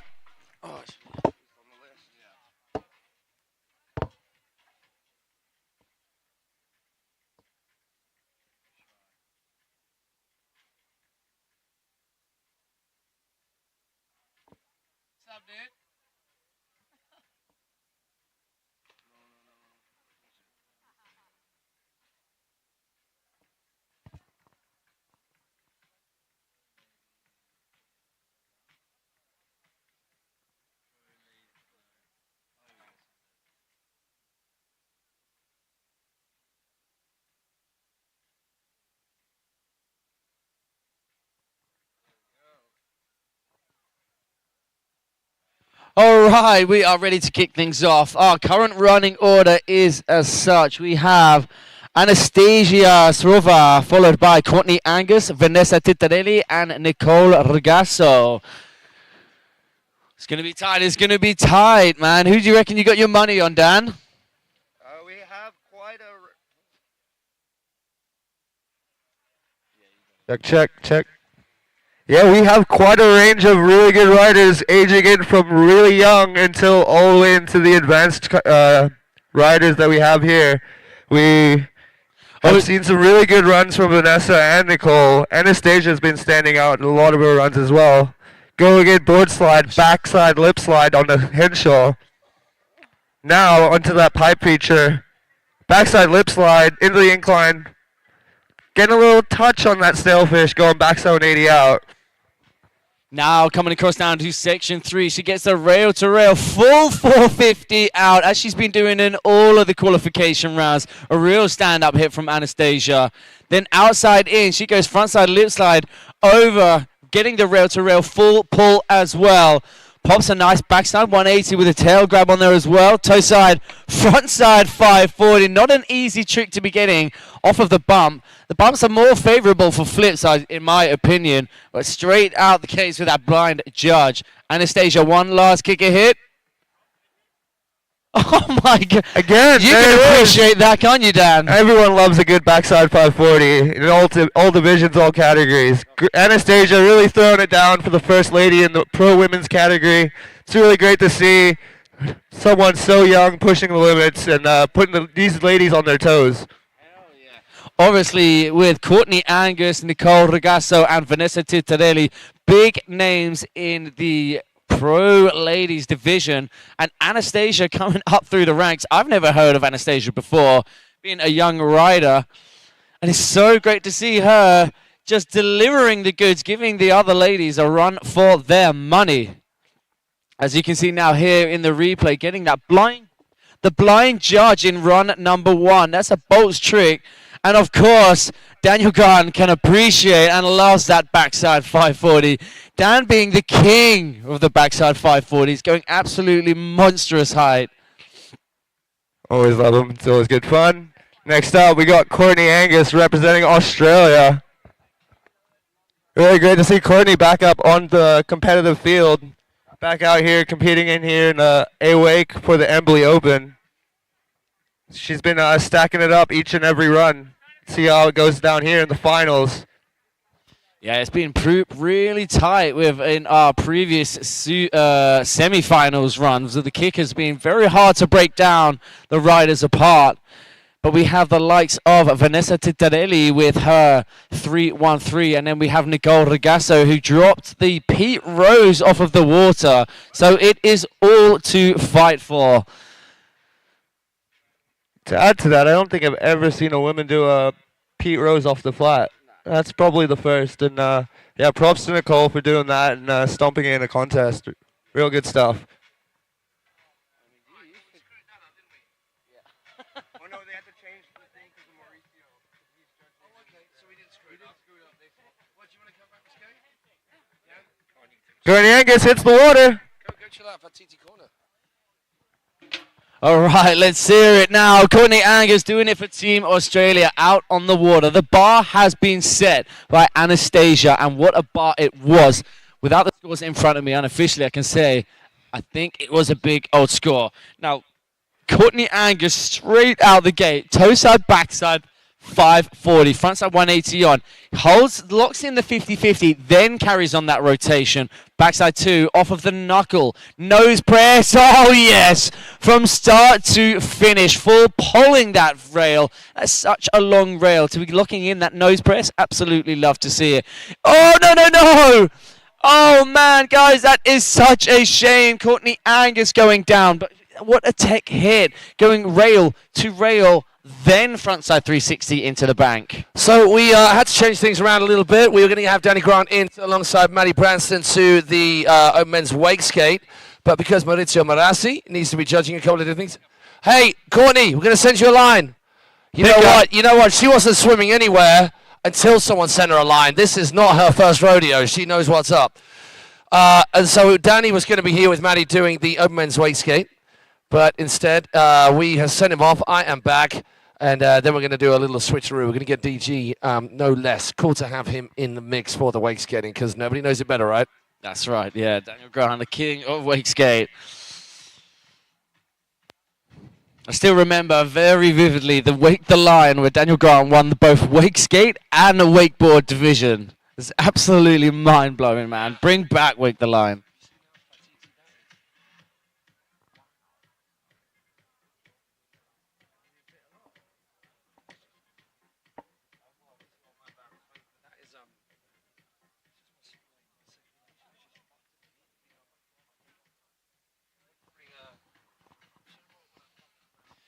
All right, so our next rider, once obviously we bring Courtney Angus back into the dock, we have Vanessa Tittarelli. I said it before and I will say it again. She is no stranger to the competition scene. Had the pleasure of watching her ride for the first time out at Denmark for the IWF European Championships, and she has done nothing but progress, progress, and progress throughout each competition. And now she's dropping left and right foot, heel side, front side 720s, and there are no girls doing that in competition. They runs. just aren't. Of course, blank. we have Julia Rick, who absolutely kills it. All round, Julia Rick being the queen. Air tricks, kickers, and the rails. But having a tough battle in the semi-finals. Unfortunate for her, of course. Commiserations goes to Julia Rick, not making her way through to the final. Yeah, I mean, it's tough when you've been on top and the very best, like no one anywhere near you, for as long as she has. At that reign, that greatest of all time, which she still will be no matter what happens, at some point there's going to be someone catching up. That's probably, she likes people chasing her. She's inspired girls to push and ride harder. The girls, the pro women wouldn't be as good as they are if it wasn't for The Julia likes of Rick. Julia Rick, Of course, the exactly. whole wakeboard community owes Julia Rick to that. And great work to see. Now we have Vanessa back out. Is it going to be the front side 7? Yes, come on, girl. Straight out the gate. That's a strong start. Now she goes backside board side 50-50 on the creeper. Just misses out, popping from the creeper up to the down rail with that front board. Nose press. What? Oh my gosh. That was Risky almost biscuits. a complete whoops-a-daisies right there. I mean, that's an understatement. That could have gone very bad. Oh, going 50-50, then the rail-to-rail over to front board, nearly slipping out as she kind of landed on the lander. Gets another rail-to-rail. 270 out full pull as well. Now Vanessa's coming in to the creative section where we're going to go for the bump. Love that. Vanessa getting all stretched out on that rail, Tanny. 3-1-3 landing like Connor Lawton. She did that last time round. That is risky biscuits. Come on, Vanessa. Let's get rid. Oh, no. Wow. That is possibly even more frustrating. She'd been frustrated on falling on a 7, but she said, nah, play it safe. And then falls on the 5. So just a little stiff-legged. She actually got into this rotation a bit too soon with her body, which is why it was wobbly. Look at this wobble. Oh, my gosh. She did well to recover that. This was really tight. Front board, then just pops out of it. This, I think, was one of the better hits we've seen. Gets that full pull into that front side, 270. And then the crail grab in tantrum. 3-1-3. Look where her hand ends up right here.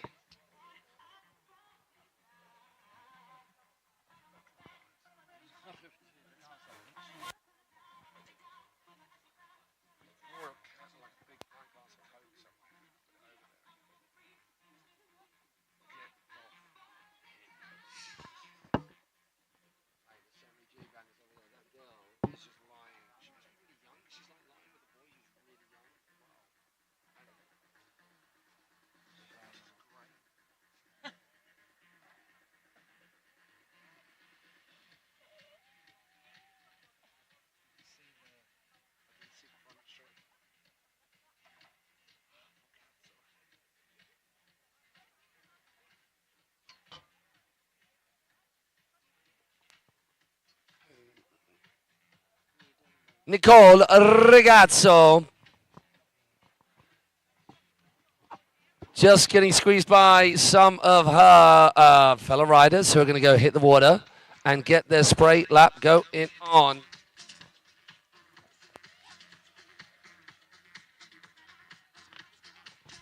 All right, now let's hear it. We have Nicole Regazzo, I nearly said Vanessa Titorelli. Nicole Regazzo out on the water again for the first runs in our Super Finals Pro Women here at the beautiful Awake Cablepark for the Embily. She's not shy about launching one, is she? Nope. Jeez. Handles that big drop down from that XL kicker. Yes, creeper to front board to 90 out. Gets a backside one on, backside board slide, gets his stalefish back. Stalefish, shifty backside 180. Left foot forwards on her toes, gets the front. That was the best we've seen her do. Yeah. She actually went above the rail and then dropped down into the quarter pipe, proper like a skate style, in a quarter pipe when they ride out and go drop back into the quarter pipe. Vanessa now into the creative section. Gets the Mexi, kind of like the Mexi to fakie / roll to revert. Toe side roll to revert from Nicole, sorry. And the El Clasico back Dopo to el back. Clasico, rapido, tre grandes. So I got just the tiniest taste of Patatiti Corner. I went over there, I said hello, and then realized we had to change things around. The wakeboarding was on, so I had to come back. But the vibe is strong over there. Can't wait to get back.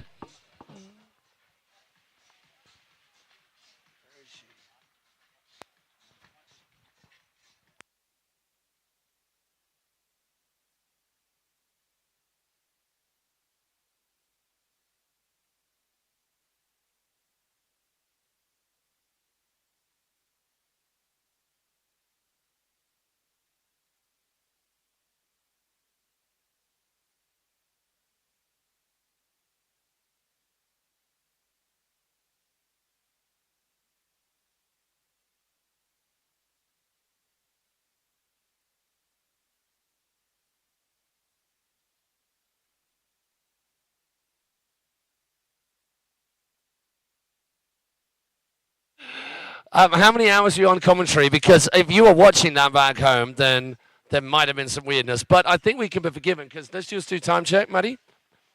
So it is 6 o'clock now. 6 o'clock now, started at 9 o'clock this morning. So that is 9 hours, plus the 12 hours we did yesterday. Hey, that's 21 hours. Well, we will. We are almost doing a full day of chat. It's coming very soon. And we won't even be done when this is done, because it won't be busted done. We will be doing the prize giving as well. And then I'm just going to walk around with a whiteboard and a pen. Say, dos Piero, por favore. Okay, let's check out the scores on the doors. It is Anastasia Srova who's out in front. Still, the 12-year-old. Are we going to have a shock? Are we going to have an upset? Are we going to have a fairy tale story right here and now? Courtney Angus, she fell early, so it's no wonder that she is where she is right there. Only got half a score for, well, didn't even get a score, so didn't get any score for section C or D, and missed half a score for A. So easy improvement right there for her. Vanessa Titorelli taking the fall right at the end, so she only got half a score for A. Whoa! And there we have Nicole Regazzo. Scores Not come by a in. lot. 60.83. So look at the differences there. So Anastasia, she won section B. She won section A. And then Nicole wins section C and D. So this is the beauty of this, and what you're looking at home, you can see where the judges' heads are at in terms of how the parameters set, what they're looking for, what they're not. And then our riders get exactly the same view on their phones as they stood down on the dock, or their teammates or their friends, helping them out by saying, all right, you need to do this, this, this, and this. And this lady, Courtney Angus, sort it out, woman. Right, give it a little spray of all the features. Always an ear-to-ear Cheshire Cat smile from this young lady. Precocks it, lovely backside 5 off her toe edge. She gonna go down the middle? Frontside 180, carries on that rotation, backside 2, and then brings it back for a backflip down the rail of that henshaw. Backside 360, comes outside in, front lip, bagel 450 out at the end of the incline. Now Courtney Angus coming down, section 3, rail. Yes! She She did the same thing gets redemption. again. She rides it away. Firecracker doodah. Go on, girl. Yeah, super risky biscuits. The judges are going to love that. Now we come into the creative section where Courtney Angus is eyeing up the inside bump. No! Guys, let's hear it for Courtney Angus. Very uncharacteristic going down on that Mexi. It was a rogue toidle right there that just swallowed your board whole. What happened? Hey, you lot can do better than that. Can you put your hands together and make some noise for this young lady? Courtney Angus, ladies and gentlemen. You lot over there for the TC corner, we can hear your noise too. I'll be right over there. You get those cocktails ready love it. because I'm over there drinking with you lot. That's right. Hey, I just noticed we have the one and only Mr. Carl Husing in on the chat as well. Oh, Carlo. Oh my God, that guy. Hard. He's no slouch. On a wakeboard, that is. I don't know how slovenly he is at home, but on a wakeboard, He's got some serious skills, that's for sure. Love to see him in the next competition. It's a shame I didn't actually see him at are we about to 3-1-3. take our brain to another dimension? Another space. No, it's the original. Okay, because I thought it was going to get very Prodigy heavy right then. It's the original. So Vanessa Tittarelli, you'd be forgiven for thinking this girl was an awful lot older by the skills that she demonstrates out on the water, but she is just 15 years of age. Would you believingtons? So we just need to do a refresh on the old Pro Lady Super Final scores. It is going to be Open Men Super Final right after this, and then we round up the day with the Open Men, the Pro Men Wakeboard Super Final as well. Oh, that was a bit of a beautiful mix. So Nicole Regazzo just 0.83 points ahead of Anastasia Sirova. Vanessa Tittarelli in third place. So Anastasia Sirova winning the first round. She's going to be last off the dock. Vanessa Tittarelli is about to go. Nicole Regazzo will be after Vanessa. Courtney Angus has just had her second run, and the score for which we are waiting on. Did you see Anastasia's first run? Straight out the gate, heel back 5 with Dan sitting next to me. Wow, of course, he appreciated that. Dan being the king of back 5s. Nobody does them bigger, nobody does them better. So that's pretty cool. If your finals run, I don't know, but I'm assuming for Anastasia, because I think we saw her at Europeans, man, in the youth and senior Europeans, maybe. But I'm assuming, might be wrong, but her first big event final, and not just junior women final, no, not even junior women, junior girls final, but pro final. And Vanessa now, Tittarelli. looking very locked in and in the zone. Such a shame for her to go down on the kickers on the second half of her section 1. Hillside, frontside 7, just as clean as it was in run number 1, maybe even a little bit better. Backside board side, 50-50 on a creeper, front board. That was better because I don't believe she got full rail contact in her first run. Nose press. That's a lot more controlled. Nose press throughout, drops down to the water, straight back up, 50-50, backside 360 out, 50-50, front board. Yeah, Vanessa Tittarelli getting it done. Rail, front board, 450 out, back board, over the front lip. This is more like the Vanessa we know. Check this grab out. Reaches with the backhand across the body, grabbing on the nose, crail grab tantrum all the way, baby. That was beautiful, beautifully done. Come on, Vanessa, let's go. Gets the handle pass. Not a crazy butt check. I reckon that still will count decently. Come on, Vanessa. Yes! When it matters, it comes to crunch time. Vanessa delivers the goods, adds the pressure. Adds the pressure to herself. We saw so it clashing. unfortunately. In every round, she fell first trick, first run. Then goes out and stomps that first trick in her second run. It seems as if she performs better under the pressure. You wouldn't want to get into that habit, would you? No, God, no. Like we were talking to Max van Helvoort, saying that if he had a bad practice the day before the event, he had a good event. But we said to him, but then you end up making yourself out of bad practice because you entered that habitual zone because, oh, well, I can't do it any other way. So, yeah, habits can be good. They can also be a hindrance, but just check this replay, you cats at home. That was so clean, super deep. But out, kept the hand out, very well controlled.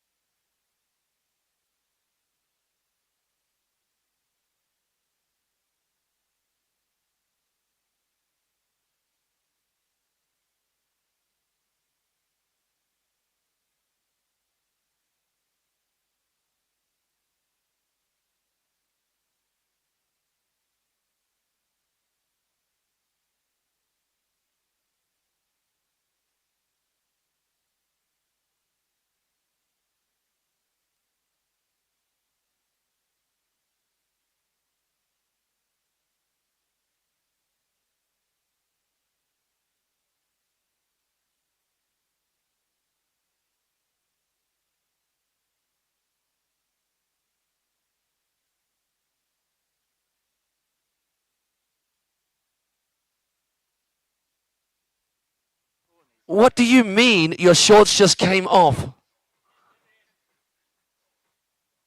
Oh, was the mic on then? Sorry, everybody. Hey, we are waiting for the scores to come through for that young lady. So Courtney Angus, it's confirmed. It will be a 4th place, but it's the final spot for her, nonetheless. No shame in that. Obviously, she would have wanted to do more. That fall that she had on that butt roll, it was just out of nowhere. Could not have predicted. Don't think you could have done anything about it. Crazy. Something to nothing fall. So, yeah. Hey, I know Courtney's been doing this long enough to just dust it off. But now we're waiting on this call for Vanessa Titarelli. The judge is having some serious deliberation. That is French for deliberation. And Anastasia Zarova is about to head out after Vanessa as the last rider in this women's super final.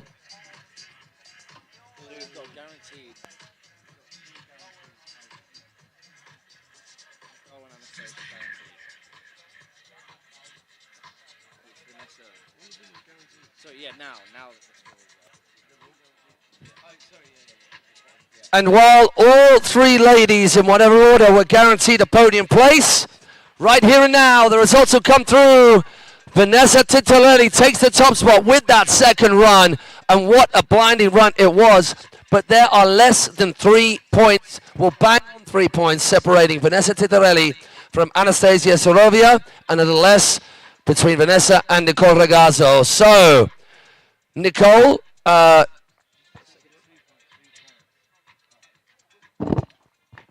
So it's actually a gap of 2.17 between closing the gap between Vanessa and Nicole Regazzo. So really not that much between the two. Next we have Anastasia straight out the gate. Here we go for run number 2. Strong start last time. Oh my gosh! Oh! What? Oh my god! Get riding, don't stop there. Oh. Hey, Hey, what you think about that for the TC corner? Blowing minds, this young girl. She went so big. What just I think we might have just happened? blown some speakers on some laptops and phones right there. I apologize to everybody back home. I got excited. What can I say? This girl is only 12 years of age. She's not a big cat. And going off of that XL kicker, which is more than the size of her. So there we go.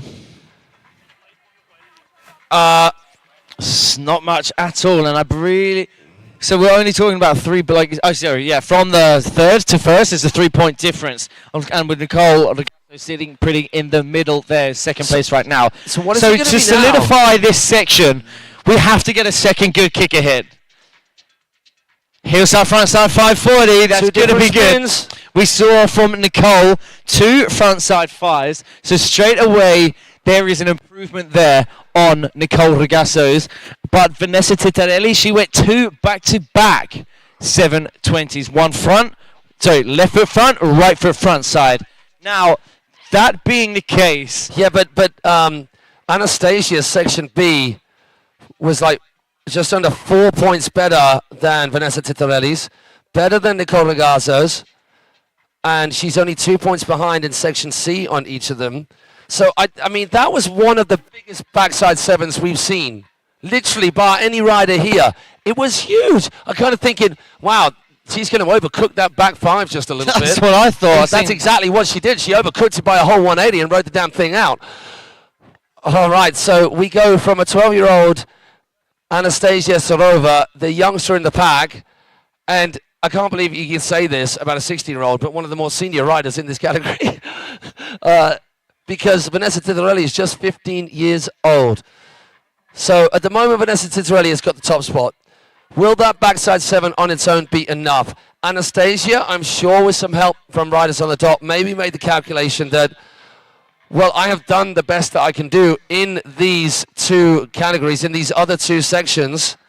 So there's no point in me risking falling when I can up my kicker section massively. Well, especially when she landed that hill back seven, that would be almost redundant if she did fall on the other any other part of the run, wouldn't she?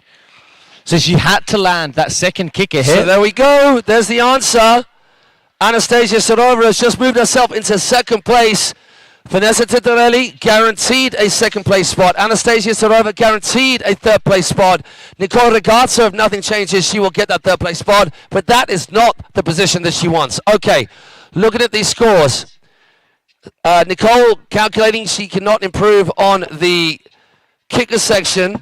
Section B, she potentially can though. She could squeeze ahead a little bit more, which it looks like, oh no, but she's not gonna right there. So that's section B, where she has got a good score of 11.25. Gets that toe side front roll beautifully done into the transition. Nicole Regazzo coming in, 50-50, 50-50. No, missing out on that triple rail. I don't know if it's going to be enough. But now we have seen an improvement in previous rounds. Is it going to be the blind? Sorry, no, thinking of someone else. Gets that. Now check this out. I really like this. It's a good flow. Pete? No, she didn't. That wasn't really the biggest Pete Rose. We've actually seen a beautiful bigger one. It doesn't matter. It was clean. It was landed. There was no butt checks. She needs just under 2 points. She needs just under 2 points and she'll squeeze herself back into second. Now, here's the thing. Huge backside seven. Or Pete Rose off the flat. I think if you're doing a backside five, then a backside seven, hey, this is not taking anything away from Anastasia Sorova. It was mind-blowing. For her to have launched as big as she did, it blew everybody's minds that. We were not expecting that at all. The five, yes. The seven and a seven that big, no. But the Pete Rose on a flat, man, that is such... that round super quick. So I just got my leg up there because my cankles are swelling right up something chronic. So here we go. We wait with bated breath. We're going to get that live score. We're going to know exactly who the Pro Ladies Open champion is. Daniel Grant, would you like to hustle yourself back over here? We would love your expertise, your expert eye on the wake skating. And you can do the first half with Maddie, and I'll change over and do the second half with you, because we're going to have two 15-minute jams?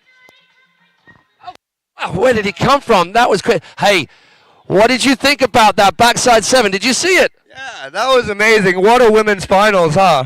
That was really cool to see how it all stepped up, run after run after run. Yeah, which is just what we want to see. We want to see the drama unfold, and being the beautiful nature of with one run and then the current seeding changes, obviously the riders then get to see what the other riders is up against, and each rider by rider, they upped it, and the scores proved that. Absolutely, that was great to watch. Yeah, and man. Just with the ending as well, the Pete and all that, I was happy I got to see that again. Just really cool stuff. Really good show, women. That was a proper one. Yeah, dude. It's a really nice finals. You know, when everyone gets to do their ride, and it looks like. Yeah, of course. You want people to. It was a shame for Courtney Angus. We won't know how she would have scored against the other riders because we know she did the toe back 5, and who knows what would have happened. As with Anastasia, she knew she had to up the ante with the backside 7. Who's to say that Courtney Angus wouldn't have done the same? Absolutely, I could see her doing that any day as well. And I mean, we've seen Courtney Angus do back mobe, so who knows what would have unfolded. It's down to the contest, it's down to the day. It's pretty much who rides the best on that day. We know everybody is a great wakeboarder every single day. It's just when it comes down to putting down the pressure and you got to do it on this day. That's it. That's all it is. It's tough, man. It's tough. I mean, you've been in a hell of a load of competitions. How do you feel when you're on the dock at a competition nowadays? Nowadays, I guess it's almost like I've done it for so long that it doesn't feel so much pressure or so new, but then also I'm like, oh, I always double question myself because I'm like, oh, I've done this in the past. I feel bad if I did that again. And then, so I always try to keep my mind fresh as well as like, I don't know, just doing the same tricks because I know I can do it, but then I know if I did do a trick that maybe is a bit outside of my box, I would be so pumped to land it as if I just did like a back 7. I know I can land some days, but if I just went out and did a rewind or something like this, it gives that extra little thing. And I always found, even if I were going to win, and if I landed a new trick or something I'd never landed in a comp, that was all a satisfying feeling to me too. So going in and winning or landing something that you've never landed under pressure is just as good as a feeling, and that's what I found within competing now.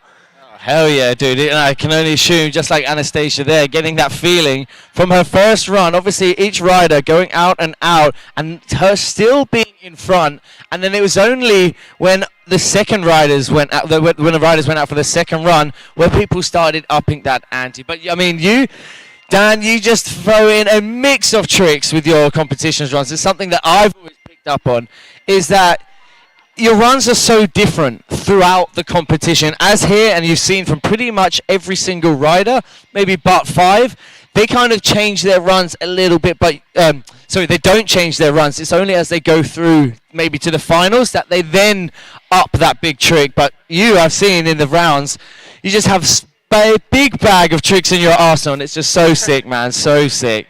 Yeah, it's everyone's got their own little techniques and feelings on how they want to keep their tricks and do them. And I feel, especially me, if I do a trick more than once or twice a day, I get over it. Like I want to start doing other stuff. Yeah, well, mate, it goes to show. You get out of it where you feel confident once you start landing it over and over again. You're like, okay, now this is my trick. So there's definitely both sides of it, and no, it's all a learning process for everyone. But enough about me and talking about this stuff.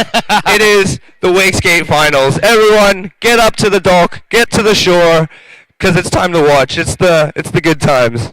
These guys are serious wake skaters. They know how to throw down.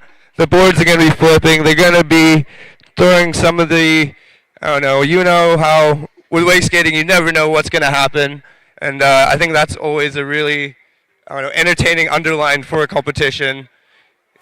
I mean, this might not apply to you because you are the king of wake skate and you just land your wake skate tricks every single time. But I think with a 15-minute jam format, it really does give the riders the best chance to do their best tricks, in one run. Because if you do have one run, it is hard and you mess one little thing up, of course, like this whole section here. That's going to mess your whole flow if you just don't quite land here. But the jam format of 15 minutes gives all of these riders that real good chance to demonstrate all of their top skills, you know? Absolutely, yeah. Having the freedom to have a little bit of warm up, get to know the course and the feeling of how because with wake skating you always have to think more about the conditions. Like when I'm wakeboarding, I only look at the water and I look in the sky and I'm like, okay, it's sunny, it's a good day. Wake skating, you look at the water, you look at the sky, you look for a flag or any sign of which way the wind is going. And like all these other small details that you wouldn't really pay attention to with a wakeboard. Yeah, that's interesting, man. That's interesting. So let's talk about our riders, our finals. It is France versus Italy. We have a 4-man final. Johan Nilias, Mauricio Morassi, Giovanni, and of course, Maxim Giddy. So a super, super stacked final. I love the way this is set up as well, because it could be Italy against Italy right now being Mauricio and Giovanni, but now with the system that we have with 2 riders on the water at the same time, it is really Italy and France. So this is a real battle, which is going to be awesome to watch. Get down to the water, people. It's good times. Yeah, that's it. We are so close to the final divisions now. Really not that much more. Here we go. What we got? So this is our open men wake skate, and I believe straight after is our last and final division of the day, our pro men finals. So this is the time you do not want to miss, everyone. Get up out of your seats, get close to the water, cheer on your homies. This is what you came down to the contest to support. These are the guys who've been throwing down all weekend long, so they need your support and love. I know they'll be stoked. Come on, guys. Yeah! Yeah, let's get it. Good luck to all of our riders on the dock. Johan Nilias, Mauricio Morassi are going to be our first 2 battling it out against each other. And man, oh man, the wind has dropped down here in the flat trick section. It is perfect, pristine conditions for our wake skaters. Now I'm really going to see, it's going to be actually quite interesting to see how this unfolds, because we've seen the likes of the front side flips, we've seen varial flips, you know, we've seen more big spins and like the likes of Maxim Giddy with the kick flip onto the incline rail here. So it's going to be really interesting to see how all these match up against each other, or how the judges compare these runs against each other. Yeah, like we have 2 very different styles, as the countries are not far from each other. You can see the styles are very different per country. You can see with the French riders, they really like to pop and show that they're boning and poking out their tricks, whereas with Italy, they're always flowing and they like to stay on the water for a long time, show that they've got all their tricks. It's like a performance. With France, they're just straight power. You can see the attitude and the strength in the riding. Yeah, dude, that's sick. Sick. Really looking forward to watching this unfold. So we're just getting our last of our spray laps in before we get ready to kick things off. And whilst we're away, what are people saying on the live stream? Is there anything you guys want to say to me, myself, and Daniel Grant? We are here the other end. Here we go. Can you please ask Daniel Grant for judging the Open Ladies Wake Skate? I'm a nobody, but my opinion is the judging had to be different. Well, no, we have some of the best judges in the game here. Of course, Mauricio Morassi, as you can see right here, making his way into the Open Men finals. And not just Mauricio Morassi, and we have the likes of Andy Culp in the judge tent. We have Leo, we have Clara, we have lots of other judges there. So, more than competent. I'd definitely like to chime in and give my opinion, but I just didn't get to watch every single run, so I feel like it's kind of unfair for me to say anything right now, but we do have some of the best wake skating judges here. We have Andy Kolb, Leo Labadens, and Mauricio, and everyone. That's all true wake skaters who have been a part of the scene for a very long time. It's not just some guy who doesn't really know about wake skating too much. These guys have been in the business and know exactly where the sport should be standing. Of course, dude, of course. Oh, Mr. Freddie Carter tuning in. Good to have you here still, bro. And that's it. Guys, get involved in the live chat. Come on, we are here. We want to hear your thoughts. Who do you reckon is going to be taking the top spot? Is it going to be Johan? Is it going to be Mauricio? What about Maxime? But what about Speedo? It's going to be tight. It is going to be very, very tight. So I believe we're just waiting till we've got all of our sprayers in. And we have, there we go. We have the green light for our first rider off the dog. Looks like it's going to be Johan. Let's go. Johan, give it up for Johan, first rider. Johan coming in from France, really young. He was killing it at the IWWF Worlds that they hosted at ESC in Thailand. So he's really got some a bright future in wake skating for him if he sticks to it and really has passion for it. It's really cool to see. Yeah, dude. That's In the semis, I watched him do a really popped backside 180 over this bump. Super nice. And a switch one, too. Switchback ones are really hard on a wake skate. so. All right, so Mauricio on the water. Let's get this jam started. We got Johan on the other side, hitting that wall ride. Frontside lip slide, dropping in. Eyeing up that flat bar. woo, straight out the gate from Mauricio with a huge backside 360. Johan just gives that flat bar, good front board, pretzel out. Now into the creative section. Deciding to chill for now. Eyes onto Mauricio with the drone, Day Baby. Front board. Oh Mauricio holding on for his life there. no! My gosh, straight out the gate, run number one. He goes for the XL kicker backside 3. And then we've got Johan now coming in. I like that, getting that mute grab in. Frontside 180. So, Mauricio Morassi coming in. I think he's taking it nice and cruisy through this section. It's quite strategic the way he's playing it compared to what we saw from our pro ladies, where the pro ladies got their flat trick sessions in, and now Mauricio taking a real unique approach. He's getting the harder hits done first, like this XL kicker. So now here's his second kicker hit now. Right foot forwards again. That was bigger, that was cleaner. But Nice big back 3. Switch front board for Johan. Amazing stuff. That is a real ballsy move. So really cool to see these guys get warmed up and feel out the course. Mauricio going in for that backside board slide, front board, frontside pretzel, recovering himself after last lap, almost going down over there. Good job, Mauricio. Yeah, and that being the furthest point away, and managing to get himself up in his first run. Super sick.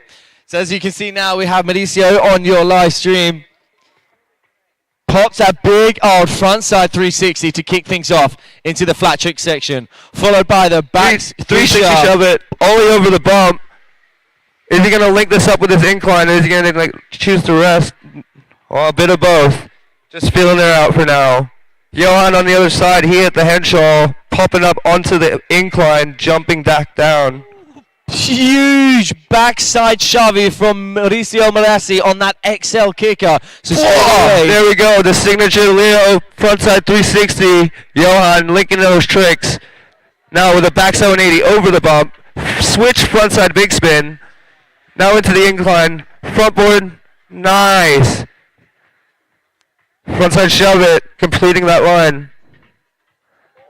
Yes, Johan. Linking it all together. So now get your eyes right back into the creative section again. We got Mauricio. So for you cats back at home, we'll stick with Johan as Mauricio's taking a nice chilled one. We have Johan gets a jib backside board slide, but opts out of the incline, and very well done. Like I said before, you don't want to be falling over there on that. Now that incline is the one feature that is homemade out here, and it's one of the slippiest ones out here. So I could see why Mauricio was a bit slippy on that first one. I think it's quite good that they've pieced those two obstacles together, because that shape flat bar is so quick, isn't it? Oh yeah, it's a quick one. Here we go, frontside big spin. Switch back one. No. Oh, man. Almost holding on. Johan's still close to the dock, and he's got plenty of time to make it back and get some hits in. Man, the composition is great from Johan. Oh my gosh, the heel side, backside 360, charging off of the kicker, off of that transition rail. Then from the inside up, a big old 2-foot ollie. He gets Mauricio gets a 272 front board. That's great. Mauricio showing he can spin in both directions, taking the big transfer backside and then going frontside 270 to switch front board on that flat bar. Really showing his board control and feeling on the water. So we've already got some solid kicker hits from Mauricio, which is why he's clearly opting out. Now is he going to go for the bump? No, he's going across. Section 2.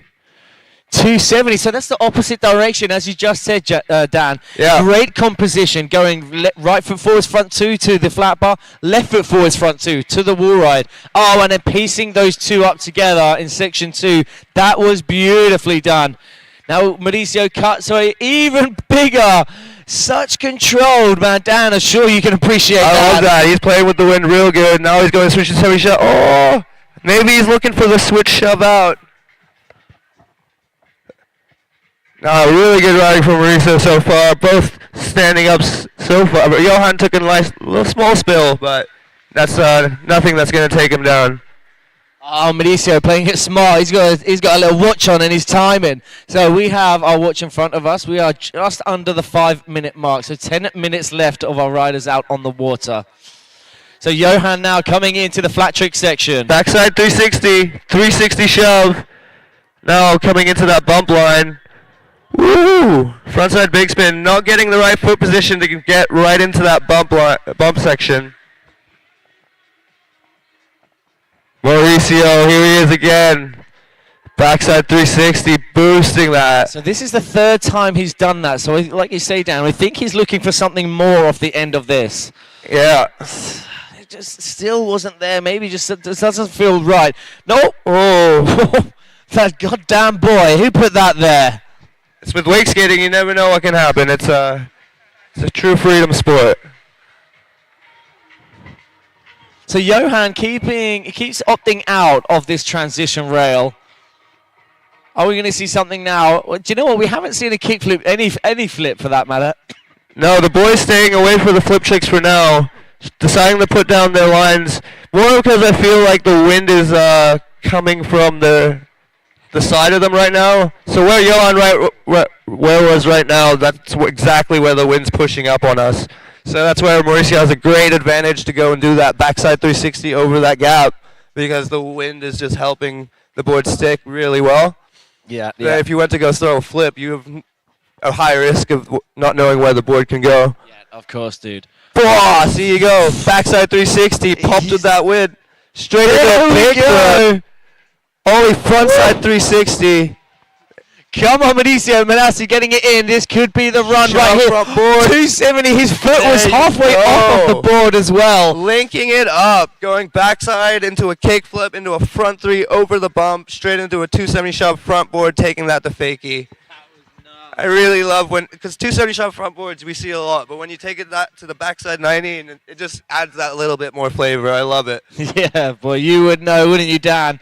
Now we have Johan Ilias back out on the water. So we haven't seen a flip trick yet from Johan. That's not to say that he's not got a flip trick in the bag, but maybe just choosing the more strategic route of getting some good solid hits in. Obviously, it's your whole section on the flat trick from where Mauricio is right now all the way through to the kickers. So we're going to go for this run again, what looks like. Mauricio kicks off with that backside three, then into the kickflip. Frontside 360. So that's that. Here he comes into the incline, 270 shove front. Whoa! That was full on back big onto 50-50, it looks like. Switch big spin, 360 shove it, backside big spin. Oh my Way to throw it down. All right, now Johan popping like for like, backside 360. Then he comes in. Was that a backside big spin after? Three shove. Now frontside big spin. Switch. Oh. Frontside big spin. Going onto the incline. Oh, getting a little bit of a nose blunt on that. Yeah, I like those nubs that. are walking in. And Front three over that buoy. Real nice stuff, Johan. Like I was saying, the switch backside 180 is very hard on the wake skate. Just seeing him get the right pop was insane. Backside three one more time for Mauricio. Hard flip. Oh, let's see him clean up that run next lap. That would be awesome to see, Mauricio. God damn. Johan on the man. backside, eyeing up that creative line. I think he's quite happy with his back straight line right now. So we're still yet to see a flip from Johan. Can he piece it together here? Straight, that was the backside 360 into the 360 shove. Here we go. Frontside big spin. Switch backside 180. Little kiss of the Frontside bump as shove. well. Oh, that one was locked and popped up there. You know, see those nubs are really helping him lock up and bring up a blunt slide. Yeah, that's exactly what those nubs are for, really helping. Because if those nubs weren't there, he would just slip right out, wouldn't Absolutely, yeah. So it's acting like a front or back truck for his wake skate. Mauricio coming around. Whoa! Kickflip backside body varial. Never What? seen that one done before. No way. Really interesting. So now Johan with the upper advantage on the only rider on the water. But of course, Mauricio playing it strategic, doing his harder tricks right in front of the dock, allowing himself, if he does, as he's done then, a very short window before he falls in and then he gets back straight up on the water. Johan opting out this lap round in the flat trick section. Gets a nice moment to catch his breath because it is pretty full on to just carry on riding lap after lap after lap. Big kicker. Boom, little stiffy on that frontside 180. So Dan, what's the difference between hitting a kicker when you have nubs on your board compared to when you don't have the nubs on your board? You have to play with your balance a lot more for sure. With the nubs at the front, it's definitely a lot easier to... It feels very similar, but if you have them in the back, it's not something. Johan in the back straight going, what? The rail dropping in. First one of the day, wake skate. You just saw that happen. Do you know what I was only saying earlier today? If Dan Mills was here, I believe he would go for a rail to rail. That is a standout hit right there. I don't believe we've even seen Johan hit that obstacle. First hit, boom, rail to rail. How many minutes? I think maybe 2. 1. 1. Yeah, that was amazing. For like, it's 15 minutes. Okay. Gets the toe side, front side 360. Now, where is the drone? We have Dave flying his way back. Mauricio doing a backside 360 in this creative section. Redeeming himself with the hard flip. Oh, so close. So, what do you think he's going for? The hard flip, backside varial? I mean, sometimes when you throw a hard flip, your body could be more ready than where your board is at. So, you never know. It's always a magic thing with wake skating. A hit and miss trick. Yeah, there we go. We've seen our first kickflip from Johan. Nice stuff. Frontside big spin. Boom, big back one. That one was popped. Frontside shove it before the corner. Boy, front lip. So this could be the best section here from Johan. And then ends the flat trick section with that front side. Packing it in. Oh my God. So where? We're seeing the hard flip, yeah. So Dave's just getting his drone up and ready again. We'll be back with the drone chasing in no time. Johan just having a rest out there on the other side. Mauricio back up on the water. Come on, Fantasy crew in Italy, give it up for Mauricio, your local boy. Yeah. Backside 360. Kickflip. Yes, Johan. Frontside big spin before the bump. Backside 180 over the bump. Keeping it together. See he takes it. Front blunt. That one was very nice, my friend. Oh, no! Dude, it's 2.5 minutes left. Oh, sorry, just under 2.5 minutes left. So we have Mauricio Morassi still out there on the water right now. Hard. No! Going for the ghetto bird. First ghetto bird of the contest. What? No. Shove on to Fakey. Finishing up his line. Switch backside 180. Nice one, Mauricio. So, going back to the ghetto bird, that is explain to our riders what that is. Kickflip with a frontside shove it, and then you, instead of catching it and bringing it round to a hard flip, he catches it and rewinds it backside 180. Insane. So there's around 3 different things going on. Your body's twisting, your board's going one way, and then it's also flipping as well. Bloody hell. And that's Mauricio Morassi doing it for Team Italy. Of course, there's only these 2 riders battling it out now, but it is, of course, a 4-man final. So whether Maxim, Giddy, and Speedo have anything to say about that, here we go. We'll have to wait. Mauricio, what's he got for us? Oh, it does it again. Adds more to it. No! Hold on. Oh! Yeah! Of course, Dan. That's how we do it. That's how we do it. Yeah! We love true wake skate fashion. Yeah. Never let go. Never give up.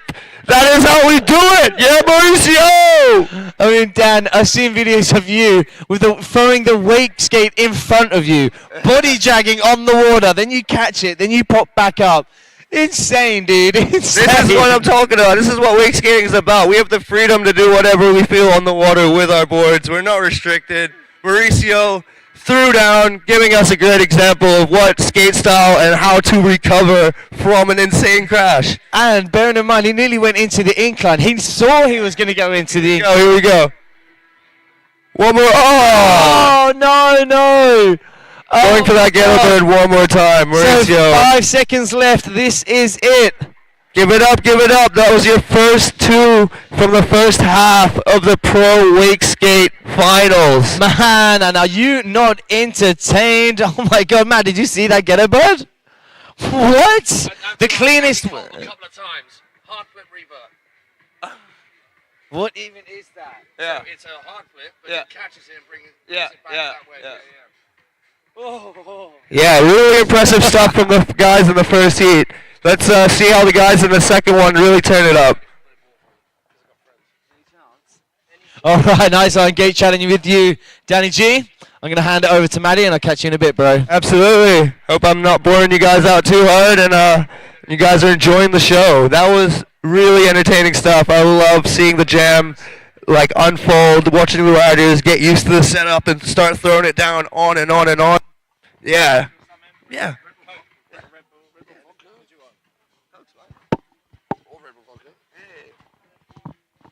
Danny. Hello. Wow. Wow, we indeed. Wow, we will. All right, talk us through, as they're watching it, talk us through your highlights of that very first headset. Just remind people once again, that wasn't the final. The final is all 4 riders Yes. split into 2 jams. Exactly. That was only one half of the finals to give the wake skaters the best and prime conditions to show what they can do out here. And let's face it, to make the judges' lives a little bit easier. They haven't got a very easy job, but if it was all 4 of them out of the water, it just wouldn't work. So we're splitting it down in 2. Hey, talk us through your highlights. Just ask that question.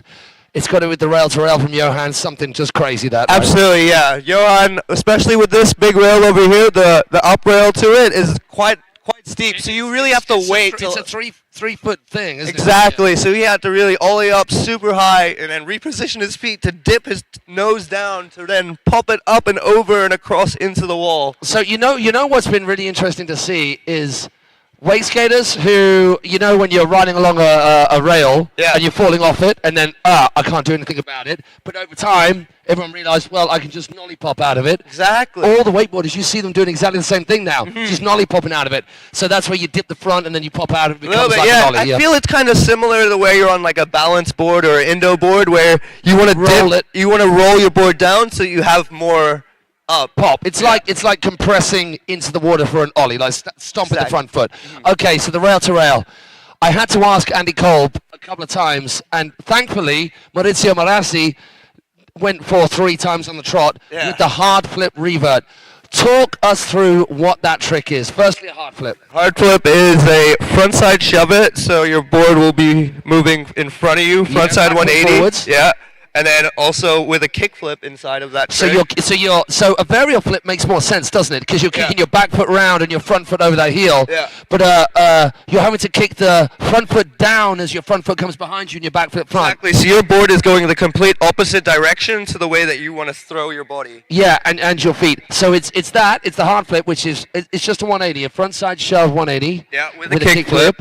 But he's catching it where? He catches it mid through So the at 90 degrees. At 90 degrees between the shove and the flip, he will, instead of continuing it round to a hard flip, he brings it back the other way. To a backside 1. Yeah, backside 80, I guess defining it as a ghetto bird.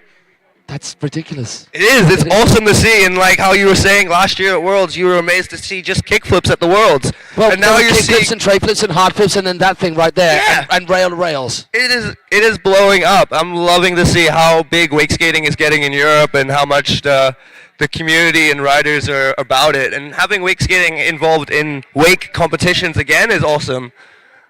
Hey, once again, shout out to the Outbound streaming crew. You've been around for many, many productions and many, many events. Yes. Look at all of this. They're just all of our brands. We've got the Awake Embily Open, Awake Cablepark, Wake House, Shape Obstacles, Wake Eye. We were talking about that earlier.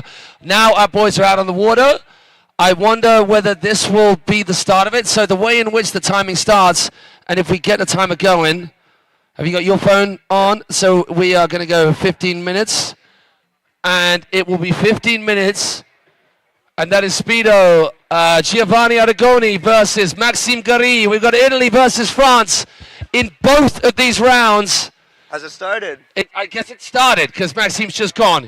Whoa, Oh! Speedo taking the back one over there. Why would you do that first trick? All Backside let's see. We're 360. with Maxim Gari. Take us away, man. I'll follow Giovanni. You follow Maxim. These guys are straight out the gate. Max just went out and chucked a huge backside 360 off that kicker, choosing to skip this second line and choosing to actually look at this third line. What he was doing at the beginning was doing this huge poke. Okay, so Giovanni just managed Boom, to there get it himself out of is. hole. That is that snap from. So Snapping up. we're gonna stick with Maxim. You guys on the show, we're not forgetting Speedo, but we'll come back to him. Go for it, Dan. Maxime starting his creative line, frontside shove it, getting nice and warmed up. So he goes another shove it. This is very early, so we're Snap back. just one. getting used to the feeling of the water, understanding what the conditions are like. Yeah, I heard you talking about that. You have to actually pay attention, and we're lucky that the wind is blowing from this direction for the creative section for us skaters, right? Yeah, I believe so. I mean, when they're coming in through the last corner right here, the wind is quite strong, so we'll see a lot more ollie 360s. But Or not. From Speedo. Just dropping the three. So Maxim coming into the second half of section 2. Ollie on. Wall ride. Such skate style from that Such cat a skate guy. Love it to see it. Now eyeing up. No, he's just going to cruise past. He's pretty happy with his first run on that one. So we've got to remind you guys at home that you can't just pick and choose a feature from a run. It's a complete section. That is how it works. A lemonade, thank you. I'm gonna put Kickflip for Maxime Giri starting off his creative section. Oh, the frontside flip right there, just catching it at a weird angle and catching the edge, taking him down. Right, so Dave is either going to be flying across or recharging, but we can catch Giovanni from the shoreside camera. All operated from the little van in which a dude has been sat all weekend long just sweating his yin-yang off. All right, here we go. If anybody saw the qualifying rounds from Speedo earlier on yesterday and today, you'll know this guy goes absolutely mental. The half-load kickflip, and Lord knows why he needs the half-load. Backside big spin. Then we know he's got some shoves going into this. Oh, it's just a 270, then 90 shove out. Nice job. And now he's still got time to add some more tricks in there as he does. 360 shove it, backside 180. Skater's really choosing to pack in this whole section. I mean, none more so than Speedo. And I can say that too, yeah. Yeah, and it's not a case of just like he's warming up with the cruisy tricks, but by the end of it, Speedo was just dropping all kinds of really, really difficult tricks in his run. Speedo's coming out with the fire today. He went out first lap, just did his kickflip and shot it straight up. Like, look at him right now. Big old back one over that thing. Speedo really sending it. All right, Dan, talk us through Speedo's creative section right here. Board slide, backside big spin out. Oh my gosh. Yes, Speedo. He's feeling it. He's got the fire in. So he's going to take a chill right here and now through the creative section. What a section C right there. The two features on that last straight. That was sick. That really big backside 180, linking it up with the backside big spin out. So his shifty backside 3, he's opting to miss out on that. We're keeping one eye on Maxime Gari as he comes into the creative zone. Front shove, back lip. That was Solid, bolt. tight, really, really tight. That is exactly how you want to do it.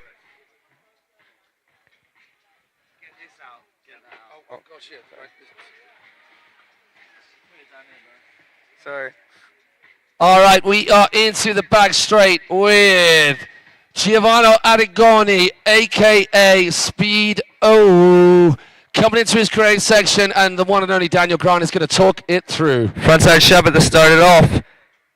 Kick flip, nice and clean.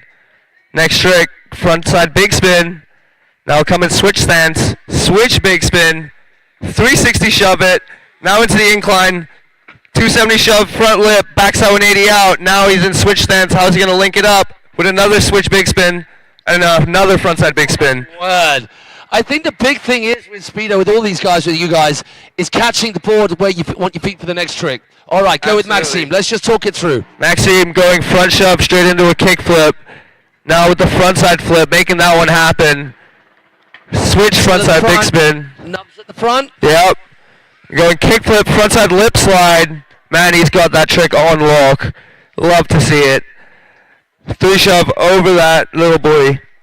So it looked like Maxim was taking it easy, but then he just dropped all the hammers in the fire right there. Oh yeah, you can see him. He's got the pop. He's throwing up those tricks. So our Speedo's really packing in these really small but hard tricks, but really fast. And then Max will take his time and throw in the really bigger style. So it kind of depends on what you like, because there obviously it's impressive to just see pow, pow, pow, pow, pow, but then also there's a flow about just slowing it down. Here we go. Is it going to be that shifty backside 3? Just the backside 3. No, Speedo. Oh. So here we go. Maxim Gary.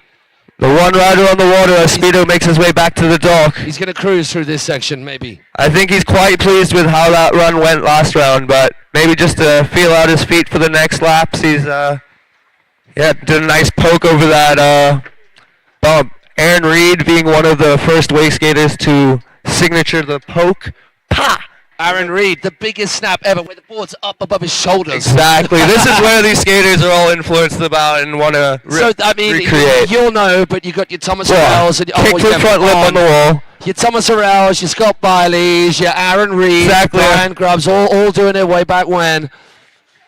A pioneers for us. Maxim with your backside 5 weights and wakes, just silly stuff from way back when. You Absolutely. guys get educated, but this is something else though. This is next level, right? This is really next level. It's really great to see such a high level of wake skating here at the Embily Wake Cup.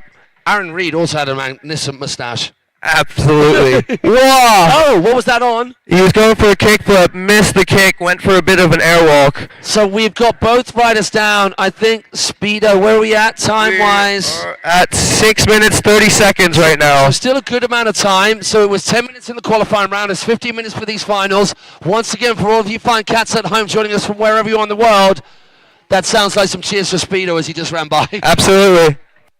We'll see on the dock cam right now. Speedo should be running in at any moment. I mean, just keeping it flexed all the way through, right? Absolutely. There we go. There we go. Both of them on the dock at the same time. Who's going to fight for the handle? Max caught it.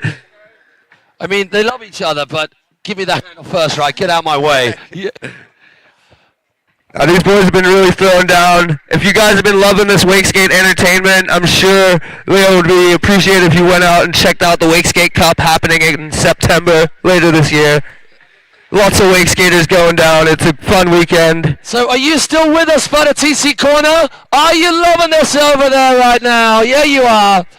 Snap. Oh, almost went wrong. The 180 snap. Yeah.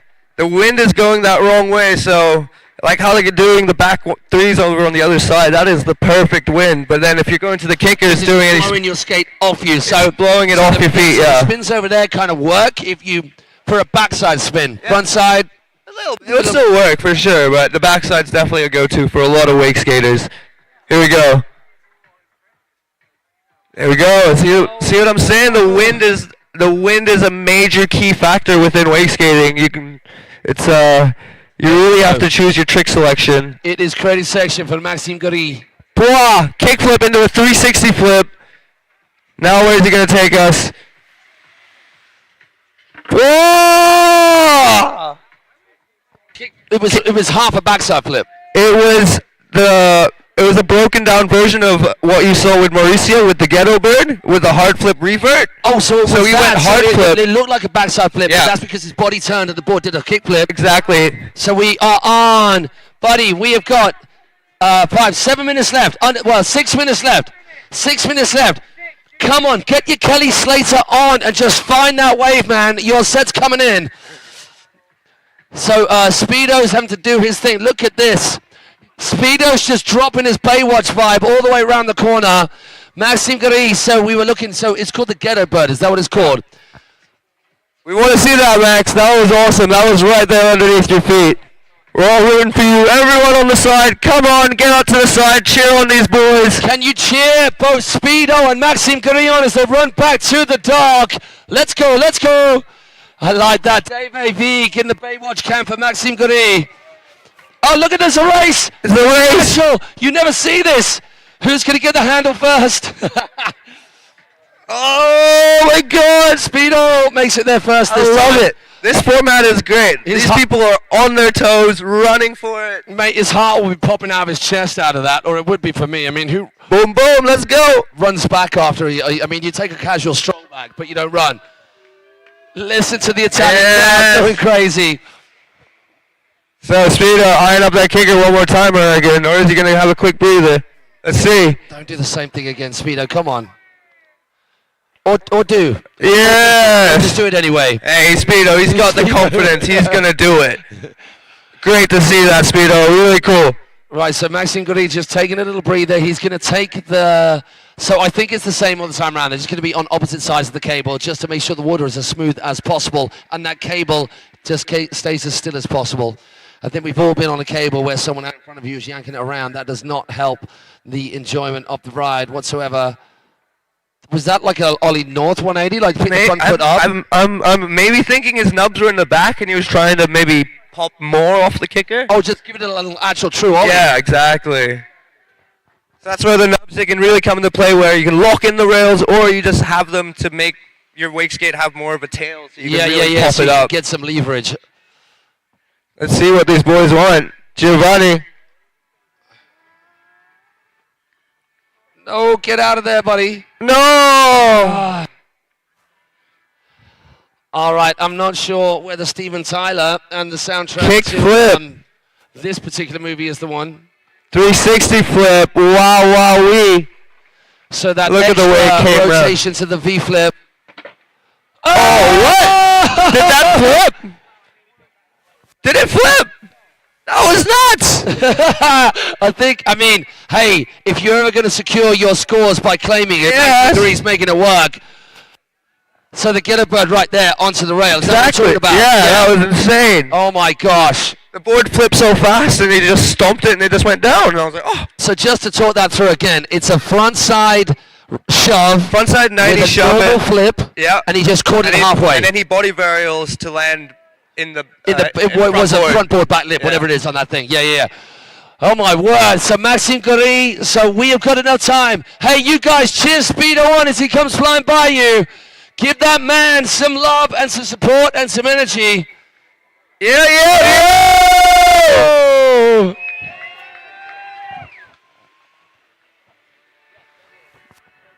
Max looking to step up this kicker section. Strong heel side edge. That's what I love to see. Ouch! Yes! Yeah! Taking it to the moon, boning that back leg. How do you even Easy do indie that grab. on a skate? Just holding a grab on a skate for forever just feels like just amazing, right? It feels like slow motion. Yeah. All right, so what we're going to do, has Maxim done all he thinks he should do on these sections? It kind of feels like it. It's risky on those back sessions. We can hear Team Italia just getting behind. Benevento for Mr. Speedo. Giovanni Aragoni. He's still got a couple minutes left. We're literally looking at 2 minutes, right? We are at the last 4 minutes, I believe. 3 or 4 minutes. Right? No, it's 2 minutes. Yeah, last 2 minutes. That's 2 minutes right now. That's at least a lap for you, Speedo. Let's get going. These boys have been putting on a good one. Max cutting in hard again. Get your eyes on it. Back 3. Oh, holding it on. The hole. So if the wakeboard judging is anything to go by, then that possibly won't score so well because he was just in a hole and pulled himself out of it. He might want to do that again. Speedo! Yeah, Speedo!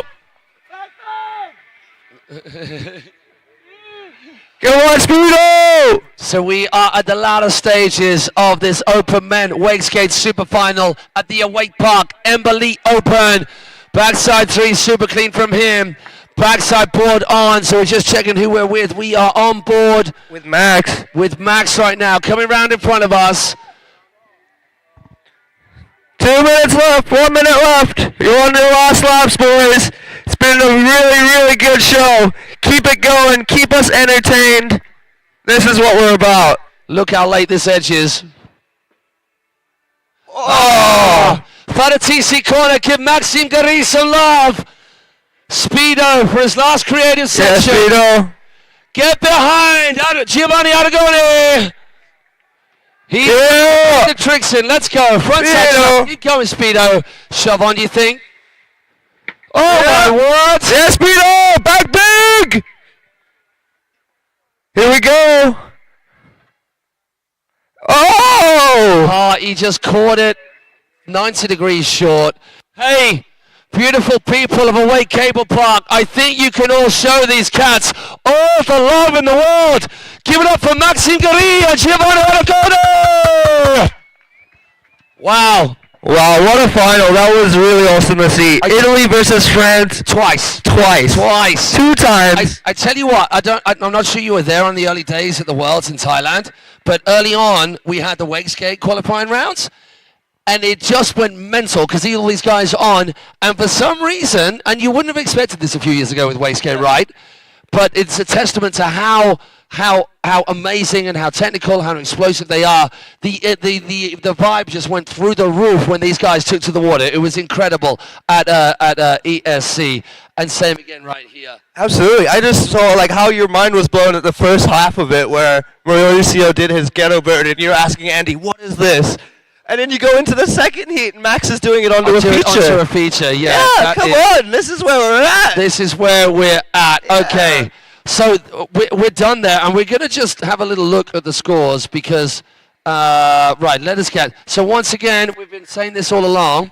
You guys need to get onto alpacacup.com, and I think anybody who will look at this page, it's literally the best event website I have ever come into contact with in terms of keeping pace with absolutely everything that's going on. Open men's wake skate, super final.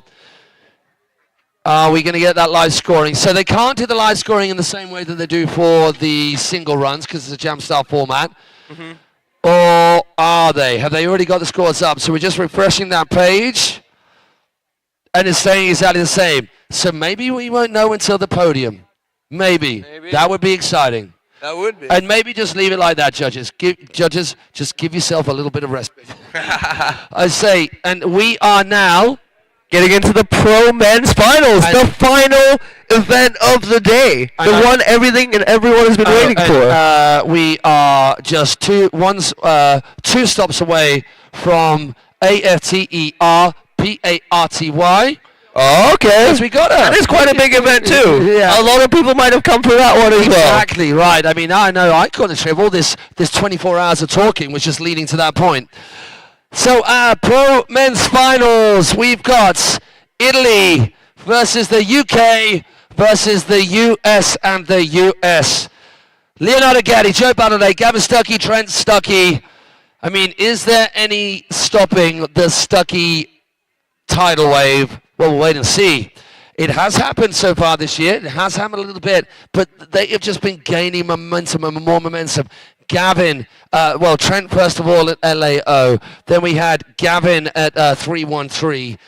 It didn't quite happen for the boys at Munich Mash, but then here, talk us through it, man. When you watch that, they're looking strong, man. Like seeing them ride with the new, fresh, explosive style, and it's really fresh for not only me, but a lot of the riders here to watch and see.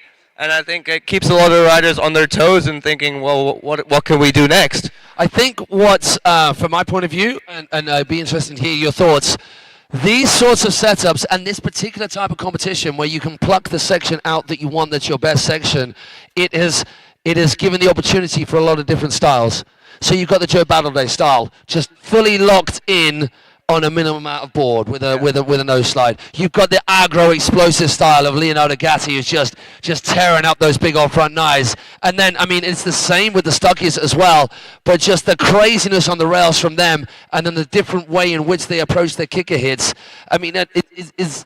You know where action sports, like snowboard and ski slopestyle can get a bit gymnastics? Yeah. What's your vibe on all of that? I mean, it's hard to pick it apart, but what's your thoughts on all of it? I feel in the past we were very forced to be like, we had to do it in a very gymnastic sort of style. But now with this format, you can almost pick and choose. Like, yes, I do need to do some certain amount of tricks that you wouldn't specifically do every day, but when you go out and get to choose, maybe I want to add a flair into this and have something that represents me in that part of my run is really nice for the rider to have that freedom. So my example of it was last year, WWA Worlds, and you have the Nico style, right? And you know you have that triple weight the line, and it was nose press, nose press, nose press, as opposed to spin tippy-tappy all over the place. Those are the two different styles that maybe would exemplify it, and it's beautiful to see that in the same contest. Exactly, in a way that judges can actually differentiate and understand that what people do in different styles, there's also different types of technicality and ways that people do it.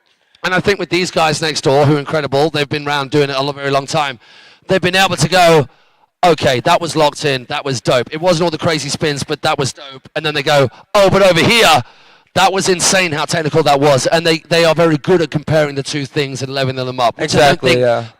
As you said, you were kind of forced to go spin to win. Oh yeah, it was actually like, if you added another 180, then that's it would good be enough. way better than if you were to grab it or to do something like that. Yeah. Whereas now, proving that you've put the time in to grab your board and find a way to grab it is much more technical and harder than just being in the air forever with a grab and doing 180, like a backside one or whatever, just as an example, is not necessarily less than doing a 7 or something like that.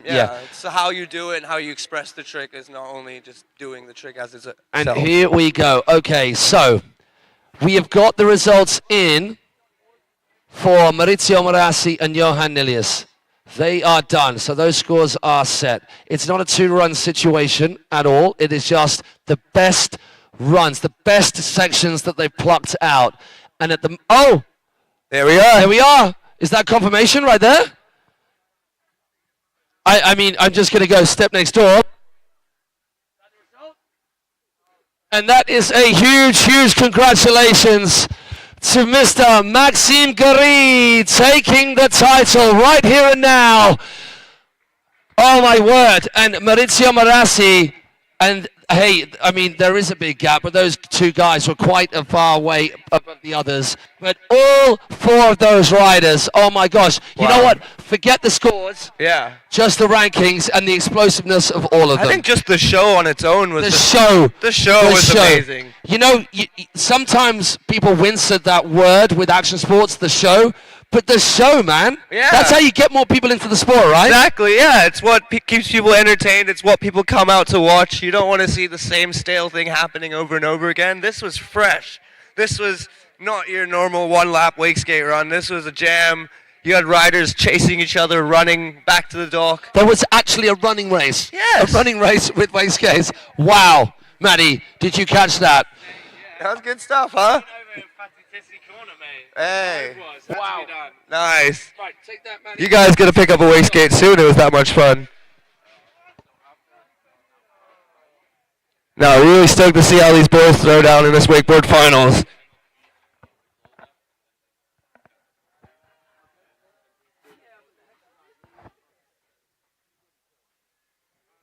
And for you guys watching, I had a great time commentating, giving you guys some insight and talking about wake skating. It's what I love and what I will continue to love doing for a very long time of my life. So Dan, unofficially, of course, who would you have your money on now that you've witnessed all of our 4 finalists? What was your favorite section here in the flat trick? Obviously, we haven't written down every single hit. I've been writing down everything. Of course, straight away for me, Johan Nilias, rail to rail. Yeah, that was really cool. That was that's some new wake skating stuff too. Like everyone knows, like flip tricks are part of wake skating, and that's what we do. But rail to rails, like not many people have been thinking, oh, you can jump from a rail to a rail on a wake skate. There's like, oh no, this for sure that you can't. But no, like it's crazy to see. Like, I know, because the progression and the way that these riders have learned to just from popping off a rail to like, oh, we can pop from a rail to another rail is. Yeah, like it's only going to get further and further. Because that's a big gap, even for a wakeboard, right? Where you're actually strapped in. Yeah. And when you're not strapped in, to get that board snapped out off the rail, perfect pop to go over. And he only did it once. Absolutely. And he got it perfectly first time. But what about the flat trick section? Obviously, you can appreciate being a wake skater yourself, the intensity of these tricks. So what did you think with the full line? Who would you have your money on? Just the flat trick section. I mean, Max and Mauricio did a really, really impressive one, I feel, because with Mauricio, he was really popping big, showing he can spin backside, frontside, did his kickflip there, did the ghetto bird, and linked it all really nicely. And then with Max, it was all spread out, but it was just like you could see exactly. Okay, this was the kickflip, this was the 360 flip, and this was the ghetto bird front board. Yeah, like you were So that saying. made it really clear for the judges to see this is the trick that I want to like highlight, and this is what I want to highlight, and that's what I want to highlight. And I think the judges really appreciated making it easy for them to see what it was and how big and controlled the whole trick was. Yeah, because I mean, Speedo has got some quick-ass feet, man. The amount of tricks he squeezed in from the end of the flat bar all the way through to the kicker is insane. Like, the intensity of the tricks, of course. But, you know, it's interesting to see how the judges are going to kind of break this apart. Oh, I would not want to be in that judging tent, that's for sure. Oh, for sure. The decision is done. Are we calling it? You missed it. Oh, it's been. It was Okay. good chatting, though. Oh, yeah, dude. Oh, okay. All right, my bad. What? Nah. So only a few moments away now. Nice one, Dan. No worries. Anyone This wants is to sick. come in and get involved on this wakeboard finals commentary? I know a lot of people at home want to see everyone. So let's get some people, huh? Dan, Grant, hey, can we just do a little selfie? Who's got a phone ready? Good phone? On Dan's phone. Yeah, just clean that up. So people, hey, even for us, and we've known Dan a little while, it's a privilege to be next to this cat in any capacity. So please make sure you follow Wake Skate Wednesday, and make sure you go out wake skating on a Wednesday. I mean, any day, but if Wednesday's your vibe, then make that happen. Because you can. Everyone's on the Wednesday. It's not like you go alone on a Wednesday. A lot of wake skaters around the world are connecting, riding together on the Wednesday. So we all learn, ride, fall together, and it's just a community thing. Because on the weekends it's too busy for us wake skaters. It's choppy. So That's true. Wake Skate Wednesdays, let's go. That's right. Good so- tuning in. Take care, guys. Have an epic final. I'm sure everyone in this wakeboard final is gonna have a really good one. There we go. Trent chucking a huge ray. Through the corner. Someone just went down. Gavin going down. Ironically, Trent Stucky fell in a spray lap at plastic. And now and Victor done the same here, and Gavin's done the same here. It's just a spraying, considering these are the top riders in the world right here, right now. Yeah, it does make us feel better. That the top dogs do fall too. It does happen. DG, Danny G. Dolce & Gabbana, hello, latest pro. Wow, what a treat for us. It is. I mean, like I said earlier, I've known the guy since he was 11 years old, but still, he is a legend in the sport. You know, you have those people who did stuff before anybody else stuff in our sport. You've got your Parks Bonifay, your Sean Murrays. If you go back, your Darren Shapiro's, and then when Cable, Shannon Best. People won't know that name. Shannon Best was the first person on the short line to just go stratospheric up in the air. And then you get into the cable world, America. Tom Fouché was that first name. Over here in Europe, you're talking about, well, Nick Davies, quite obviously, who literally just set the world alight. And then you're talking about the rail phenomenon, Nico, Felix. Hey, Rap. Still up there. They're still up there, still doing it. Still up there. Rafter Rome. Just go back. I mean, even now, there are some riders now who are really, really good who won't really remember Rafter Rome that well. He came out with his swan song, that Au revoir movie. Have you watched it yet? Numerous times. It's amazing. It's a bit tear-jerking. It's a flavour of. We get all the flavours of emotion. It is, but as someone who has created two sons, it's a little bit. Yeah, I made a human being. No, I made two of them. Sorry. Yeah, I own two of them somewhere. I don't know. I left a window open when I left home, so that'd be fine. You got it. It was a slow burner, wasn't it? Yes. Yeah, I'm sure my wife's looking after them. Oh, happy anniversary again. I did forget that. Actually, even she forgot because it was her parents that reminded her, and that's why she sent me a message. So I'm okay. I'm at. You dodged that bullet. I got out of it because she totally forgot as well. But she owned up to it. No, she sent me a message saying happy anniversary. I'm sure she didn't remember because she's her parents. That's why you're the perfect couple. Because we're useless. We're both useless. Sophie, I hope you're listening. We love you. We love Matt you. loves you more.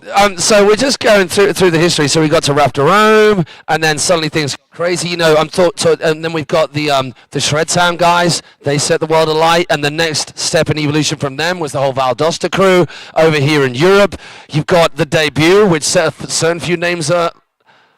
Just you, isn't that? All right, you know what? Andy Kolb next door will testify to this, because when I recorded the voiceover, he had not thought of the option of turning my voice off. I said to him, and I know you won't believe this, I said, maybe, Andy, we should have an option where they don't hear my voice.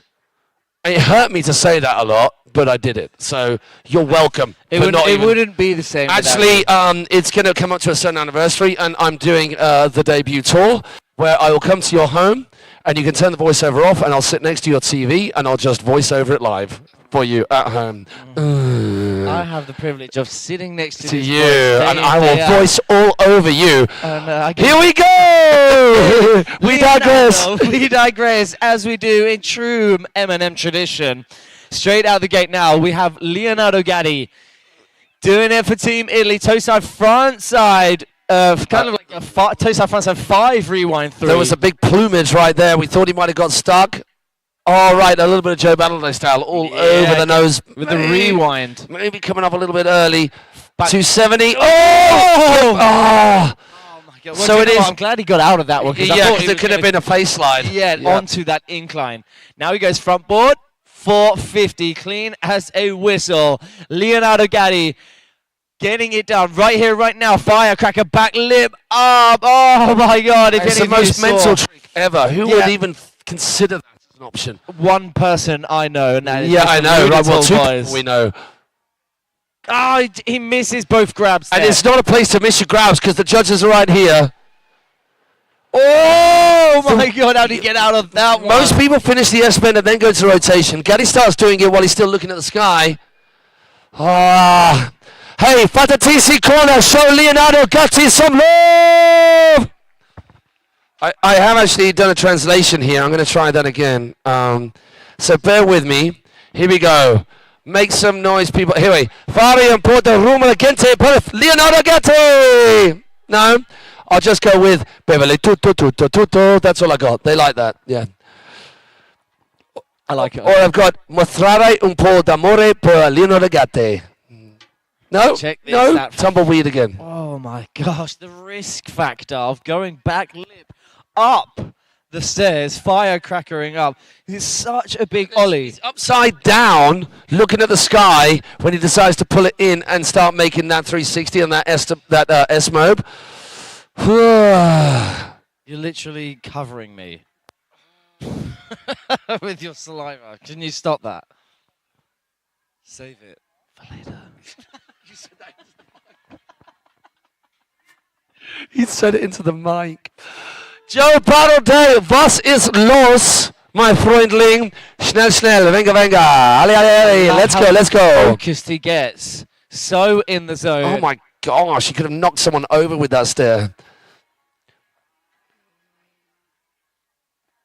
Just Stop. like that. Switch Easy. back 7. There you go. Just did that. Stay switched. Toe back 2. Rewind 1. Full. That was a lot better than we saw from It was Leonardo locked in as Gatti. well. It was full pull. So even though you might make it to the end, you can see when they're slipping off. Oh, locked Full in. pull. Back lip. Oh, locked Stalls in. it out. The backside 270 out. All right, so front board, rocks onto the nose, then does that basic full 360 over that gap, bleeding off the speed as he's going to go 1, front lip, front board tail, snake by drag as he finishes off that 270. It's going to be mute crow mob right here. Beautiful trick. That first coming about by a lad called Sean Watson. 3-1-3. Hucking in hard, heel side. Hello, Fadatisi. They liked a bit of that. Super clean. Everybody just deep squat with him next time. I'd like, you know what, actually next time he goes out, for both Leonardo and for Joe Battleday, I want everybody to do a deep squat with him as he lands. That would look beautiful. So, hey, what'd you say? That was pretty tight. There wasn't really a wobble, was there? No. Actually, I mean, the 313 is probably the cleanest 313 we've seen him do throughout the competition. Opting out of the 315, as we saw earlier in previous quarterfinals, that he just didn't have the best of luck. And then from there on out, he played it very strategic with the 313s, and now he has been doing that throughout because, as we saw from when he was against Busty Dunn, that the cleaner 313 had more of an impact than the sketchy. Whereas before, I think he got schooled, didn't he? After that, where he was pushing for the 315, then he did the 313 and went, oh, his points went through the roof. Sorry, it's just getting coated again. Sweat no more. So, Mama Stucky, Jason Stucky, who is on the other side of the Atlantic. I mean, man, when you create a pairing, I mean, the Battledays was the same. We've got the Peacocks out there as well. We've got in the UK for us, I'm sure that it's exactly the same with lots of families in lots of countries. We've seen a couple of Italian families, brother pairings out there also. In the UK, we've got the Saunders and we've got the Smiths as well. Oh, you know what? Neil, you said hello earlier on. I'm wondering whether you're watching right now with the rest of the Smithy crew. You sent me that message and I didn't give you a shout out. Apologies. Hopefully you're watching now. Big shout out to the Smithy crew right now back home in the UK. Sorry that I didn't get back to you earlier. Got a bit excited. Well, here we go. We've got the Stockies on the water, starting off with Gavin. It is going to be a left-hand hit. Left foot forward. Backside 9. Wallop. Straight out the gate. Easy work for Gavin. Oh my gosh. Gets an extra hit and a rewind. Goes bump up to the incline. Poked and grabbed forever. What? So that was a front lip with the wrong hand on. Yeah, getting all He was wrapped up and then went into that front lip. He can fake I can't wait to watch that replay as well. Check this now. Toe back to. He's Nolly stalling that out. Yeah, and he nolly popped out of that early. He didn't quite land in the right spot, but still, up until that point, this is rather silly. We saw the 9 off this before. It's going to be rewind. 3, 2, 1 with a double grab. Now Crow Mope time with the tail grab on there. Sorry, nose grab, I think that was. Nose grab, yeah, exactly. Right foot forwards, heel side, heel back 2, rewind from 5. Oh my gosh. Let's just check this replay out. Favorite trick on the Henshaw. I think that could be one of my favorite tricks so far that we've seen. So he's going to start off with his kicker. I mean, don't even need to talk about that. Easy. Backside 9, straight out. But check this. 50-50, back 2, rewind to back front board even. Oh, it was this. Stays wrapped See, up. that was a front lip where your hands wrapped around the wrong way. That So he is could. so tech. He doesn't need to do a fake out. He could do a rewind out of that, you know, just against the direction of travel. So the only thing for nitpicking is if he locks in to that second feature on section C and gets that full pull out of it. But the nose grab Crow Mobe. So it was a heel back 1, stale fish, and then rewinds frontside 360 because obviously he's shifting that board to get that stale fish in. Also, no, melon even. And then rewinds it full frontside 360. Now, if anything, anybody has anything to state about that run, It might be this guy. it might be his older brother Trent. So we just pick out the scores right now. Okay. So we're finals time, people. We hope you are all going to stick around for the prize giving and the party straight after, but we're not quite there yet. We've got this guy to go. Let's give it up for the one and only Fred Stucky. Please keep pace with our judges' deliberations and the stress through which they're going.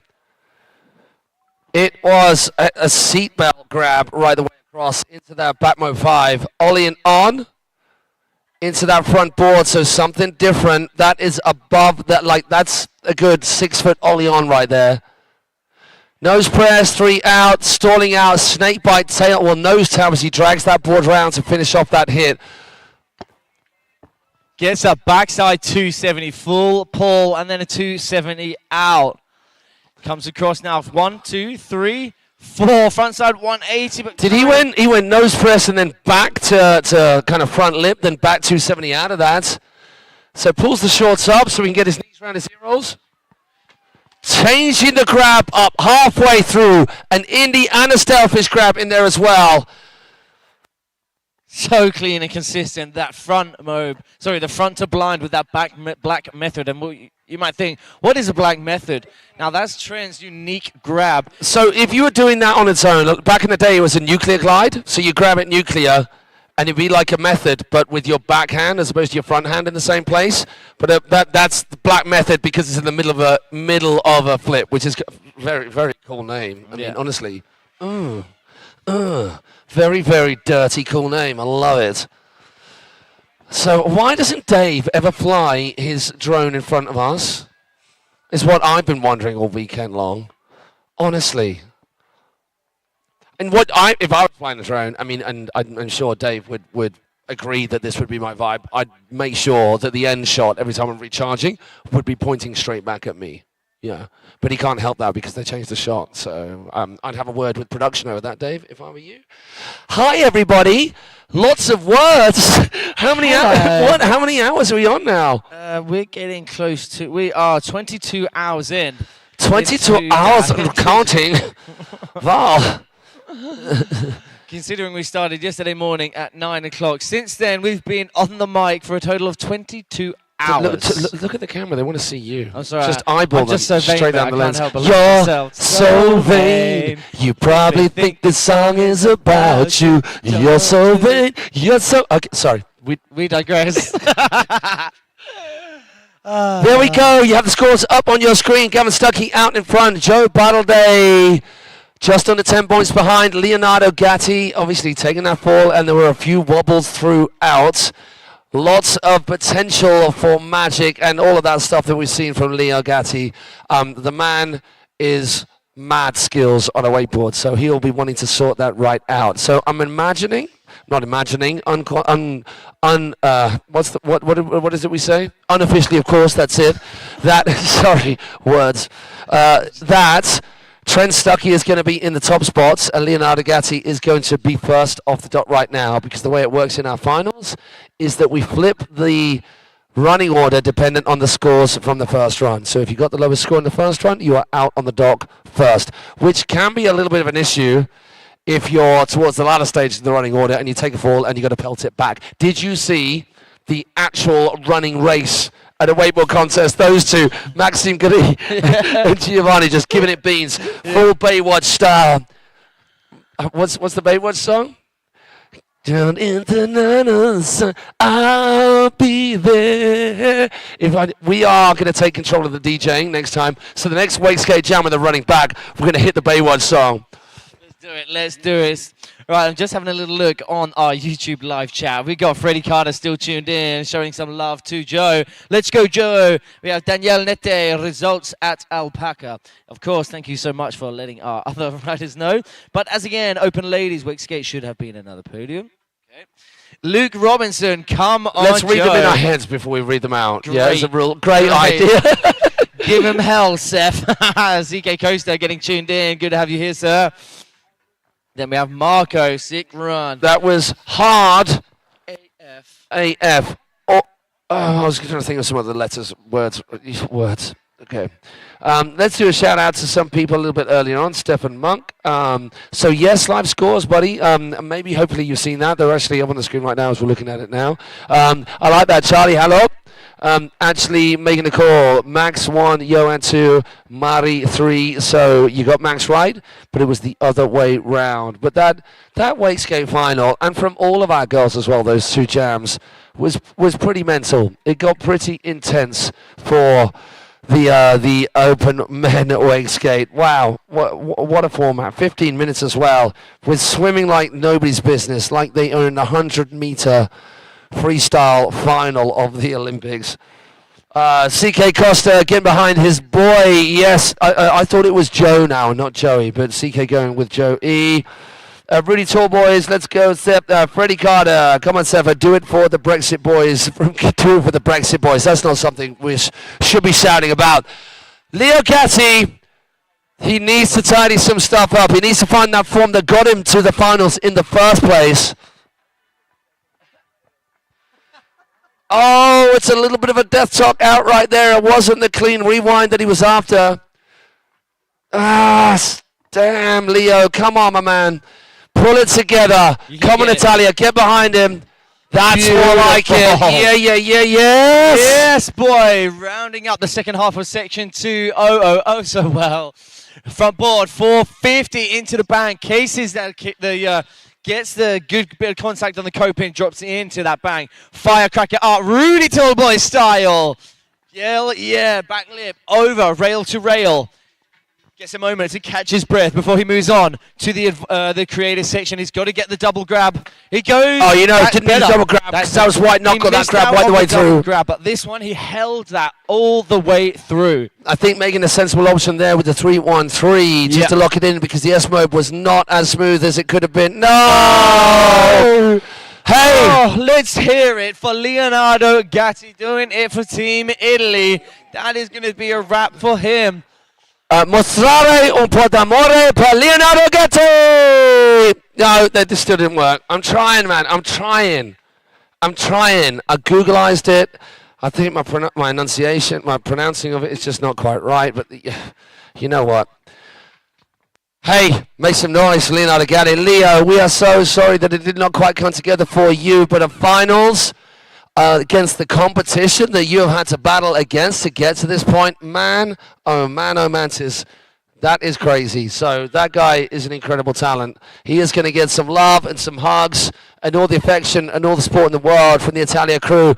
He'll certainly get a big hug off me because, man, is he a huge... I'd love a big cuddle from Leo Gatti. Oh, I'd feel so sad. Get your hands off him. Exactly. All right. I'll do it when you're not looking, Maddie, okay? Because he'll make me feel safe. And sometimes you don't make me feel safe. Well, it's now out in the open. I know now. The damage is done. We can work through this. All right. Anyway, let's go, Joe. Joe at Battleday then is going to be so look at this Team Australia and Canada slash Australia just giving him all the love and maybe a little bit of advice, but maybe just props because you know what, at this level these guys they know what they need to do when they're learning these tricks. They know what they need to do, but what you just need at this level is a solid support network who's just going to keep on pushing you and pushing you and pushing you, and all of these boys have definitely got that. Let's hear it for Joe Battleday. Yeah, he's in the zone.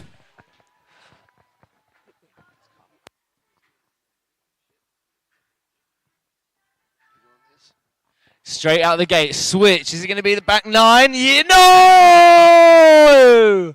Guys, let's show some support. Hey, find a TC corner. Give Joe Battleday some love and maybe an adult lemonade when he gets to you. You know, it was a little bit late, that last 180 was. He didn't have enough time underneath him. But you know what? He knew he had to get that in the bag if he wanted to get a spot on the podium. At the minute, of course, he is sitting in third. And Leo Gatti, unfortunate, isn't going to make it through to the podium. I think the call was made there from Joe, thinking that Leo was not going to get ahead of him. And I think he would have seen that score. Because if Leo Gatti had got ahead of him, then Joe might have done something different to compete with Leo Gatti. But to compete with Gavin and Trent, he needed something special. He needed back 9. And maybe that back 9 the other way, or some crazy kind of rewind situation. So now the battle is on. From one brother to another.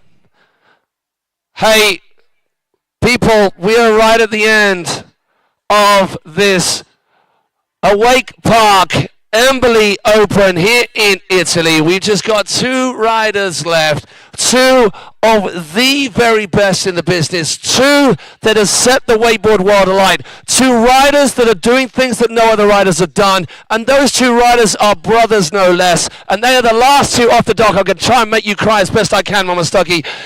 I think that, as I said before, you can get blasé because they are so goddamn good. They are sometimes stratospherically better than the rest of the competition. Is there any catching them? You know what? In this situation right here and now, no. Can we give it up with the first of those 2 brothers, Gavin Stucky? Right, this is going to be quite a crazy battle, isn't it? What I really like about these 2 Stuckies, if anyone can beat one of the Stuckies, it's the other Stucky. It is only the other Stucky right here now. That I'd was go a little bit huge. higher if you could, buddy. All right, so what's he going to do from this side? You know what? They're picking and choosing their sections. The rewind he did there. His rewind is scored higher than Wrapped up Trent's. front lip. Majestic. Oh, my gosh. Absolutely beautiful. I don't think he's going to get any better than that. And Gavin knows that. Now, Gavin is literally 17 points behind on that particular right section. on the nose on that back lip. He was ahead on section B. Oh, look how close all of these scores are. No, totally one. Locked in. Mate, look at these 50-50. scores. Look how close they are. Look. Oh, my gosh. So it's this section that's the difference right now. Oh! Back Mobe 540 now into the air trick section. Crow Mobe and gets the nose grab on there as well. One last hit. Can Gavin Stucky do it? Toe side. Oh, my God! God damn it, boy! Oh, the Wow. double grab, toe back 5, rewind 1. Holy moly guacamole! Right, can you guys, if you're not looking at the scores, I'm just going to talk you through it. Section A, the kickers, Trent 21.50, Gavin 21.33. Section B, Trent 21, Gavin 22.67, which is why he didn't bother with that section. Section C, Trent 17.92, Gavin 17.08. Now the big difference was with Trent in section D, the creative section, 22.42 versus Gavin's 19.25. But he put everything into the kicker section, and has he increased his score in that kicking section? Maybe with this this hit right here, which is a little bit cleaner, he might have upped to section D score. But has he upped his score by 3 points with that trick? I honestly, having never seen that before in this competition, or actually ever, that could be it. Is it going to be a victory lap for Big Brother, or is Big Brother going to have to work his particulars off to chase down Little Brother? Either way, we've got a battle royale on our hands right here and now, and I want every single one of you beautiful people who've hung out with us right to the bitter end. You're going to carry on staying with us because we're going to expect to see you on the dance floor, because, man, if you think we can talk real good, you have not seen us dance yet. That was just a little taste for you. Just enjoy yourselves. Yeah, it is going to get loose It's on that going to get dance so floor. weird on the dance floor. If you thought it was weird now, oh my word. Right. Hey, let's get the scores up. Right, if you're not on the edge of the lake like me and Matt are, we've been sitting down here in this. Get on your We can't feet, stand it people. any longer. We're here on the lakeside. We're going to be cheering Trent on just as much as we was cheering Gavin. And Just of as course much as all we of our cheer other every riders. rider on. Of course, if you let me finish my sentences without Sorry, really Sozzle interrupting. Pants, I got excited. Again, all really right? You're so interrupting. good at your job. Yeah, this is amazing. This is a really nice feeling. I'm proud of you. Love you too. All right. Thank you for bearing with us. It has been a long, old, bumpy ride with the two of I us. appreciate you. I appreciate you. So if we actually wouldn't need any of you here. We'd still be doing exactly the same thing. Yeah, It's been unbelievably, like this since we got to the airport. it was just the same in previous other competitions. We talk all day. We get back home to the hotel room and we talk all night. Is there a competition on? No. Is there? Is that? No, only one of the biggest of the year. Yeah, Joe. All day. Joe Battleday, my boy. Yeah, now come relax, Brethren. Joe Battleday confirmed his place on the podium, third place, and with his first run as well. Can we get some paracetamols for the judges? Because they've got headaches. I've got a bit of a headache as well from all the talkerating. Still breaking it down, and of course, as expected, Gavin Stucky throwing a spanner in the works in our judges' tent. Hey, you know what? We're going to preempt this because they deserve all the love and respect that you possibly can. We're going to talk about the media crew, Al Band, Dave AV, Hexa, but our judges and our officials, Sebi, Carlo, Andy, Maurizio, Claudia joining as well, Martin Anko, Leah Labadens for the skate too, Embily, we got Shape, we got Awake Eye, we got Wake Steel, we got Mystic, we got Liquid Force, we got Fatatisi! right. Have we got a score through? I mean, Dave Tronage is up. All right, the results are in. I'm not too sure if it's a victory lap or not. Oh, it's not. It's not. Gavin Stucky's out in front. We got to battle, people. So Gavin's got an 88.15. 6 points there or thereabouts. Check your eyes. Trent on the water now. Gets the cradle grab. So he needs that. 540. Check this. Ollie up to back. Oh, what? Carries on that rotation to frontside, lip side. Backside 1 on nose press. Rewind front 3. But for backside 180 on. Snake bite, tap of the nose as he drags it round. Frontside 180 out. Full backside 360, looking in the 50-50 connection. Now check this. 1, 2, 3, 4. 180 to nose press. Nose out for that backside 180. Feel free to go crazy. Awake Cablepark for Trent Stucky right here now. Oh! Beautiful. The double Mexi to blind. The black method front to blind. Oh my gosh. Come on, Trent. That's a TC corner. Go Buck Wild. Oh my God. I dislocated most of my joints just watching that. I don't know about anybody else. Front side 720. Rewind back 1. Oh dear Lord. Hey, you lot, I'm going to get you ready for this right now ahead of time. We're going to ask you to make some noise, and you please best make some noise for both Stuckies for giving us the show beyond all shows in wakeboarding. Let's hear it for Gavin and that man there, Trent Stucky! Yeah, insane riding, not from just Trent, not from just Gavin, but every single competitor making your way over here to the beautiful Awake Cablepark. It has been an insane few days. I hope you've enjoyed it as much as we have. And we look forward to seeing you folks on the dance floor at the PART. Why? Because we got to... we got to work on that. We're brainstorming here. Okay, get over there because this is my good side. Hey, so we're going to sign off the live stream.